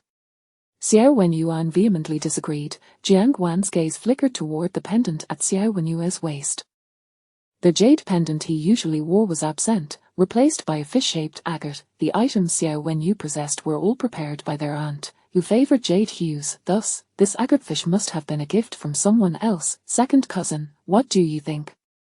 I heard sister enjoys lively festivities as well. Lately, she has been going out every day to enjoy the sights, returning late, and I wonder where she ventures. If she could join us, she would surely be delighted. Jiang Wan inquired again. Do as you wish. He replied listlessly. Jiang Wan was taken aback, not expecting him to acquiesce. Cousin, look, there is a lion dance in front of that jade shop. Today must be the arrival of new stock. This agate fish around your waist seems rather ordinary. Our aunt would surely disapprove. Let us select a piece of white jade instead. Jiang Wan naturally tugged at Xiao Wenyuan's arm. Xiao Wenyu felt a surge of annoyance and withdrew his arm. Go on your own. I find this one quite satisfactory. Jiang Wan was somewhat astonished. When had their aunt's influence waned so significantly? This agate fish, could it be a gift from sister? I heard she returned home bearing quite the trove of gold and jewels. Our aunt previously expressed concern that these items might be ill-gotten, yet she dared not intervene. If she were to discover you had accepted something of dubious origin, she might very well be displeased. Jiang Wan suddenly recalled Xiao Yinzhuo. Of late, it seemed that Xiao Wenyu had distanced himself from the illegitimate son of the Meng family. For reasons unknown, he had not visited for several days. In previous years, they would gather to eat, drink, and revel together, yet this year he remained home, accompanying her and our Yang. Therefore, this item could not have been bestowed by an outsider. It could only be from Xiao Yinzhuo. This individual appeared to be aloof and refined, yet it seemed she had secretly endeavored to win over Xiao Wenyu. Enough already. Xiao Wenyu snapped, irritated by her incessant chatter. You two go enjoy yourselves. I have matters to attend to, so I shall take my leave. What sort of temperament did his mother possess that she required such elaboration? From childhood to adulthood, everything he consumed or used had to align with his mother's tastes. His elder brother enjoyed martial arts, yet he was forbidden to do so, as his mother deemed it unsightly. He yearned to excel in his studies, yet for every hour spent reading, half an hour was spent with his mother lamenting his father's indifference or bemoaning his grandmother's malice. Whether it was trivial gossip or complaints, he felt no different from a mere pet. People in this world, in their pursuit of selfish desires, concoct all manner of excuses. Truly, it is enough to inspire revulsion. Just like Xuanmen before him, who, while occasionally appearing charming, could become insufferable when her eager ambition was laid bare, Xuanmen was startled. She recognized that her second cousin was not as easy to approach as the eldest. The eldest cousin was steady and wore his emotions on his sleeve. Even when angry, he would strive to maintain decorum and propriety. In contrast, the second cousin could be gentle and accommodating at times, but when his temper flared, it could turn chillingly cold. Thus, she dared not impede him at this moment. However, witnessing Xuanmen's abrupt departure, she could not suppress her resentment. Just moments ago, he had been perfectly amiable, yet now he was infuriated, and she knew the cause. It was undoubtedly Xuanmen. The second cousin was different from Yang. Yang had never encountered Xuanmen before, and they were nearly strangers, but the second cousin had interacted with her. She recalled how, when she had first arrived at the Xiao household, he had been exceedingly critical of her, constantly comparing her to Xuanmen. Only after he realized that Xuanmen could not return did he gradually accept her. Yang, do you think I am superfluous? I always seem to inadvertently provoke the second cousin's ire, but I do not intend to. I only wish to consider his feelings. Chapter 52. You are not clean. Xuanmen stood there, her eyes brimming with tears, utterly at a loss. Xuanmen, feeling a surge of frustration, said, Sister, please don't be disheartened. My second brother has always had a peculiar temperament. We can simply ignore him. If I had known, I wouldn't have mentioned my cousin, Xuanmen lamented. My cousin is so beautiful, the old lady, my uncle, and my elder cousin all dote on her. When she makes mistakes, my uncle brushes them aside. If it were me, I would have probably been cast out of the family by now. Xuanmen, still somewhat bewildered, could not comprehend how the atmosphere, which had been so joyous just moments ago, had suddenly turned so somber. He quickly glanced around and spotted a gathering of people not far off, exclaiming, In my heart, you are the only sister I acknowledge. You are the finest woman in the world. Please don't be sad, you are part of our family, and no one can cast you away. Sister, let us go see what is happening over there. Xuanmen forced herself to muster some spirit.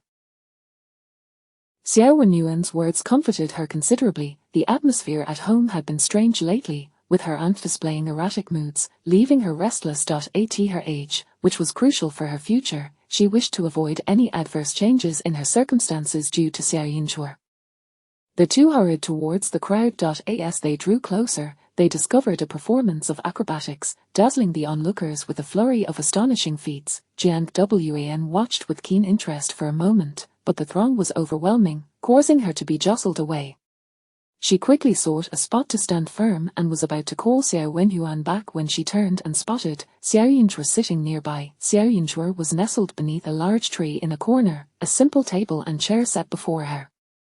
Her attire today was peculiar, her raven hair haphazardly secured with a wooden hairpin, exuding a vibe of the wandering adventurer, somewhat carefree and mischievous yet oddly serene. Before her lay paper and writing implements, accompanied by a small banner inscribed with the words Divination and Interpretation. Surprisingly, there were no patrons at her stall, and Xuanmen sat with her head bowed over a book, occasionally glancing around or picking up stray pieces of dry grass to fashion into trivial trinkets for display on her table. Her existence was both bizarre and leisurely. Yang, look over there. As soon as Xuanmen squeezed through the crowd, Xuanmen eagerly tugged at him, pointing at Xuanmen. Xuanmen's eyes widened in shock. What is this? He questioned, doubting his own vision. Has she lost her mind? What on earth is she doing here, running a stall for divination? Sister, we must leave at once, we cannot let her see us. If she calls my name, I would die of embarrassment. Xuanmen was pulled a couple of times, yet her feet remained firmly planted. Can you truly evade her forever? She was known to stay out all night, now she simply runs a stall. Compared to that, this is hardly significant, Xuanmen said, her gaze fixed intently on the scene. Yang, there has been quite a quarrel between uncle and aunt lately, all because of her, hasn't it? Indeed. Xiao Wenyuan responded, frustration evident in his voice. I genuinely feel for you and our second cousin.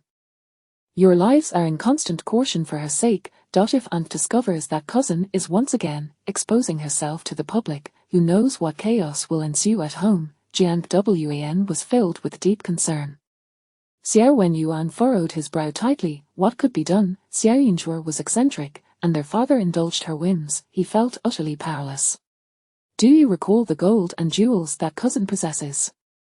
Aunt often says their origins are questionable. Why would she, who knows nothing of divination, pretend to set up a stall? Could she be engaging in some dubious dealings?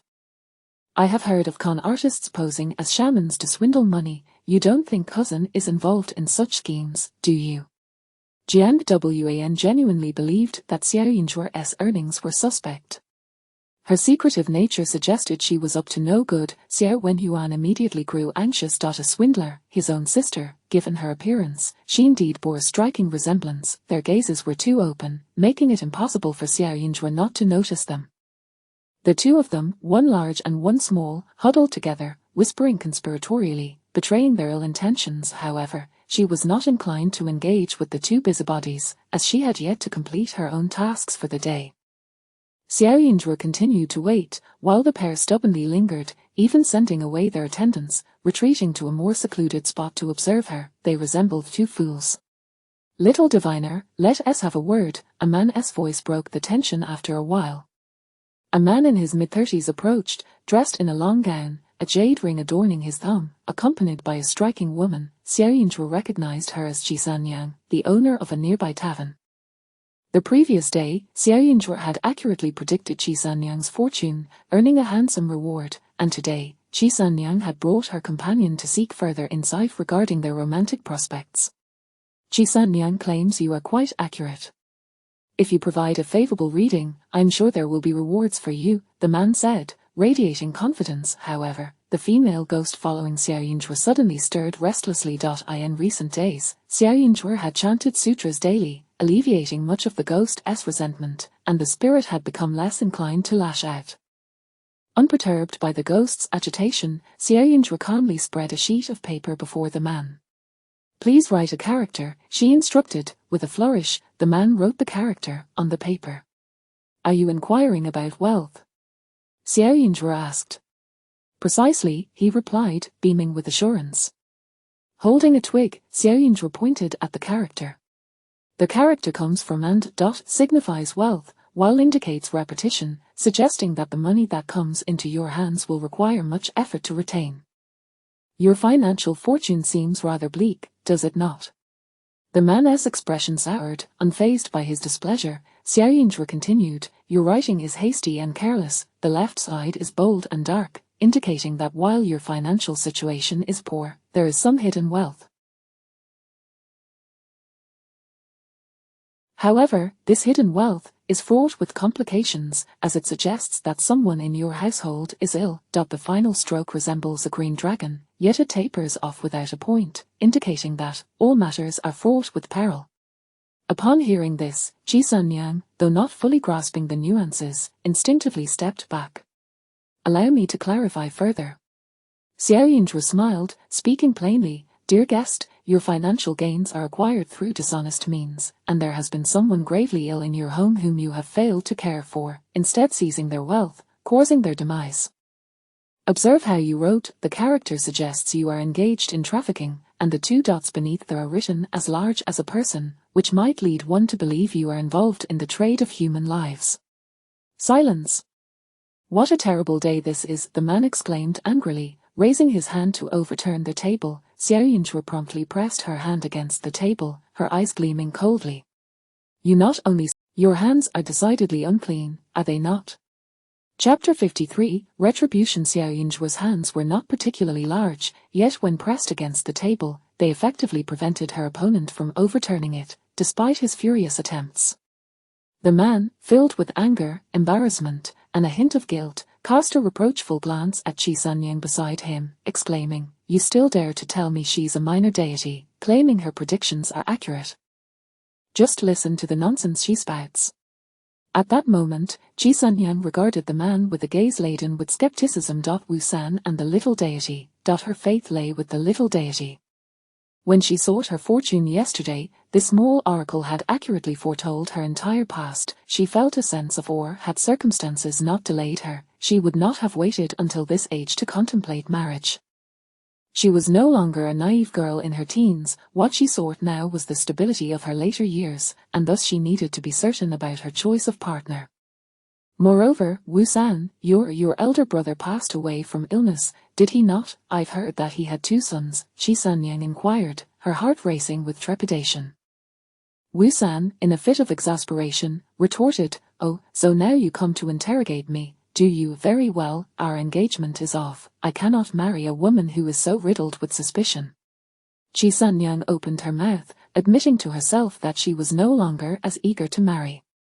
Inheriting her brother's fortune was of little concern, but given the implications of the little deity's words, it seemed her brother had met with foul play. Xiaoyunzhuo, observing the man's irate demeanor, felt no fear. Instead, her gaze settled upon the jade ring he wore. This jade ring is no ordinary trinket. Its inner surface is likely inscribed with sacred texts. Though it has not been consecrated before a deity, it was carved by master craftsmen of remarkable skill. All things possess a spirit. The craftsmanship of a lifetime imbues it with protective qualities, thus safeguarding you. Until now, however, even the finest of objects have a limited efficacy, especially now that you have encountered me. From this day forth, you shall come to understand the true essence of retribution." Since she had taken her seat, the simple array of talismans surrounding her had already begun to manifest its power. Wu San felt a sudden chill run through him as he instinctively touched his jade ring. This item was a relic of his late brother. Their family had once thrived on herbal medicine. During his brother's lifetime, he had been a prosperous herbal merchant, possessing a degree of self-defense skills that allowed him to navigate the mountains and seas without trouble. With his knowledge of herbs and ability for self-preservation, he had amassed a considerable fortune, marrying and raising a family, leading a life of great contentment. And what of Wu San? Misfortune had dogged him since childhood. His wits were not as sharp as his brother's, nor did he earn as much. In his youth, while accompanying his second brother to gather herbs, his brother had tragically fallen to his death while attempting to save him. Upon returning home, he had narrowly escaped a beating from his father, who had grown increasingly resentful of him. Since then, his family had treated him with coldness, always on guard against him, teaching him little in the way of self-defense. Later, inheriting all of his father's abilities, his elder brother had enjoyed a far better fate. But why was that? The skill of gathering herbs belonged to the Wu family. He too was of their bloodline.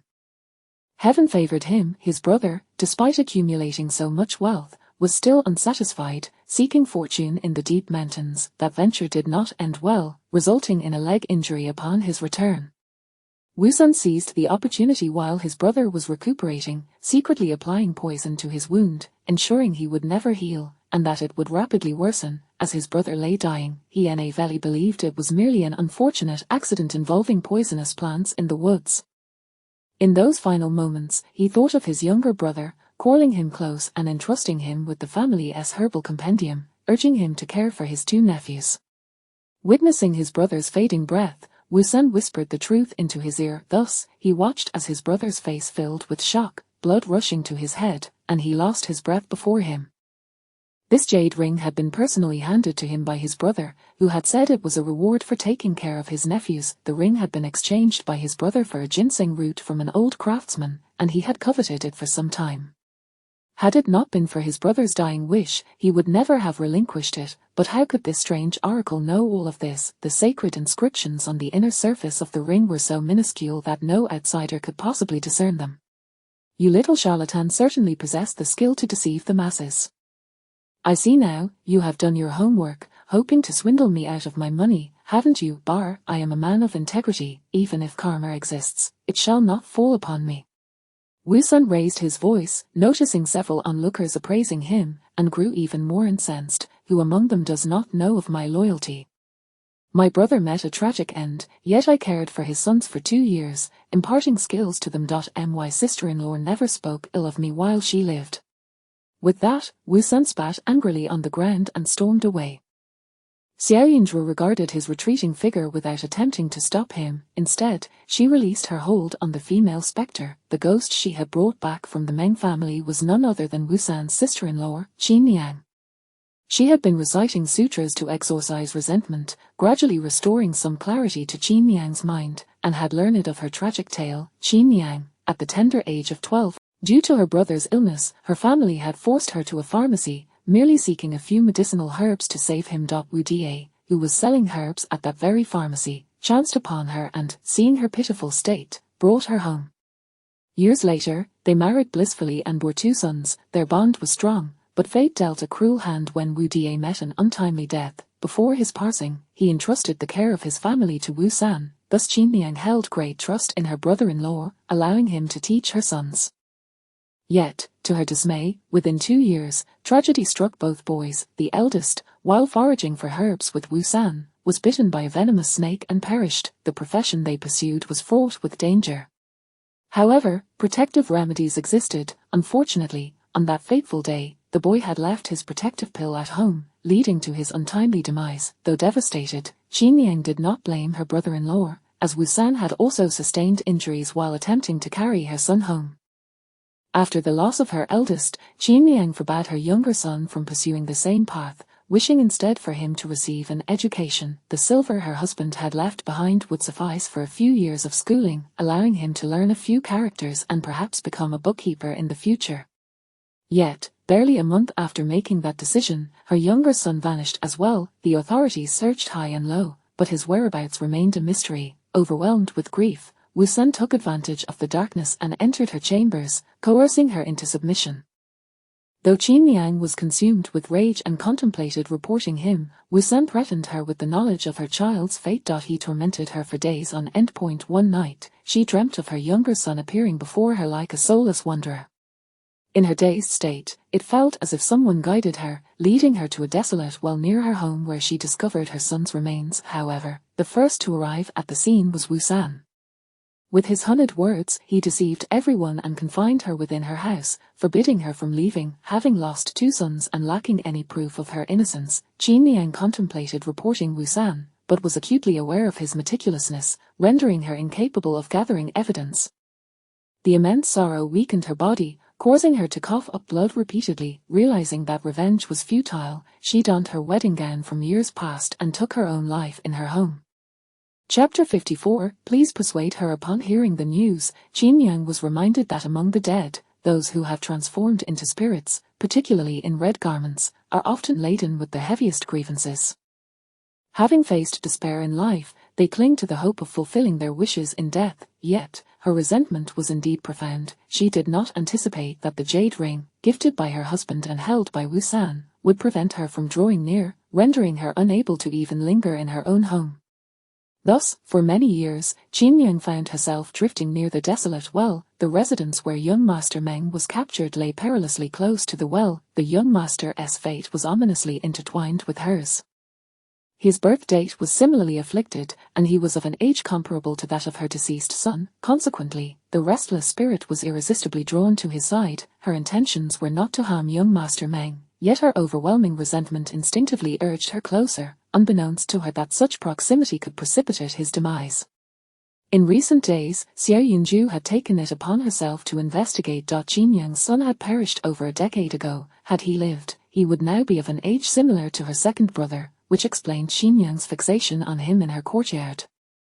The Wu family had experienced a succession of misfortunes in the past, and suspicions surrounding Wu San had certainly arisen. However, it was said that he had wept uncontrollably at the funeral, fainting multiple times, and over the years, he had turned down numerous marriage proposals, claiming to observe mourning for his brother and sister-in-law. His performance was so convincing that the voices of doubt gradually faded, and even the neighboring populace began to regard Wu San as a man of deep loyalty and virtue, holding him in high esteem. Revisiting old grievances and unearthing evidence proved to be an arduous task, however. Since the righteous path was obstructed, one could only resort to more dubious methods. Her aim was to guide Xinyan, not Wu San, and naturally, she would do as Xinyan wished. Yet, should a vengeful spirit take a life, it would irrevocably sever its own path to reincarnation, potentially plunging it into an eternity of suffering until it ceased to exist. This was a fate she was loath to witness, hence her desire to shield Xinyan from such a destiny. At this moment, Xiao Yunju quietly observed as Xinyan followed Wu San back. Beneath the crimson attire, her innocent hands reached out toward Wu San's neck. Little God, is Wu San truly not a good man? I have heard from the matchmaker that he is a man of great loyalty. No one in the vicinity speaks ill of him, and I thought I had encountered a worthy partner, sighed Xuanmen, lamenting that at her age, finding an unmarried man was no easy feat. I perceive the features of your countenance. Indeed, there is a favorable match nearby, though his current situation is not promising, lacking wealth, yet possessing sincerity and resolve. Perhaps you should observe him more closely, Xiao Yunju advised. Xuanmen, who managed a tavern, appeared somewhat flamboyant, yet in truth, she was an exceptionally good woman. Were it not for her ailing mother, she would not have to endure so long in her current predicament. Upon Xiao Yunju's suggestion, Xuanmen pondered thoughtfully. Recently, she had hired a new worker at her tavern, a man of good nature, albeit somewhat dull, who toiled in silence, hardly daring to exchange words with her. Initially, she had entertained certain thoughts, but seeing his reticence, she abandoned them. What characteristics should I look for in this destined match? Xuanmen inquired eagerly. As she spoke, she retrieved a silver coin from her bosom. Little God, should I be fortunate enough to marry a good man, I shall surely present you with a token of gratitude. Could you provide your birth date? Xiao Yunju asked. Xuanmen hastily wrote it down, her knowledge of characters limited, resulting in a rather crooked inscription. After a glance, Xiao Yunju began to calculate with care. Not far away, Jiang Wan and Xiao Wenhuan. Judging by her demeanor, it seems this isn't her first encounter. Cousin, could it be that you truly rely on deception for a living? Jiang Wan concluded in her heart. Xiao Wenhuan was equally astonished. From a distance, she could not discern the specifics of Xiao Yunju's conversation, yet the unfamiliar woman's obsequious and flattering demeanor suggested she had been easily duped by Xiao Yunju. This destined individual is currently beset by misfortune, and you are his benefactor, destined to provide him with support and renewal. Moreover, he will be younger than you. Should this connection fail to materialize this year, your prospects for marriage may be delayed for at least 3 years. However, do not be disheartened. You will encounter more than one opportunity for love throughout your life. As long as you do not meander aimlessly, your fate will not be unfavorable. Xiao Yunju reassured her. Xuanmen was wise, possessed a pleasing appearance, was virtuous, and exhibited determination. Such a person, even when faced with ill-fated connections, could swiftly extricate herself. How could her life possibly be devoid of fortune? Xiao Yunju's words resonated deeply with Xuanmen's internal musings, causing her cheeks to flush slightly. Having received what she sought, Xuanmen expressed her gratitude and prepared to depart. At that moment, however, Jiang Wan and Xiao Wenhuan hurriedly approached. Excuse me, elder sister, I noticed you just handed over a considerable sum of silver. You aren't being deceived, are you? Jiang Wan interjected, then turned to Xiao Yunju. Cousin, it is no easy task for ordinary folk to earn money. Judging by this lady's attire, it is evident that her family is of modest means. How could you take her silver? Xuanmen was taken aback, her eyes widening. Xiao Yunju raised an eyebrow, promptly stashing the silver coin from the table into her bosom, lest it be taken by the unseeing. Would you prefer to pay her instead? Xiao Yunju shot her a look of disdain, adding, Oh, I nearly forgot. Everything you consume comes from my household. Cousin, the only thing you possess that is a gift from your parents is your own flesh. Everything else, Tsk. Xiao Yunju's unfinished sentence was more piercing than if she had completed it, akin to a truth too painful for Jiang Wan to voice. Jiang Wan's small face was a picture of indignation yet defiance as she addressed Xuanmen. Dear sister, I am genuinely trying to help you. My cousin has endured considerable hardship and is compelled by circumstances to engage in such dealings. Please allow her to return your silver without further contention. This young lady must be out of her mind. I will spend my money as I please. I enjoy the auspicious words spoken by the little god. Do you have any say in the matter? Ji Santiang retorted, quickly turning to Xiao Yunju with a smile. I never intended for you to refund any money. With that, she hastily made her exit. The audacity of this wealthy young lady was truly remarkable, to so brazenly declare her family's poverty. Her tavern was thriving, yielding at least 1 or 2 silver coins in profit daily. How could she possibly be deemed poor? Her swift departure left Jiang Wan utterly taken aback. She believed that ordinary folk, lacking abundance, would seek every opportunity to reclaim their funds. How could that lady be so ungrateful when her presence offered a chance to recover her money? Cousin, how could you engage in such behavior? Where did the gold and silver treasures you brought home previously come from? We must return them quickly. What if someone reports us to the authorities? Jiang Wan spoke anxiously. Xiao Yunju, having awaited someone, decided to pack her belongings with determination. This stall was rented from another. There was no need for further concern. She merely needed to take her own items and depart. Yang, please persuade cousin.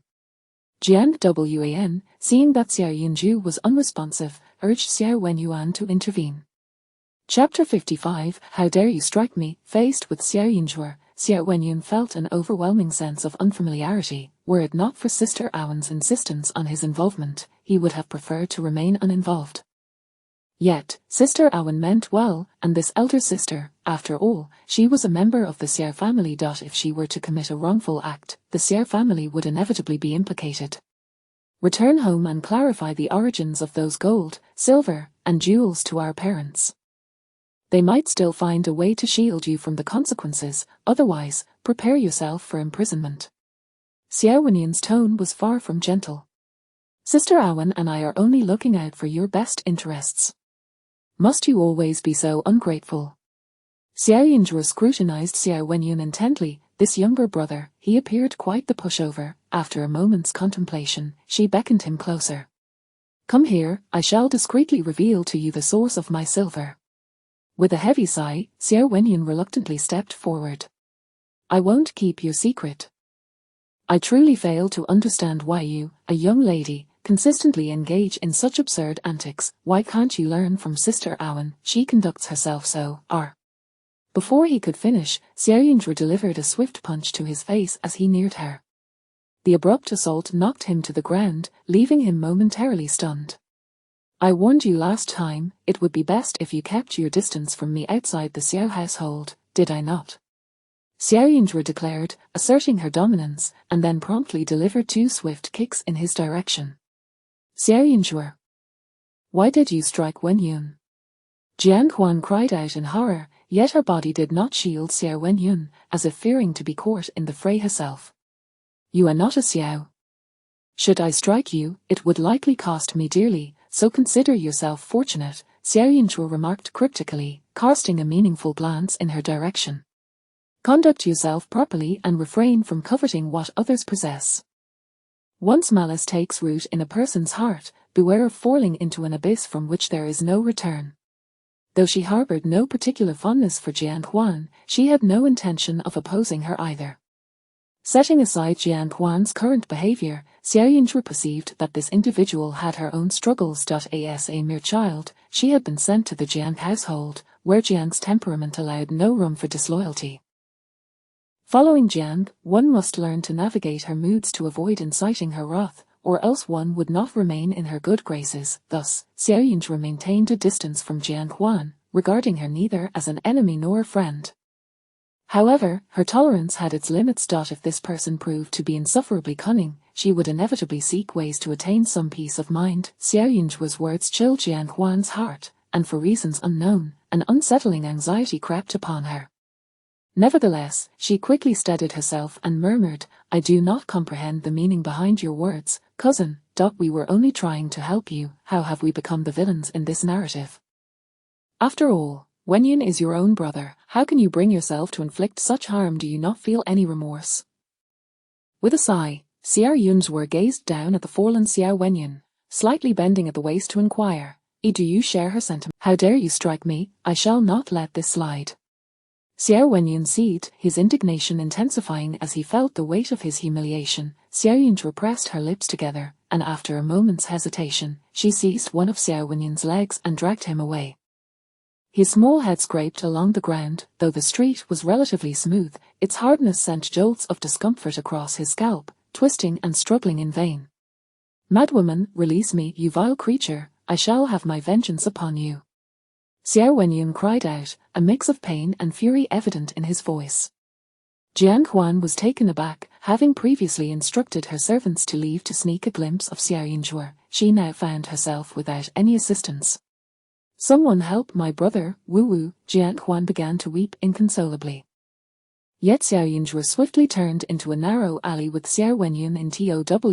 By the time Jiang Huan attracted the sympathy of bystanders and clarified the situation, she found Xiao Wenyun had been unceremoniously tossed into an old bamboo basket, resembling a fallen onion.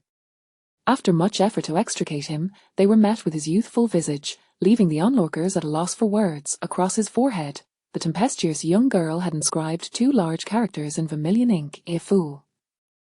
At that moment, Xiao Wenyun's face flushed crimson.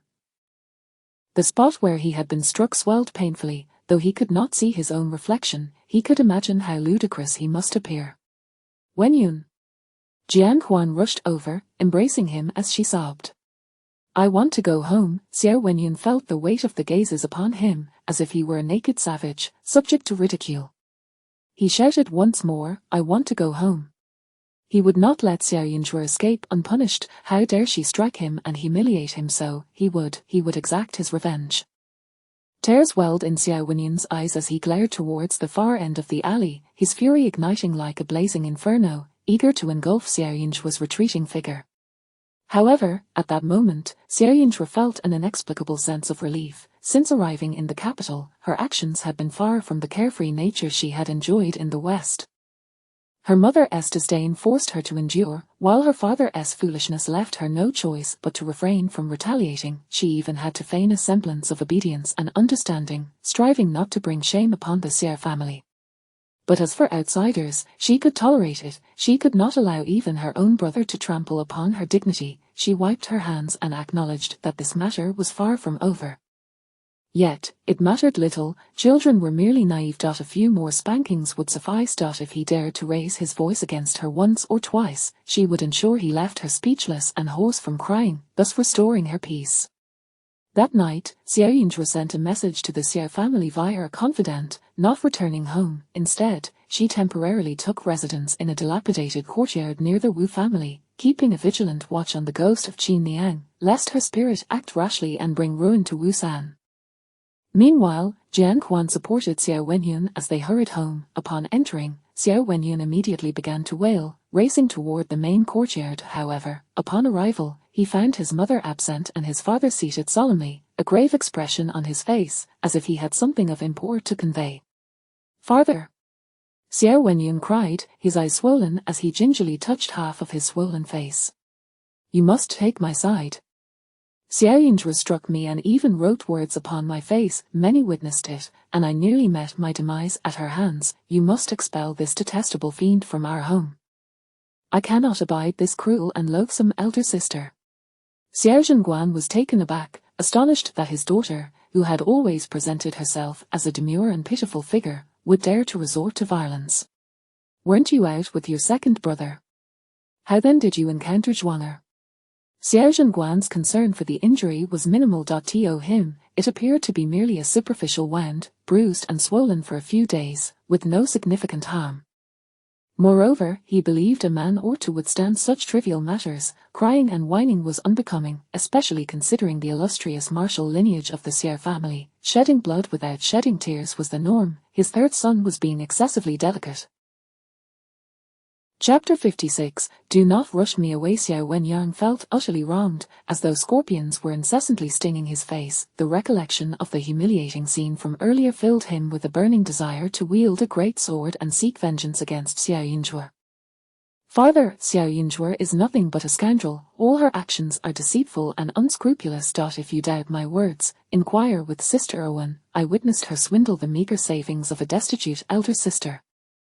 Furthermore, you are unaware that when she entered our household, she brought with her a trove of gold and silver treasures, undoubtedly pilfered from elsewhere. If you continue to ignore her, our home will surely turn into a den of thieves. In the past, Xiao Wenyang had harbored a deep fear of his father, but now, fueled by rage, he found himself emboldened. He raised his voice and began to weep. I merely intended to advise her with good intentions, yet she unceremoniously struck me. Look at what she has done to my face. I am rendered unrecognizable. If you do not expel her, I shall remain here, motionless. With that, Xiao Wenyang plopped down onto the ground and began to wail. With a resounding thud, Xiao Zhenguan slammed his hand upon the table. Startled, Xiao Wenyang gasped, and Jiang Wan hurriedly stepped forward. Uncle, please do not be angry. Ian is merely feeling aggrieved at this moment. He genuinely cares for his cousin, and indeed, this time, she has gone too far. I could not restrain her. Why are you crying? Look at your pitiful state. Xiao Zhenguan expressed profound disappointment. Xiao Wenyang trembled internally. It is Xiao Yinzhuo who is in the wrong. Father, she is the one who bullied me. What do you call her? She is your sister. Have you tossed respect to the dogs? Xiao Zhenguan's voice was frigid. Are you a governor sent by their heavenly family or a constable from the Xuanmen? You speak of your sister's deceit as if it were mere gossip. Were I in her position, I would not only strike you but would find it justifiable to end your life. Xiao Wenyang's walnut-like eyes brimmed with astonishment and confusion, and in that instant, he felt as though he were not of this bloodline. Was he truly at fault? Was he not acting for the sake of the Xiao family? His father had once proclaimed that one must be upright, law-abiding, and never engage in unscrupulous deeds. Otherwise, one would deserve a severe punishment, yet now, Xiao Yinzhuo had clearly transgressed, and why was it that his father did not chastise her but instead berated him? Father, Xiao Wenyang shouted in anger, his tears flowing even more profusely, I want my mother. I want her to make decisions for me. The mention of Jiang Shi caused Xiao Zhenguan to temper his anger somewhat. He paused to collect his thoughts and addressed him with a grave yet calm tone. Your mother has not been well lately. I do not wish for her to fret over family matters. I have decided with the old matriarch that she should go away to recuperate. From this day forth, if you have any matters to discuss, seek out your grandmother. At these words, both Xiao Wenyang and Jiang Wan fell silent in disbelief. Jiang Wan's complexion turned even more anxious, as an unsettling feeling enveloped her heart, prompting her to inquire, Uncle, my aunt's health is not critically compromised. Why would she suddenly need to leave? She never mentioned such a thing to me. Your aunt did not wish to cause you distress, hence her concealment of the truth. Xiao Zhenguan observed his niece with a softened demeanor. Jiang Wan was, after all, raised within his own household. Though he had seen her only a few times due to his infrequent visits home, she was evidently closer to him than the children of other relatives. Moreover, Jiang Wan was an understanding child, fond of reading and possessing a tranquil nature. His own three sons were either overly mature, reticent, or mischievous, thus seeing the well-behaved Jiang Wan brought him a measure of comfort. However, now that his wife had been sent away, he was uncertain how to care for the child. She was not close to the old matriarch, and without the mistress to guide her, the passage of time would surely bring her sorrow. It would be better to return her to the Jiang family, where, when the time came for her to marry, she could receive a substantial dowry. Jiang Wan understood the nuances of the Jiang family better than anyone. Upon hearing Xiao Zhenguan's words, she immediately sensed the deception. The incident involving Xiao Yinzhuo came to her mind, and she surmised that her aunt's departure was undoubtedly tied to this event, sending shockwaves through her heart. Her aunt had always believed this matter to be inconsequential, yet she never anticipated that Xiao Yinzhuo would provoke her uncle's anger to such a degree as to disregard their years of marital affection. Now, she was left in the dark regarding her aunt's whereabouts. Soon after, Jiang Wan was struck by a terrifying realization. If her aunt had left, what would become of her? Over the years, her very existence within this family had relied upon her aunt's care. Uncle, I am deeply worried about my aunt. How is her health? Would you please allow me to go and attend to her? Jiang Wan implored, her voice trembling. For all these years, my aunt has looked after me. When I fell ill, she would sit by my bedside, sleepless through the night. My biological mother only dotes on my younger siblings, leaving me bereft of her affection. To me, my aunt is as dear as my own mother. How can I, as a daughter, live in peace while my mother is unwell? As she lamented, Jiang Wan's voice was filled with sorrowful yearning and concern for Jiangshi. Fear gripped her heart. She absolutely could not return to the Jiang family, though her biological parents were not unkind. The Jiang family had long since fallen from grace. After her grandfather's passing, the family's fortunes had dwindled. Her father was but a minor official, unable to hold his head high amidst the esteemed figures of the capital. She would return home several times a year, and each time, her mother would impart countless admonitions, urging her to cling tightly to the Xiao family as a great tree. Even if the Xiao family lost their title, they still possessed a vast fortune and innumerable connections. Her elder cousin was mature and steady. Even if he could not restore the family name, their lives would surely surpass those of the Jiang family by leaps and bounds. In the Xiao family, she would surely marry well. If she returned to the Jiang family, the prospects of her future husband would plummet. Several tears. Jiang Wan wept bitterly, as if mourning the death of Jiangshi. Her poignant display evoked in Xiao Zhengguan the sentiment that she was a considerate and conscientious child, prompting him to sigh. Once your aunt's health improves, I shall permit you to visit her. However, you have been with our Xiao family for quite some time, have you not? For over 10 years, Jiang Wan cried nervously. After all, you are a daughter of the Jiang family. We cannot allow you to be perpetually separated from your parents. Before Xiao Zhengguan could finish his sentence, Jiang Wan dropped to her knees with a resounding thud, offering a fervent bow that conveyed her willingness to sacrifice everything, her eyes brimming with sorrow and reluctance. I understand my uncle's intentions, but uncle, for all these years, my parents have treated me as if I were my aunt's child. What place do I have in the Jiang family anymore? I beseech you, do not send me away. Think of me as a small pet, easily cast aside. If you feel I am taking up my cousin's space, I shall relinquish everything. I will return all the garments and jewelry my aunt has gifted me to my cousin. I only implore you, uncle, to let me stay. As she spoke, Jiang Wan bowed her head repeatedly, her forehead reddening. Chapter 57, It's all her fault. Xiao Wenyuan was taken aback to discover that his dear sister, Awen, was also leaving upon hearing of their mother's illness. Witnessing Jiang Awen in tears, he seemed to forget the incident where he had been struck by Xiao Yunju, and he immediately exclaimed, I don't want Awen to go. Why should my sister be sent away just because Xiao Yunju has arrived? Father, you are being too heartless. Years ago, when Xiao Yunju had gone missing, Jiangshi had displayed profound sorrow, and the Jiang family had come to console her, bringing the young Jiang Awen along. Jiang Awen had formed a close bond with Jiangshi. With numerous children in the Jiang family, Jiangshi had requested to take Jiang Awen back. The Jiang family, eager to maintain a cordial and lasting relationship with the Xiao family, had gladly agreed to keep the child. Xiao Zhengguan had only learned of these events after the fact, but by then, Jiang Awen had already been living with them for half a month, making it difficult to send her back. Now, suddenly returning her would make it seem as though the Jiang family was betraying their former ally. Listening to his son's cries and seeing Jiang Awen's sorrowful and pleading expression, Xiao Zhengguan felt immensely troubled. Jiang Awen, it is not that your uncle does not wish to keep you, but rather that your aunt is not present. There is no one to attend to your daily needs, and you might feel neglected. I understand, uncle, but this is my home. I do not want to leave. I am willing to serve the old lady. If anything arises, I shall report to her. I beg you, uncle, Jiang Awen responded hastily. The thought of having to please the old lady made her uncomfortable, yet it seemed to be her only option. Who could have predicted that her uncle would be so unyielding as to send away his own wife? Nevertheless, seeking the favor of the old lady might not be entirely disadvantageous. Behind her was the Hu family, which was in a better position than the Xiao family. She could endure for 2 or 3 years, and as she aged, the old lady would surely find her a suitable match.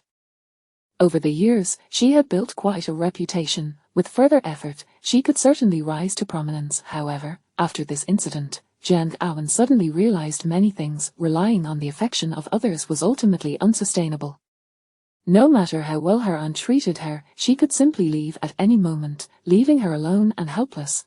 From now on, she must strive to seize every opportunity within her grasp and ensure that she would never again find herself in such a pitiful and embarrassing situation. Father, if you insist on sending Awen away, then you might as well send me off too. Xiao Wenyuan continued to protest. Xiao Zhenguan pondered carefully. After all these years of raising Jiang Awen in the Xiao household, suddenly sending her back could easily invite gossip. Some might think she had done something wrong to warrant her departure, thus tarnishing her reputation.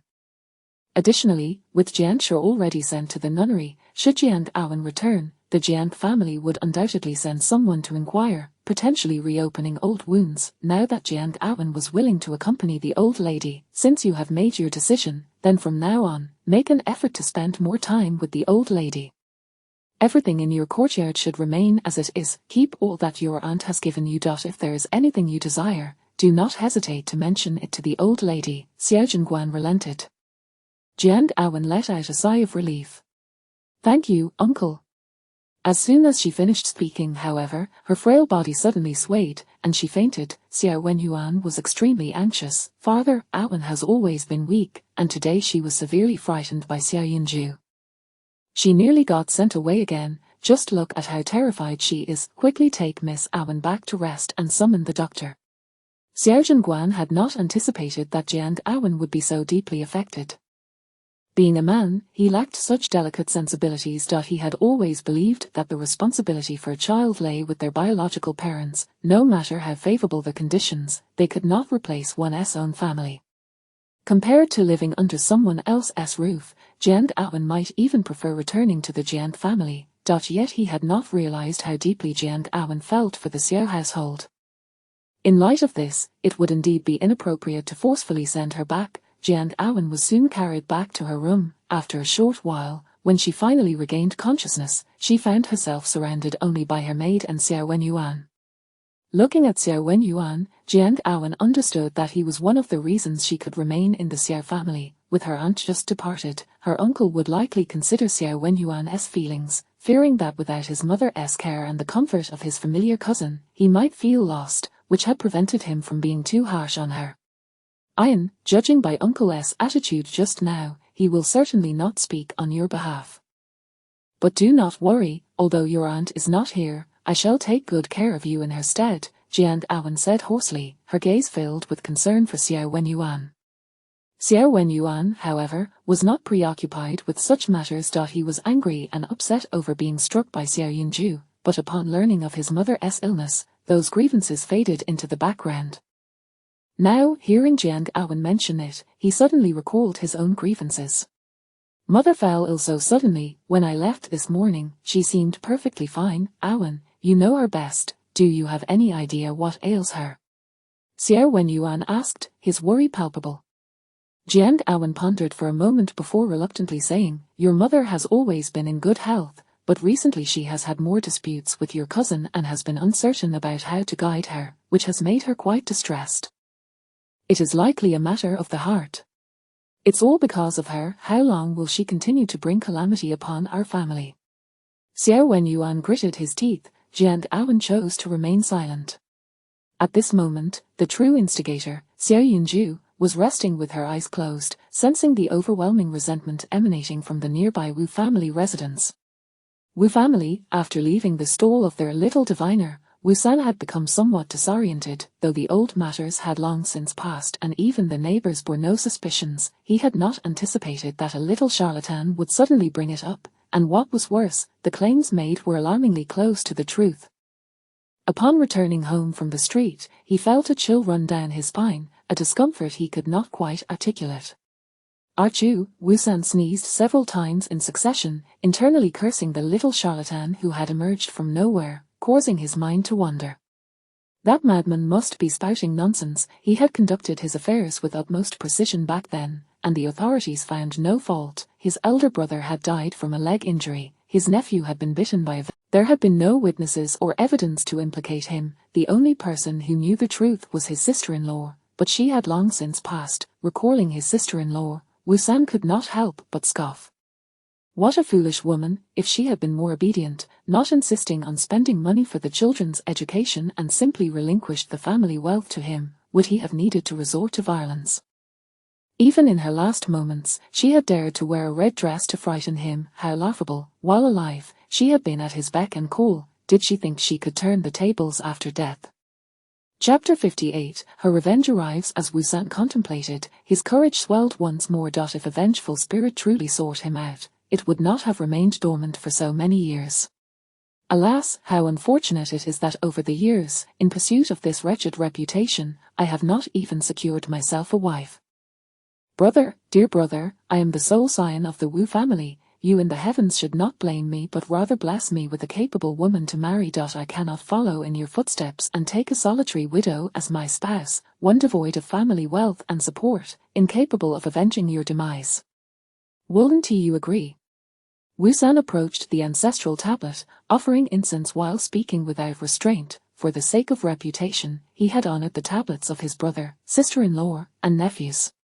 The 3 sticks of incense stood firmly upright as Xuanmen knelt, bowing his head in a manner he had performed countless times before, never feeling guilt or fear. However, just as the incense was firmly placed, it extinguished. A sudden chill swept in from behind, toppling the tablets upon the table to the ground with a clatter. Xuanmen, startled by the unexpected noise, glanced up only to feel a surge of annoyance as he picked up the fallen tablets, striking them twice with his hand. If you do not bless me, I shall exhume your wife and children's remains and scatter their bones. Xuanmen declared viciously.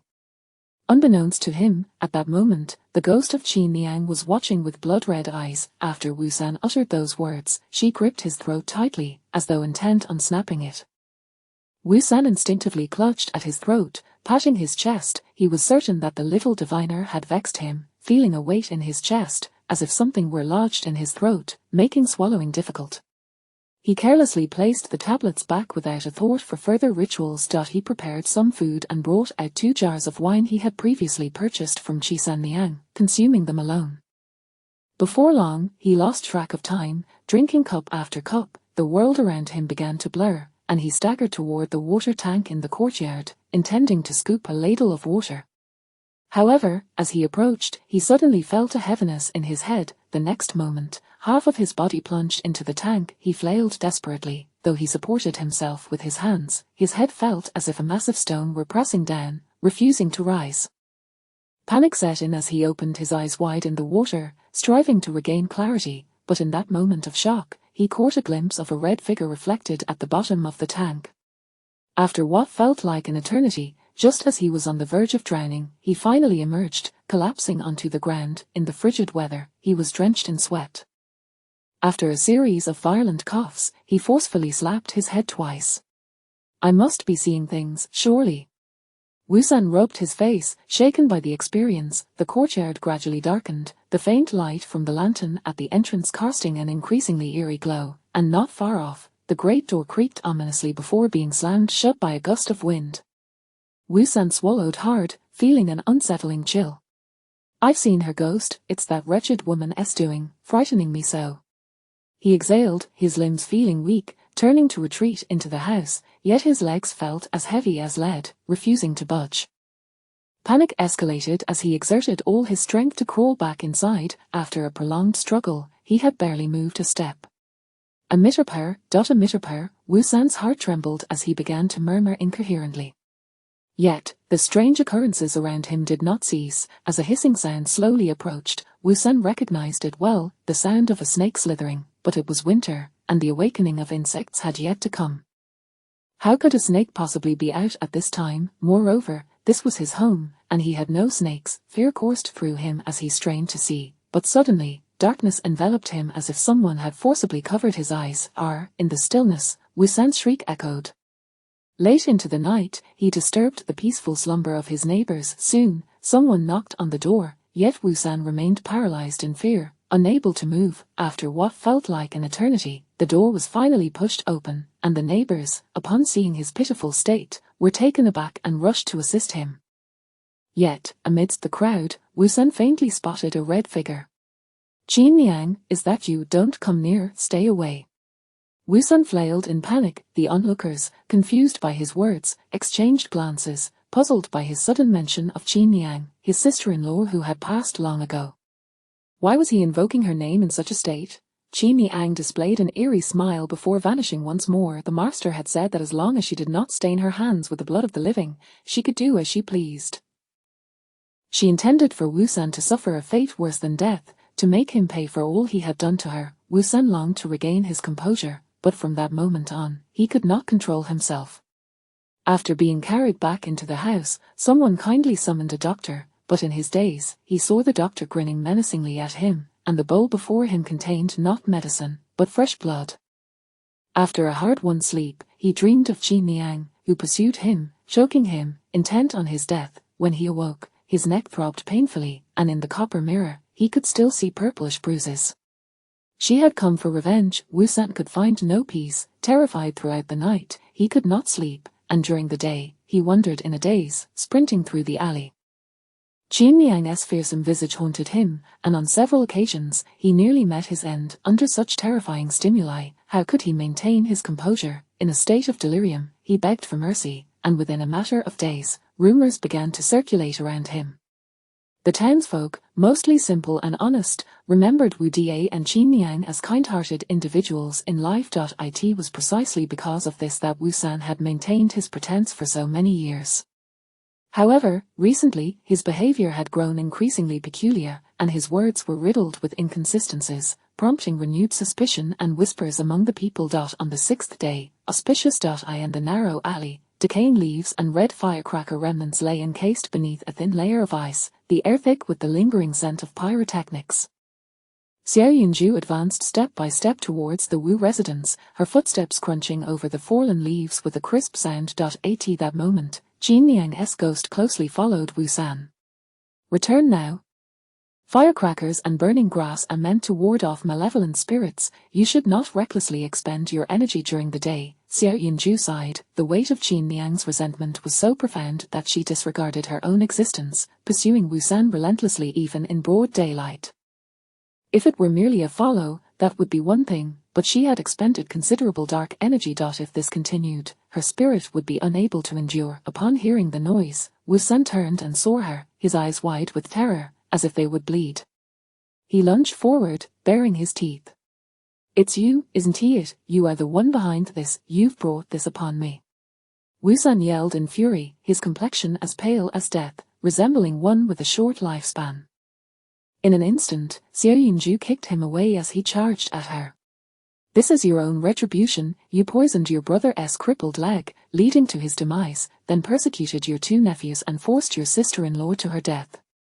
After so many years, this debt has finally come due, she stated, each word deliberate and unwavering, her gaze fixed upon him. Qin Niang floated beside her, standing in solidarity. Chapter 59, a display of grandeur. Xiao Yunju's voice was not particularly sharp, yet to Wu San's ears, it resonated with an unbearable harshness.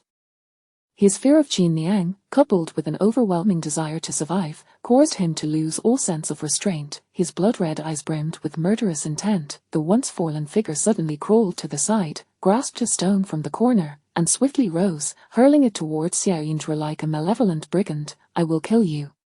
Wu San's voice, filled with wrath, sounded rather terrifying. Passers-by in the alley were taken aback by this scene. Indeed, Wu San had gone mad. His incessant mutterings over the past few days were one thing, but now he was actually attacking innocent pedestrians. Such a hefty stone, if it struck that young girl's head, could easily claim her life. Some gasped in horror, while others rushed forward to intervene. Wu San targeted Xiao Yunju with all his might, yet she deftly evaded the attack, sidestepping with remarkable ease. Wu San stumbled a couple of times, then redirected his assault. He had completely lost his wits and vowed not to rest until Xiao Yunju was dead. However, as he made his move once more, Qin Niang ensnared his foot. To an ordinary observer, it appeared as though he had simply lost his balance and collapsed to the ground without warning, his head striking the stone in his grasp, instantly drawing blood. Wu San's intent to kill was indeed a grave matter. Soon, citizens sought the authorities. Wu San seemed fine until recently. These past few days, he has been shouting about Qin Niang, his sister-in-law, whose family met a tragic end. We had long suspected that his brother's family perished under suspicious circumstances, but Wu San appeared genuinely sorrowful. The officials didn't apprehend anyone, and we thought little of it, yet now, it seems Wu San might truly be a murderer. Yes, my home is next door. I heard him say last night that his brother deserved what he got. Officials, you must investigate thoroughly. The Wu family was truly good people, treating others with kindness, and that young girl passing by, she was lucky to escape, otherwise, she would have been killed on the spot.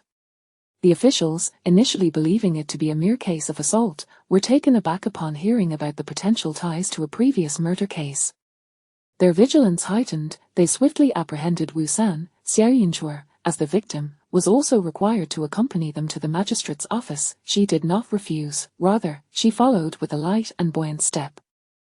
Nearby, the spirit of Qin Yang floated ahead of Wu San. His weak aura rendered him susceptible, and with a slight exertion, she could reveal her ghostly form, causing him to struggle and shout as he was taken away.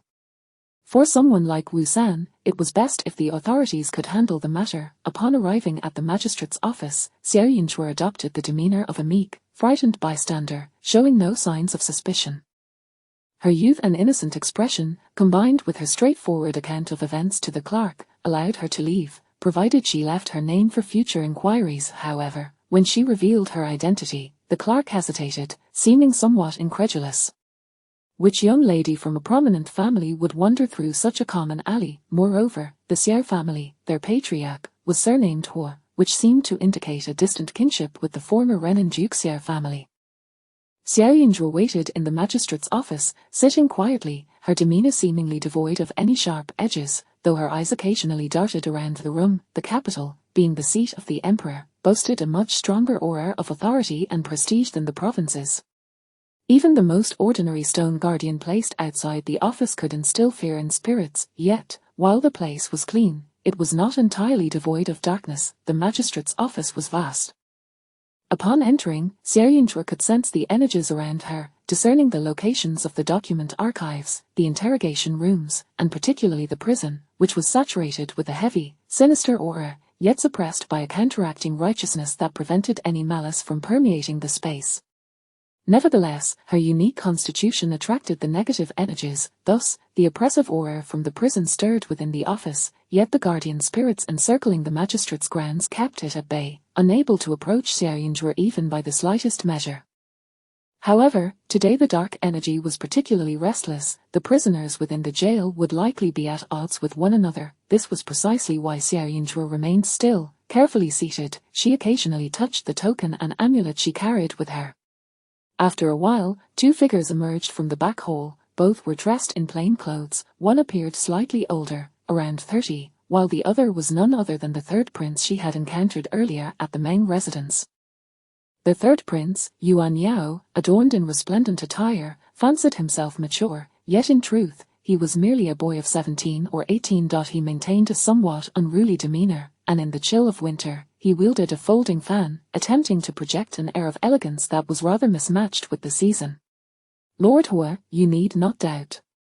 I saw this girl at the main residence last time, and Xiao Erlang himself confirmed she is his sister. Upon seeing her, the third prince snapped his fan in delight. He was unscrutinized Xiao Yunzhuo for a moment. The matriarch of the Hua family was his own aunt, thus, this girl from the Hua family could be considered his distant niece, which prompted him to approach and ensure she was not being impersonated. Coincidentally, upon hearing Xiao family girl, the third prince insisted on accompanying him, as he was known for his frequent visits to the magistrate's office, harboring a keen interest in bizarre occurrences. Evidently, this cousin from the Xiao family piqued his curiosity. Xiao Yunzhuo, mindful of avoiding trouble, respectfully greeted them. However, the third prince's gaze was rather unsettling, as if he were eyeing a peculiar creature, curiosity radiating from his eyes. I am surnamed Hua. Our families are related, making me your elder. You may call me sixth cousin, said Hua Da Ren, a refined man in his 30s, sporting two small mustaches that added some maturity to his visage. You are the magistrate? Xiao Yunzhuo inquired, still unaware of the situation. Indeed, I have heard of a madman pursuing you with a stone. Were you injured? Hua Liushu expressed a hint of concern. He had once cradled her as a child. Back then, she bore a resemblance to his aunt, but she had grown, and now, she no longer resembled her at all. However, she appeared quite well behaved, suggesting she had experienced considerable fright. No, Xiao Yunzhuo shook her head, feeling quite pleased. May I visit often in the future?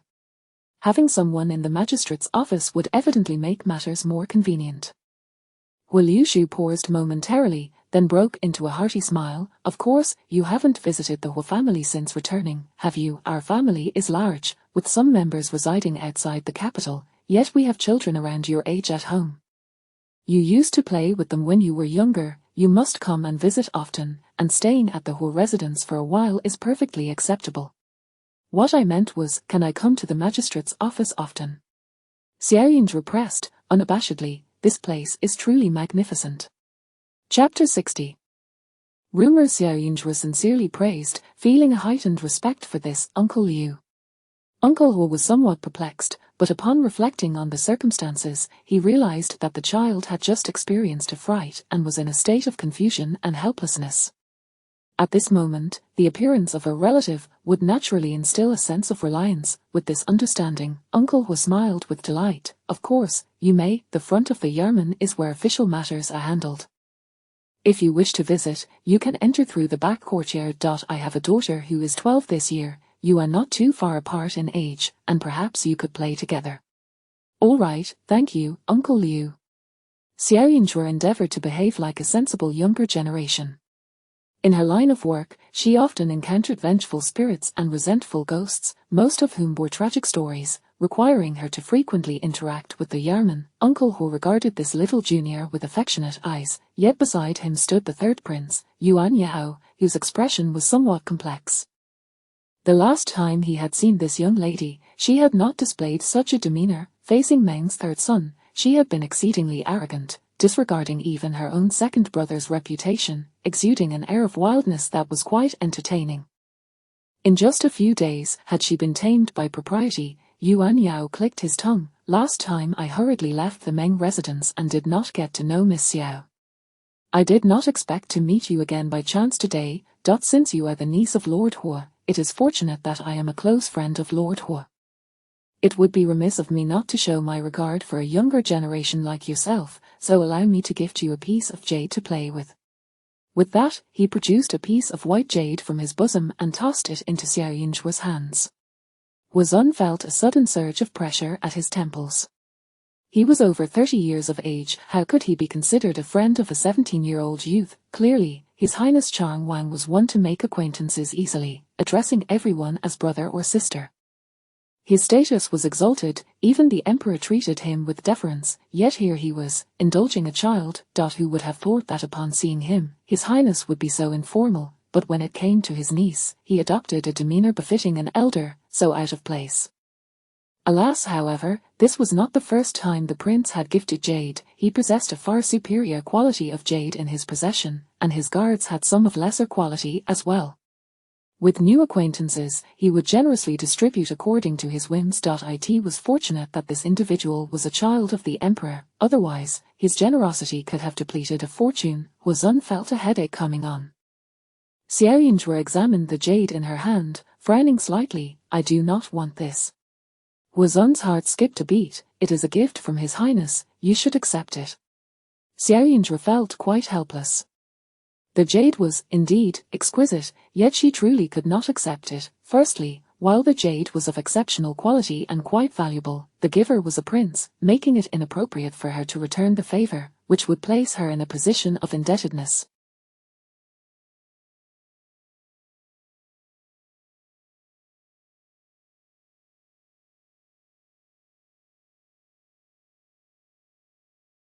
Secondly, the jade's only merit was its quality. Jade possesses spirit and can protect its owner, yet this particular piece appeared dull and murky, likely indicating poor mining practices or dubious origins. Should she take it home, she would have to expend effort to nurture it. Do you not like this piece? It is shaped like a rabbit. I thought young ladies such as yourself would adore it. Here, choose from these, take whichever you fancy, for I have plenty. Yuan Yao, as expected, had a remarkably amiable disposition, producing several more pieces of jade. Are these all carved from the same stone? Xiaoying inquired, sweeping her gaze over the selections.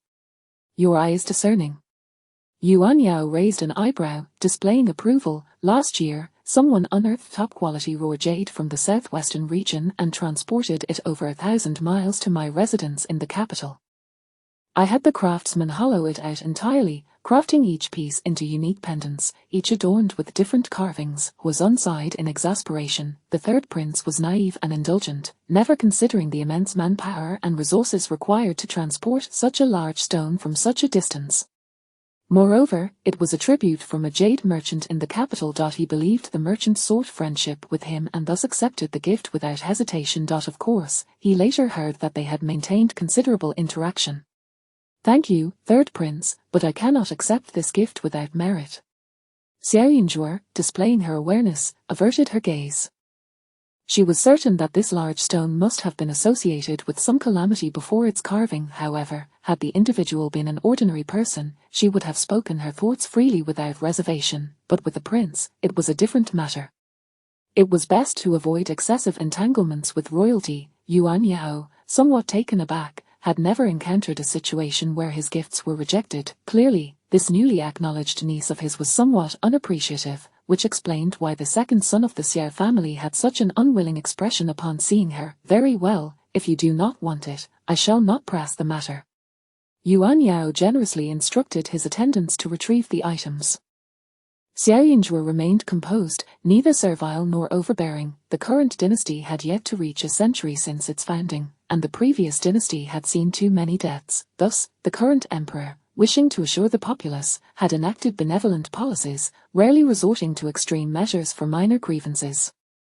Therefore, she was not concerned that her demeanor would incite the third prince's wrath to the point of wishing her dead. Of course, her grandfather, the incident of him being executed by the emperor, was indeed somewhat deserved. He had committed numerous misdeeds and had been reported several times. The royal family had spared him on account of her great-grandfather's reputation, but unexpectedly, her grandfather's audacity had grown bolder. It was not enough for him to seek companionship outside, he even brazenly displayed his might within the palace. That he had not been exterminated along with his entire clan was a testament to the emperor's mercy. Xuanmen, being a perceptive individual, could not allow the third prince to feel neglected and immediately invited him to inspect the case files of Xuanmen. It was said that the third prince had a keen interest in such novelties. After Xuanmen acknowledged her kinship, Xuanmen summoned 2 Yarman runners to escort her home. At home, Xuanmen felt somewhat numb. He could only comfort himself that at least this time, when his daughter did not return home at night, she had the sense to send someone to inform him. You dare come back. Upon hearing of Xuanmen's return, Xiao Wenyuan rushed over, pointing an accusatory finger at her, and spoke with indignation. Father, I went out to play today and heard someone say she previously stayed at the Meng residence, having some unclear relations with the eldest son of the Meng family. You must punish her. Who are you calling a rumour-monger? Xuanmen was startled. The eldest son of the Meng family, he had heard the eldest son mention that the second son was quite close with the Meng family. You have a swollen face and yet still have the audacity to go out and gather information. Xuanmen looked at him in astonishment, then glanced down at her own hand. Could it be that I was too lenient? Xiao Wenyuan's face flushed. I only heard about it. Do you still want to deny it? Sister Owen had gone out to meet friends and heard others mention it, and when she returned, she informed him. He then sought his good friends to investigate further. The matter was clear. Someone had claimed that Meng Pingzhang was clamoring to marry her. Go call Erlang over. Xuanmen furrowed his brow, sensing the gravity of the situation, that Meng Pingzhang was merely the title of an eldest son. How could he be worthy of his daughter? Could it be that his wayward second son had made some promises outside? Otherwise, how would this Meng family's offspring dare to speak so recklessly? Chapter 61, Does he deserve it? Xuanmen was exceedingly anxious about his daughter's affairs, fearing that she might truly stray from the right path. As for that young man from the Meng family, I have not had the pleasure of meeting him, but according to your elder brother, his character is rather mediocre. Sure, rest assured, I shall undoubtedly arrange an exceptional marriage for you. Do not ponder over it yourself. At this moment, Xuanmen felt the burdens of both a father and a mother, the stern demeanor he had maintained for so many years now reluctantly softening. Xuanmen scratched her head, feeling that both father and brother were not quite in their right minds. The elder was fretting unnecessarily while the younger was leaping about aimlessly. Exhausted, Xiao Yinchua cast a glance at them, then approached and playfully smacked Xiao Wenyun on the head. This is the second time, you know. Xiao Wenyun winced in pain. Father. Did you see that? She hit me again. I merely spoke the truth. Why should she hit me? I still have friends to converse with. You two may discuss among yourselves, Xiao Yinchua said, unceremoniously ushering them out. Having expended considerable energy while dealing with Wu San, she needed to recuperate her spirit and recite scriptures to dispel the lingering resentment. In a few days, once Wu San's case was clarified, she should be able to send Xuanmen back into the cycle of reincarnation. Friends? Xiao Zhenguan's brow knitted into a frown. Wasn't this child supposed to have returned on her own? He opened his mouth to inquire further, but Xiao Yinchua was already pushing them outside, not wanting to overstay his welcome in his daughter's quarters. Xiao Zhenguan had no choice but to exit, his heart brimming with unspoken grievances. Before long, his second son appeared, wearing an expression of impatience. Upon seeing him and Xiao Wenyun standing at the gate, Xiao Wenyu couldn't help but chuckle. Father, are you both standing guard here? The peculiarities of family matters seemed to multiply with each passing day. The fact that his father dared to send his mother out for recuperation was already astonishing. Now, to witness his father in a position of discomfort, his countenance resembling that of a grandson rather than a father, was quite unexpected. Of course, such thoughts remained unvoiced. Instead, Xiao Wenyu displayed a semblance of respect that was evidently lacking. Second son, why are there rumors outside regarding Meng Pingzhang and your younger sister? Xiao Zhenguan asked bluntly, his gaze serious and imposing. Xiao Wenyu, upon hearing this, was not surprised. With a modest smile, he replied, Father, why do you ask me about this matter? Do not feign ignorance with me. Your elder brother has informed me that you have been quite close with Meng Pingzhang.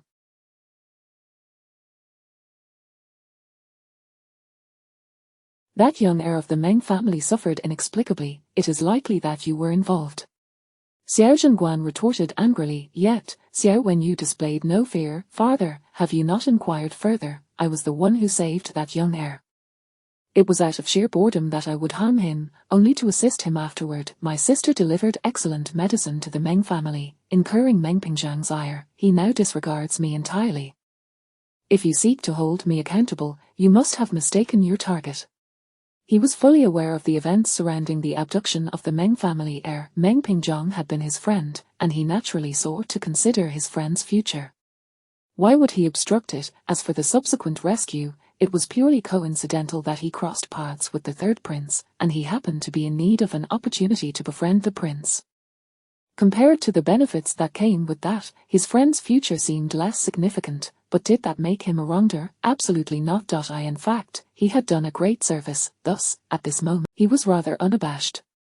Recently, the young master Meng has been lively, driving Meng Pingzhang to the brink of frustration, merely seeking to vex my sister. If you genuinely wish for him to marry her, he may not even find her worthy. Xiao Wenyu continued, nonchalantly adding, moreover, it is merely a matter of trivial gossip. Why the urgency? Lord Meng has already decided to cast Meng Pingzhang aside. Before long, he will be nothing more than a discarded heir, who would believe his outcries. Xiao Wenyu appeared calm, as if he possessed all the knowledge. Xiao Zhenguan's heart was tumultuous. When did Lord Meng declare his intention to disown him? Your sources are indeed outdated, Xiao Wenyu remarked disdainfully, glancing at Xiao Wenyun. Meng Pingzhang has been secretly hoarding the pouch of the Eastern Jade Princess. When the Southern Yuan King confronted Lord Meng, the two families met and discussed an engagement. The marriage should be finalized shortly after the spring examination. Both Xiao Zhenguan and Xiao Wenyun were left bewildered. The Eastern Jade Princess was infamous throughout the realm. This princess was the youngest daughter of the Southern Yuan's old king, greatly favored during his lifetime, and he had arranged 2 marriages for her. The first time, the Eastern Jade Princess was wed to the son of the governor of Danju. They were a match made in heaven, and their life together was relatively pleasant. However, it did not last long, as the princess resorted to beating her in-laws with a whip, resulting in a rift between the couple, and she was sent back, with the Southern Yuan King mediating. The ultimate outcome was a divorce.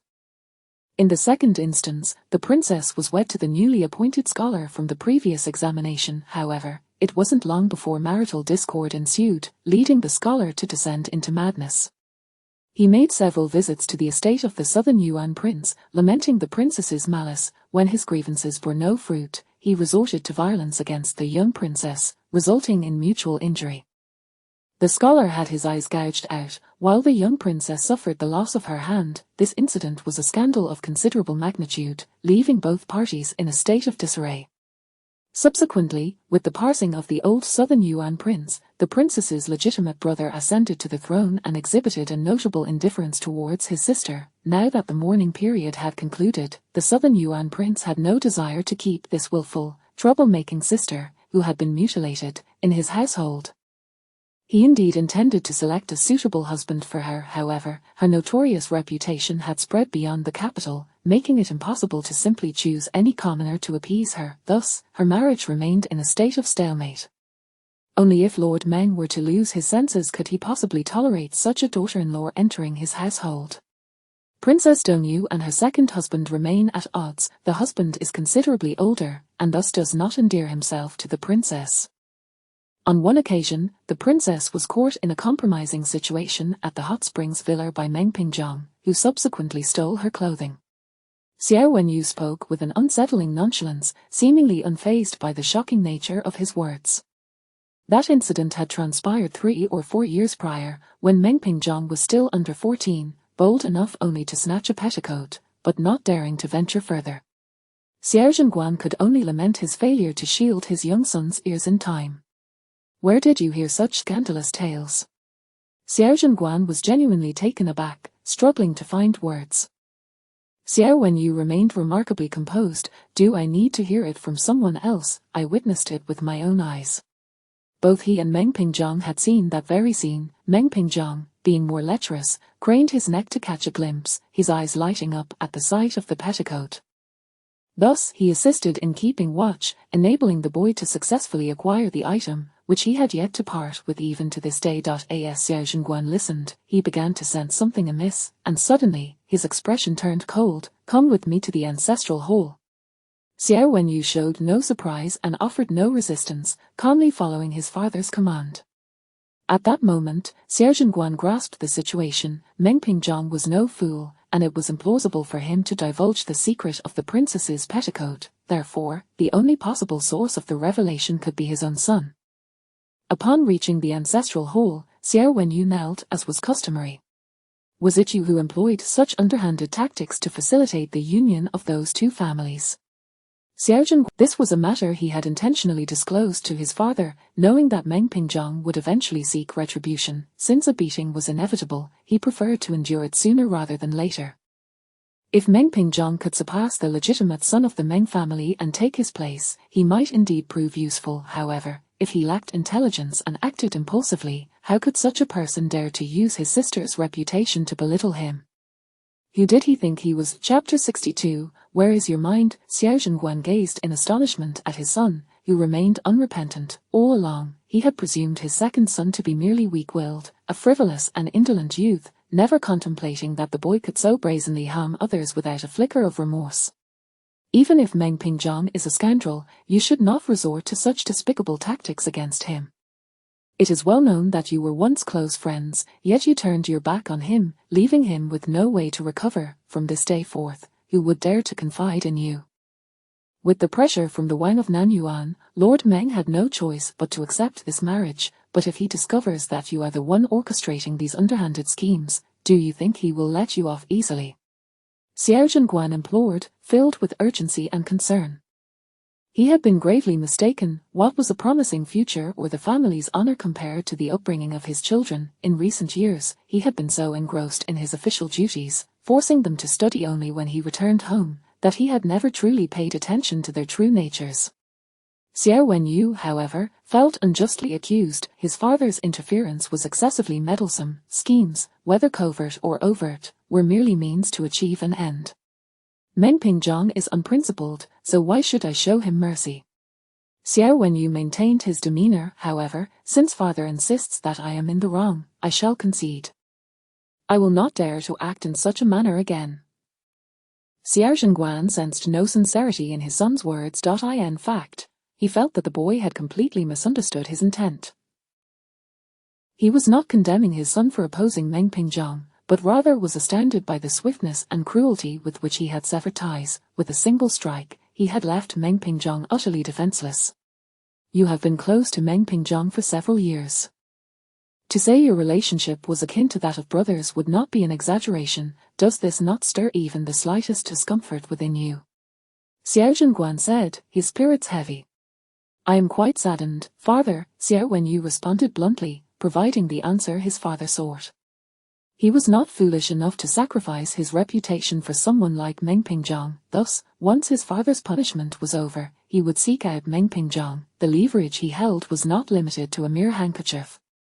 He was acutely aware of the incident involving Meng Pingzhong and the abduction of his own younger brother. If Meng Pingzhong wished to avoid dire consequences, he would need to behave submissively and respectfully. It was easy to deceive those who were oblivious to the truth. Xiao Wenyu's apparent contrition only fueled Xiao Zhenguan's ire. When will you learn from your elder brother? I encourage you to study not merely to discern right from wrong but to— Xiao Wenyu gasped in pain, cold sweat pouring down his brow. If father is angered, then just end my life. Is it because mother and I have become obstacles to elder brother that you wish to dispose of us to safeguard his promise? If this is how it is before he even graduates, what will happen when he enters the officialdom? Will he not tread upon our corpses to rise? Xiao Wenyu retorted with sarcasm. Upon hearing this, Xiao Zhenguan's face twitched in disbelief as he stared at his son. In a fit of rage, he almost struck out again, but upon witnessing Xiao Wenyu's indifferent demeanor, he found himself unable to do so, casting the family rod to the ground instead. You shall kneel and reflect properly. Xiao Zhenguan felt utterly helpless. Was he truly concerned about Meng Pingzhang's fate? He had no interest in the affairs of others. His worry lay with his own son, who harbored such heavy thoughts. With a furrowed brow, Xiao Zhenguan was further troubled by the sight of his oblivious younger son, Xiao Wenyuan, peeking in.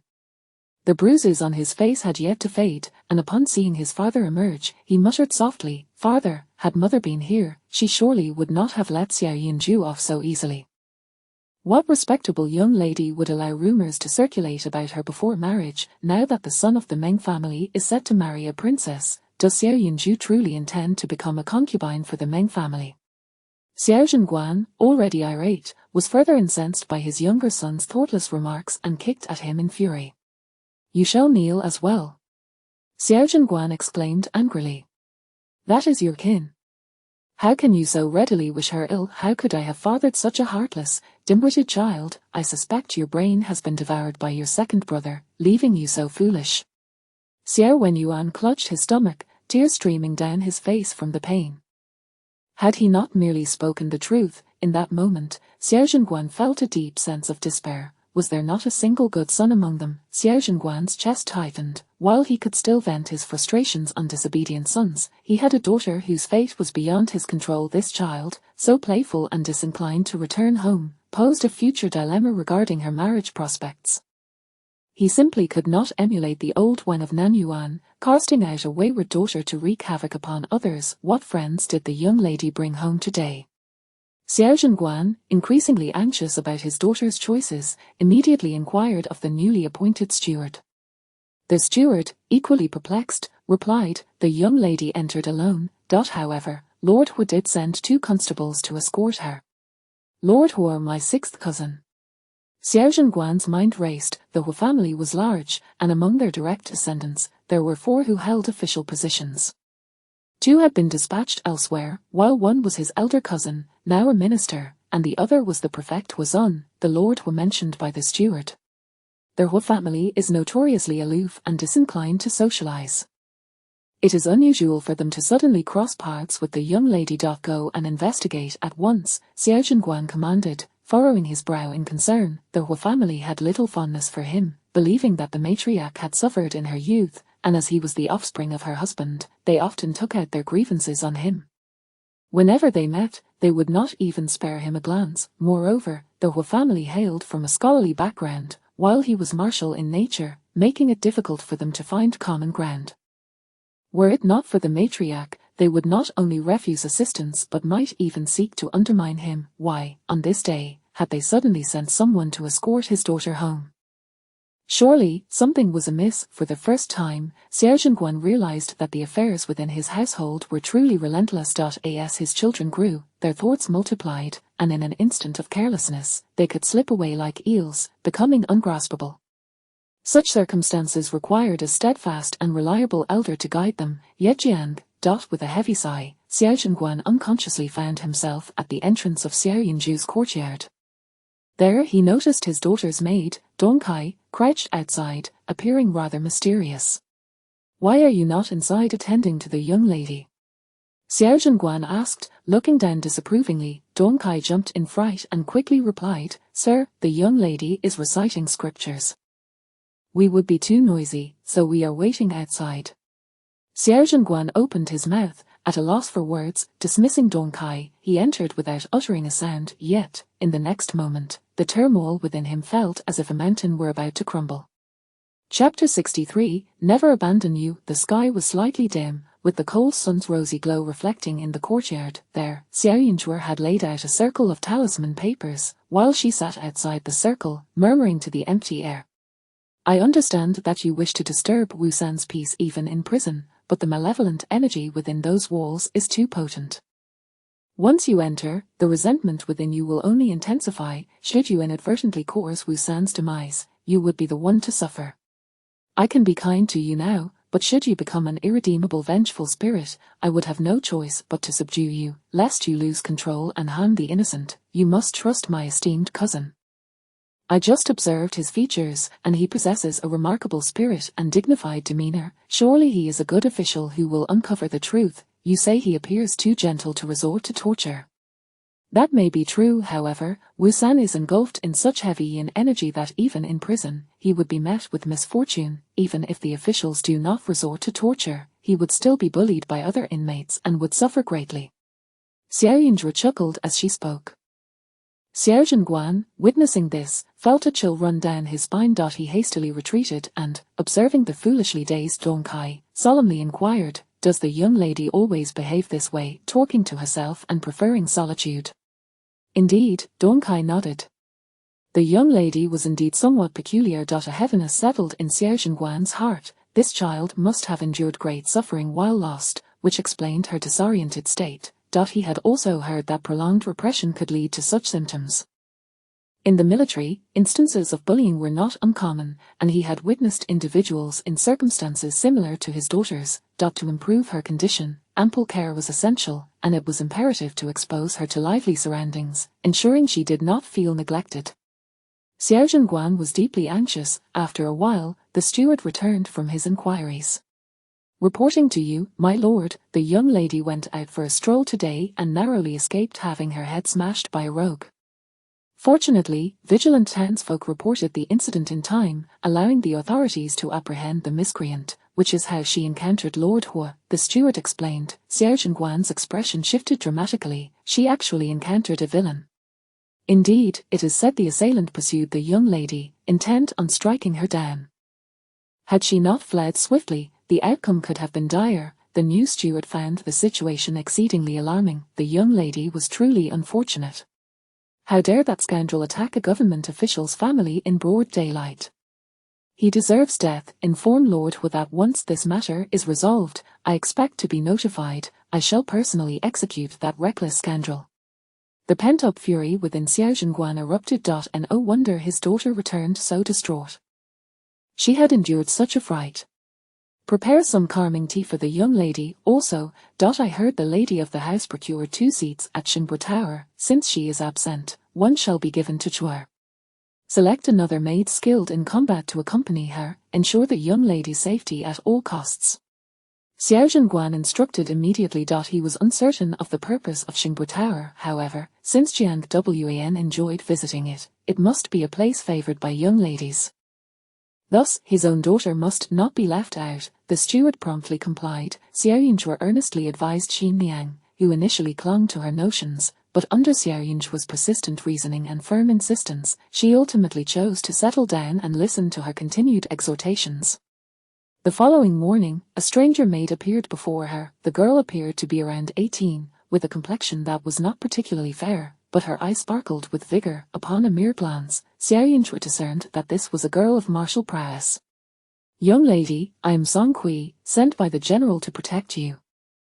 From this day forth, I shall not leave your side," Song Kui declared with determination. Her mother had previously been a maid assigned by the general to protect the lady of the house, but after only 2 months, she was dismissed. The lady did not favor attendants personally selected by the general. All maids had to be approved by her. Thus, her mother found a husband in the village and gave birth to her.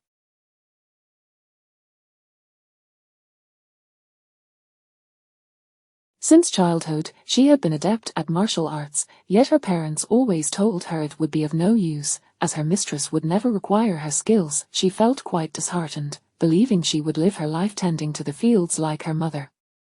However, she had not anticipated that the young lady would be in need of assistance. Noticing the young lady's scrutiny, Song Kui quickly added, "Rest assured, young lady, I have battled great beasts on the mountain with my father. In the future, I will care for you alongside Dong Kai, ensuring that no harm comes near you." Xiaoyunzhe was taken aback. Such audacity, truly, a newborn calf fears not the tiger. "You must remain by my side at all times." Xiaoyunzhe inquired anxiously, "You are quite bold, are you not?" "I have prepared myself to sacrifice my life for you. I have already bid farewell to my parents." Song Kui responded with fervor. The general had informed her that the young lady was fragile, easily frightened. Thus, should anyone threaten her safety, they must be eliminated immediately to prevent her from falling into perilous situations. Observing the young lady's pale and delicate visage, Song Kui felt a surge of sympathy. This pitiable young lady would henceforth be her charge. "Are you afraid of ghosts?" Xiaoyunzhe hesitated to ask. "You wouldn't flee upon encountering one, would you?" "Even if the king of hell himself were to appear, I would never abandon the young lady," Song Kui declared resolutely. Beside them, Dong Kai immediately chimed in. "I, too." Xiaoyunzhe nodded. As for Dong Kai, she was merely there to earn a living, managing the household chores. There was no need to have this maid living in fear for the sake of a meager salary. Yet Song Kui, with her fierce spirit and resolute determination, made Xiaoyunzhe feel somewhat guilty for not letting her take the lead. With Xiaoyunzhe permitting her presence, Song Kui's spirit soared, and she promptly positioned herself beside Xiaoyunzhe, mirroring her every step. Her keen eyes scanned the surroundings like a hawk on the hunt. Xiaoyunzhe found her rather amusing. "Young lady, my lord has arranged for you to visit Xingbo Tower. You may go with the young lady from the Meng family tomorrow," Dong Kai relayed. Xingbo Tower, Xiaoyunzhe recalled her prior arrangement with Meng Yongxi. "I will accompany the young lady from the Meng family. Inform Jiang Wan that she need not wait for me," Xiaoyunzhe instructed. Dong Kai promptly acknowledged her request. At that moment, Jiang Wan was accompanying the elderly matron to watch a performance, her demeanor sweet and accommodating, executing her tasks impeccably. The elderly matron, being a forgiving person, found no fault with her. Yet, whenever she glimpsed Jiang Wan's consistently gentle and compliant smile, she felt a twinge of unease. A 16-year-old child ought not to be so subdued. When Xiaoyunzhe's intent reached the elderly matron and Jiang Wan, Jiang Wan's expression remained unchanged. "Zhuer has made prior arrangements, which is not intended to slight you, Wan. Do not take it to heart," the elderly matron said, gazing at her. Chapter 64, A Heartless Act. Jiang Wan was acutely aware that the elderly matriarch was unlike her aunt. She could not utter a single disparaging word about Xiaoyunzhe in her presence. Thus, at that moment, she quickly adorned her face with a smile and said, "Cousin has made friends so swiftly, and I am genuinely delighted for her. We are all headed to Xingbo Tower, so it would be quite agreeable to sit together with cousin and that Miss Meng. By the way, there will be many talented musicians and renowned instruments at Xingbo Tower. I possess a modicum of knowledge about the guqin and could assist cousin in inviting a master to teach her." Her demeanor was gracious and magnanimous, with not a hint of impropriety in her words or actions. "You and Zhuer possess different temperaments.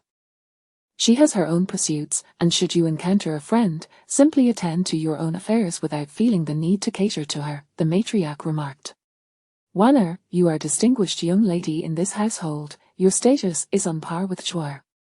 You may regard this place as your own home, without the necessity to please anyone or be overly concerned about others. Do you understand?" Jiang Wan hesitated for a brief moment but quickly nodded with a smile. I understand, grandmother.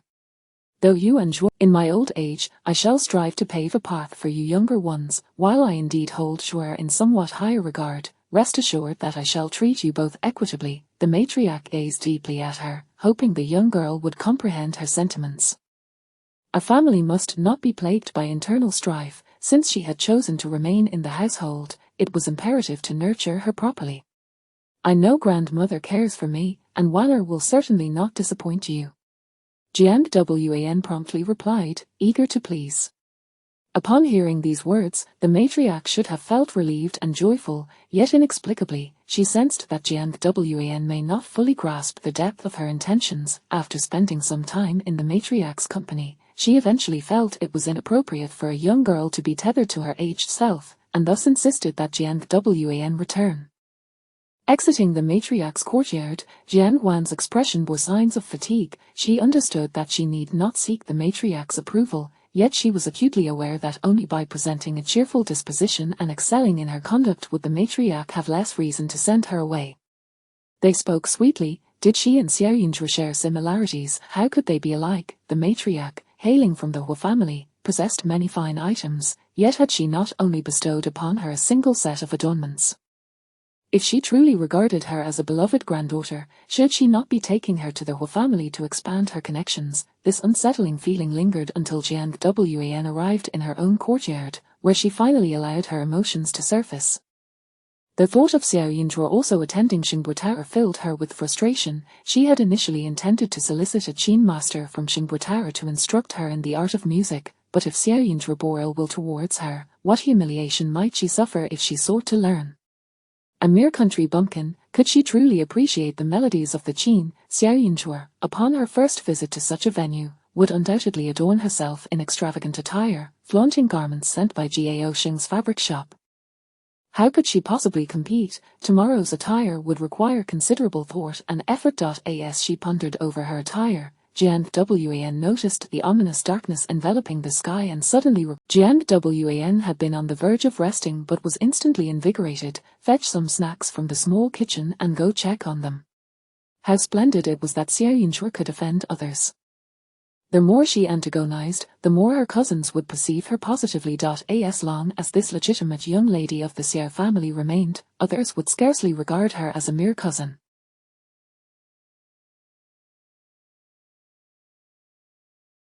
Therefore, she must ensure that Xiao Yinzhuo comprehended that after a decade of absence, she no longer held the right to vie with her. In the ancestral hall, Xiao Wenyu and Xiao Wenyuan remained in their kneeling position. Both bore pallid complexions, having been severely punished this time, particularly Xiao Wenyu, whose garments bore the marks of branches having struck them. Why is uncle so enraged this time? Even in the past, when we were made to kneel, we were allowed to eat. No. Did cousin not plead for you? Jiang Wan hastily offered her gifts. Xiao Wenyuan was beyond tears at this moment. Regret washed over him. Had he known, he would have remained silent about Xiao Yinzhuo. His father seemed intent on their very demise. She wouldn't care if we lived or died. Xiao Wenyuan lamented, with a father as a shield, I shall never surpass her. Perhaps, I could plead with her. Tomorrow she is to attend Xingbo Tower to listen to music. I imagine her mood should be rather pleasant, Jiang Wan suggested softly. She is going to listen to music. Truly heartless. Xiao Wenyuan fumed, but upon seeing Jiang Wan's countenance, he quickly added, Sister Wan, I did not mean you. I know you have long prepared to attend. You are not like her. What does Xiao Yinzhuo understand? This cannot continue. We cannot remain kneeling indefinitely, Jiang Wan remarked. I shall kneel alongside you. I do not believe uncle would punish me as well. Yang, I promise to take good care of you, thus I shall stand by you in all circumstances. Xiao Wenyuan felt a wave of gratitude wash over him. Sister Wan, you are truly the best to me. With mother absent, you are my sole support. Jiang Wan gently patted Xiao Wenyuan's back. Dear cousin, you must be aware of why my mother was sent away, correct? Suddenly, Xiao Wenyu interjected. He had harbored doubts since the day their mother left home. It could not possibly be due to Stuart Yen. Jiang Guan's hand trembled slightly as she forced a smile. How could I know? Uncle would not disclose that to me. Har, Xiao Wenyu scoffed derisively. How could Jiang Wan be unaware? Her information was always the most current. Previously, he had mingled with friends outside, and she had relayed every detail accurately to their mother. If she chose to remain silent, it was undoubtedly because their mother had erred grievously, the grave mistake committed by their mother. Xiao Wenyu needed no further contemplation. He could surmise much in his heart. He merely wished to hear the truth with his own ears. Continue kneeling, you glutton, be wary of choking. Xiao Wenyu cast a glance at Xiao Wenyuan, casually knocking the snack from his grasp, then turned coldly to Jiang Wan, stating, this is the ancestral hall of the Xiao family. You, dear cousin, are ultimately a Jiang, so do not wander in uninvited. Jiang Wan felt a flurry of panic, her eyes misting as she cautiously replied, then I shall take my leave. Yang, I shall wait for you at the entrance. Xiao Wenyuan felt even more aggrieved. Why was this happening to him? His father and elder brother both bullied him. All he wanted was a morsel of food. Must they truly let him starve? Jiang Wan hastily departed, her heart still racing, glancing back at her kneeling cousin and feeling as if all she held dear was slowly slipping away towards Xiao Yinzhuo. She must swiftly identify her aspirations and secure her future. Chapter 65. Disassembled. At dawn, the Xiao family had prepared 2 horse-drawn carriages. When the appointed time arrived, Xiao Yinzhuo stepped out, with Song Kui closely following her every move. Jiang Wan had long been ready, seated inside the carriage, waiting patiently. Upon seeing Xiao Yinzhuo emerge, she quickly lifted the carriage curtain, scanning her attire from head to toe. To her surprise, Xiao Yinzhuo appeared not to have made any special effort to dress up. She wore a beautifully embroidered gown from the Jiaoxing fabric shop, which, while attractive, was rather commonplace. Jiang Wan could not help but breathe a sigh of relief. I hadn't expected my cousin to visit Xingbo Tower as well.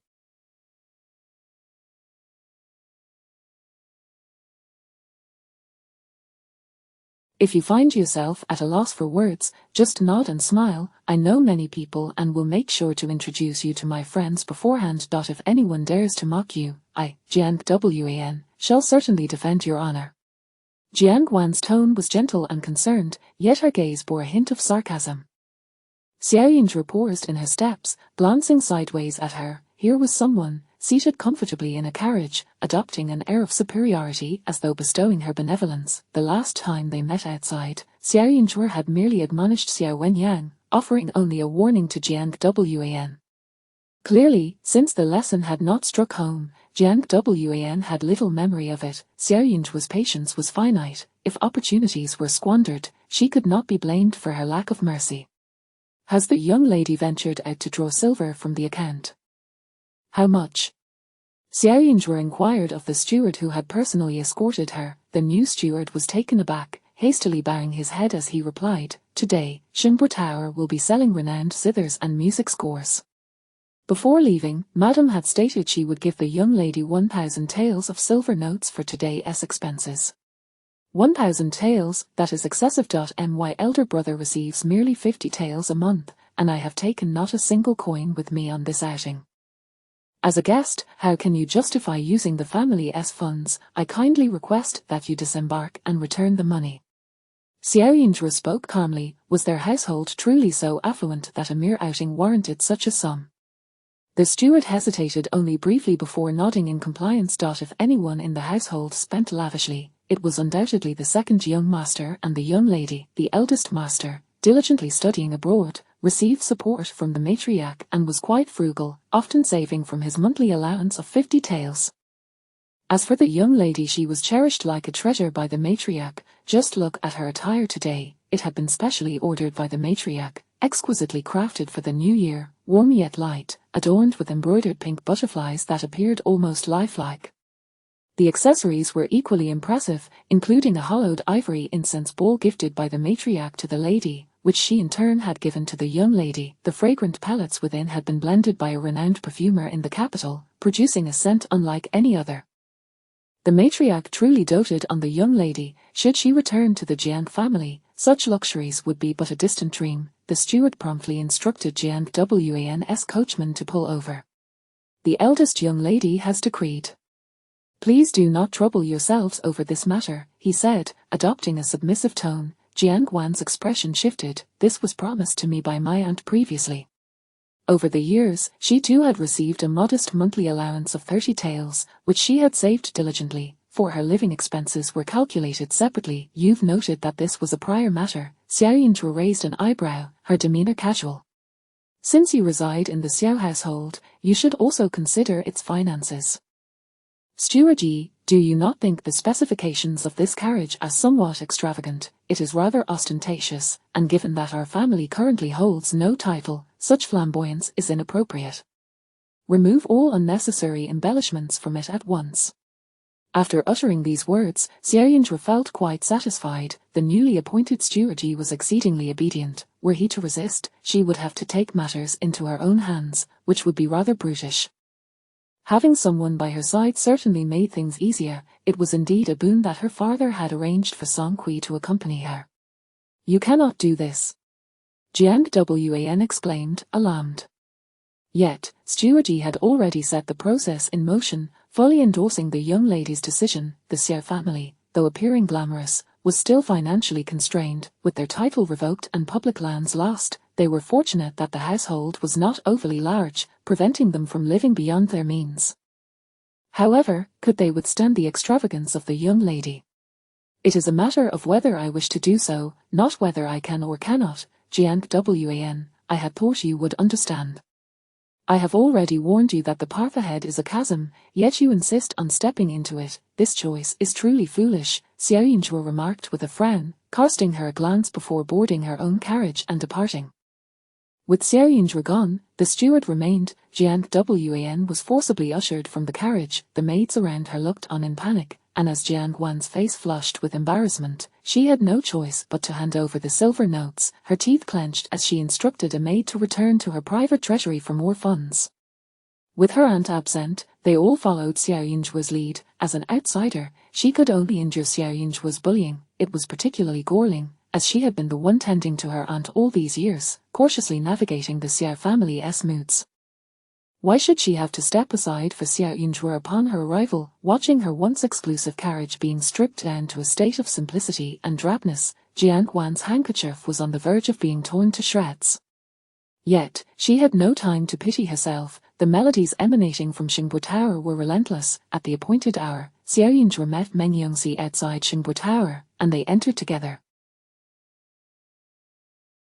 The tower, situated by the lakeside, rose 3 stories high, boasting the best views, where one could hear the birds sing, the rustle of the forest, and see the shimmering water and leaping fish, akin to a celestial realm. However, this location was outside the capital, requiring an overnight stay at a nearby villa. This time, the seats are quite hard to secure, Meng Yongxi whispered conspiratorially in her ear. This Master Ying Qin is not yet 30, strikingly beautiful, and possesses extraordinary skill with the guqin, exhibiting a remarkable sensitivity. Many have come here specifically for her. Moreover, she has an ancient guqin that she intends to sell at a low price to a talented disciple. What kind of guqin is it? Xiao Yinzhuo inquired with curiosity. This guqin is called Jiuxiao, and it has quite a history.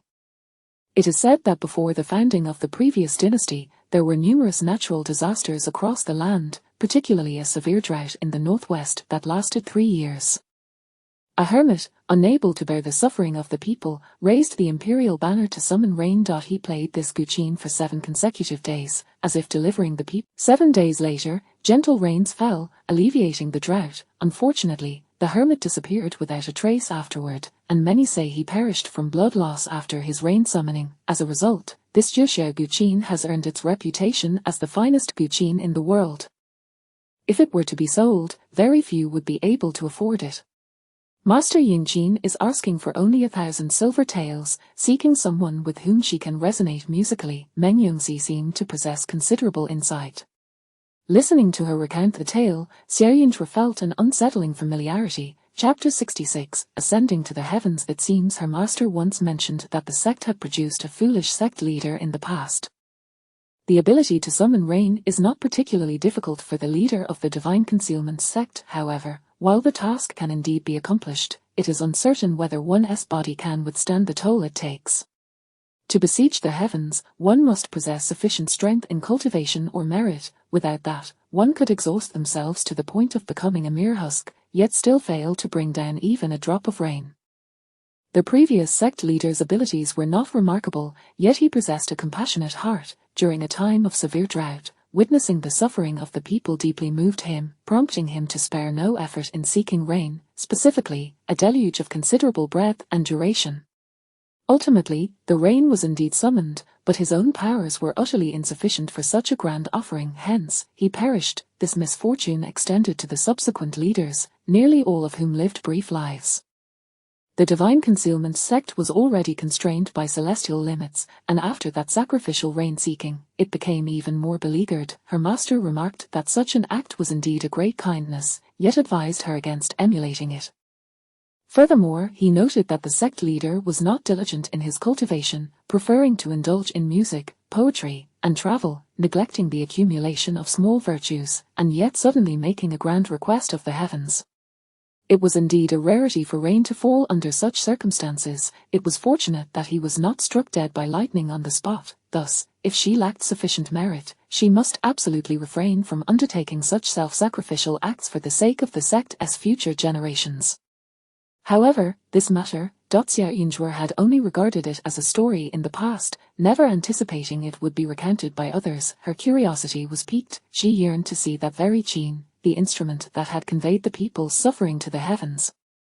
A glimmer of excitement sparkled in Xuanmen's eyes. As the two conversed and strolled, many others gradually passed by along the lakeside corridor. Whenever they came near her and Mengyongzi, curious glances were cast in her direction, filled with intrigue and curiosity.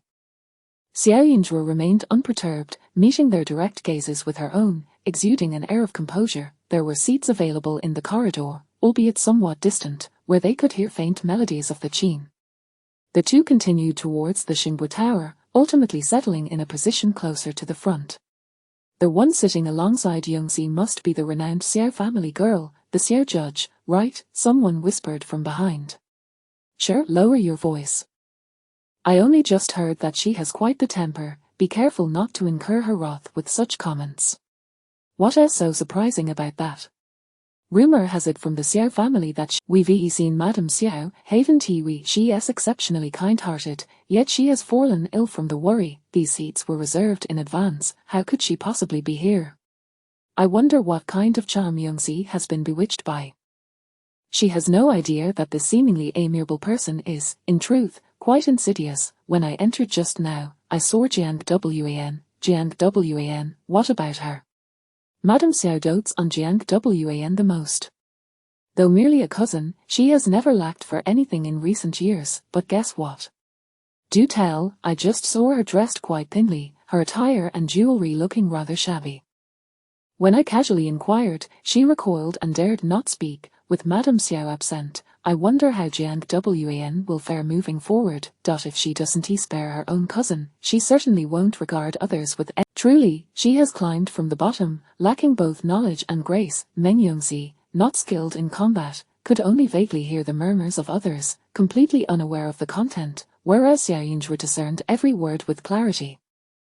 At that moment, the maiden stood at the periphery, awaiting orders, unable to approach. Otherwise, even Song Kui would have overheard the gossip. Xuanmen returned her gaze back. Out of the corner of her eye, she spotted Xuanmen, who had just arrived, seated several rows back. Xuanmen had even changed into a different outfit. The opulent adornments she once wore were now absent, leaving her in the most austere garb, her eyes still red-rimmed. Once settled, curious glances immediately turned towards her, and she forced a smile, projecting an air of grievance and endurance. Miss Xiao, what troubles you? Mengyongzi asked, her confusion evident. In her bewildered gaze lay a sense of admiration. At that moment, apart from the Xingbu Tower, Mengyongzi's attention was solely on the person beside her. The beauty of Miss Xiao and her kind heart captivated her. Today, she had applied the plum blossom ointment gifted by Miss Xiao, and their scents were identical. Ever since encountering Miss Xiao, she felt her fortunes had improved significantly. This was her first time having such a mysterious friend. Xiao Yinzhuo regarded the two individuals speaking ill of her. Their conversation fell silent for a moment as they immediately shifted their gazes elsewhere, their expressions betraying a hint of guilt. They were not afraid of Xiao Yinzhuo, they merely feared that her notorious temper might provoke her into performing some astonishing act. Is your resentment so profound because you bore a child before marriage?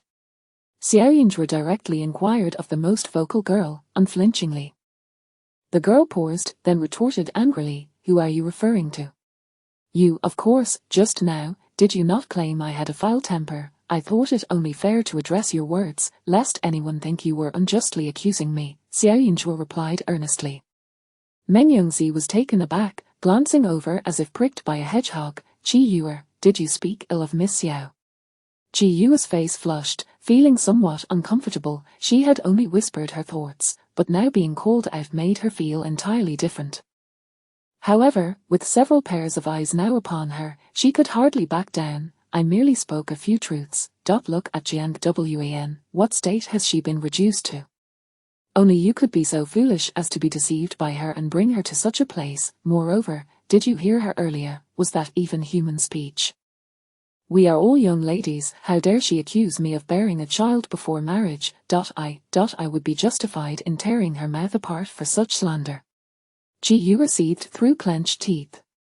Meng Yongzi's expression shifted in shock, her gaze directed at Qi Yuer with complexity. Miss Xiao's words must be true, Meng Yongzi firmly believed. "Qi Yuer, considering our friendship, I suggest you, when you return home, have your mother investigate whether your fiancé has fathered a child." "Meng Yongzi, have you lost your mind? How could you insult me like this?" Qi Yuer exclaimed in disbelief. "I've long heard that you have been bewitched by this Xiao judge. I initially thought it was an exaggeration, but seeing you now, you've truly fallen under her spell." She and her fiancé had grown up together. Their families maintained a close relationship. Although his family was not as prominent, his character was commendable, and he had always doted on her. For Xiao Yinzhuo to bring this matter up was indeed malicious. "No? Trust me, Miss Xiao has not wronged anyone," Meng Yongzi insisted earnestly. "Besides, we are hardly acquainted with Jiang Wan. Why would you speak up for her? Miss Xiao is my benefactor and dear friend. If you wish to avoid a rift between us, you must never bully her again, or else we shall sever ties." Xiao Yinzhuo silently turned her head away. Their quarrel felt rather juvenile. Chapter 67. Unfazed Qi Yuer was extremely incensed by Meng Yongzi. In the past, they had enjoyed a good relationship and often gathered for social events. When Meng Yongzi's brother fell ill, Qi Yuer frequently wrote letters to offer her comfort. Little did she expect that she would be betrayed by her friend. Qi Yuer felt as though she had been stabbed in the back and her eyes glistened with tears. "I never imagined you could be such a person, choosing to sever ties with me for the sake of that vile woman. HMPH. Qi Yuer, you must not speak ill of Miss Xiao." Meng Yongzi retorted angrily. "Is she not? She attempts to tarnish my reputation and disrupt my marriage with her words. Is that not malicious? And what about Jiang Wan? Yes, just wait." Qi Yuer suddenly rose and stormed toward Jiang Wan's position. Jiang Wan, like a leaf caught in the wind, was effortlessly pulled over by her. "Look at Jiang Wan. Has she not been bullied by this Judge Xiao?" Qi Yuer, in her fury, momentarily forgot the presence of others around her. "Miss Qi, thank you, but my cousin has not bullied me," Jiang Wan replied cautiously, her expression one of fright. "I know you were intimidated by her. When I saw you just now, your eyes were red from crying. My maid conversed with yours, and she explicitly said that Xiao Yinzhu forbade you from wearing beautiful clothes or adornments, fearing you might outshine her. Your maid also mentioned that you rushed here because she refused to let you spend your silver on a guqin, seizing the money your aunt had prepared for you." Qi Yuer declared, her anger palpable. Jiang Wan bit her lip. "No. It's not my cousin's fault. It's my own inadequacy. I truly should not have spent the family's silver. After all, that guqin is rather expensive, only 1,000 taels. If it can purchase a celestial instrument, then it is worth any price. How much did Madame Xiao dote on you before? Now that Xiao Yinzhu has returned, look at how she has marginalized you. I simply cannot bear to witness this. Meng Yongzi, take a good look at the person you are defending, see how utterly arrogant she is. Xiao Yunju pursed her lips. She had come to enjoy the music, not to engage in disputes. However, with the conversation directed at her, she could not remain entirely silent. Turning to Qi Yuer and Jiang Wan, she asked, "Do you pity her for being bullied by me? Is it not so?" Qi Yuer lifted her chin slightly. "You are correct," Xiao Yunju said with a sudden radiant smile directed at Jiang Wan. "I cannot tolerate others, so from this day forth, Jiang Wan shall not return to the Xiao household. Miss Qi, you possess the capacity for compassion, please take her with you." Qi Yuer was left dumbfounded. Was it customary to argue in such a manner? Shouldn't she immediately defend her treatment of Jiang Wan? How could she dismiss her so casually? Jiang Wan is not a mere pet. She is your cousin, and you ought to treat her with courtesy. Qi Yuer exclaimed, failing to notice Jiang Wan's utterly devastated expression. In front of so many onlookers, being dragged out was already humiliating, and now Xiao Yunju treated her with such disdain. Qi Yuer's apparent assistance was, in fact, foolish, stripping Jiang Wan of all dignity in that moment, rendering her a pitiable figure, akin to a homeless wretch, subjected to ridicule. She is merely my cousin, not an ancestor of my family. Why should I show her respect? Xiao Yunju replied calmly and with conviction. Did you not refer to me as Judge Xiao? I imagine others view me similarly, hence, I see no need to endure the presence of an outsider for the sake of a supposed reputation for kindness. At that moment, Xiao Yunju began to understand what it meant to be unfazed. Previously, she never considered that her grandmother and father would tear their relationship with her mother apart over her past. She harbored no faith nor wish for any expectations, yet the reality was that the Jiang family had been cast out. Even if they did not avenge her, nor made the Jiang family experience the despair and anguish she had once felt, they had still taken a step in her direction. It was enough to make her feel somewhat significant. Thus, in that instant, she subconsciously regarded this as her home. Xiao Yunju herself was somewhat astonished, as these emotions were entirely foreign to her.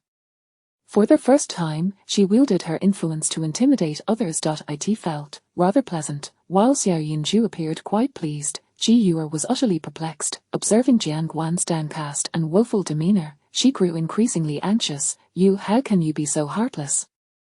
Jiang Wan has cared for your mother for 10 years, do you have no conscience in casting her out like this? I do not, Xiao Yunju replied earnestly. Qi Yuer was at a loss for words. You are shameless. Indeed, Xiao Yunju dismissed the significance of her reputation in this regard, for after all, being a judge did not carry a particularly pleasant connotation. Cousin, Jiang Wan whimpered, tears streaming down her face. Xiao Yunju regarded her thoughtfully. You've changed into such fine attire today because I seized your possessions, correct? If that is the case, then you need not return home to gather your things. No? Cousin, I truly did not say those things. Jiang Wan cried out hastily. I merely overthought it. I feared that if I dressed too well, I would overshadow you, so I deliberately changed my outfit. It was all my own overthinking, cousin. I am sorry, it was not my intention. Xiao Yunju was nearly driven to madness, utterly disregarding her own dignity. Before so many witnesses, Jiang Wan pressed her for what benefit? Jiang Wan was frantic, having never anticipated such reckless behavior from Xiao Yunju. With a reputation so firmly established, did she not fear losing marriage prospects? Yet she dared not confront Xiao Yunju directly, for those possessions bestowed upon her by her aunt, they were her leverage, her future security. If she dared to challenge Xiao Yunju now, that madwoman would likely seize everything she owned. Oh, so it was merely your wild assumptions. How curious that your maid shared so much with Miss Qi's maid. Xiao Yunju feigned confusion. It was that girl who always jumps to conclusions, believing I was being bullied by you. But truly, I was not. After I return home, I will deal with her. Cousin, I was wrong, it is all my fault. Jiang Wan's head bowed as low as it could go. Qi Yuer was utterly bewildered, her large eyes filled with confusion. That maid is truly audacious to claim I stole your belongings. How outrageous. Xiao Yunju cast a cold glance at Jiang Wan, however. To put an end to such rumors, the best course of action is for us to cease meeting in the future. For the sake of our family's friendship, it would be inappropriate for my cousin to continue residing here, wouldn't you agree? Jiang Wan clenched her fists tightly beneath her sleeves. She had anticipated her uncle's refusal to keep her, and she had considered the possibility of her grandmother sending her away, yet she had never imagined that Xiao Yunju would dare to expel her in such a public setting. Preferring to be perceived as ruthless and unfeeling, she was utterly unyielding. This level of cruelty was beyond her expectations, however. If she maintained any semblance of self-respect, she could not simply remain. If she clung to the Xiao household, she would only become a laughingstock. Thus, resigned to her fate, Jiang Wan straightened her back, suppressing the grievances and tears in her eyes, and declared firmly, "Cousin, you speak the truth. Upon my return tomorrow, I shall move out of the Xiao household, but I am only concerned for my aunt. Once she recovers, I will visit. At that time, I hope you can understand." She had confidence in her musical talents. If she could acquire the guqin from the master musician today, or receive his guidance, the loss would not be insurmountable. For her aunt still lived, Xiao Yunju would not maintain her victorious laughter forever.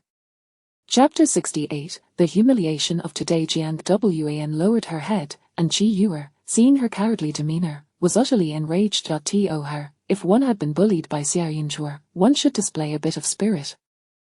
Jiang Wan was not an orphan without parents. Even if she were cast aside, she still had places to go, so why allow Xiao Yunju to push her back time and again? Enough, it was merely that maid stirring up trouble, and Jiang Wan herself has acknowledged it as a misunderstanding. What is there to be angry about? As soon as Meng Yongzi noticed Jiang Wan's silence, she immediately felt elated. Qi Yuer, Miss Xiao is not the kind of person you imagine. She possesses a kind heart. At this moment, Jiang Wan remained silent and promptly returned to her seat. The humiliation of today. One day, she would surely make Xiao Yunju pay for it.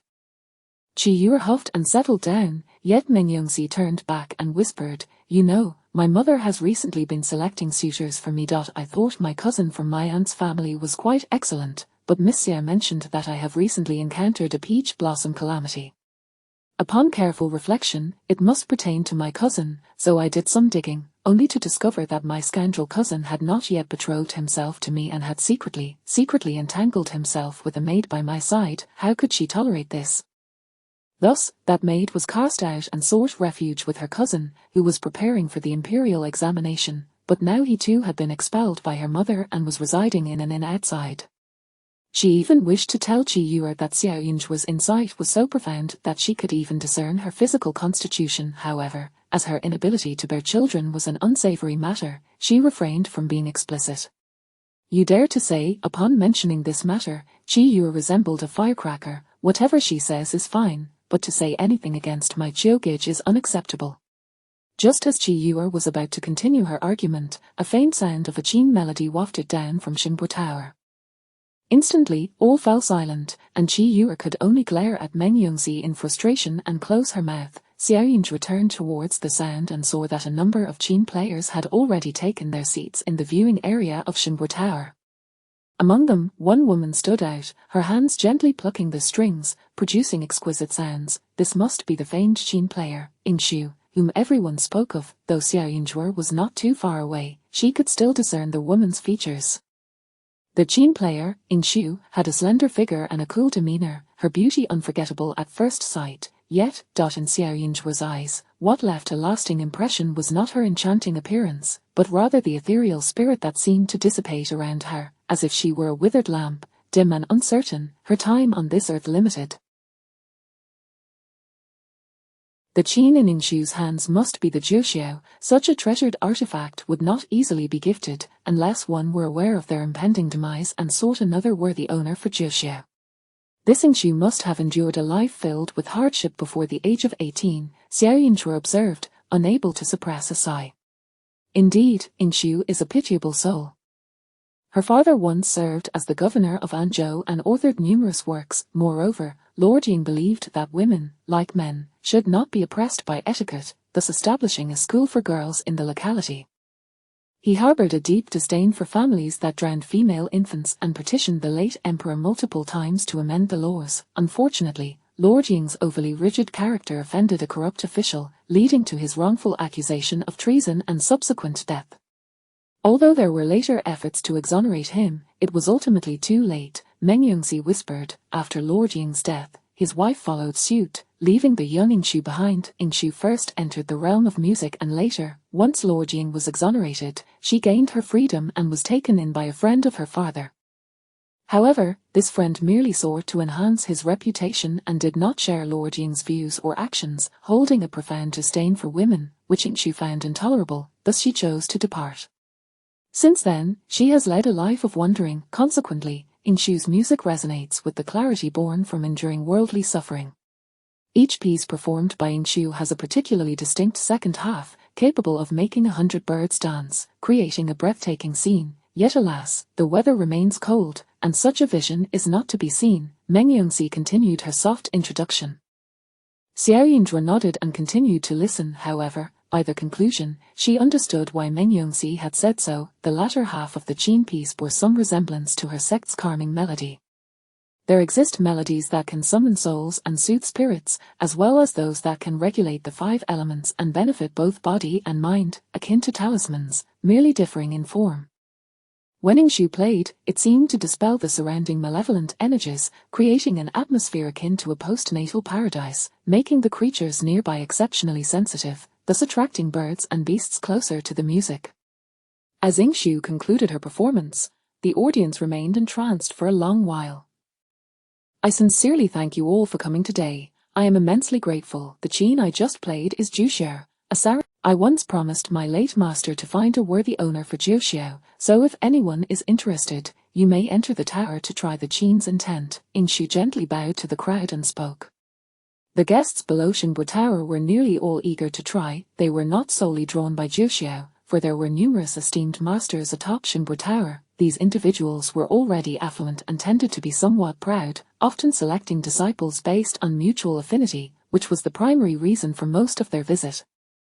Jiang Wan did not rush forward first. People generally choose items with great care. Selecting a disciple is no different. The first to step forward would only serve as a stepping stone. Your cousin's skills on the qin are quite impressive. During the princess's birthday celebration, many young ladies were invited, and she was among them. Even the princess praised her playing. Meng Yongxi reminded Xiao Yinzhuo. If she were to obtain Jiuxiao, she might just soar to the heavens. If she can accomplish that, I would hold her in greater esteem, Xiao Yinzhuo replied earnestly. She understood the intent Yingxu sought in a disciple. It was something Jiang Wan lacked. However, if she did not pursue Jiuxiao, she should still achieve a commendable outcome today. As Xiao Yinzhuo spoke, a bold individual had already ascended into Xinbo Tower. Those who had come today were well prepared, and upon ascending, they quickly began to play, the melodies soaring and resonant. I am aware that my qin skills are unworthy of a zither like Jiuxiao, so I have come merely to listen to the music of Yingxu. I am the second young lady of the Ningyi Guogongfu. Should Yingxu be willing, you may visit our residence. My mother greatly admires talented women like yourself and has long wished for a heartfelt friendship with you. I hope you will honor us with your grace, spoke a girl with an exuberant and radiant demeanor, her face adorned with a confident, composed smile. Hearing her unabashed voice, some couldn't help but glance towards Xiao Yinzhuo. Had Xiao Yinzhuo's grandfather not committed a grave error in the past, her status now would be as esteemed as that of the second young lady mentioned above. Chapter 69. She will not be deterred. The advantages conferred by a noble title extend beyond mere salaries and privileges associated with public lands. Take, for instance, the young lady of the Ningyi Duke's residence. Her grandmother hails from a prestigious lineage, while her mother is a royal princess. In the future, even if she does not marry into the royal family, she would certainly not ally herself with the likes of the Xiao family, a once noble clan now stripped of its titles and reduced to a state of disarray. Through generations of strategic unions and strong alliances, the family is bound to flourish, provided that no one as foolish as the Xiao family patriarch emerges again. Thus, prosperity could be secured for centuries. Such a proud heritage is not something everyone can possess. It is a poignant truth that Xiao Yinzhu could have had this, yet she is left with nothing, evoking a sense of regret. At this moment, Ling Xu, the Qin master, regarded the second young lady with polite admiration. "I thank you for your kind regard. You are a person of forthrightness, and your Qin melodies are lively and uplifting. I, Ling Xu, feel somewhat inadequate. Should there be future opportunities, I shall not let you down." With these words, Ling Xu opened the door to guidance, but nothing more. Soon after, several other young ladies approached in succession, each bringing their own unique style to the Qin. Ling Xu listened intently, clearly demonstrating her expertise in this art. A mere glance was enough for her to discern the characteristics of each performer, and she even offered recommendations for suitable Qin masters, creating a delightful atmosphere.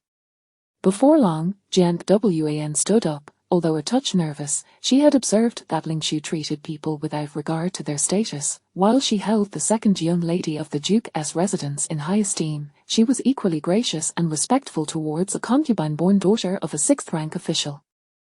Clearly, she valued women of resolute character. Jiang Wan felt a sudden relief at having chosen a more modest outfit today. Perhaps it was indeed a fortuitous decision. Xiao Yunju was somewhat taken aback by this sudden transformation. It must be said that Jiang Wan had an impressive ability to read the room, managing to grasp Ling Xu's preferences in such a brief span of time.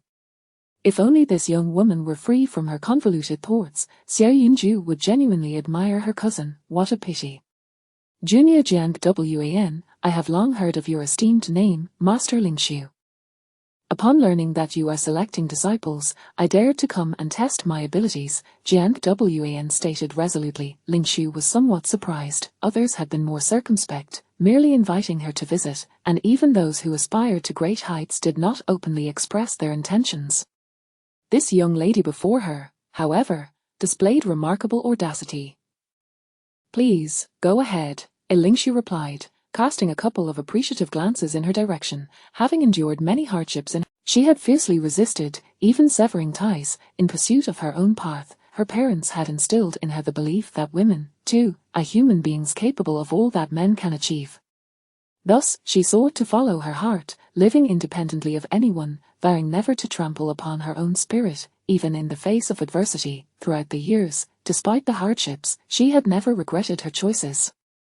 Now, having earned the title of Qin Master, she could step into the limelight without fear of censure, yet, the fruits of her labor merely mirrored the freedoms that ordinary men enjoyed from birth. Therefore, whenever she encountered such a fearless woman, she felt a pang of concern. Jiang Wan took her seat, her fingertips poised over the Qin, and began to play. However, as the music soared, the admiration Ling Xu had previously displayed gradually faded into calmness. The piece was complex and mournful. Unless one practiced diligently, it would be challenging to convey the composition fully. Yet, Jiang Wan played with remarkable ease, flawless in execution, revealing her dedication. However, this piece stood in stark contrast to her earlier demeanor. Ling Xu discerned that the young lady seemed eager to showcase her abilities, thus selecting a particularly difficult melody. Yet, difficulty does not equate to suitability. No matter how many times one attempts something ill-fitted, it remains unsuitable. A 16-year-old girl, still naive and unacquainted with the tribulations of life, could not grasp the essence of the Qin. Her eagerness was misplaced. Ling Xu felt a tinge of regret but maintained her composure. Upon concluding her performance, Jiang Wan stood before Ling Xu, her demeanor unyielding. "Junior has heard of your life's trials, Master Ling Xu, and I feel a certain kinship with you. Whenever I encounter challenges and uncertainties, I think of your proud and unyielding spirit, which inspires me. Thus, in my eyes, you have become akin to a teacher." Xiao Yunju frowned. Ambition is commendable, yet her cousin's words struck him as rather ungrateful. "You find similarities in our experiences?"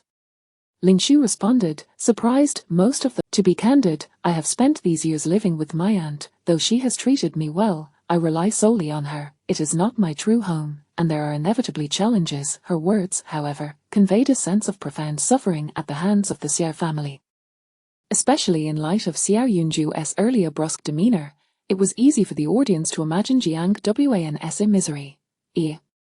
How utterly outrageous! This is simply eating from the bowl while cursing the hand that feeds.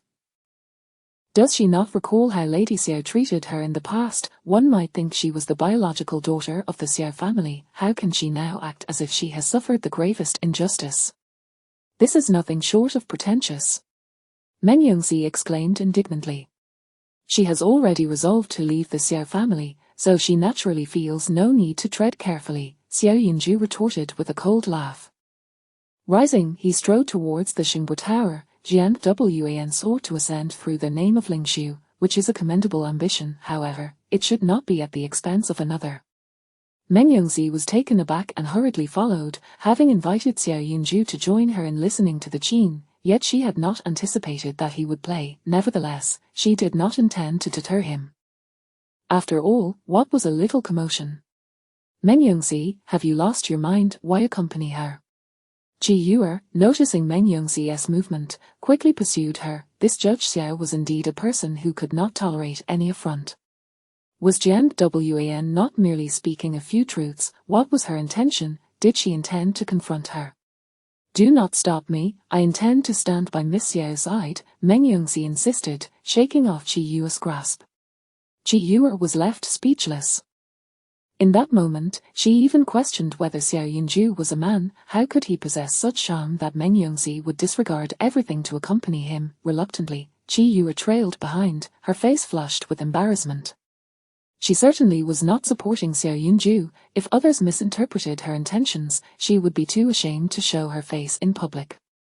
Perhaps you might try another piece. The one you just played does not suit you.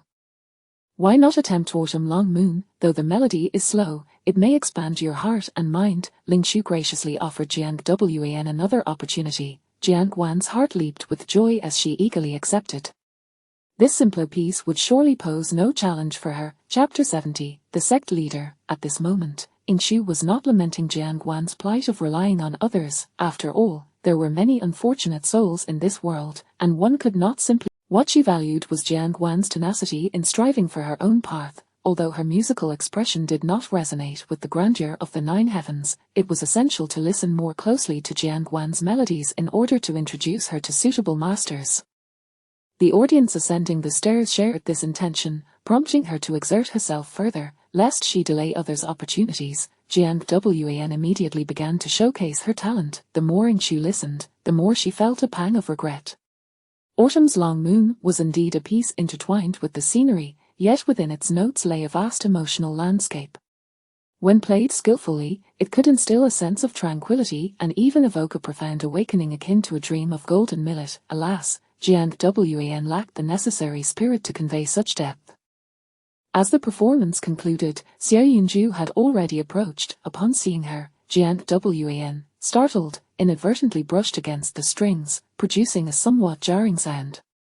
I know my cousin does not favor learning I hope you can exercise some patience, and if you have grievances, we shall discuss them upon my return, Jiang Wan stated with a composed demeanor. Meng Yongxi observed her, feeling a surge of indignation. Xiao Yunju lightly touched the strings. I was just downstairs and vaguely heard you mention your experiences of dependence, likening them to Master Ying's. I could not contain my curiosity, wishing to see how much thicker your skin has grown. Cousin, there are still many waiting below. If punishment is to be meted out, I shall accept it upon my return. Furthermore, I have already promised you that I will move out of the Xiao residence, so I hope you will refrain from being so aggressive. Jiang Wan's confidence had noticeably increased. The more Xiao Yunju pressed her, the more it indicated Jiang Wan's hardships within the Xiao household. Master Ying had already urged her to play another piece, to prove that she was indeed different from others. Xiao Yunju's gaze turned icy as she raised a hand, a gust of wind sweeping across Jiang Wan's face. Cousin, you go too far. Jiang Wan exclaimed, covering her cheek, angered and aggrieved. Her defiant eyes glared fiercely at Xiao Yunju, who was taken aback by the scene, quickly pulling Jiang Wan behind her. This young lady, a Master Ying spoke, astonished, attempting to intervene in the escalating tension. If I were to strike you on behalf of my ancestors, would you consider it unjust? Xiao Yunju replied coolly, casting a sidelong glance at her. The guqin you brought today was likely chosen by my mother for you. If I lack it and you possess it, it is merely a matter of fortune, yet you ought not to squander it. If the Xiao family truly mistreated you, you have no right to come here and spout such words. You should be well aware of this and not presume others to be fools, Xiao Yunju stated calmly. Meng Yongzi was utterly astonished by this version of Xiao Yunju, so starkly different from the one she had previously encountered. On that day, her aunt had uttered many unkind words, provoking ire, yet Xiao Yunju had remained composed, retaliating only with quiet resolve and refraining from violence, but now, her gaze towards Jiang Wan was rife with disdain, clearly indicating that Jiang Wan's earlier comments had crossed a line. Meng Yongzi had already learned of Xiao Yunju's circumstances within the Xiao family. She had thought that Xiao Yunju's relationship with her family was fraught with distance and coldness, but it appeared that this was not the case. She could not tolerate Jiang Wan's slander against the Xiao family because she cared for those within it, yet, she seemed reluctant to admit it. Meng Yongzi suddenly grasped the subtle temper of Xiao Yunju's. Master Ying, I do not wish to cause you any trouble. I shall regard all my cousin has done as if it does not exist. As I have played two pieces, I hope you can offer some guidance. Jiang Wan stepped back, embodying a blend of humility and stubbornness to the utmost degree. Master Ying furrowed her brow. Jiang Wan had just been struck, and now, if she were to hear her true thoughts, who could say how she would react? Perhaps I shall play a piece as well. Having met Master Ying today, I feel quite a sense of familiarity. Perhaps we are destined to cross paths, Xiao Yunju remarked with a smile as she looked at her. Upon meeting those eyes, Master Ying felt an inexplicable sensation. Xiao Yunju removed her cloak, her form appearing much lighter, yet, Ying Shu's keen eye caught sight of the token hanging at Xiao Yunju's waist, her pupils contracting slightly, her expression shifting. Not only did she refrain from stopping Xiao Yunju, but she also immediately said, "Might I ask you to try this guqin, 9 heavens?" Astonished, Jiang Wan turned to look at Master Ying. The instruments used by others, even if not brought by oneself, were prepared by Xingbo Tower. Why would Ying Shu allow Xiao Yunju to try 9 heavens? Xiao Yunju was unceremonious, stepping forward to examine the guqin engraved with runes comprehensible only to the disciples of the Hidden Spirit sect, with a small, hidden, inscribed on one corner. This was indeed a treasure reserved for the leader of the Hidden Spirit sect. After Master Chu Ming's rain-seeking ritual, this guqin had fallen into the world, and due to the prior leader's exhaustion, there had been no time to reclaim it. Now that it lay in Ying Shu's hands, and having learned some of the sect's music scores, it was likely that later disciples had found it and used it to teach Ying Shu the art of the guqin. Xiao Yunju sat down, observing Ying Shu's frail form, and slowly began to play a piece that calmed the heart. The composition appeared quite simple, however, once the notes emerged, they possessed a power that resonated deeply. It was the strength of the incantation, combined with Xiao Yunju's years of cultivation and merit, capable of guiding both spirits and humans. Though her performance lacked the ethereal quality of Master Ying's, it achieved a similar effect, as if leading one out of a fog, illuminating the mind and lifting spirits. So you can play the guqin as well? Qi Yuer was momentarily dumbfounded. Without the marvelous technique, how could it sound so soothing? At this moment, Ying Shu could hardly contain her excitement. She had not come to sell the guqin merely to seek the sect leader. Her frail body sensed she would not live many more years, and she had only wished to find a worthy successor who could play the Hidden Spirit sect's music to pass on her skills. Who would have thought she would encounter the leader instead? Her predecessor had mentioned that during the tumultuous end of the previous dynasty, the last leader had gone missing, presumed dead. Because leaders possessed a unique fate that allowed them to discern yin from yang, the other disciples were deemed unworthy of bearing such responsibility, leading to a gradual dispersion of loyalties. Yet, due to the peculiar nature of the Hidden Spirit sect, the death of the previous leader did not signify that a new leader could not emerge. She had seen the emblem of the leader's token. Now, it was aligned with the figure before her, Xiao Yunju. Ying Shu greets you. Miss Xiao, originally, this 9 heavens was to be sold, but it rightfully belongs to you. I should not have overstepped my bounds. Today, I can return this to you, and in the future, I shall also face my predecessor with honor. Ying Shu bowed respectfully to Xiao Yunju, her demeanor filled with reverence. Chapter 71, Desiring Fairness. As the words fluttered from her lips, astonishment enveloped the crowd. Jiang Wan's heart and mind jolted, her gaze filled with incredulity as she anxiously and angrily inquired, Master Yingqin, what do you mean by this? Is Zhu Xiao to be given to Xiao, to my cousin? Earlier, when Xiao Yunzhi played, she had indeed been taken aback, never having anticipated that her cousin, who had been lost to the world since childhood, would possess such musical talent. Yet, amidst her astonishment, a greater tide of fury surged within her. Xiao Yunzhi had come solely to disrupt her. She had already performed 2 pieces, and it was evident that Master Yingqin had treated her with a degree of distinction that surpassed others. Had it not been for Xiao Yunzhi's sudden appearance and insistence on playing, Zhu Xiao might have already been hers. She had exerted all her patience, only to be told that Zhu Xiao belonged to Xiao Yunzhi. Absurd, it was utterly ludicrous. Jiang Wan's voice rose with a sharp edge, momentarily causing Master Yingqin to pause before she replied with composure, Miss Jiang, your skills on the are indeed commendable, yet they do not resonate with the spirit of Zhu Xiao. Before she could finish her sentence, tears streamed down Jiang Wan's face. Master Yingqin claims I am unworthy of Zhu Xiao, and Jiang Wan harbors no objections. However, my cousin's piece just now did not seem particularly remarkable. Why is it that she is deemed worthy? Jiang Wan appeared tremendously aggrieved. If my cousin were to earn Zhu Xiao through genuine skill, I would undoubtedly rejoice for her. Yet, with so many present today, there are countless individuals who surpass my cousins. Why, then, was she singled out? It is truly perplexing. I merely desire fairness. Inshu regarded Jiang Wan with surprise. It seemed that this young lady had not truly listened to the music at all. Since you voice such sentiments, no matter how I praise Miss Xiao's performance, it is unlikely you would find satisfaction. Perhaps it would be best to let others express their opinions. Inshu then directed her gaze towards Qi Yuer. I observe that this young lady does not seem particularly close to Miss Xiao. Perhaps she can offer an impartial perspective. Qi Yuer, taken aback by Inshu's sudden indication towards her, felt a tinge of embarrassment. However, she soon spoke with poise. Upon first hearing this piece, I was indeed astonished. Gradually, I cannot pinpoint the moment, but my emotions settled significantly, all those chaotic thoughts dissipated, and I felt as though I was immersed in the music. When the piece concluded, I found myself awakening from a profound dream. This composition is truly exceptional. Qi Yuer had to admit that she had been momentarily entranced. The music seemed capable of dispelling all restlessness, and in that moment, all her negative feelings towards Xiao Yunzhi vanished. Her emotions were guided by the performance, and she found herself reluctant to emerge from that exquisite realm. Though she had no desire to speak favorably of Xiao Yunzhi, she also despised being obstinate.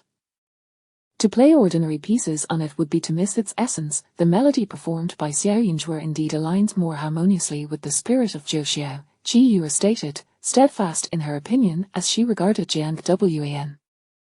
Nearby, Meng Yongxi's face radiated joy and agreement. Qi Yuer was known for her unwavering convictions. Once she set her mind to something, even the closest of kin could not easily sway her.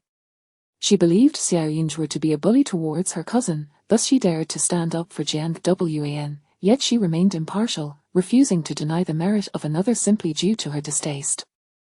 This was precisely why she and Qi Yuer had been able to forge a friendship. Qi Yuer's earlier disdain for Xiao Yunzhi stemmed from her lack of understanding. Miss Qi speaks most wisely. The interpretations of the music we heard today vary greatly, yet Zhu Xiao seems almost tailor-made for Miss Xiao's performance. Master Yingqin's decision appears entirely justified, spoke another musician in agreement. The crowd nodded in unison. Jiang Wan's face paled, and in that moment, she realized no one would advocate for her. She had indeed not listened closely to the so-called essence of the music, but it was too late. If she pressed further, she would only become a source of annoyance. It was my own moment of sorrow that led me to lose my composure. I hope Master Yingqin will not hold it against me. I have never heard my cousin practice since she returned home, which is why I was so taken aback, resulting in my folly. Jiang Wan immediately donned an expression of remorse. Congratulations to my cousin on acquiring Zhu Xiao. The marks left by Xiao Yunzhi's earlier actions were still evident on her delicate face, rendering her particularly pitiable and desolate at that moment. Once matters settle in the coming days, may I inquire about Master Yingqin's plans? Xiao Yunzhe posed her question to Yingshu, disregarding Jiang Wan entirely. Yingshu appeared frail, likely a consequence of enduring too many hardships in her youth. Although the divine hidden sect possessed its medical knowledge, mastering the art of healing is no trivial endeavor. Yingshu had limited expertise in this domain, only familiar with a few remedies for calming spirits and dispelling evils, thus she could not cure herself, while talismans and formations could alter fate. To forcibly undertake such actions would only exacerbate her condition. Yingshu finds herself adrift, having come to the capital solely to fulfill my master's wishes regarding Jiuxiao. Beyond this, I have no other plans, Yingshu replied, casting her gaze towards Xiao Yunzhe. Her late master had been a disciple of the divine hidden sect, possessing some divinatory abilities. Before passing, he had gauged the timing and direction, which led her to the capital in search of disciples. Then might you consider residing at my home? Xiao Yunzhe asked directly. There were vacant rooms in her courtyard, and she presumed her grandmother and father would not object. I would be delighted, Yingshu replied, her eyes sparkling, her already enchanting features blooming like a flower in an instant, breathtakingly beautiful. Xiao Yunzhe's invitation to Yingshu was not solely for the purpose of learning the as Yingshu was familiar with the melodies of the divine hidden sect and had been a disciple of its members. Her previous demeanor suggested she considered herself one of them. Thus, Xiao Yunzhe felt it her responsibility to ensure her disciples' well-being. While Yingshu's health was poor, she was not entirely without hope. Xiao Yunzhe vowed to find better physicians for her, so they might all enjoy long lives together. However, in this moment of encountering Yingshu, Xiao Yunzhe felt an increasing sense of anticipation. Many disciples had scattered in the past, perhaps some of them had left descendants or taken on apprentices. When she bid farewell to her master, his only lingering regret was that the divine hidden sect had grown too desolate, and he felt pity for her, a capable sect leader left without a single person to converse with. She understood that her master had wished to preserve the sect's lineage. The divine hidden sect housed a wealth of various texts, covering numerous fields, yet, as one individual, she could not possibly study them all or utilize them to their fullest potential. Her master had treated her with great kindness, even as a ghost, bringing her out from a place of despair, teaching her to prolong her life and defend herself. Even now, though he had departed, she was determined to fulfill his hopes. Yingshu's agreement came far too swiftly, surprising those present. Little did they know, Yingshu was immensely curious about this new sect leader, Xiao Yunzhe. Her Xiao Yunzhe was not merely a leader, but akin to a suddenly recognized family member. Aside from the brief 2 years spent with her master, she had always been solitary, akin to a drifting reed without roots. Yet, in that moment, everything began to change. Thus, as Yingshu gazed at Xiao Yunzhe, her eyes brimmed with affection. Chapter 72. Such ruthlessness as Jiang Wan observed the scene before her. Her heart felt as though it was being tightly squeezed. Xiao Yunzhe was truly being excessively tyrannical, appearing solely to seize everything from her. By what right, Master Yingqin, may I, as a junior, request to be your disciple? I assure you I will devote myself to learning and will not compete with my cousin. I only wish to refine my skills to one day play as beautifully as you do.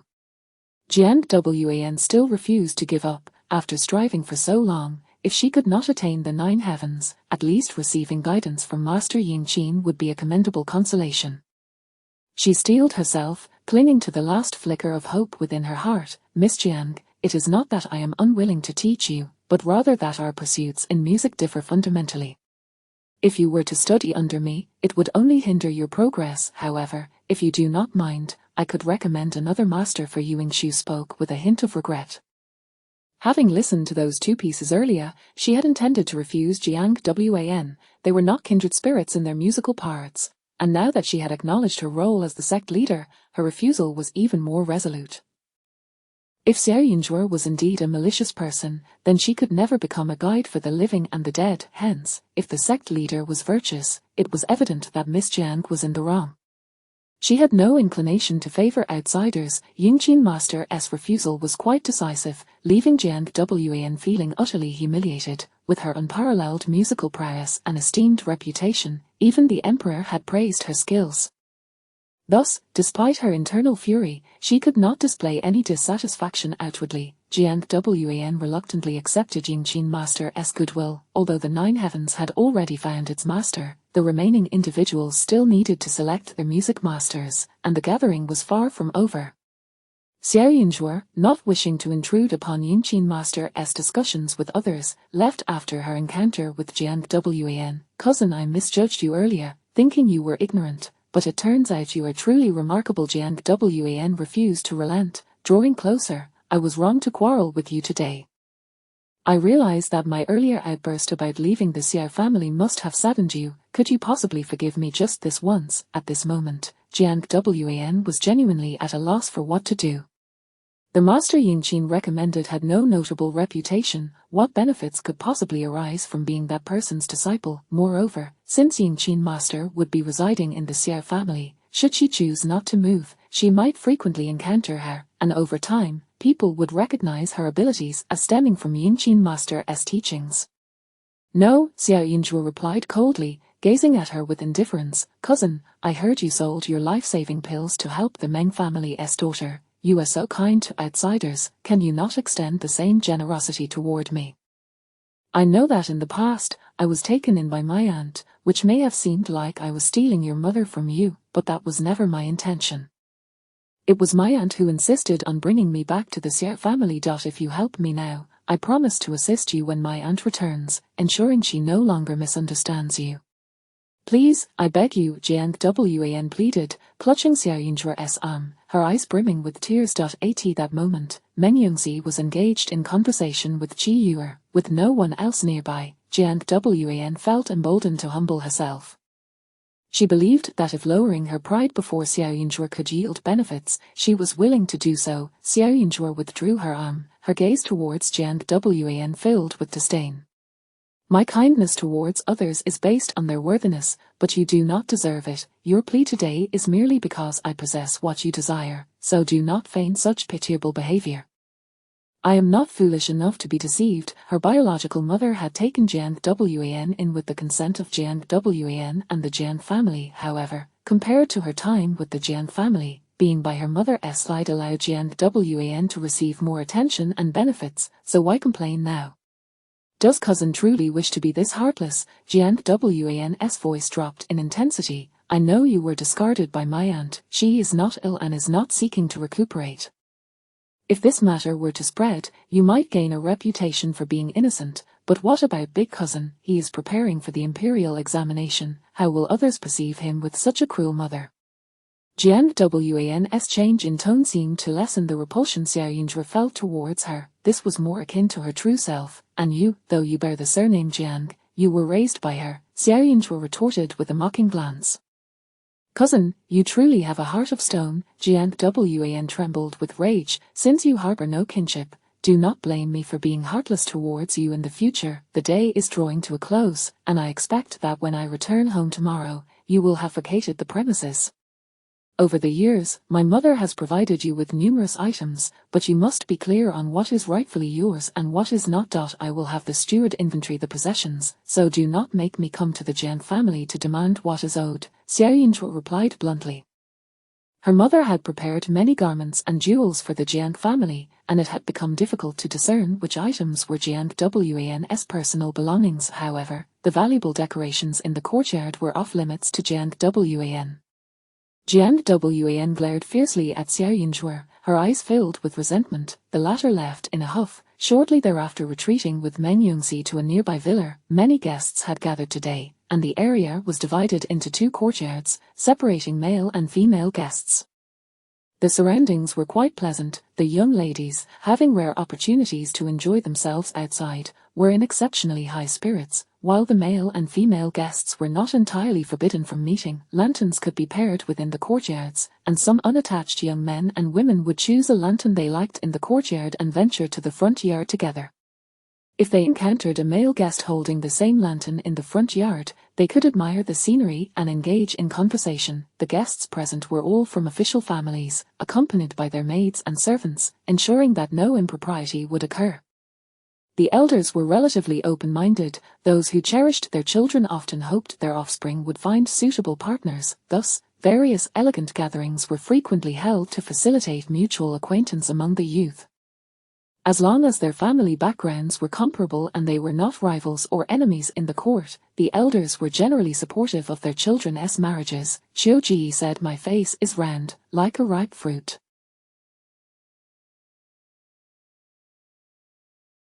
We agreed to choose pomegranate lanterns, so you must not snatch them from me. Also, when you meet my Xiu Ji, do not say anything foolish. If you utter another word of nonsense, I shall refuse to acknowledge you." Ji Yuer tugged at Meng Yongxi, huffing at Xiao Yinzhuo as she spoke. Xiao Yinzhuo wanted to steal her good friend. She would not allow that to happen. While she played beautifully, she was hardly worthy of the 9 heavens. However, to mislead Yongxi into joining her in idle chatter, that was simply wrong. The pomegranate, known for its many seeds, is indeed fitting for you, blossoming with fruit before marriage, and few women remain oblivious, Xiao Yinzhuo remarked, continuing to provoke as she observed Ji Yuer's haughty demeanor. Chapter 73, The Rabbit Bows to the Moon. Ji Yuer was on the verge of losing her composure, pointing at Xiao Yinzhuo and shouting frantically. "Miss Xiao is only looking out for your best interests. If you don't believe her, you can always ask your brother Qiu later. If, by any chance, he truly confesses, you would be able to prepare yourself in advance, wouldn't you?" Meng Yongxi hastily interjected.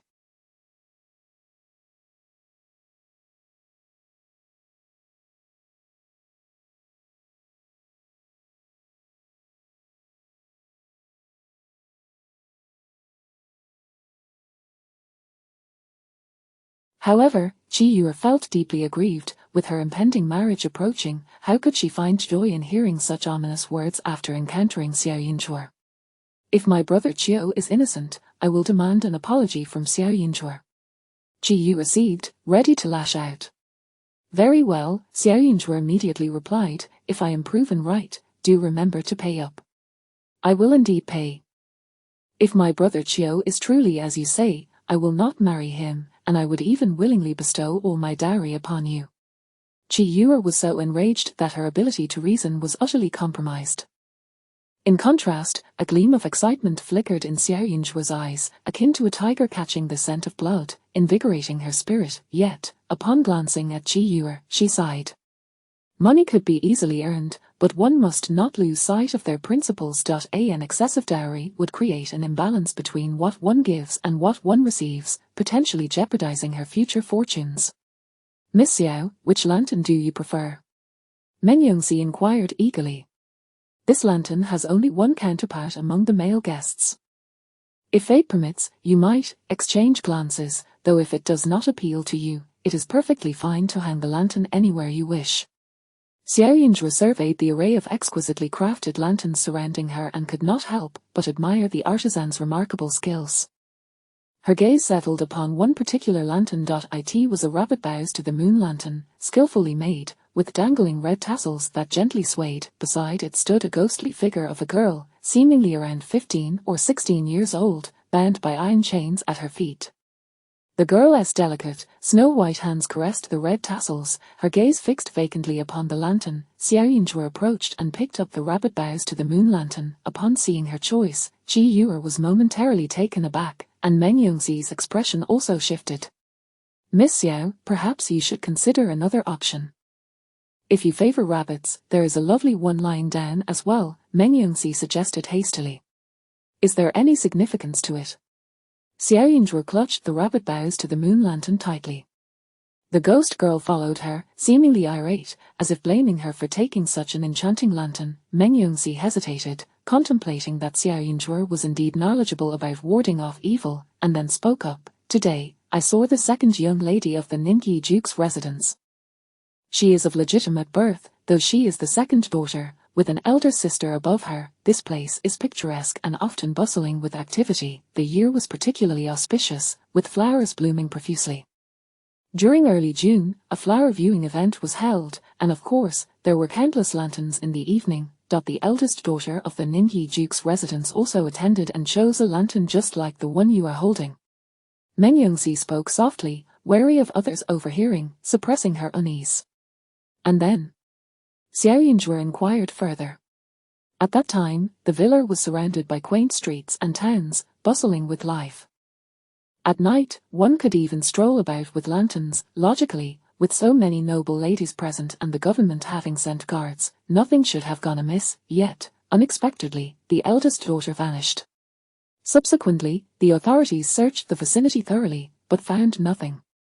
It was the dead of night when she went missing, and it was likely that she had perished. The Duke was so distressed that his hair turned white, and the princess nearly fell ill from the shock. This incident has since become a taboo topic, but from that night forth, once the villa's gates closed, no one was permitted to enter or exit. Mengyongzi continued, the eldest daughter of the Duke's residence was as pure and lively as a snow-white rabbit, with a delightful disposition and a carefree spirit. Xiaoyinzhuo cast a glance at the ghost girl. The spirit appeared lost in her own world, fixated solely on the rabbit lantern, seemingly oblivious to Mengyongzi's words, yet, judging by her attire and demeanor, she must indeed be the young lady of the Duke's residence that Mengyongzi spoke of. Having been dead for several years, if she had suffered a significant trauma prior to her demise, there was a possibility of amnesia, rendering her impervious to Mengyongzi's narrative. I shall select this lantern. Xiaoyinzhuo smiled at Mengyongzi.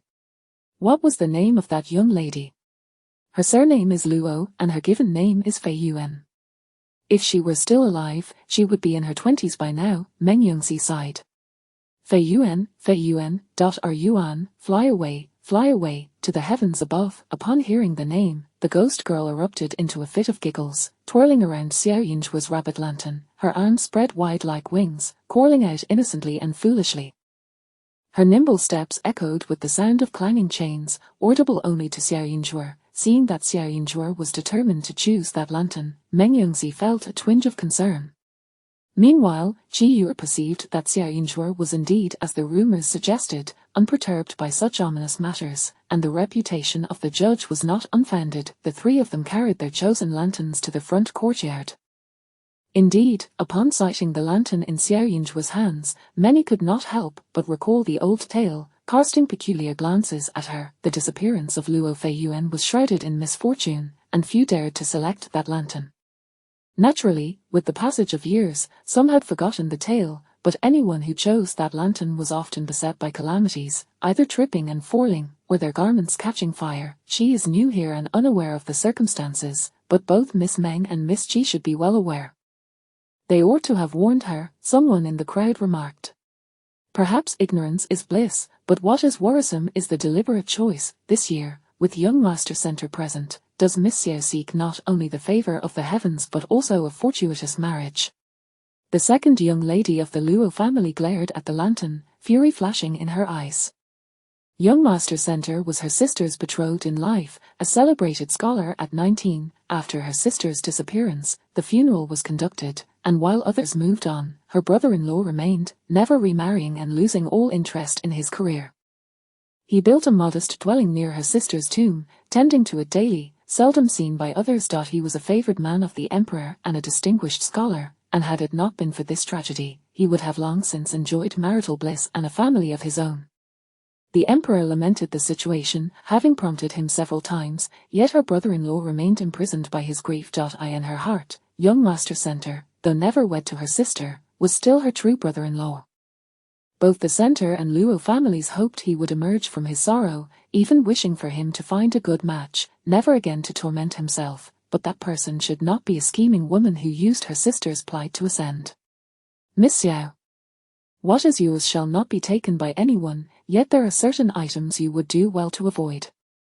The second young lady of the Luo family, incensed, boldly stepped forward to confront Xiaoyinzhuo, her gaze. Chapter 74, Please trust her. Miss Luo was straightforward and unambiguous as she approached Xiaoyinzhuo, her gaze piercing and warning. As far as I know, any lantern hanging there untouched can be chosen, correct? Xiaoyinzhuo looked at her in surprise, then glanced at the female ghost floating nearby, noting that even upon seeing her younger sister, the ghost exhibited no reaction. Miss Luo frowned and regarded her sharply. What are you pretending for? Who doesn't know your intention behind selecting this lantern? Observing the anger on her face left Xiaoyinzhuo somewhat perplexed.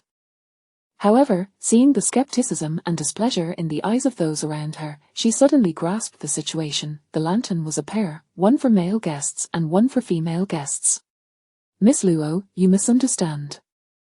Miss Xiao is unaware of Master Center's affairs. She merely chose this lantern for its exquisite craftsmanship. Regarding your elder sister, she knows only a little, and is entirely oblivious to Master Center's matters, Meng Yongxi quickly interjected.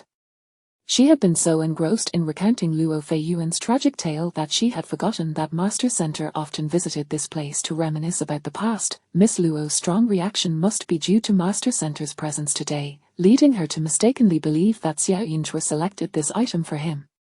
Is that truly the case? Luo Feiyue relaxed her brow and scrutinized Xiao Yunzhe. If you are indeed unaware, then I must concede my fault.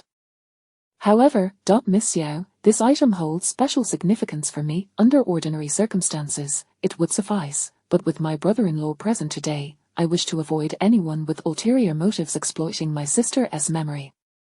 Therefore, may I kindly request you to hand it over for safekeeping.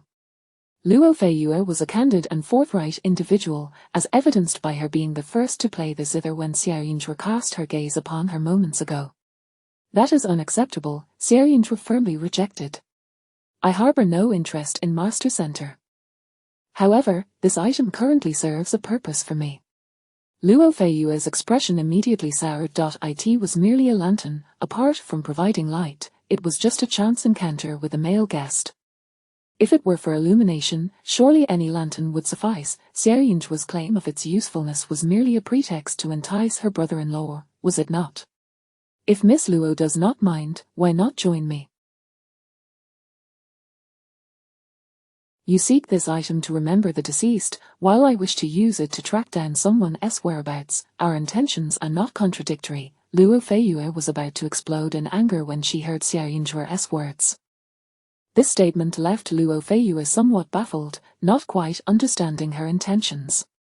You have taken my sister's lantern and now wish to involve me as well, so that my brother-in-law might see us in good spirits and Miss Xiao, do not mistake me for a fool.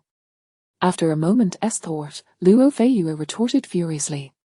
Miss Luo, your temperament is excessively rigid, it shall inevitably lead to your downfall one day. Xiao Yunzhe shot her a sidelong glance and stated plainly, as you are family to the deceased, it stands to reason that I would invite you to accompany me.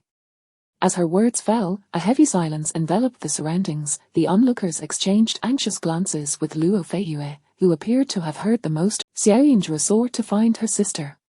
You are utterly absurd, you are not related to my sister, do you think I would believe your nonsensical claims? Luo Feiyue scoffed. Is it that you refuse to believe my honest words? Must it only be the notion of enticing Master Center that allows you to feel at ease? Xiao Yunzhe met her gaze with unwavering honesty. If you are unwilling to join, that is your prerogative, but do not obstruct me. Luo Feiyue was greatly displeased with her unrepentant attitude, her anger flaring. She was ready to charge forward and smash the lantern, but before she could take a step, Meng Yongxi lunged to intercept her. Stop, Miss Luo, she can do it, Miss Xiao truly can find the remains. Meng Yongxi exclaimed fervently. This person had been bewitched by Xiao Yunzhe. Without her prompting, Meng Yongxi rushed forward like a mindless pawn, escalating the situation. Having just criticized her fiancé, the commotion had now grown, audaciously claiming that Xiao Yunzhe could locate Luo Feiyue. Luo Feiyue, the authorities had searched for 2 months without a trace. How could she possibly find her? Luo Feiyue had never been this enraged, wishing only to tear Xiao Yunzhe apart. Yet, Xiao Yunzhe remained remarkably calm, her gaze not fixated solely on her. Occasionally, she would look around or glance down at the lantern in her hand, exuding an air of indifference towards the outsiders, further fueling the sense of frustration and gloom. Xiao Yunzhe, observing Meng Yongxi speaking on her behalf, felt somewhat embarrassed. Out of consideration for her friend, she added, your concern for this lantern is surely tied to the fact that Master Center remains unmarried. Even if you do not trust me, you should trust your brother-in-law. Given his deep affection for your sister, do you truly believe he would be swayed by a mere lantern? If I genuinely uncover your sister's whereabouts, it would be a boon for you. Should I fail, I alone would bear the shame. Throughout this ordeal, Miss Luo, you stand to lose nothing, so why the ire? I can understand your desire to protect your sister, but do not let your emotions cloud your judgment. Xiao Yunzhe spoke earnestly. The fate of the Luo family's daughters was indeed tragic. Luo Feiyue had been wrongfully killed, her remains undiscovered, yet Luo Feiyue's expression was equally grim. A malevolent aura lingered, foretelling impending misfortune. Luo Feiyue found herself unable to comprehend her. She knew her brother-in-law's temperament well. For years, the Luo and Center families had tirelessly sought him a suitable match, all in vain.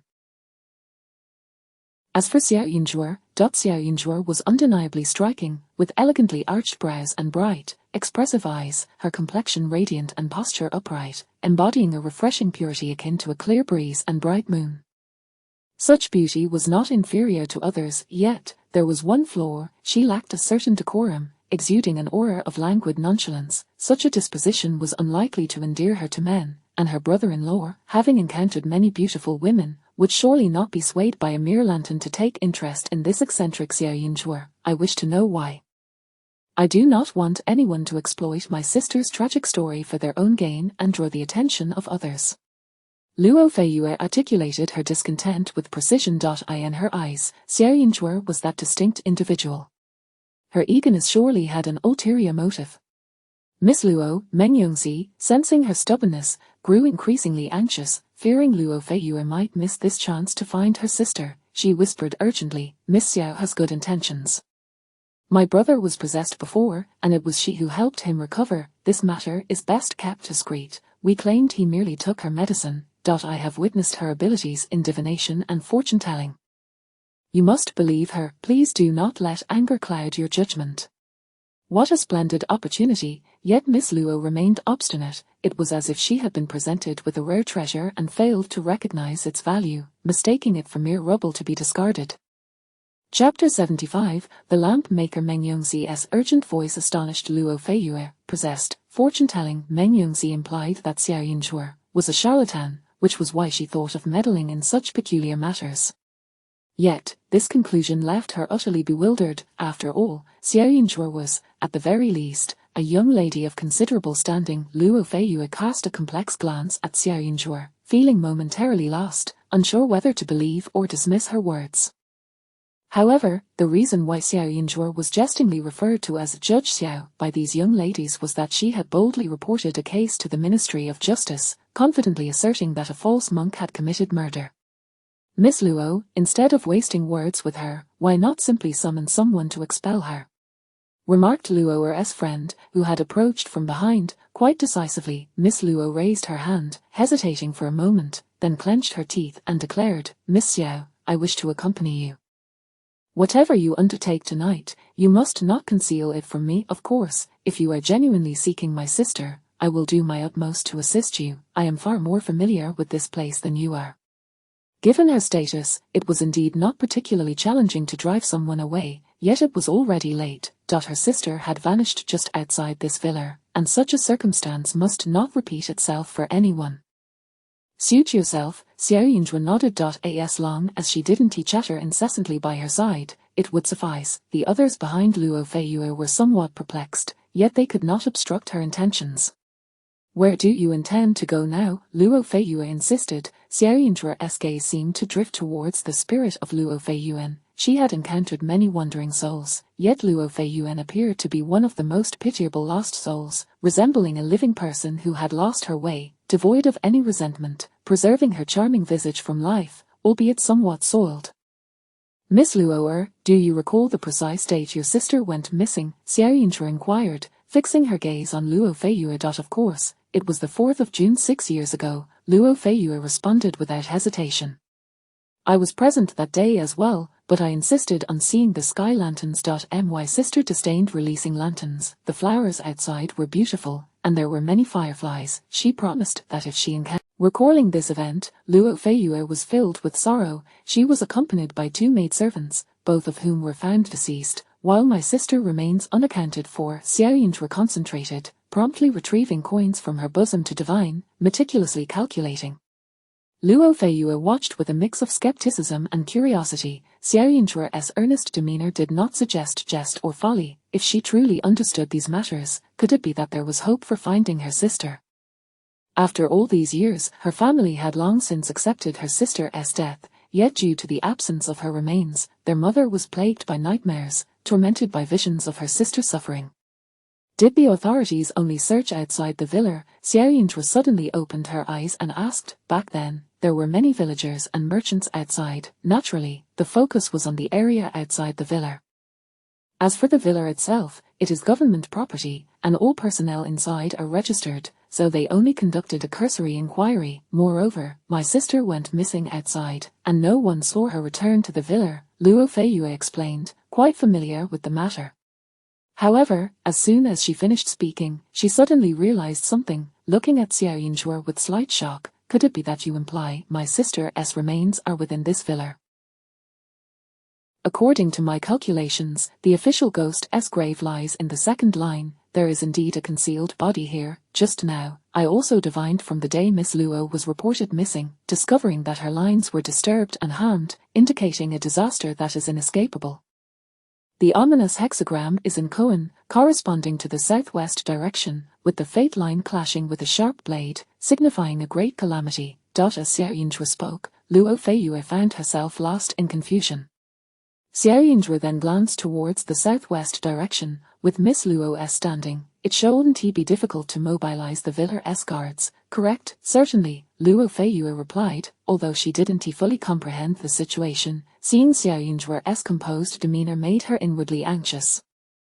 Miss Xiao, please wait. Luo Feiyue was uncertain if her decision was correct, yet she felt that Xiaoyinzhu had no reason to deceive her. Immediately, she instructed her maidservant to summon people nearby.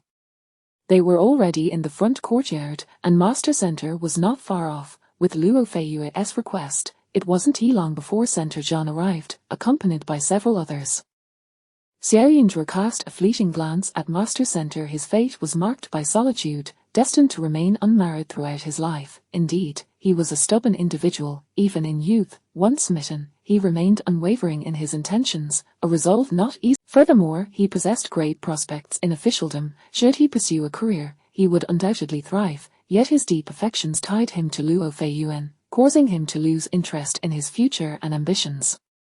Upon Master Center's arrival, his gaze immediately fell upon the lantern in Xiaoyinzhu's hand. However, he merely paused momentarily before silently redirecting his attention to Luo Feiyue, inquiring, "What has Luo Feiyue dared not speak plainly, mustering her courage to say, "Brother-in-law, I wish to borrow the villa's guards for a purpose, but I find it difficult to approach directly, so I must trouble you." Understood, Master Center responded succinctly. "Miss Xiao, where shall we go? We will follow you." Luo Feiyue's heart raced. Xiaoyinzhu stepped forward, heading towards the southwest, where the artisans' quarters of the villa lay. This villa, lacking a master, was utilized by the authorities to collect some profits, thus housing numerous craftsmen, some responsible for repairing buildings and ditches, while others tended to flora and artifacts. Once Xiaoyinzhu determined the location, she retrieved a piece of talisman paper from her bosom. As the talisman ignited, the spirit of Luo Feiyue, entwined with the lantern, surged towards the southwest. The talisman floated in the air for a moment before crumbling to ashes. With this, Xiaoyinzhu's position and direction became increasingly precise. At this moment, the others dared not speak further, for it was well known that Luo Feiyue was Master Center's fate. Since her disappearance, he had been despondent. If he were to discover that they were seeking Luo Da's remains, he would undoubtedly be the first to lose his composure. The entire villa was enveloped in the lantern's dim glow as they proceeded, unimpeded. Soon, Xiaoyinzhu halted before a cluttered courtyard. "Here, Miss Xiao, do you truly believe your divination is accurate? If word spreads about this matter, even if I forgive you, my brother-in-law will not let you off lightly." Luo Feiyue spoke in a hushed tone, her voice trembling with tension as she gazed at the small courtyard, a sense of dread washing over her, making her reluctant to step inside. Master Center had also brought the steward of the villa along. The steward, bewildered, arrived at the scene and remarked, "This is where the villa's lamp maker resides. All the lanterns in the estate are crafted by him and his mother. This lamp maker is quite unsightly. I fear the nobility may be frightened by his appearance." Chapter 76. I shall kill you. Young Master Center was at a loss, but since Luo Feiyue was the younger sister of Fei Huan, akin to family, he felt no need to question the reasons behind her actions. He would simply comply. No worries, summon him here, young Master Center said calmly. The steward quickly responded, thinking that perhaps the nobility wanted to see the craftsman responsible for the exquisite lanterns they had created. He entered first, spotting the busy lantern maker within the room, and cheerfully exclaimed, "Fanlazy, fortune has smiled upon you. The esteemed guests outside are eager to meet you. I told you, as long as you diligently craft the lanterns, there will be rewards for you. Be modest when you come out, do not raise your head, lest you frighten them. If they offer you silver, accept it with humility. By the way, do you have any rare lanterns in your courtyard? Remember to show them to the guests." Upon hearing this, Fan's mother accidentally grazed her finger with the bamboo strips, causing her to panic. Fanlazy glanced over and then nodded obediently, following the steward outside. Upon stepping out, he was met with a throng of people. Fanlazy dutifully knelt in greeting. "You have served in the military?" Xiaoyunzhe inquired directly, casting a glance at him. "Yes. My family faced hardship during my childhood, so I enlisted. I thought I would perish, but I survived and saved some pay, which I used to learn the craft of lantern making," Fanlazy replied earnestly. Hearing this, the steward chuckled. In response to the young lady's inquiry, this Fanlazy has some skill, though fortune has not favored him. During his military service, he was bitten by a venomous insect, leaving him with a rash that marred his face terribly. It was quite tragic. Xiaoyunzhe's gaze drifted toward the disordered courtyard filled with various lantern-making materials. Fanlazy bore an aura of malice, indicating he had been a formidable character during his military day. It was likely that his misfortune stemmed from his appearance. "Lift your head," Xiaoyunzhe commanded. Without hesitation, Fanlazy raised his gaze. However, the moment he did, Miss Luo and the others instinctively took a step back. His face was pockmarked and dark, which made his bulging eyes appear particularly grotesque and somewhat terrifying. "You have served in the military, then surely, among the officials sent to search for people, the government's search for missing persons would undoubtedly have extended to this place as well." The disappearance of a young lady from a noble family was no trivial matter, and Fanlazy could not easily hide the truth. Thus, she suspected that he had leveraged his connections during the search years ago.at first. The words had not registered with the crowd, but the statement ignited a spark of realization among them. Luo Feiyue's face drained of color as she swiftly seized the sword from her escort's grasp, pressing it against Fanlazy's throat, demanding, "Speak, have you concealed my sister?" Young Master Center, too, grasped the gravity of the situation. His fists trembled under his sleeves, shock evident in his gaze as he looked at Xiaoyunzhe. I know nothing, I haven't done anything, I truly do not understand what you mean." Fanlazy, "Search the premises." Center Zhan ordered, disregarding the validity of Xiaoyunzhe's words. To him, even the slightest possibility warranted thorough investigation. Fanlazy was startled but remained unmoved. The guards swiftly apprehended him. Xiaoyunzhe entered the room, surveying the surroundings. The guards rummaged through everything, while Fan's mother appeared increasingly distressed, her murky eyes reflecting innocence and fear, looking pitifully helpless. After a considerable time with no findings, Luo Feiyue's heart raced anxiously. Xiaoyunzhe's gaze settled on Fan's mother. Throughout the ordeal, she had remained seated, seemingly in a state of panic, yet she made no effort to plead for her son or inquire about the situation. This was decidedly unnatural. "Remove this old woman and search her seat," Xiaoyunzhe commanded. Upon hearing this, the elderly woman's expression shifted dramatically, and she rushed forward, pleading, "My lord, what has my son done? We are innocent, for years we have toiled to make lanterns, committing no wrongdoing. Why must you dismantle our home? Though this courtyard may not belong solely to you, you have resided here for many years. Digging out a cellar would not pose a challenge, especially since you craft lanterns daily and must clear debris regularly. You could easily move people in and out without attracting attention," Xiaoyunzhe stated with conviction. She could discern the layout of the courtyard and its potential issues. The old woman lacked the strength to resist and was soon dragged aside. When the guards lifted the mat beneath her seat, they discovered Xiaoyunzhe instructed them to break it open, and the guards wasted no time, swiftly smashing it. Before long, a large hole was revealed beneath the stone slab, appearing to have been sealed only after a body had been interred, a natural grave. "There is indeed a cellar below," the guards exclaimed.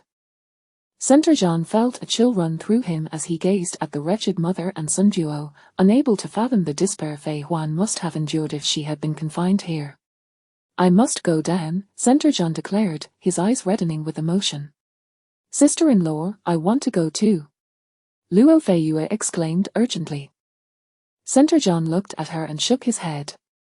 Your sister cherished her beauty. If you were to witness her in such a state, it would surely distress her. They were unaware of what lay below, and Feiyue was still young. If she were to witness such a scene, it would likely be too much for her to bear. The Luo family had already lost one daughter, they could not afford to lose another.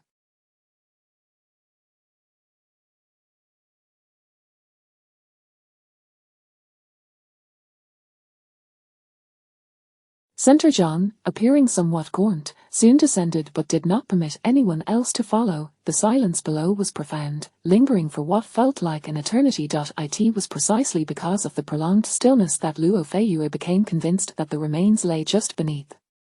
In a fit of rage, Luo Feiyue charged at Fan Lazy, kicking him with all her might. Why, what grievance did my sister cause you that you would treat her so cruelly? I will kill you, I must kill you.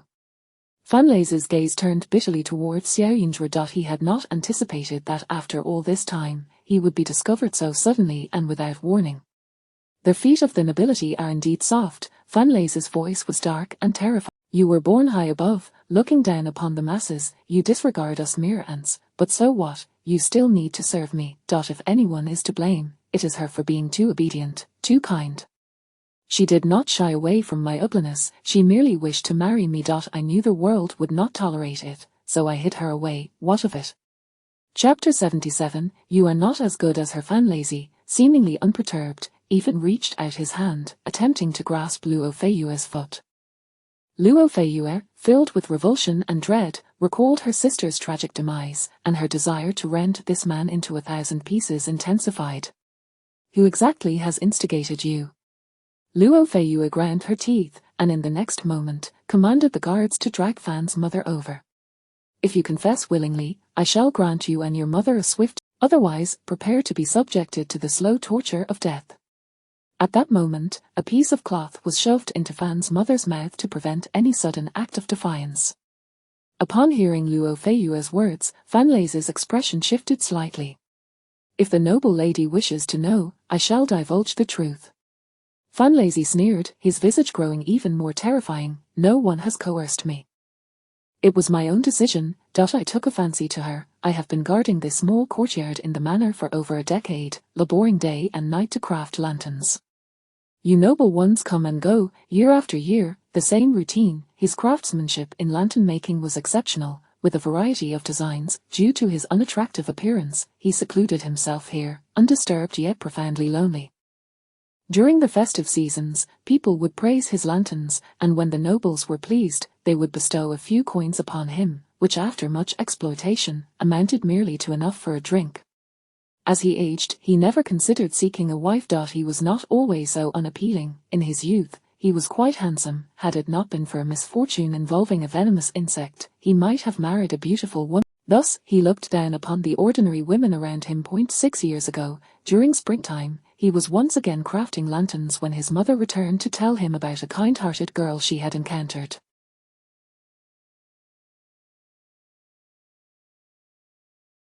His mother, once skilled in her craft, had lost her sight and could no longer perform delicate work. The steward would send her out to do other tasks, such as fetching mountain spring water for the ladies residing in the back courtyard.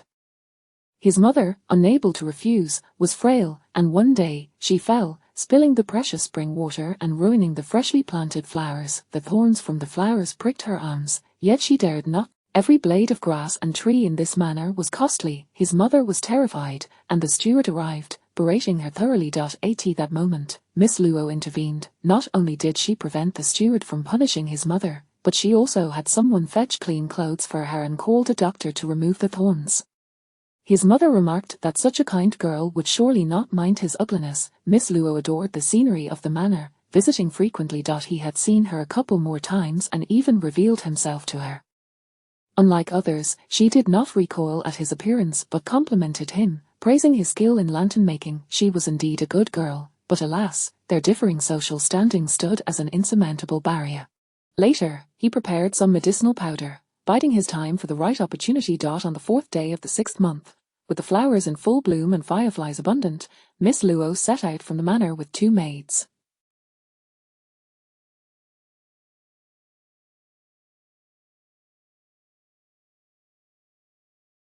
He instructed his mother to wait at a designated spot. Miss Luo remembered her, thus lowering her guard, accepting the flower basket his mother offered, and naively followed her directions to see the night blooming cereus.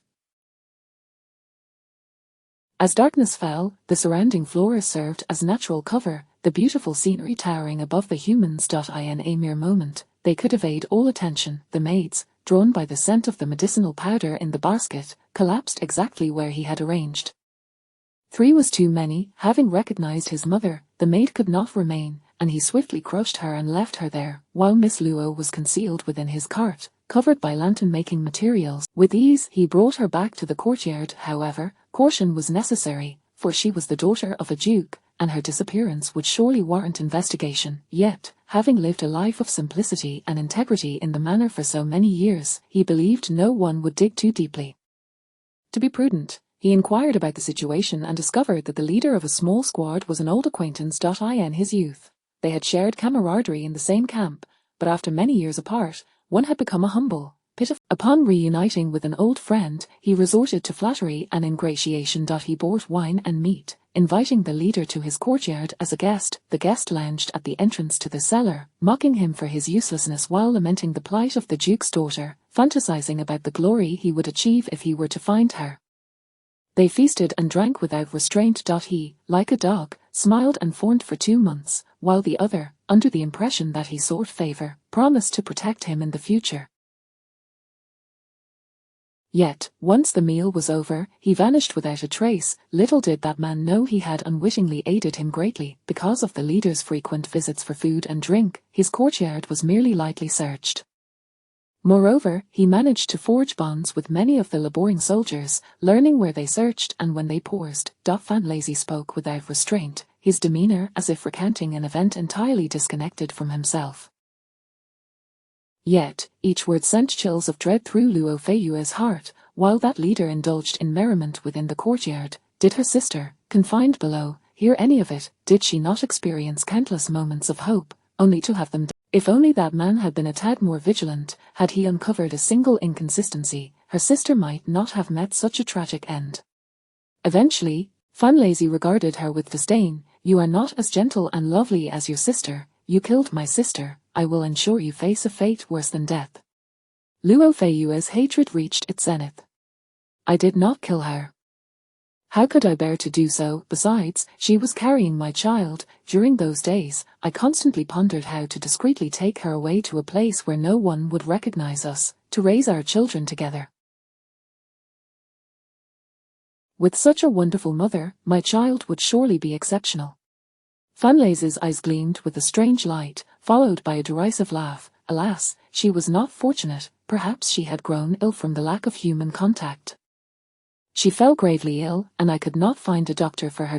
In her fevered state, she could no longer recognize anyone, and ultimately, she succumbed to her illness, taking both her life and that of the child. My fate is indeed cruel. The heavens seem to delight in my suffering. Luo Feiyue trembled, her body turning cold as she learned the truth, and she collapsed into tears. Her sister, if only she could have lived to see this day. Fanlazy offered no resistance. Xiao Yunju observed him and the elderly woman beside him, equally repulsed. Chapter 78. Is she doomed? This individual was utterly fearless, remaining audaciously arrogant even with a sword pressed against their throat. At that moment, Center John emerged. The grand cloak that had draped over his shoulders was now removed, carefully enveloping the remains, which he cradled tenderly in his arms. His complexion was ashen, as though his hands trembled slightly, and each step felt as if it bore the weight of 1,000 pounds, causing him to stumble precariously before a nearby guard rushed to support him.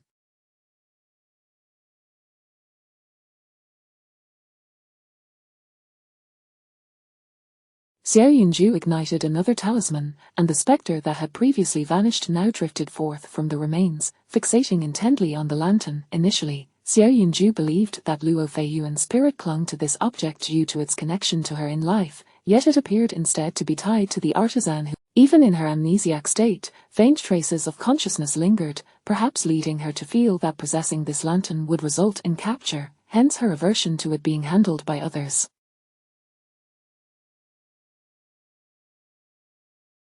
With a decisive toss, Xiao Yunju hurled the lantern to the ground, where the candle flame swiftly ignited the entire structure.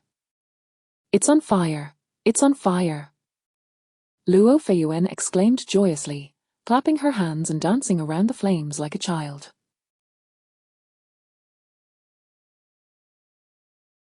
Center John observed the dwindling flames, his eyes devoid of light, resembling a soul that had been extracted from its vessel. "Thank you, Miss Xiao, for locating my wife." He traversed the crowd, suddenly halting to kneel before. "It would be best for you to refrain from making hasty vows. Miss Luo has endured considerable suffering. Should there be a next life, may it bring her peace and companionship," Xiao Yunju replied, taken aback, shifting slightly aside. If only he could indulge in the notion of a future life, he would undoubtedly vow to protect her. When Luo Feiyuan emerged, her reaction to Fan Lei's capture was similarly devoid of emotion. Perhaps due to her amnesia, she bore no resentment toward anyone, yet the brutality of her demise rendered her unable to relinquish her hidden obsessions. If only her memories were restored. Xiao Yunju approached Center Zhan, speaking in a tone meant for their ears alone. Miss Luo met a tragic end, burdened with unfulfilled regrets, making her passage into the cycle of reincarnation difficult. To exist as a wandering spirit, forever adrift, would make her next incarnation as a human all the more challenging. Therefore, when you lay her remains to rest, might you inform me? I wish to perform a rite to guide her soul on its journey. Luo Feiyuan had forgotten everything. If left to linger in this realm, she might one day dissipate. Very well, you are her benefactor. With your guidance, she shall find peace, Center Zhan acquiesced, not questioning how Xiao Yunju had uncovered this knowledge or her motivations. These concerns were inconsequential. The important matter. Center Zhan delicately set down the remains, producing a butterfly-shaped sachet from his cloak and offering it to Xiao Yunju. This was a gift from her in life. Xiao Yunju accepted it, placing a talisman within and murmuring incantations. After a moment, she returned the item to him. "I would appreciate it, young Master Center, if you could keep this close to you." At this juncture, Luo Feiyuan obediently lingered by Center Zhan's side, appearing somewhat dazed.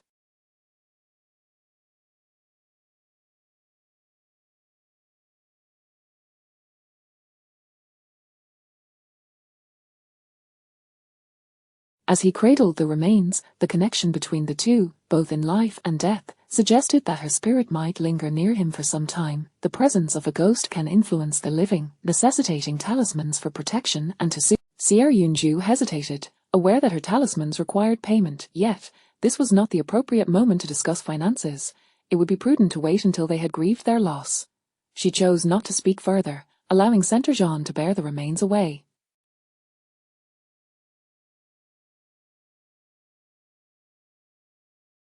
Meanwhile, Luo Feiyuan wept, gasping for breath. The guards had taken Fan Lei and his mother into custody. Their heinous deeds would not go unpunished, and even a slow, torturous death could. This incident entangled many others as well, including the steward of the estate, who knelt in fear, unable to raise his gaze. Even if the stewards were unaware of the events, consequences awaited, as would those involved in the initial. Several young women present were also stricken with fear. Some consoled Luo Feiyuan, while others stood frozen in shock, struggling to comprehend the situation. As Xiao Yunju approached, the girls instinctively parted to make way for her, their expressions filled with awe and, "I hope you can forgive me and not hold it against me. I, Luo Feiyuan, am not one to be ungrateful. You have found my sister and are thus our family's great benefactor. From this day forward, anyone who opposes you will find themselves in conflict with our duke's household." The three young women accompanying Luo Feiyuan eagerly nodded, vowing never to trouble Xiao Yunju again. She had effortlessly arrived at the very location of Luo Feiyuan's remains. Only someone truly foolish would dare cross paths with the aptly named Judge Xiao. Consultations require payment, and I have utilized some talismans today. Since young Master Center is your brother-in-law, might I trouble you to cover the cost? A sum of 200 taels would suffice, delivered to my residence. Additionally, I may need to visit your estate for further rites for your sister, which would incur separate charges, Xiao Yunju stated politely, recognizing the other party as a guest. Luo Feiyue was momentarily taken aback, clearly not expecting Xiao Yunju to be so accommodating, such a significant favor, and she only requested payment. Very well, I shall dispatch someone with the silver to your residence upon my return tomorrow, Luo Feiyue replied, her voice hoarse. Xiao Yunju paused, turning to Luo Feiyue, and added, remember my words, act with caution, refrain from impulsive behavior, and avoid engaging in petty disputes, otherwise, misfortune may befall you. However, should you encounter insurmountable troubles, ensure you have sufficient funds, and you may seek my assistance. What did Xiao Yunju mean by that? Was she foretelling her doom? An unsettling sense of unease settled within her. As Xiao Yunju departed with Meng Yongxi, Qi Yue lingered for a moment before hastily following suit. Once they were out of earshot of Luo Feiyue and the others, Qi Yue burst into tears. Cece, did Qiugage truly betray me? What am I to do now? Chapter 79. Ruining a marriage. A sudden wail startled Xiao Yunju and Meng Yongxi. Meng Yongxi looked at Qi Yue with a sympathetic expression, tinged with regret. I understand your deep affection for your Qiu brother. It is better to endure a brief pain than a prolonged one. This matter is not without resolution. As Xiao Yunzu interjected, gazing at her intently. Qi Yue paused, her voice trembling. How can it be resolved? Xiao Yunju, no, sister from the Xiao family, please tell me. Though Qi Yue was of a similar age to Xiao Yunju, perhaps even a few months her senior, her current state left her unconcerned about such details. She looked at Xiao Yunju as if she had grasped a lifeline, her eyes brimming with sorrow. Your relationship with your childhood sweetheart appears to be quite strong. If you are unwilling to sever this bond, you might as well endure it. Pinching your nose, your countenance still seems favorable. You may muddle through life in a state of confusion, Xiao Yunju candidly remarked. In this world, many men indulge in multiple wives and concubines, particularly among noble families. It is rare to find one without a concubine. Thus, if Qi Yue truly finds it difficult to part ways, she could still tread this path. However, while harmony may be genuine, the grievances in her heart would remain unresolved.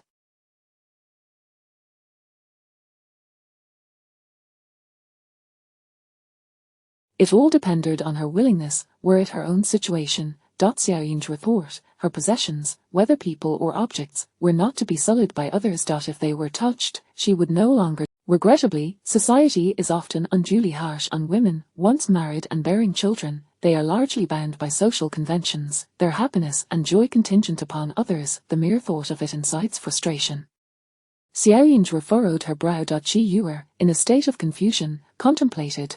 She had known her fiancé for many years, placing absolute trust in him, never once suspecting he would commit any. Just as Xiao Yunju had said, should she be privy to the truth and still proceed with the marriage, the Qiu family, her parents and her Qiu brother, would surely treat her with even greater kindness out of guilt.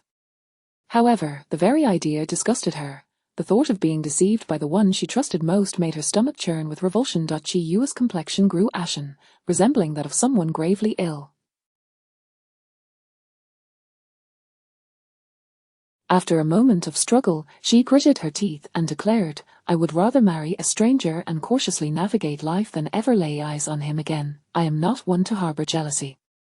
Should he wish to take a concubine after our marriage, I would not stand in his way, and would even arrange it for him. But now, before we are wed, he has already fathered a child. What am I to him?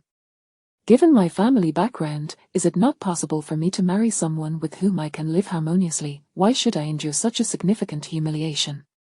In noble families, it is unheard of for a man to have a concubine before marriage, and yet, he concealed this from her, intending for her to bear the scorn of others after their union. Such treachery is utterly intolerable. Furthermore, the reason her family deemed the Qiu family favorable was merely due to the seemingly earnest nature of Qiu brother. If that earnestness were but a fade, then all that had passed would lose its authenticity. Meng Yongxi patted her back. Take solace in your thoughts. The Qiu family is not as illustrious as you might believe. You have already lowered yourself to marry him, and to endure further humiliation is simply unacceptable.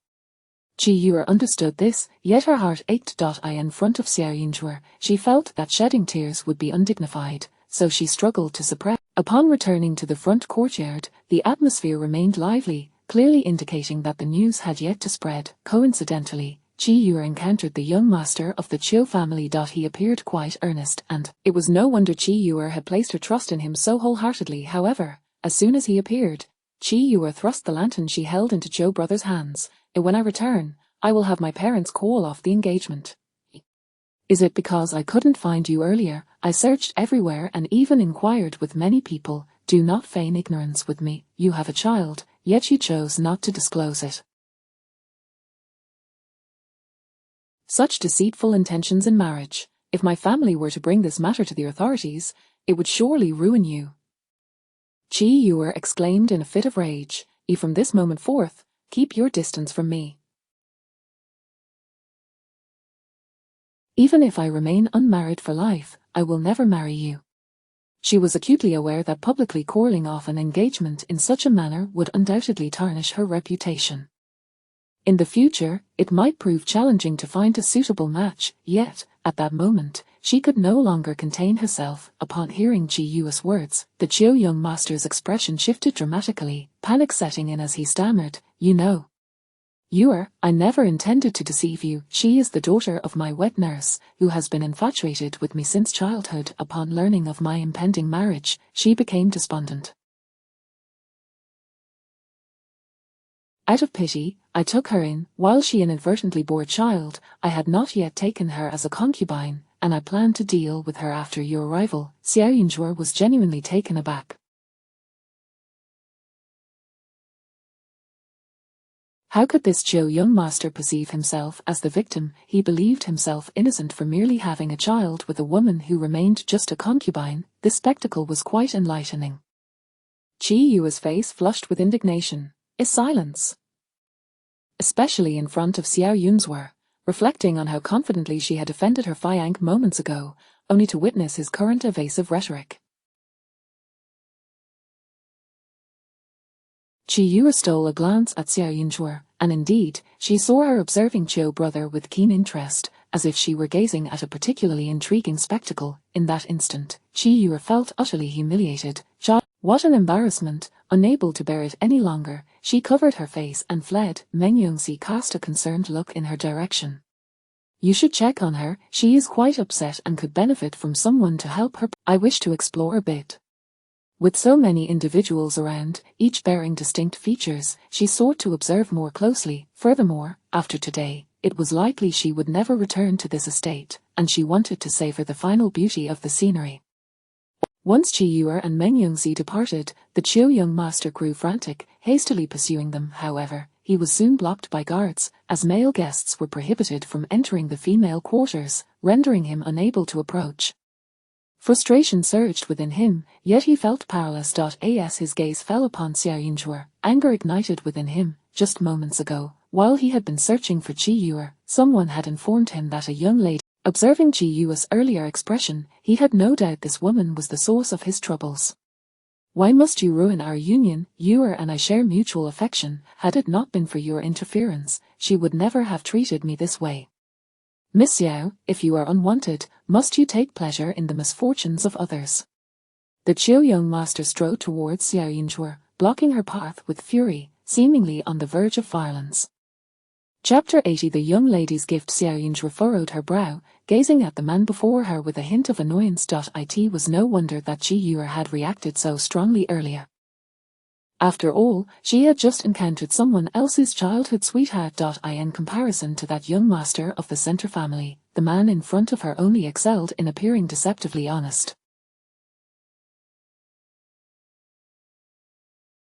At this moment, Luo Feiyue and the maidens accompanying her had just exited the artisan court, and, upon noticing Xiao Yunzhuo being cornered, immediately displayed expressions of anger and rushed to call for help.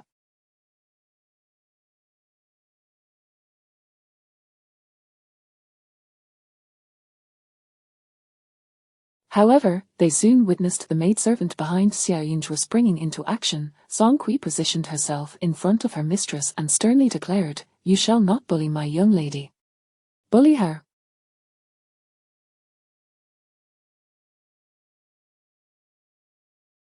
Your young lady may be pleasing to the eye, but her heart is exceedingly cruel. Over the years, Yue has never spoken harshly to me. Had it not been for her today, would she have been so furious?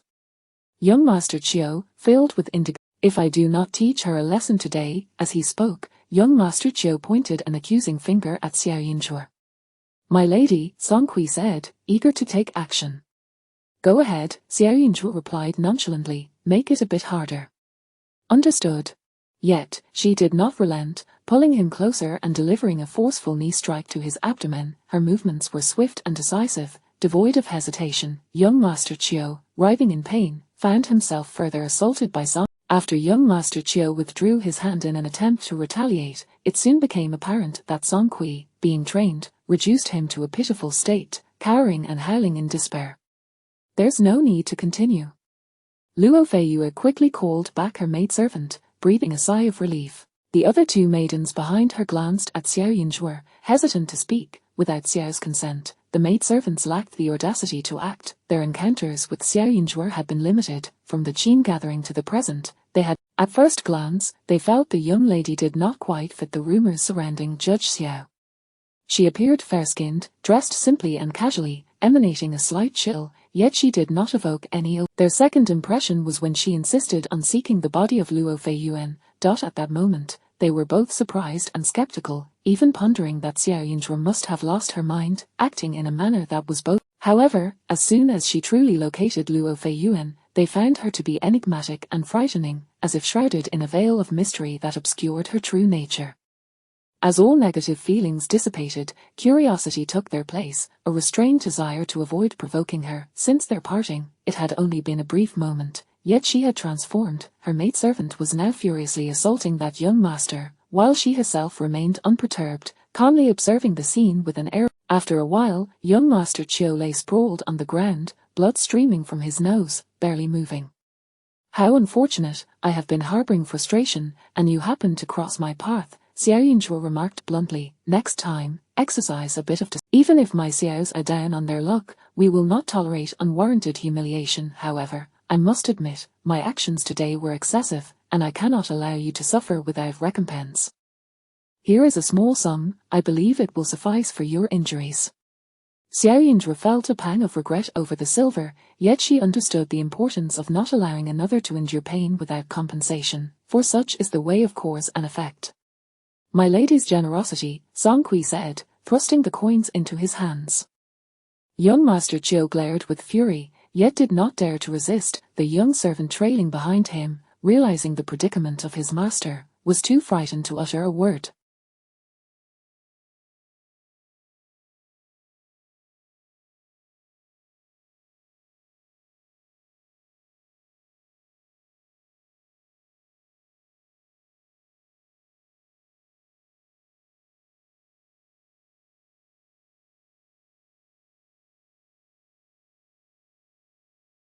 Xiao Yunzhe returned and departed without hesitation. The altercation was concluded, and the payment made. Henceforth, young Master Chiu would likely refrain from directing his contempt at her again. Yet, how absurd this man! It was evident he was a coward, preying on the weak, and did her misfortune render her so pitiable that they all assumed she ought to be timid and meek.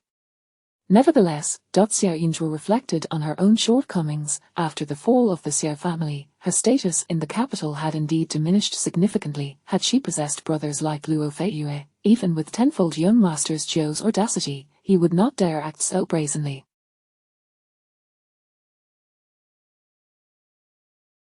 Indeed, her familial support was not particularly formidable. Furthermore, there was her own demeanor. She did not appear intimidating. Even though she had aided instinctively sought to protect her reputation. For instance, Meng Yongxi seemed overly concerned that she might. Previously, she had regarded such external matters as trivial, yet at this moment, she realized her error. Capability and support, power and wealth, none of these could be overlooked. this was the capital, not a remote place where the here, royal power reigned supreme. If she possessed only talent without influence and backing, she would still have to bow to power when confronted. This was a profound realization. She could not compare to her master or the esteem. She was not so fortunate. She feared death, the memory of being trapped in a coffin, desperately clawing at the tiniest crevice to escape, lingered vividly in her mind. She had promised her master that she would not share the same pitiful fate as other leaders. She desired longevity and wealth, to live life to the fullest. Song Kui, and my father and brothers simply too indolent. Xiaoyunzhe murmured, if I were to urge them toward diligence, would I be overstepping? After all, it was not her affair. She ought to maintain a degree of distance, should she not? Yet Song Kui did not share this sentiment. She had witnessed her lady being bullied today. The gazes of those individuals were filled with pity and disdain for the young lady. They looked down upon her as a fallen noble who had never learned proper etiquette. My lady, those are your blood relatives. Families should support and rely on one another. To be honest, I too believe the general has grown somewhat lazy. I heard from my mother that the general possesses remarkable martial skills, having once trained under the venerable duke, yet after all these years without rigorous practice, he merely serves as a minor general. Does that not negate the notion of reliance? Xiaoyunzhe struggled to comprehend. Her master had never instructed her on such matters. Her mother detested her and shunned her proximity, leading her to believe that her father and elder brother, even if not openly disdainful, would certainly not favor closeness with her.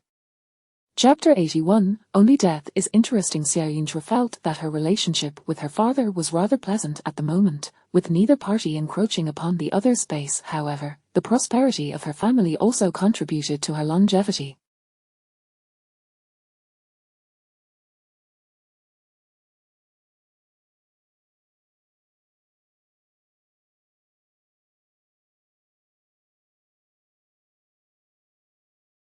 If the family thrived, the feng shui of the entire estate would become even more conducive to habitation. Not to mention, the incense in the ancestral hall would burn more vigorously, and the blessings from her ancestors would undoubtedly be more potent.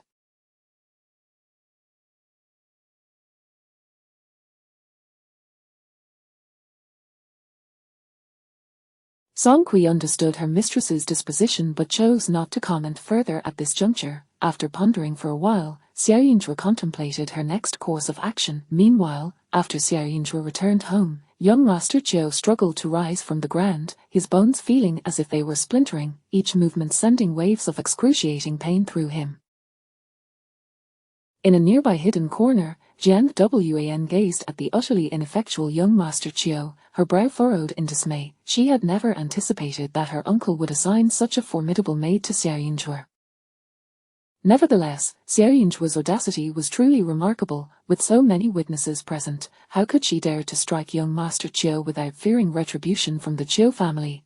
It was indeed a good thing that he had been beaten, but it was regrettable that Xiaoyunzhe's maid had been so restrained, merely inflicting superficial injuries. If only she had struck him down, that would have been truly entertaining.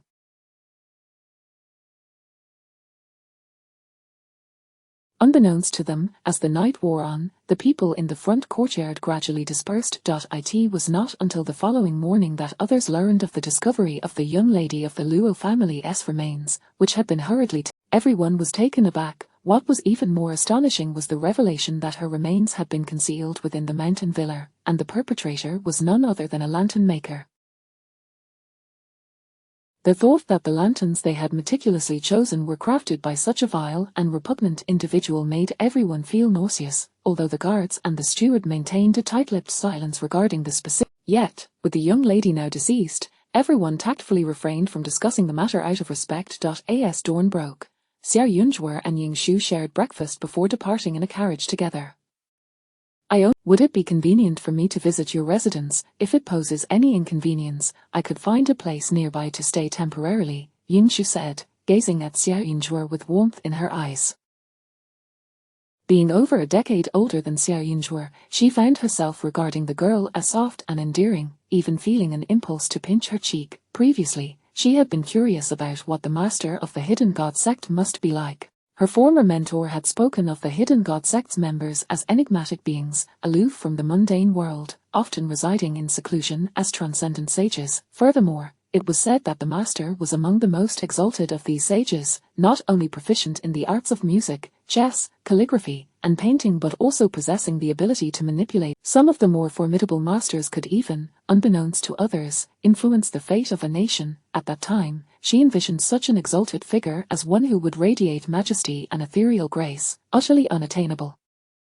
Yet now, upon closer inspection, the master was still youthful, rendering her mysterious aura imbued with a certain charming innocence, occasionally displaying a deliberately righteous demeanor. As their conversation continued, it seemed that she possessed a smattering of knowledge on various subjects, articulating insights that were astonishing, yet due to her age, she had not yet delved deeper into any of them.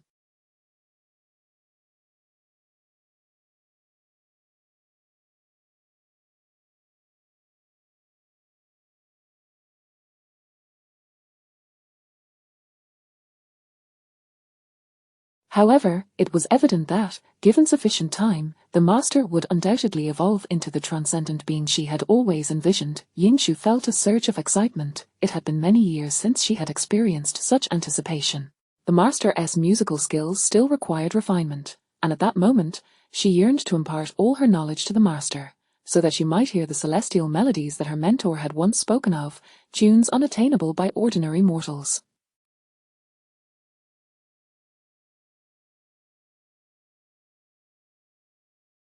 Yingshu's gaze was fervent, causing Xiaoyunzhe to feel somewhat uncomfortable, yet, as the master, she could not show any signs of weakness. Therefore, she mustered her courage and faced everything with composure. If he disapproves, I shall make alternate arrangements. Rest assured, I have the means to support you. Xiaoyunzhe reassured her with utmost seriousness. The hidden god sect had restrictions on accepting disciples based on fate.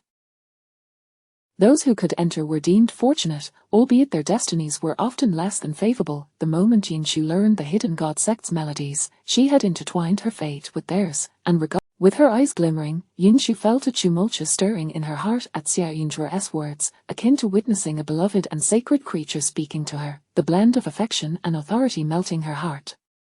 In recent years, I have managed to save it. I had intended to donate it to the government for charitable causes after my passing, primarily because I lacked family. However, having now met the master, I believe it is only appropriate that I present these funds to you. Yingshu promptly asserted that she was not impoverished. Individuals like us, bound by fate, or to engage in benevolent deeds. However, you still have several years to live, so there is no need to rush. Since you are alive, strive to survive, and retain a portion of your savings. To attain wealth and prosperity, one must both increase income and reduce expenditure. Taking on more work, our sect has fallen into such disrepair, a little commercialism is hardly a concern.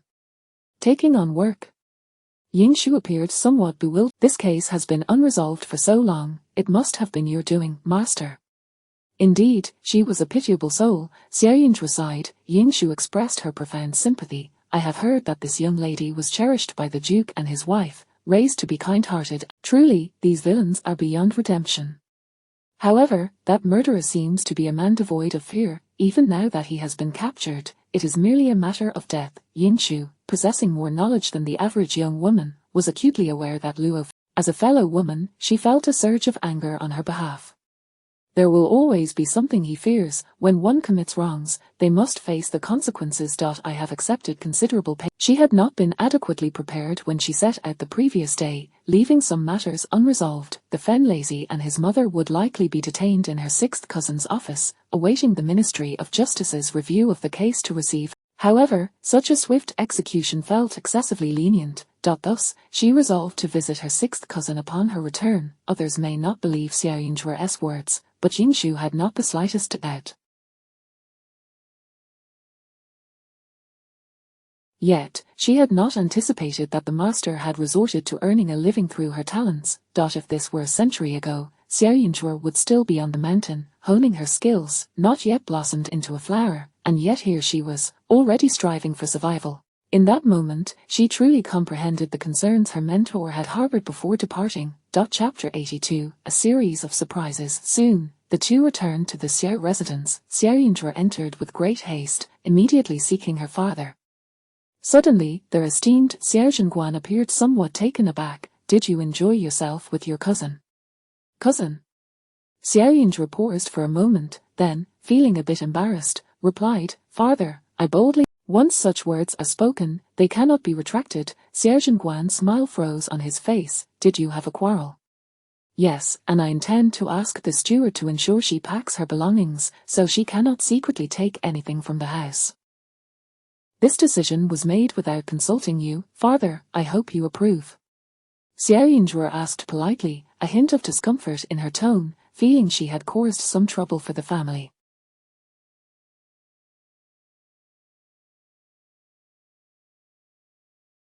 Xiao Zhenguan's eyelids twitched, rubbing his brow. "Since the words have been spoken, we can only proceed as such. It was somewhat inappropriate for a daughter to send someone away, yet." Xiao Zhenguan was unsure whether to feel helpless or pleased. Her ability to make demands and even take charge of family matters indicated she was beginning to view this place as her home and herself as the mistress. Previously, she had shown little care for affairs beyond her own courtyard, yet, in regard to this niece of the Jian family, she felt a tinge of guilt. "If you have made your decision, I shall support you. However, I wish to understand the reasons behind it." Xiao Zhenguan expressed his desire to know his daughter's thoughts.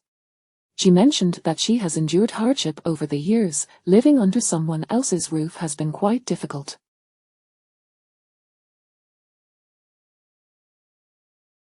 "I believe it would be unkind to force her to stay, especially since her maternal uncle and aunt from the Jian family are still well and alive. It would be best to let her return and live freely." Xiao Yinzhuo explained, awkward. Xiao Zhenguan understood. "You are correct. Since this is her issue, I need not provide an explanation to the Jian family." He cast a comforting glance at his daughter. Indeed, it seemed that her outing had made her more lively, her speech more abundant, and she even offered him an explanation. This was evidently "I have brought someone back and need to settle her in my courtyard. Of course, if you disagree, I shall find her another place to stay." At this point, Xiao Zhenguan felt a tightening in his throat.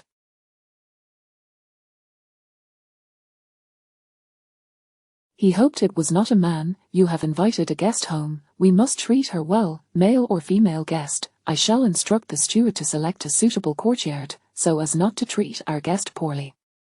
Xiao Zhenguan felt as if he hadn't smiled. "She is now one of my people." Xiao Yinzhuo exhaled in relief. "Thank you for your understanding, father." "You?" Xiao Zhenguan was momentarily stunned, his voice tinged with surprise. "You went out to listen to the Yinqin master play, and then you invited her to our home." Could it truly be confirmed that she was invited?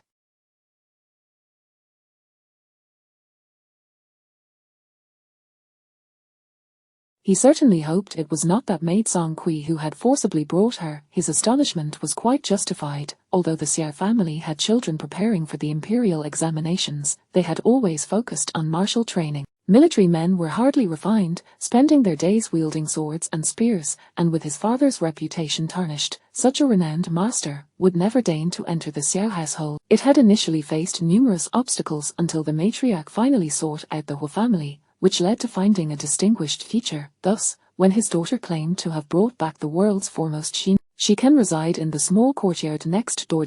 I will have opportunities to learn the Qin from her, which will be quite convenient. Xiao Yinzhuo contemplated, finding her father's arrangement suitable. She was merely concerned about causing trouble for the family and had not initially intended to occupy an extra courtyard.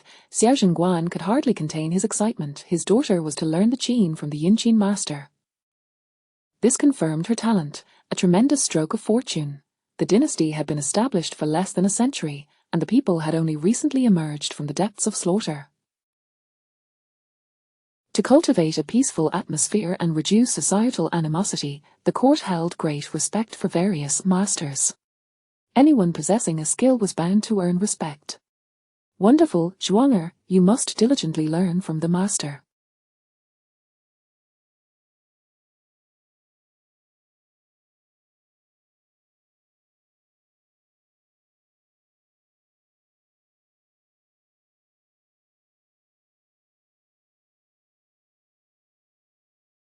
"By the way, where is Master Ying? I shall summon your grandmother, and we will personally welcome her." Xiao Zhenguan's voice rose with enthusiasm. "No need. I have already asked Song Kui to..." She will be residing with us, and excessive enthusiasm might be counterproductive. I will take her to meet grandmother later, Xiao Yunzhe promptly replied. Xiao Zhenguan found it difficult to remain seated. Although he could not comprehend the Qin melodies, he was nonetheless impressed by some. What exhilarated him even more was that, in an instant, his daughter's future seemed to brighten remarkably. It was indeed an unexpected joy. Now, regarding the second matter, previously, my sixth cousin from the Hua family promised that I wish to go tomorrow. Do you have any instructions for me, father? Xiao Yunzhe asked sweetly. Her father treated her well, and even because of her, the household had acquired a particularly obedient steward.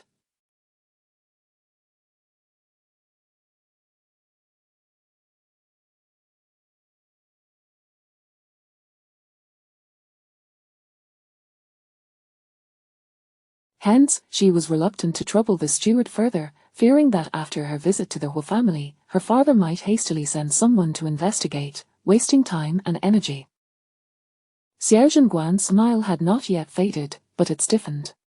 What do you intend to do at the magistrate's office? He asked, genuinely perplexed. Such places were usually avoided by order. While I have located her remains, the murderer shows no remorse. Having accepted the Luo family's compensation, it is only right for me to teach that murderer a lesson on behalf of Miss Luo.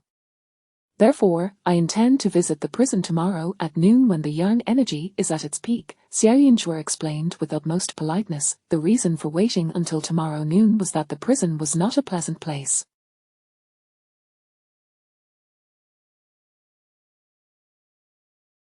It was heavy with yin energy, which could provoke a disturbance due to her constitution. Thus, she needed to prepare adequately today to prevent absorbing too much yin energy.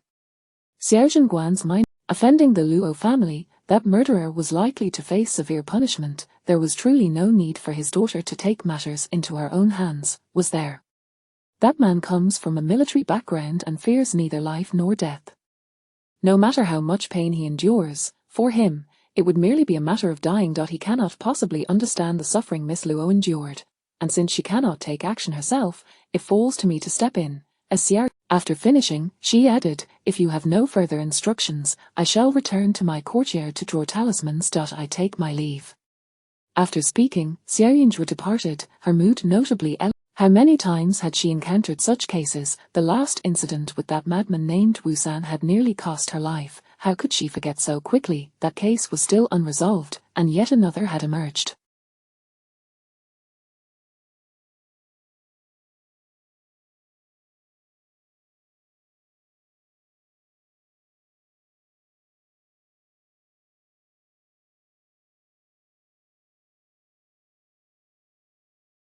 Was her connection to the magistrate's office becoming rather too profound? Chapter 83. The pinnacle of deceit. Xiao Zhenguan was enveloped in profound melancholy, feeling as though he would sprout white hairs from the stress of his prolonged absence.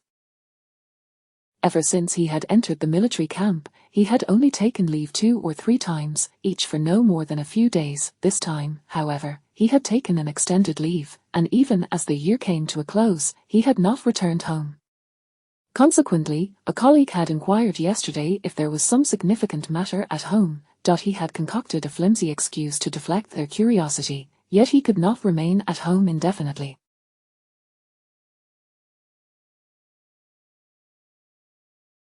The thought of what that girl might do in his absence sent shivers down his spine, and those other 2 rascals, having fainted in the ancestral hall, appeared to have acknowledged their wrongdoings. But just as Xiao Zhenguan was lost in his worries, Jiang Wan returned. She looked haggard, her eyes swollen and red. Xiao Zhenguan's heart sank. In stark contrast to the spirited demeanor she had displayed upon her return, Jiang Wan now seemed to bear the weight of the world on her shoulders, as if she had endured unspeakable torment.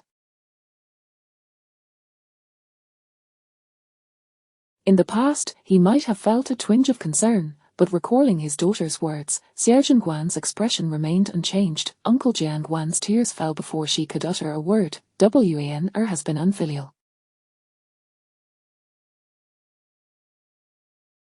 I can no longer fulfill my duties as a niece to you, and Aunt Shuo has already informed me, Xiao Zhenguan interjected, although I am unaware of the discord that has transpired between you, since Shuo has declared her intent to sell. Wan, our Xiao family has cared for you as if you were our own for over a decade. Yet at the end of the day, you are still a child of the Jiang family, with your parents alive.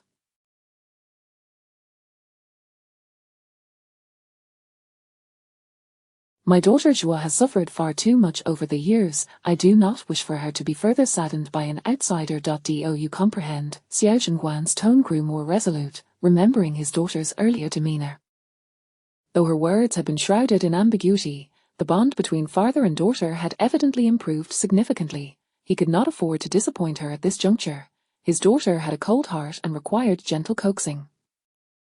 Uncle speaks wisely. Jiang Wan appeared deeply disheartened. Yesterday, my cousin disparaged me before others to win over Zhu Xiao. I could endure that, for I owe the Xiao family a debt of gratitude for raising me.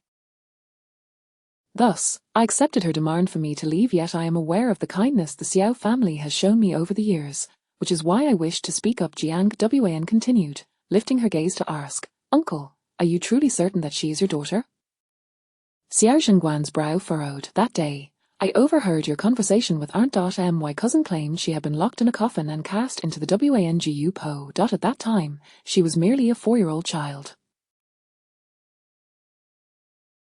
If she had truly endured such a fate, how could she have possibly survived? Jiang Wan's eyes brimmed with concern. If she truly is your flesh and blood, not an impostor, then, who saved her back then?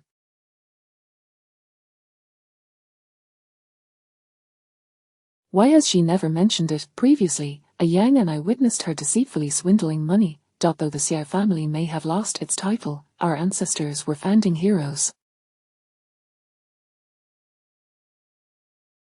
If it were to come to light that the daughter of the Xiao family engages in trickery, would that not bring shame upon our forebears? Have your years of effort been in vain? Uncle, you have always placed great importance on reputation. Aunt has also expressed her desire to avoid following the same path as before. Silence. Xiao Zhengguan interjected sharply. Daughter Wan does not intend to sow discord between you and your daughter. She merely wishes to counsel you to prioritize the future of your sons.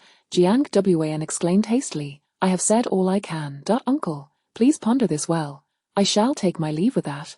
Jiang Wan bowed deep. She was acutely aware that Xiao Yinzhuo was indeed the daughter of the Xiao family, a fact that could not be denied. What she sought to convey was the intent behind Xiao Yinzhuo's return. After many years away from home, nearly perishing in the outside world, did she not harbor resentment? Her uncle ought to consider whether Xiao Yinzhuo had returned to exact revenge upon the Xiao family. Between 1 daughter and 3 sons, surely he must have some sense of priority. Xiao Zhengguan clenched his fists, letting out a cold snort. Jiang Wan, that girl, was rather naive. He had indeed been preoccupied. However, the reputation he sought did not warrant the sacrifice of his daughter. 4 years, with his daughter absent, his sons appeared dutiful, and the family seemed outwardly harmonious. Thus, he had chased after fame.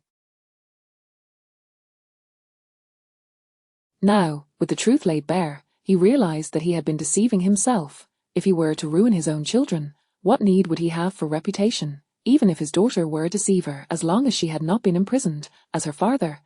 Moreover, it seemed that his daughter's disdain for the Jiang family and Jiang Wan was not without cause. The evidence suggested that her sentiments were justified. As the eldest lady suggested, keep a close watch on Jiang Wan as she packs her ensure she does not abscond with what she should not. Xiao Zhengguan spoke with newfound determination. Sir, if we were to send her back to the Jiang family like this, I fear there will be gossip. What shall we do? The steward inquired anxiously. Xiao Zhengguan sighed. In the past, I was overly fixated on those ephemeral matters, seeking only to maintain harmony within the household. Having erred, I must amend my ways. If the Jiang family inquires, I shall state that the Xiao family's fortunes have dwindled compared to yesterday's, and we can no longer afford Jiang Wan's expenses. If they harbor resentment, let it be directed at me. Additionally, Xiao Zhengguan pondered, the family has been maintaining the same standards as before for these years, which has proven to be quite burdensome. The decline of our household is an undeniable reality. It was my failure to recognize this, foolishly attempting to uphold appearances with external trappings. From today onward, dispose of all the superfluous items. Upon hearing these words, the steward was taken aback. To dispose of everything, while it appeared simple, it signified that the Xiao family had resigned themselves to their fate. This grand estate of a former duke had been maintained in its old form, incurring immense expenses. When the lady of the house was present, every banquet relied upon this opulent facade to earn respect and dignity from others. Consequently, many outsiders still believed that the Xiao family merely lacked a title and that their wealth remained abundant. "I shall attend to this matter immediately," the steward responded promptly. Had the lady been present, she would have surely protested vehemently, for compared to her husband, Xiao Zhenguan contemplated further. Merely changing himself was insufficient. The matriarch must also undergo transformation. Within the household, there were only 2 elders, and the younger generation relied. Once he returned to the military camp, it would be up to the matriarch to manage them. With a single command from Xiao Zhenguan, the entire Xiao family sprang into action.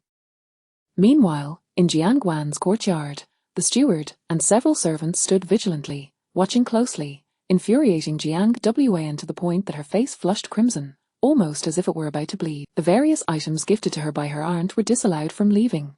Her uncle and Xiao Yunzhuo had truly gone too far. Chapter 84. Accompany me. Jianguan's courtyard boasted an abundance of treasures, including dedicated rooms for music, embroidery, and literature. Within the music room, there were several instruments worth over 100 taels each. As for the embroidery and study rooms, they were filled with the finest writing materials and fabrics. All these possessions must remain. Naturally, Jianguan's personal jewelry and garments could be taken with her. However, from the perspective of the steward and the servants, the personal items she owned were already far too numerous.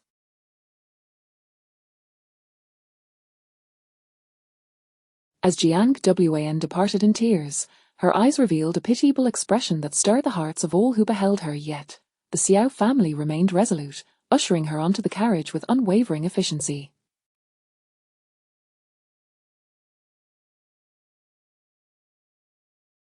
Meanwhile, Xiao Yunzhuo was immersed in the quiet art of talisman drawing. The spirit of Qin Yang appeared to have regained some vitality, yet she dared not approach him, held back by the binding talisman Xiao Yunzhuo had placed upon her.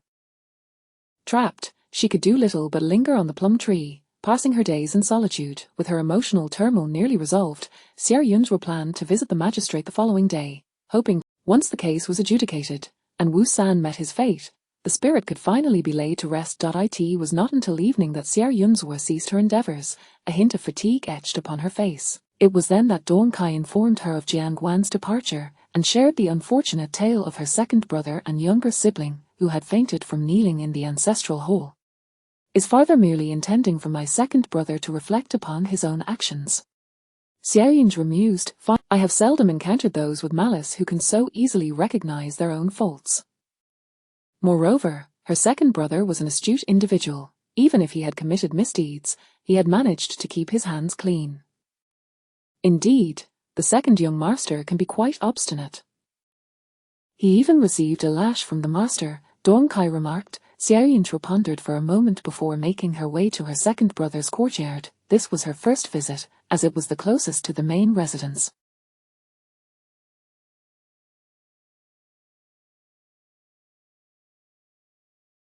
In her childhood, her second brother would often wait outside the Ji Hall for her, secretly presenting her with delightful treats and toys. Yet, each time, he would compare them with her elder brother. If she appeared anything less than thrilled, he would sulk, proving difficult to appease. As she entered the courtyard, memories of her childhood flooded her mind. This place, she had always been reluctant to visit as a child. Yes, she had once perceived her second brother's room as a prison. He was confined here to study and endure their mother's lectures, with every attempt to escape thwarted, while the servants here were older and far less talkative. The recollection of such differences stirred discomfort within Xiao Yunzhuo. Xiao Wenyu had already awakened, his complexion pale as he sipped a bowl of kanji.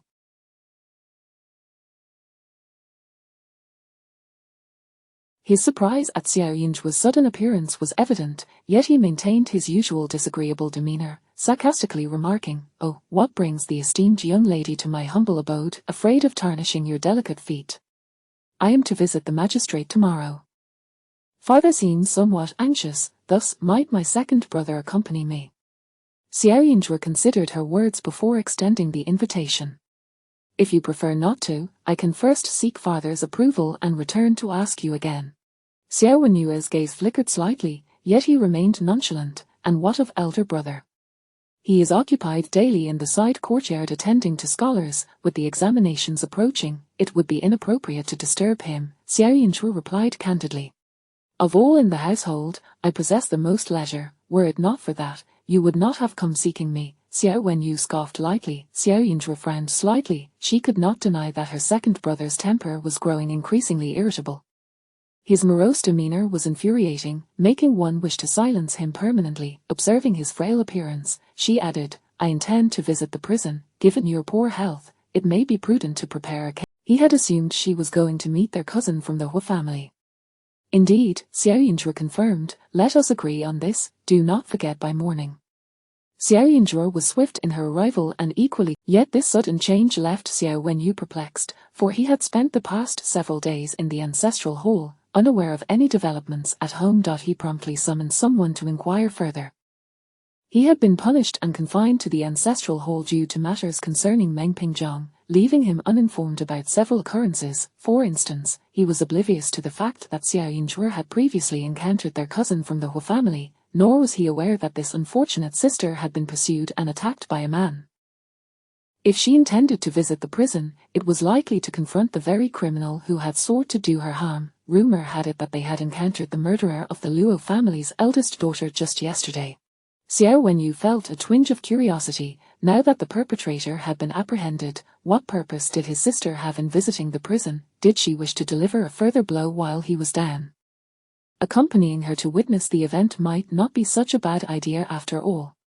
Meanwhile, at the Chiu family residence, Master Chiu had yet to be carried back home when the Qi family preemptively sought to annul the engagement. The Chiu family had long been aware that their son's premarital indiscretions were hardly favorable, thus they had exercised utmost caution, fearing any gossip might escape. Now, with the Qi family arriving to terminate the engagement, they surmised that their secret had been discovered.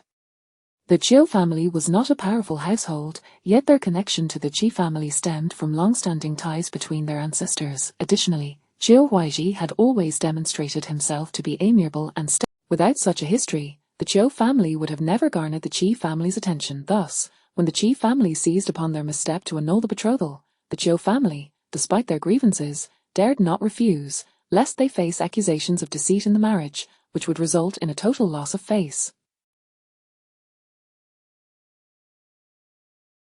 With the engagement dissolved, a cloud of despair settled over the Chiu household. Upon seeing Chiu Huaiji being carried back, his parents were understandably alarmed. That Qi Yuer, who once appeared gentle and compliant before me, turns out to be a shrew. She even dared to strike you. What a blessing it is that she was not married into our family, otherwise, our household would be in turmoil. Chiu mother exclaimed in fury. The family matriarch seethed with indignation, observing that her son was a failure and his prospective daughter-in-law a troublemaker.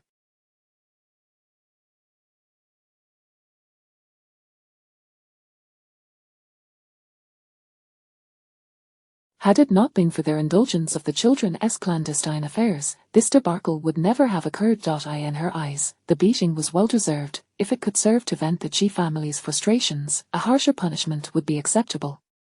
It was not Yuer who struck me. It was the Xiao family, that daughter of the former Renan Duke, who has fallen on hard times. She was the one who laid hands on me. Chiu Huaiji exclaimed, gasping in pain, Mother, you're pressing on my wound. The path of deception. Chiu Mu swiftly withdrew her arm. Her gaze filled with astonishment as she looked at her son. The Xiao family, that clan is renowned for their integrity. Although they have lost their title, they have never associated with families such as ours. There is no animosity between us, so why would she strike you? Chiu Mu was utterly perplexed.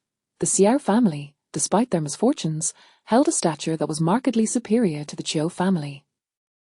Chiu's grandfather had been a successful scholar, serving in government for decades, and only returned to the capital in the final years of his service, holding a significant position for just a few years.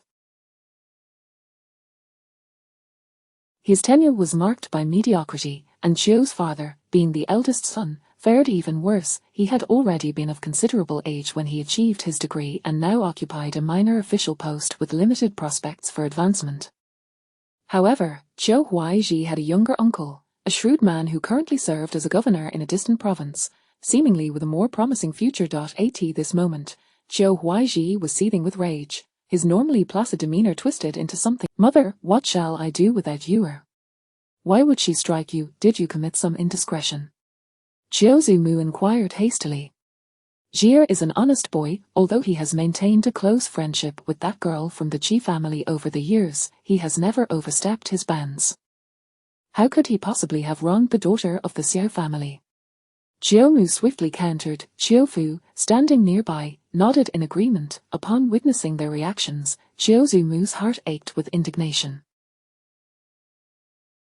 What kind of well-bred young woman would resort to violence without cause? In a moment of anger, I confronted Miss Xiao to address the matter. My words may have been somewhat ungracious, but I never anticipated she would incite her maid to physically assault me. I am now in excruciating pain. How could she be so audacious? Jiao Mu exclaimed, infuriated. The Xiao family was once of noble standing. They are no longer so. What gives her the right to behave so arrogantly?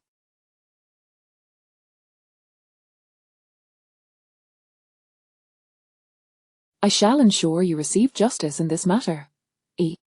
After all, he must have offended someone. Qiu Zumu attempted to intervene, yet Qiu Fu remained resolute, asserting, though the Xiao family may no longer hold a title, "My son, this woman seems intent on sabotaging your future. Could it be she has previously crossed paths with you? Your engagement with the Qi family is already null. Should you consider the Xiao family instead, it may not be unfeasible. Farther, that Miss Xiao is nothing short of a she-devil. Having been raised in adversity, she possesses no sense of decorum. Marrying such a woman would surely bring calamity upon us." Zhou Huaizhi vehemently opposed. "What do you know?" Qiu Fu scolded immediately. "Before a woman is married, she may exhibit a fierce temperament. But once she becomes your wife, her happiness will depend upon you, and she will surely become gentle. Furthermore, do not underestimate the Xiao family. I've heard that the matriarch's health has greatly improved. She hails from the distinguished Hua family, and her daughter has brothers. Her father, Xiao Zhenguan, nearly became the emperor's companion in his youth. It was because Xiao Zhenguan's father was a scoundrel, spurned by the late emperor, that the Xiao family fell from grace. Nevertheless, Xiao Zhenguan once shared a bond with the emperor during their childhood. As long as he does not commit any grave misdeeds, he shall have a place in this capital. Moreover, Xiao Zhenguan has a son. Intellectually, it is said he excels in his studies. The grievances of the Xiao family's forebears have long since faded. Once Xiao Zhenguan's son catches the emperor's eye, do you think the emperor would not favor him?" Qiu Fu analyzed earnestly. The more he pondered, the more he perceived the merits of the Xiao family. The Xiao family has but one daughter. Should she marry, both sentiment and reason dictate that she would bring a substantial dowry. My son, while Qi Yuer is indeed commendable, she possesses a stubborn spirit. If she is unwilling to marry, we are left with no recourse. However, since the Xiao family has assaulted you, they must bear responsibility. It was imperative to find a suitable alternative. Listening to this discourse, Qiu Zumu's eyes widened in disbelief. She had initially thought her son somewhat misguided, but believed her grandson to be a fine young man. Yet upon discovering that her grandson had fathered a child out of wedlock, she realized her error. Though it was too late, the marriage between the two families was imminent, and the eldest son's family had threatened dire consequences while assuring they would treat Qi Yuer well, which prevented her from withdrawing the engagement. This weighed heavily on her conscience, making her feel as though she had wronged the Qi family. Now, to encounter this turn of events, Qiu Lao Tai was furious. Xiao Zhenguan is of military lineage. Do you think they lack spirit? You all conspire together. I can no longer bear to witness this. From now on, you shall be responsible for your own actions. She could not remain in this household any longer. Perhaps she would seek refuge with her younger son. In her youth, her grandchildren had been obedient and had followed a righteous path. Now, as they grew older, they seemed to become increasingly reckless. Especially the eldest son, who, perhaps out of recognition of his own shortcomings, sought out dubious means. Xiu Lao Tai stormed away in a fit of rage. Your grandmother is aging and has become She fails to consider that without careful planning, what will become of your future? In a few years, you too shall participate in examinations. No, your grandfather was solely concerned with being an upright official, neglecting to amass wealth, which had there been funds to facilitate my endeavors, would I be in this predicament. My life is resigned to such circumstances, but you are my only son, I must think of your prospects. Fu spoke candidly. Ji was troubled. He truly harbored no fondness for the eldest daughter of the Xiao family. Her temperament was undeniably fierce, and who could say what hardships she had endured while wandering alone. Yet upon reflection, she was not without her charms. Son, heed your father's counsel. Ji nodded. Very well, from this day forth, feign illness, claiming that your body has been irreparably harmed. It will take at least a year to recover. The Xiao family must provide an explanation. Fu's eyes sparkled with determination. He would promptly seek an audience with the Xiao family for an explanation. However, his son was undeniably naive, reduced to such a state by a mere young lady. How fierce could the eldest daughter of the Xiao family truly be? She was but a small, toothless tiger. Soon, a night passed. The Qiu family made their preparations and set forth, yet at this time, Xiao Yunzhuo had already departed with her elder brother to the magistrate's office. The Xiao family rarely entertained guests, especially not from a family as distant as the Qiu family. Xiao Zhenguan, bewildered, felt compelled to extend a courteous invitation to his unwelcome guests, ushering them into the main hall. Fu and Mu had come in person. Both sat with expressions that were stern and furious. Do you have business with us? Xiao Zhenguan asked without preamble. Upon the mention of his daughter, Xiao Zhenguan immediately perked up, scrutinizing the couple before him, sensing their hostile demeanor. My daughter was startled a few days ago and is currently resting. As her father, I would not wish to disturb her. What is it that you seek her for? Xiao Zhenguan spoke without reserve, his face betraying no hint of warmth. Chapter 86.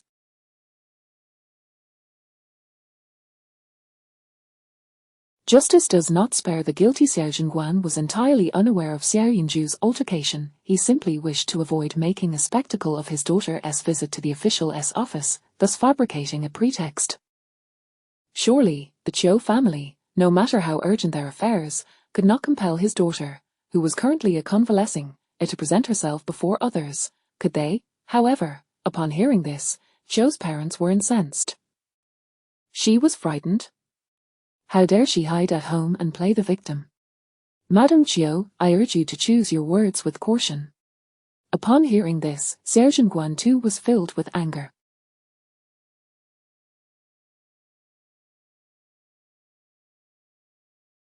Qiu mother, startled, settled back down, but then immediately declared, we are not speaking in jest. Your daughter assaulted my son at the villa, and many witnesses can attest to the truth of the matter. Not only that, my son had a betrothal agreement with the Qi family, yet your daughter, dissatisfied, instigated the Qi family to withdraw from the engagement. General Xiao, if my son was not bedridden and incapacitated from the beating he received, would we have ventured here today? You must provide us with an explanation. Qiu father added promptly. Upon hearing their assertions, Xiao Zhenguan grasped the situation. His daughter had indeed struck someone. Let us clarify, was it? How could she possibly have the strength to harm another? If it was the maid who acted out, what connection does that have to my daughter? Perhaps you should inquire with your son about the appearance of the maid who assaulted him, so I may investigate within my household. Should I uncover the truth, I will certainly provide you with an explanation. Is that agreeable? Xiao Zhenguan immediately adopted a defiant stance. His daughter had recently been pursued by a dangerous criminal, nearly suffering a grievous injury. She was merely curious about various cases. Striking someone was entirely out of character for her. Song Kui, the maid he had dispatched for his daughter's protection, was not reckless. She acted with discretion. Thus, it was evident that Qiu's son was the provocateur, prompting the maid to intervene. Pray tell, what did your son do to provoke the maid to such an extent? Xiao Zhenguan suddenly realized, his anger mounting as he glanced. It appears she has suffered a great injustice at your hands. The Qiu couple, upon hearing this, were both furious and amused. General Xiao, your reasoning is utterly absurd. if your daughter indeed commanded. At that moment, she was reveling in her triumph. If you refuse to acknowledge this, then let the authorities handle it. I shall see if your daughter can bear the weight of such scandal. Do not attempt to intimidate me. Xiao Zhenguan's demeanor grew cold. You assert that my son was grievously injured, yet I must first verify this with a physician. I have practiced martial arts since childhood. Assessing bone and muscle is no challenge for me. Since you both are so concerned, why not bring your son here? I shall personally examine him. As of now, I see no evidence of your son, nor do I know what he did at that time, yet you wish for me to accept this blame on behalf of my daughter. I perceive you are being excessively unreasonable. Xiao Zhenguan declared, as he abruptly overturned the teacup beside him. The tea splattered across the floor, and the shards clinked sharply, startling the Chiu couple. Xiao Zhenguan, typically mild-mannered, displayed a fierce countenance that struck fear into their hearts. For years, he had maintained a neutral demeanor and had never sought to offend anyone, yet now, he understood that he could not be so easily led astray. The Chiu couple trembled, incredulously staring at Xiao Zhenguan. Previously, others had described him as cautious and prudent, yet now he appeared nothing short of a brash brute. His fierce demeanor suggested he was ready to devour them whole, utterly incomprehensible. Is this how the Xiao family treats their guests? My son is injured, and you refuse to take responsibility. I shall go to the authorities, and you may not wish to be embarrassed. Chiu father exclaimed, his hands shaking with rage. I have not stated that I will not resolve this matter. Why the urgency? Xiao Zhenguan scoffed. He did not recognize this Chiu gentleman, as there were numerous officials in the capital, and he could hardly remember them all. Let us do this. Once my daughter has recovered, I shall inquire with her. If she admits her fault, I, the general, will certainly pay a visit to apologize and offer restitution. However, if she claims she is blameless, how could she be blameless? It was she who instigated this. Chiu father retorted angrily, my son's injuries are not merely physical, he has lost his engagement. The Chiu family does not pursue grievances without reason. We have come today to seek justice. I see little evidence of such, Xiao Zhenguan replied with derision. Chiu father felt a pang of distress. Indeed, as the daughter, so too was the father. Her behavior was utterly unreasonable. She has ruined my son's engagement. If this matter is true, what explanation will the Xiao family provide? Chiu father boldly posed the question. Xiao Zhenguan remained silent. My son is no longer young, he was to be married this year. To have the engagement broken at this juncture tarnishes his reputation and jeopardizes our family lineage. Your daughter's interference with the Qi family's engagement, while contemptible, leaves my son in need of care. Thus, we shall concede, allow your daughter to marry into our family, and in doing so, we shall let this grievance pass. Chiu father shamelessly continued. Xiao Zhenguan regarded him with skepticism. Initially, he had considered that perhaps his maid had acted a tad too forcefully while protecting her mistress. Yet the audacity of the Chiu family to propose marriage as a remedy was beyond his comprehension. General Xiao, your daughter, raised away from home, may have her flaws, yet my son is gravely injured and will find it difficult to seek a bride for years to come. For the sake of my son's future, our family must accept this. Moreover, her persistent efforts to sabotage my son's engagement were surely to replace it with her own. Since we both desire to avoid a public scandal, let us not escalate matters to the authorities, which would surely impact your daughter's future prospects, would it not? Chiu father asserted confidently. In comparison to his daughter, their son was of greater importance, especially with the upcoming examinations. The Xiao family would likely wish to resolve this troublesome affair swiftly. His demands, he believed, were for the benefit of the Xiao family.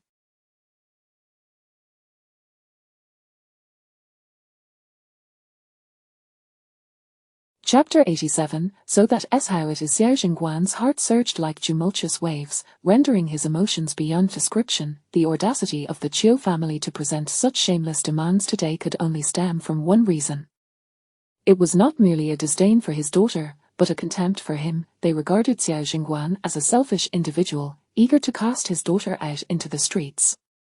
Such thoughts were more offensive than openly cursing him to his face. Have you finished your words? Xiao Zhenguan, filled with fury, found himself better able to control his emotions.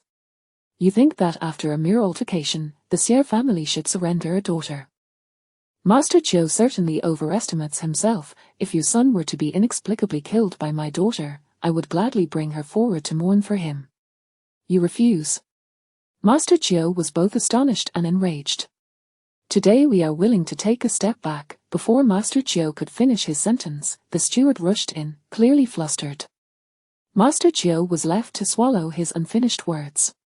Sir, the steward from the Qi family has brought numerous items and wishes to communicate. Xiao Jingguan was perplexed, but given that the matter involved the Qi family, he instructed the steward to bring the individual in.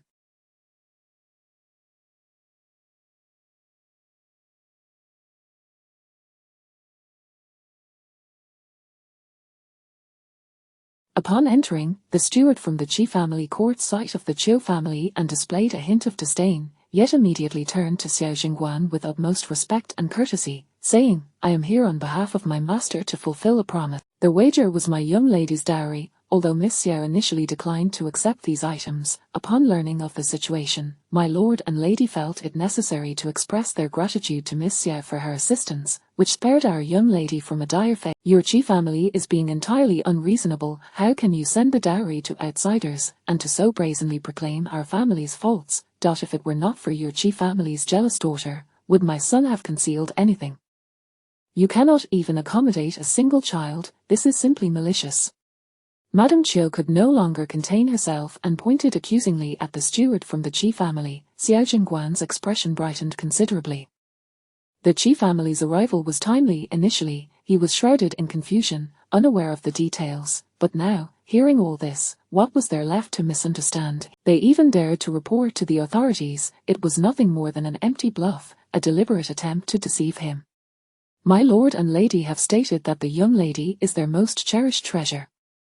Had it not been for the close ties of our ancestors, and had the eldest daughter not deemed your son to be of decent character, the marriage would never have been agreed upon.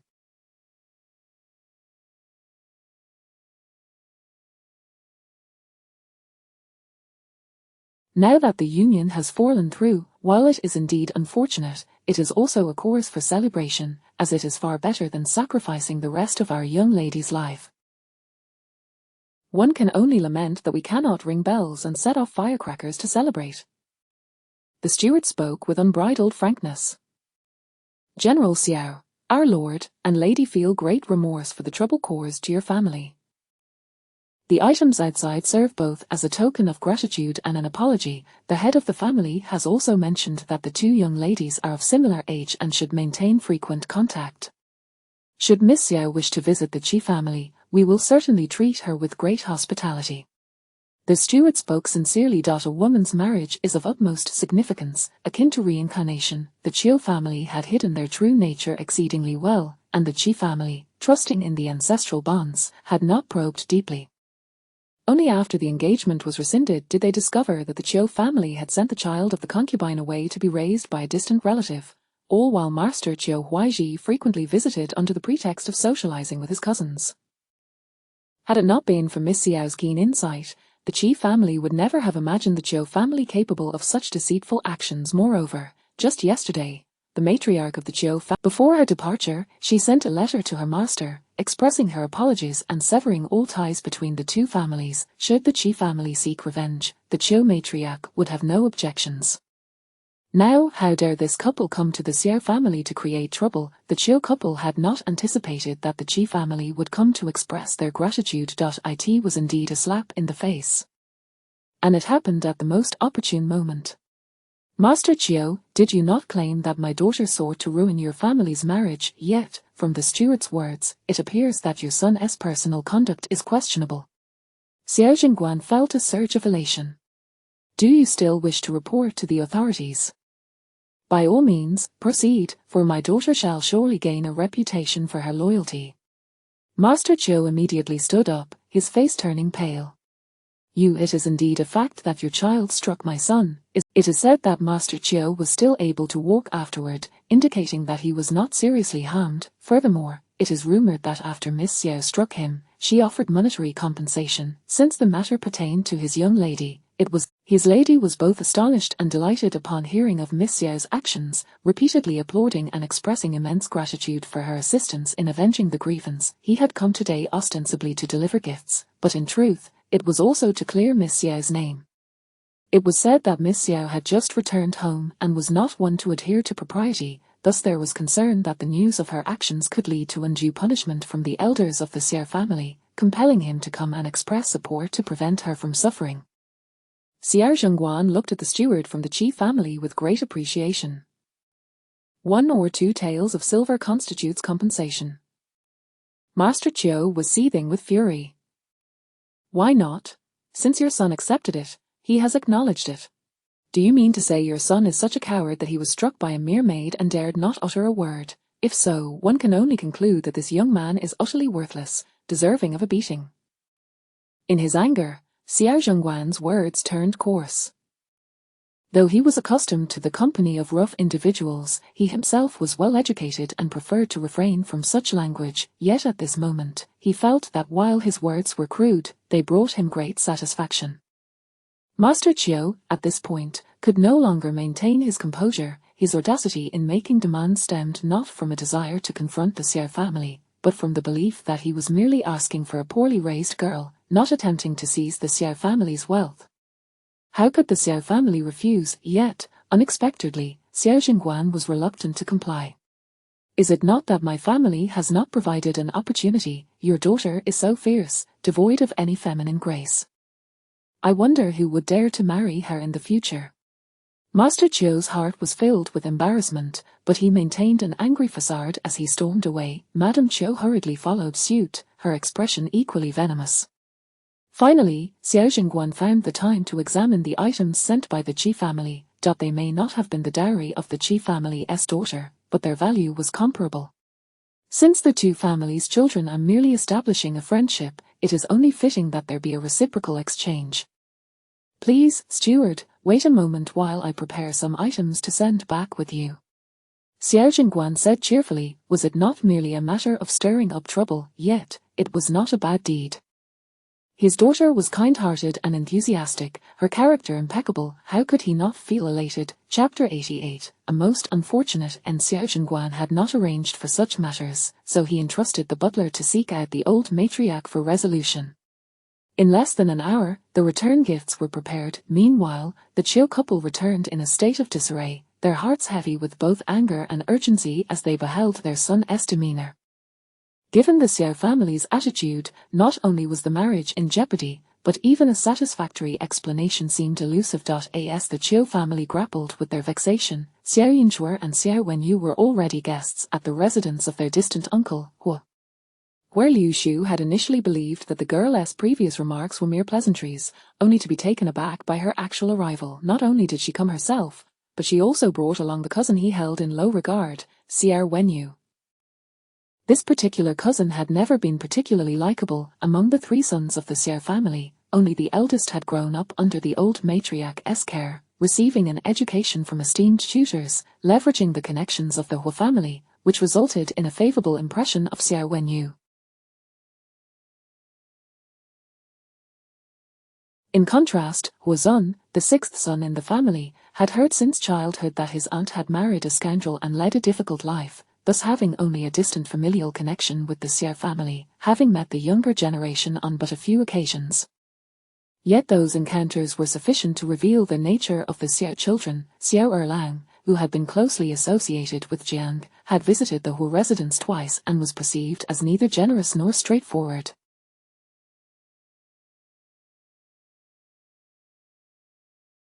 He lacked both literary and martial prowess and seemed rather unremarkable. Xiao Wenyu was well aware of Hua Liushu's disdain for him, yet he was entirely indifferent to it. He exhibited none of the deference expected from a younger relative, standing off to the side with a rather unfriendly demeanor, his gaze wandering aimlessly around. After that scoundrel Fan was imprisoned, the Luo family sent someone to pay a visit. They employed some private punishment, but he had already confessed to what he needed to. The Luo family could only allow him to endure some physical suffering. Now, he bears wounds all over his face and body. A young girl like you would surely be frightened upon seeing him. It would be best not to go. Will Yushu advised kindly. He had encountered Fan before and could not help but remark on the man's twisted and vicious nature. Even his mother had suffered punishment, yet he displayed no reaction, merely stating that he would die sooner or later and that it was merely a matter of enduring a little longer. This man had no vulnerabilities, and therefore, no fears, making him all the more likely to engage in nefarious deeds. I still wish to go and see, Xiao Yunzhe insisted stubbornly. Will Yushu had spent half an hour trying to dissuade her, now feeling somewhat helpless.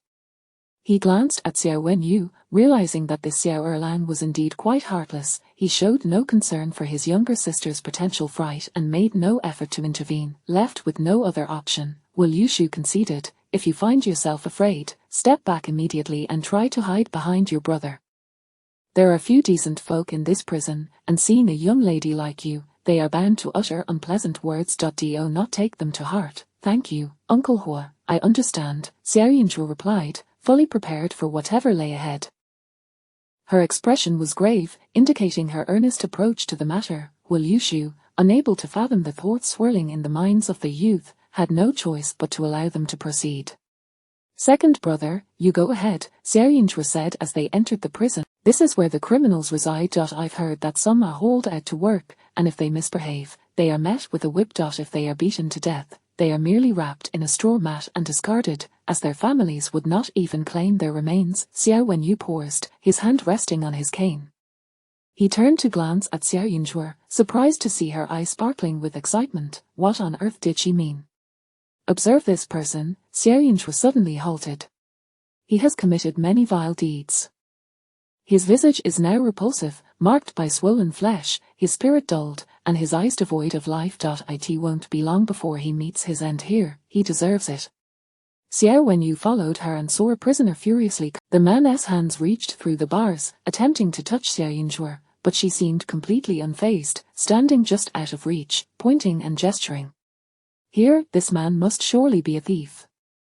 His features are not unseemly. Had he not strayed down this path, he might have lived a prosperous life. Alas, he could not restrain his greed, hence the thieving, shifty appearance. He still bears traces of blood. He must have killed someone while stealing, right? Tsk. How unpredictable life is. One misstep leads to another.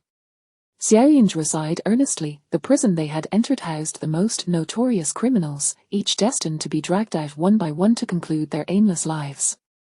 Xiao Wenyu had anticipated that Xiao Yunzhe would be afraid, wishing merely to witness her pitiful expression. To his surprise, she was incessantly chattering. She had not spoken so much in her childhood. As Xiao Yunzhe continued to introduce one inmate after another, as if she were intimately acquainted with their histories, the officials accompanying them were left astonished, yet, constrained by their station, dared not inquire further. Second brother, here lies a most unfortunate prisoner. This man carried a burden in his heart that he could not express, leading him to commit murder and ruin his life, Xiao Yunzhe remarked, gazing intently in a particular direction. One official could no longer contain himself. You speak of this man, indeed, it is quite a pity. His father was once a talented scholar. After a night of drunken revelry, he returned home forgetting to close the door, allowing a thief to enter. That very thief broke into a neighboring home, violating a young girl, and in his flight, concealed the murder weapon in the scholar's book basket. Consequently, the father was apprehended by the authorities, unable to explain. He lost his father at a young age and grew up facing hardships. After finally marrying, believing he could escape his suffering, you would have thought that during the New Year celebrations at his in-laws, he discovered his father's lost belongings and realized he had wed the daughter of his father's enemy. Consumed by rage and a desire for vengeance, he set fire to his in-laws' house, sparing not even his own wife and children. The officials could not decide whether to pity or condemn the prisoner. However, they were all left in awe of the Xiao girl, who seemed to possess knowledge of everything. Though he sought revenge, the fire ultimately implicated innocent lives. The authorities would have no choice but to act with severity, and now that he has been captured, he cannot be deemed wronged. Should his father know of this from the netherworld, he would surely not wish for his son to sacrifice his entire life, Xiao Yunzhe remarked, glancing at Xiao Wenyu. Thus, one must refrain from committing murder and arson. Is that not right, second brother? Xiao Wenyu felt that this was truly. Xiao Yunzhe pursed her lips and stated candidly, to prepare for the future. Xiao Wenyu felt an overwhelming surge of anger. Do you truly wish for me to end up like them, ultimately meeting a tragic death? You are well at present, yet if you continue, it is utterly uncomfortable. I reflect upon how, in the past, you provided me with many delightful treats and amusements. Despite your temper being rather foul, you treated me well, and thus, I do not wish for your demise, nor do I want to personally send you to your end. Therefore, would you consider changing your ways? Chapter 89, How Ruthless She Is. Xiao Yun's demeanor was exceptionally grave as she specifically invited her second brother to the prison today, intending to illustrate to him the dire consequences of course, she did not perceive cunningness as inherently negative. When wielded appropriately, it could be advantageous. However, her second brother was teetering on the brink of criminality, and should he inflict harm upon the innocent in the future, remorse would come too late. Xiao Wenyu gazed at her in silent incredulity. No wonder she had suddenly requested his company. It turned out she had been waiting for him here. The words she spoke now were even more infuriating. Aware of his goodwill towards her, she still pursued their elder brother incessantly, and now she claimed not to wish for his demise. Yet her enthusiastic explanation of the prison's environment seemed more like an introduction to this place, as if she anticipated his residency here. Are you perhaps afraid that I might genuinely send you out to do a favor for someone? Rest assured, I have no interest in the likes of Meng Pingzhong. Xiao Wenyu felt a knot of frustration tightening in his chest. I may not possess the righteous integrity of our elder brother, but, I have no desire to engage with a pitiful little girl like you who is of no use. I am aware that you did not acquiesce to Meng Pingzhang's outrageous demands, Xiao Yunchu replied candidly. Upon my return home, should you disregard me, I would have no inclination to involve myself further. My anger then stemmed from your association with a despicable person, which belittled your worth. Your closeness with Meng Pingzhang must have afforded you some insight into his character, including the number of concubines he possesses and the innocent lives he has ruined. His demeanor toward me that day revealed him to be a tyrant, a man of dubious morals. How can you not find it repugnant to associate with such a wretched being? Xiao Yunzhe struggled to comprehend his reasoning. An immaculate white robe, hanging by a mire, will inevitably lose its pristine hue over time, she asserted, her tone firm. Thus, dear brother, in this prison, her second brother appeared less tainted, even somewhat more agreeable. Xiao Wenyu could not suppress a chuckle, laced with self-mockery. A white robe, in the eyes of their parents and brothers, he had long since resembled Meng Pingzhang, a mere inhabitant of that mire. I truly cannot fathom how you have endured these years, estranged from your parents and siblings, wandering in the wilderness, yet managing to cultivate such a clear sense of right and wrong. It is indeed astonishing, Xiao Wenyu mused, slightly bending to look down at her, before adding with a smile, this prison is indeed a place for profound reflection. I shall remember today's lesson. Xiao Yunzhe furrowed her brow, feeling a headache coming on. The thoughts swirling in her second brother's mind were genuinely perplexing. You overestimate me, dear brother. I am not as morally unambiguous as you believe. I merely possess certain boundaries. My boundary is that I cannot allow anyone or anything to impede my right to live well. You are my kin, but should you ever cause me harm, you speak with such bravado, yet what of her? She harmed you, and yet she remains unscathed, does she not? Xiao Wenyu mocked her. Blood ties, you believe, can be so easily severed. If it were that simple, then his voice trailed off. Her, Xiao Yunzhe's tone became ethereal, sensing that her second brother was referring to Jiang Shi. To her surprise, he was quite astute, having discerned the truth behind Jiang Shi's departure. After a moment of contemplation, she replied earnestly, she cast me into the Wanvupo, seeking my demise. The near-fatal experience I endured was already my way of repaying her debt. Should she seek to harm me again in the future, I will not relent. Her life now belonged to her master, and was in no way tied to Jiangshi. Thus, she could indeed remain unperturbed.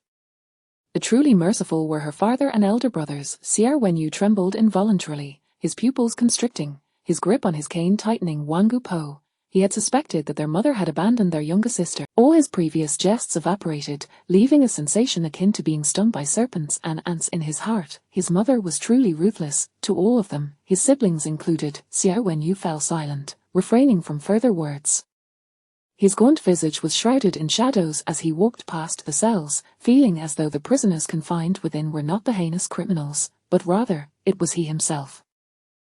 After a while, the constable led the two of them to their destination. Wusan is in this cell. It appears he has suffered some shock. His speech is disjointed, constantly exclaiming, "Miss Xiao, you wish to harm me," and occasionally mentioning Qin Liang. The magistrate has interrogated him several times, and from his fragmented utterances, we can almost ascertain the heinous crime he committed back then. Such cases do not linger for long, a conclusion will be reached shortly, the constable explained respectfully. Upon finishing, the constable approached the cell and knocked twice on the door, shouting toward the figure inside, "Wusan.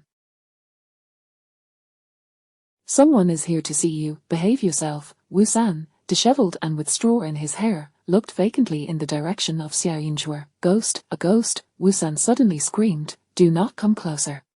Do not come near." Xiao Yinzhuo pressed her lips together, casting a somewhat guilty glance at Xiao Wenyu. Wusan, tormented by Qin Liang, had already been tainted by negative energy. After entering the prison, he was in. So many souls had perished in this prison, many were heinous criminals or those unwilling to accept their fate, unable to find peace in the afterlife. Forever trapped here, these ghosts would gradually dissipate, transform. He has always been a bit mad, claiming that Qin Liang has come to claim his life, yet, when he first saw us, he seemed somewhat lucid, the constable remarked, evidently surprised.